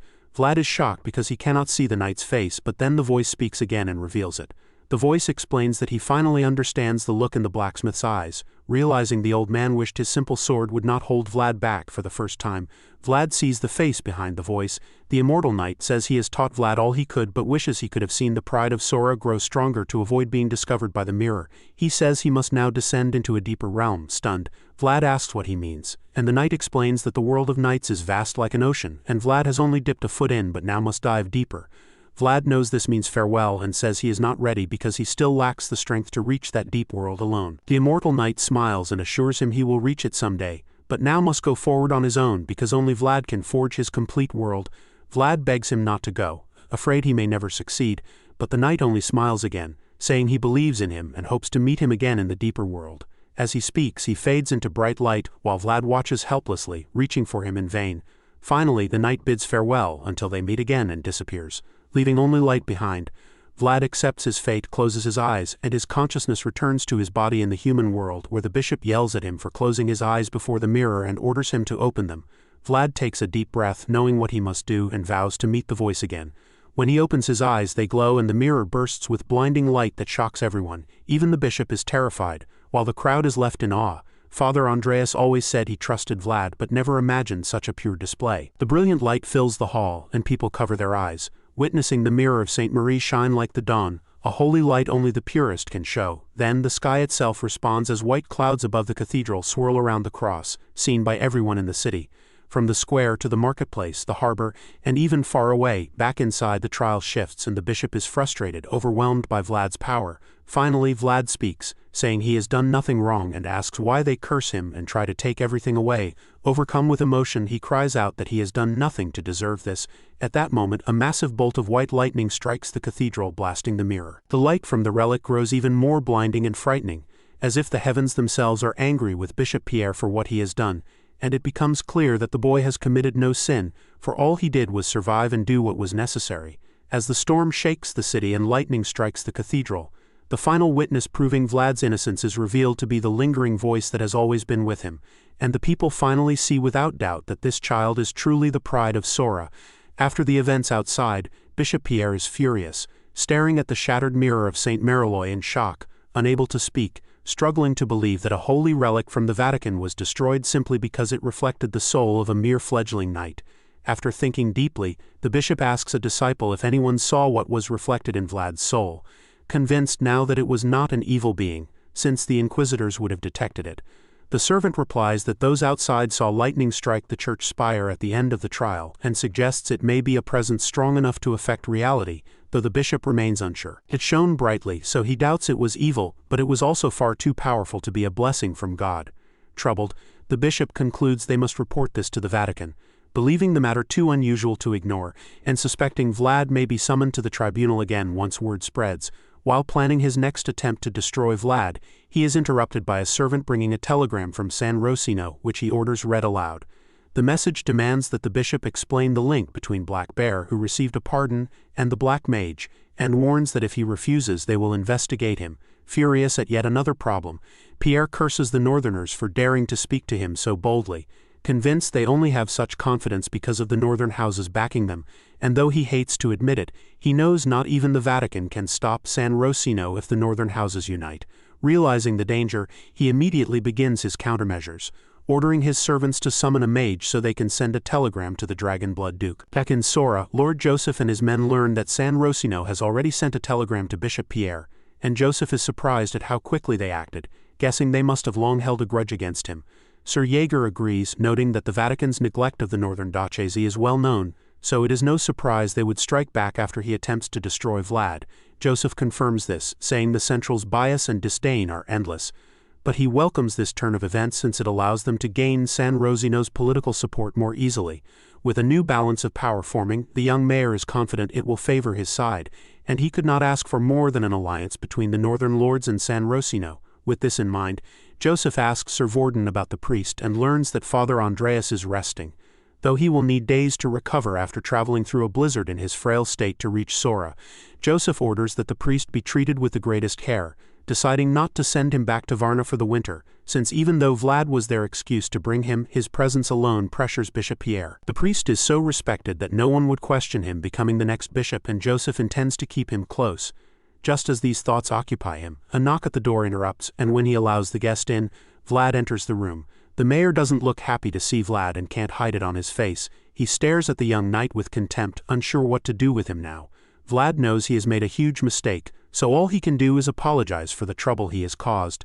He looks genuinely sorry while the senior knights behind him watch nervously, waiting for their master's response. Then Bayezid's son begins to speak, explaining that he always prefers careful planning to achieve results. But Vlad has been unpredictable from the very beginning until now, never once showing consistency. He tells Vlad that the Vatican will now be watching him closely since he interfered with their work. All Vlad can do is apologize again, realizing how much trouble he has caused everyone. Suddenly, Joseph says that the priest mentioned Vlad might carry the blessing of God within him. Vlad is shocked and finds it hard to believe, but his master doesn't care what he thinks and insists it will be true whether Vlad believes it or not.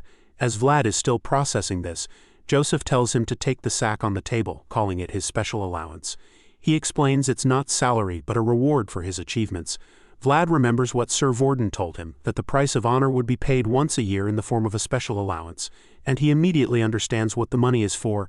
Joseph reveals there are more than 300 gold coins in the sack, and Vlad is stunned by the amount, blurting out a question about why he's receiving so much. Joseph ignores the question and tells him he has also calculated all their past work together, and now that Vlad is a knight, he deserves to be credited for his achievements since they first met. Vlad now understands and, overjoyed, thanks his master for this special allowance, grinning from ear to ear. But before he can get carried away, Joseph reminds him that as a knight he now carries responsibilities, making it very clear that things are more serious than before. Vlad assures him he is ready for what lies ahead. Then Bayezid's son reminds him that he ignored the pardon carrying God's will, as Bishop Pierre said during the trial, and that it was his fault. Therefore he decides Vlad must be held accountable. Although it seems fair, Joseph believes punishment is needed, and in that instant he banishes Vlad from Sora without hesitation. The decree shocks Vlad so deeply that he freezes, horrified, unable to speak. After a few moments he finally asks Joseph what he just said, hoping he misheard, but Bayezid's son gives him a cold look that confirms the truth. Sir Jaeger and Sir Vorden stand silently, pitying Vlad but powerless to help, unable to even meet his eyes. Vlad's whole life flashes before him as he trembles, trying to understand what just happened so suddenly. It becomes clear that even a small mistake would give the bishop and the Vatican another chance to strike at him. Joseph is convinced that sending Vlad away is the only choice because the boy has become too much of a target for enemies. Though it is painful to dismiss his most promising knight, he knows that weak mercy would only bring ruin. So he chooses decisive action and repeats his order for Vlad to leave Sora within a week. The words cut through Vlad like daggers again, leaving no doubt about what the mayor wants. His eyes widen in horror as the harsh truth hits him like a train. As Vlad struggles to accept his fate, the scene shifts to a flashback of his early life. In Rose's Smiles, a group of men is drinking and talking. One of them groans that he wishes he had 100 gold, and another asks what he would do with it. The man dreams of buying land so he can settle down and leave his current line of work, which looks like something criminal. Though he wants a better life, his colleague mocks him. Still, the young man refuses to give up, saying he would use the money to get a decent building and start a business. His partners are surprised he is serious, but to them it seems like an impossible dream, and they conclude that their unrealistic friend will only fail miserably. Even so, the dreamer stays determined, saying it is better to fail at business than to keep living by the sword every day. He makes his point and then asks the rookie in the shop to agree with him, and that's when we notice the blonde kid in the corner mopping the floor. He asks little Vlad what he would do if he suddenly had 100 gold, but the bitter boy just glares at them and bluntly asks if anyone is planning to give him that money. From his tone, the ambitious thug mocks him for being so sour, and since none of them have that kind of money anyway, the man explains that it was just a casual question. Vlad thinks about it for a moment and says the first thing he would do is pay off his debt if he had 100 gold. The dreamer is shocked to hear this because he can't imagine a boy like him owing such a huge amount, so he teases him and asks if he's gotten himself into gambling. Vlad quickly explains that it isn't gambling but just some things he needs to pay back, which makes the thugs curious, and they all ask him what kind of things he's talking about. That's where the flashback ends, and in the present, Vlad realizes it's time to finally pay off that debt before he leaves. He goes to Rose's Smiles and hands Madame Marcella a couple of stacks of gold coins, surprising her because she reminds him that he doesn't need to worry about the inn fee he still owes her for sheltering him. But Vlad insists she take the money, pointing out that she has been spending so much to care for the street kids and likely put all her savings into turning the place into an inn. So he urges her to accept it and assures her that Rose's Smiles will thrive again once these hard times pass. The madam reluctantly accepts but insists he should at least keep 50 gold, yet Vlad tells her to take it all so she can improve the inn's quality of service. When she hesitates again, he tells her to see it as his investment, saying she can give him a share of profits later, and she promises to work hard because she wouldn't want her investor to lose out. She is deeply grateful for his help but also exhausted at the thought of all the work ahead, since she had been thinking of leaving the inn to Zeina so she could rest. But now she must stay. Vlad is surprised and tells her he can't stand to see Rose's smile collapse while he's still alive. Seeing how much he cares, Marcella urges him to take care of himself, shocked that he is leaving again so soon after returning from his last mission. Vlad hasn't told her about his banishment because he doesn't want her pity, so he just reassures her he'll return safely again, and she believes he will. Suddenly, Vlad thanks her, leaving her confused about what exactly he is grateful for, until we see another flashback of when Marcella first took him in, and he thanks her for bringing light back into his dull, lifeless world and for everything she has done for him. After saying goodbye at Rose's smiles, Vlad returns to the mansion in Sora to visit Father Andreas and his young disciple. He sees the boy struggling with a heavy bucket of water and quickly helps him so it doesn't spill. The boy is stunned to find himself beside the famous Vlad of Sorrow, almost as if in a dream. Vlad takes the bucket, and as they walk down the hall together, he asks about Father Andreas's health.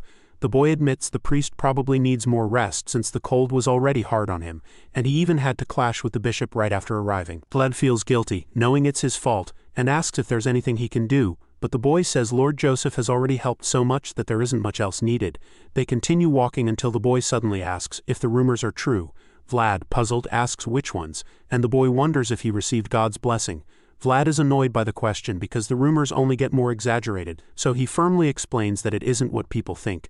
The boy listens closely but then says Father Andreas was proud that Vlad finally became a full knight, which surprises Vlad yet fills him with pride. Even so, the boy keeps insisting that Vlad received God's blessing, and when Vlad denies it again, the disciple eagerly asks if he can brag to the other initiates that he once prayed with Vlad, which only makes it clear that the rumors will spread even more.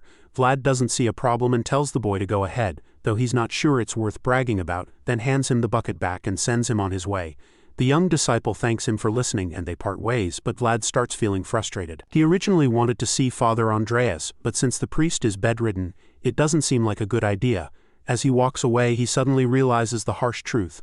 Unlike before, when he always had a voice in his head, now it's completely quiet, and he's reminded of how long it's been since he felt this lonely. Through most of his trials he always had that voice with him, but now he's alone and he has no choice but to get used to it.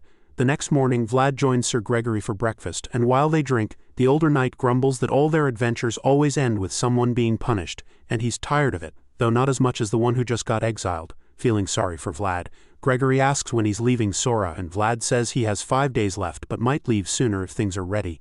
The big knight is heartbroken, but he still thanks Vlad for helping complete their plans. With the Black Bear gone, the Canner family's expansion in Sora is secured, and negotiations with Lord Joseph are finished, all thanks to Vlad. Even though it cost him his home, Vlad isn't angry and is glad something came out of it. Still, Gregory feels guilty about his banishment and admits he owes Vlad a huge debt, then tells him that Lord Canner wants to repay it by sponsoring him for life. Vlad is surprised and jokes about getting free sausages forever, which makes Gregory laugh and promise to give him so many that he'll get sick of them. After the laugh, the mood turns awkward, and Gregory makes an embarrassing confession. When they defeated Black Bear, Vlad acted more like a true knight than anyone he's ever known. He says Vlad ignored religion, politics, gain, and ambition, and only followed the swordmaster's code, which is rare in their time. True knights are scarce, but that night Vlad showed real knighthood, making Gregory feel ashamed of himself yet proud of Vlad. He tells him to take care of himself, and Vlad, stunned at first, smiles proudly and they toast. Later at the harbor, Vlad is saying his goodbyes and he spends time with Harvin, who's thrilled to see ships again. They admire a grand ship, and Harvin says it must be hard to steer with the river frozen, while Vlad comments it's too expensive, surprising Harvin since he's no boat expert. After browsing, Vlad asks if Harvin still wants to sail and travel far from Sora, and when Harvin says yes, he wonders why Vlad is asking. They stop at another ship and Harvin explains it costs 200 gold, cheaper than the others and popular with merchants, and Vlad reveals he bought it. Harvin is shocked, but Vlad smiles and says he wanted to repay him for always supporting him and Zeina when they had nowhere to go. Vlad swore he would repay that debt, and though Harvin limps on land, he won't on the sea. While Harvin tries to process this, Vlad hands him the deed and tells him to sign it in his name. Harvin is confused by everything happening, and it almost feels like a dream, but Vlad assures him that the boat now belongs to him. Harvin slowly accepts the ship's deed and his confusion turns into gratitude as he smiles at Vlad while taking the documents. Then Vlad hands him a hat, congratulates him on his new boat, and calls him captain, which makes Harvin cry tears of joy as he puts the hat on. After this, Vlad says his final goodbye to the old blacksmith at the cemetery. Knowing they will not see each other for a long time, thanking Sir Maxim for protecting the Rose's smiles, Sir Vorden for reciting the proclamation, and quietly meeting with Sir Gregory and Sir Cade who helped protect the children's future, as he slowly repays his debts and lets go of the names in his heart, leaving behind those whose debts he can never repay. Time quickly passes and soon the knight must leave, but that night he meets his old friends one last time and tells Harvin to go to Sturma to receive the Kaner family's meat shipment when the river thaws, explaining that it is not enough for sailing the open sea but is a good start for his first voyage. Harvin is surprised and asks if Vlad already arranged a trade connection, but Vlad just tells him to prepare when he can. Then he asks Otar to help Harvin with his business, and his strong friend agrees without hesitation.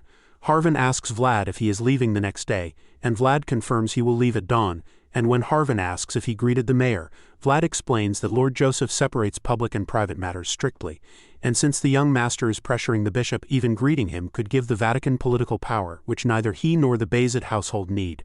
Harvin sighs in frustration and asks if Vlad met everyone he wanted before leaving, but Vlad just smiles mischievously and says there is still one person left. The scene shifts to Zemina's room where she is crying, likely because she heard Vlad is leaving, and when Vlad knocks on her door asking to talk, she ignores him until he threatens to break it down, which makes her open it. She is upset and only lets him in to avoid damage, telling him to say what he wants and leave, but Vlad can see the pain in her eyes and admits he wanted to wait for her but has run out of time, begging her not to hate him for what he is about to do, then suddenly throws her over his shoulder despite her screams and carries her out into the dark alleys of Sora. She yells at him to let her go and demands to know where he is taking her, and when he reveals he is leaving tomorrow, she calms down, scolds him for causing trouble and sadly calls him an idiot while Vlad admits it but says at least he is only being chased away and not killed. Suddenly the bells ring, reminding him it is curfew, so he warns her before sprinting through the alleys at incredible speed while she screams in shock, her hair flying wildly as she yells at him for being crazy and raising her blood pressure, but he keeps running without slowing down. Finally, they reach their destination, and Zemina is left speechless when she sees a beautiful dress in a store window while Vlad talks to the shop owner. The man is overjoyed to see that the famous Vlad of Sora returned to his shop. Vlad apologizes for being late and asks if the order he placed earlier is finished. The excited designer quickly confirms that it is ready and even says he was planning to deliver it to Vlad the next day since he hadn't shown up all day. Vlad then suddenly tells Zemina to try on the dress, and at first she is taken aback. After this little visit to the back alleys, the scene shifts, and on the way back it begins to snow. This time Vlad does not carry her on his back because they are finally on the same page. As they walk, Vlad tells her she looked beautiful in the dress when she tried it on. She says nothing, so he turns to look at her and notices her acting strange. He smiles warmly and asks why she is being awkward all of a sudden. That is when it becomes clear that she is still wearing the gorgeous red dress he got her. She is extremely flustered, and though she tries to hide her blush, her red cheeks give her away. She insists she does not know what he is talking about, but Vlad lets her off easily. He is more focused on how stunning she looks and is glad it was tailored perfectly, even joking that she will not grow any taller. Zemina does not take the joke well and asks if he has a death wish. Vlad explains that he did this because he wants her to wear her clothes from now on instead of borrowing from Madame Marcella. Zemina cannot hide that she is touched by his gesture, especially since he also bought her a necklace, earrings, shoes, cosmetics, and even a fan, which makes her wonder how much it all costs. Vlad tells her it is about the same price as a sword at the forge, but she does not believe him since the shoes alone are worth more than 5 gold. She already feels he has done a lot for her, but Vlad wishes he could have done even more, saying that if he had more time, he would have arranged for her hair as well, and he feels bad for not being able to. Before he can go on, Zemina tells him that he is only going through all this because he is being kicked out like an idiot, and it is clear she is sad about it. Still she is hopeful and asks when he will return, but Vlad admits he does not know since the young master only told him he was being banished. Zemina starts to worry that he might never come back and asks if that is the case, but Vlad teases her by asking if she plans to follow him if he never returns. She quickly denies it so he does not get cocky, assuring him she would never leave Rose's smiles behind. Vlad then remembers that Madame had thought about leaving the place to Zemina, and when he tells her, she is shocked. He jokes again, saying he will have to return before the place goes bankrupt with her in charge since he invested a lot of money in it, and promises to come back if not for anything else then to get his investment back. After a few jokes he tells Zeina to take care of their home, which stuns her, and then he gives her the handkerchief she once made for him. Vlad says he did not know this was how nobles did things, but she does not understand what he means. While she is still trying to figure it out, he kneels on one knee and asks her to give him her handkerchief. Zemina's face turns bright red and she freezes flustered. There are two ways for a knight to receive a lady's handkerchief, either with the tip of a sword or directly hand to hand. So there, in the middle of an empty plaza, a knight knelt before his lady, and her handkerchief passed from her hand to his. The lady may not have realized it, but the knight, through that act, took on a solemn vow to protect her. After this, the story shifts again as Vlad rides his horse back toward the city. He finds Goth waiting, shivering in the cold, ready to leave at dawn. Vlad is surprised to see him there, and asks what he is doing. Goth reminds him that he is his knight attendant. Vlad tells him to stop joking since he is now an exiled knight, and advises Goth to stay in Sora and build a life there, but Goth refuses. He insists he has invested too much in Vlad to let it go to waste and says that with all the scammers out there, Vlad will be penniless within a week if he goes alone. Vlad jokes that Goth shouldn't talk about scammers since he's not the most honest person either, but Goth assures him he can be trusted and tells him to come along because while Blondie thinks he's clever, Goth knows the world better. Goth heard that Vlad got a boat for Harvin, so he wonders if the exiled knight will take care of him the same way one day. But Vlad only laughs and says it depends on how things go between them. They'll be traveling together, so Goth asks where they're heading first, and Vlad simply says east, which sounds random to Goth, but Vlad knows exactly where he's going because there's something he needs to find, and he makes that clear. Goth decides it's better than wandering around like vagabonds, and as they leave, Vlad looks back at the city he's called home all his life, says goodbye and hopes everyone in Sora stays safe while he's gone. He begins his journey with Goth and the two ride out before sunrise, watched from afar by the young master, who regrets not giving a proper farewell to his most promising knight, knowing it might be a long time before he sees the pride of Sora again. Sir Jaeger joins him and notes how cold the air feels, but Joseph says his heart feels colder, even to the point of itching, because Vlad didn't even look back, which shows he already has a goal in mind. Joseph tells Jaeger that things will get busier from now on since he believes Vlad will return, and so they must gather strength quickly to protect what is theirs. Jaeger agrees to follow him but asks if it was wise to exile their best knight instead of just sending him on a mission, since Vlad is already unpredictable. But Joseph insists he couldn't deny someone who has always lived under orders the chance to act on his own, calling it a great favor. He also believes this is a historic moment for the Bayezid house, because a knight leaving on his path with only his honor revives a tradition last seen in their grandfather's time. Sora raised Vlad, Bayezid trained him, and now this knight sets out under his banner, walking a path not seen in generations as the blonde swordsman takes his first steps into that old tradition. The scene shifts to the imperial capital, Brigantes. The Duke asked his son what he thought of Pierre's offer. His son replied that they could obtain both justification and benefits and that it was a great plan with nothing more to add. The Duke agreed, saying that the old bishop had quite a commendable idea. He declared that they would accept Pierre's offer and ordered that his flag be placed in the north.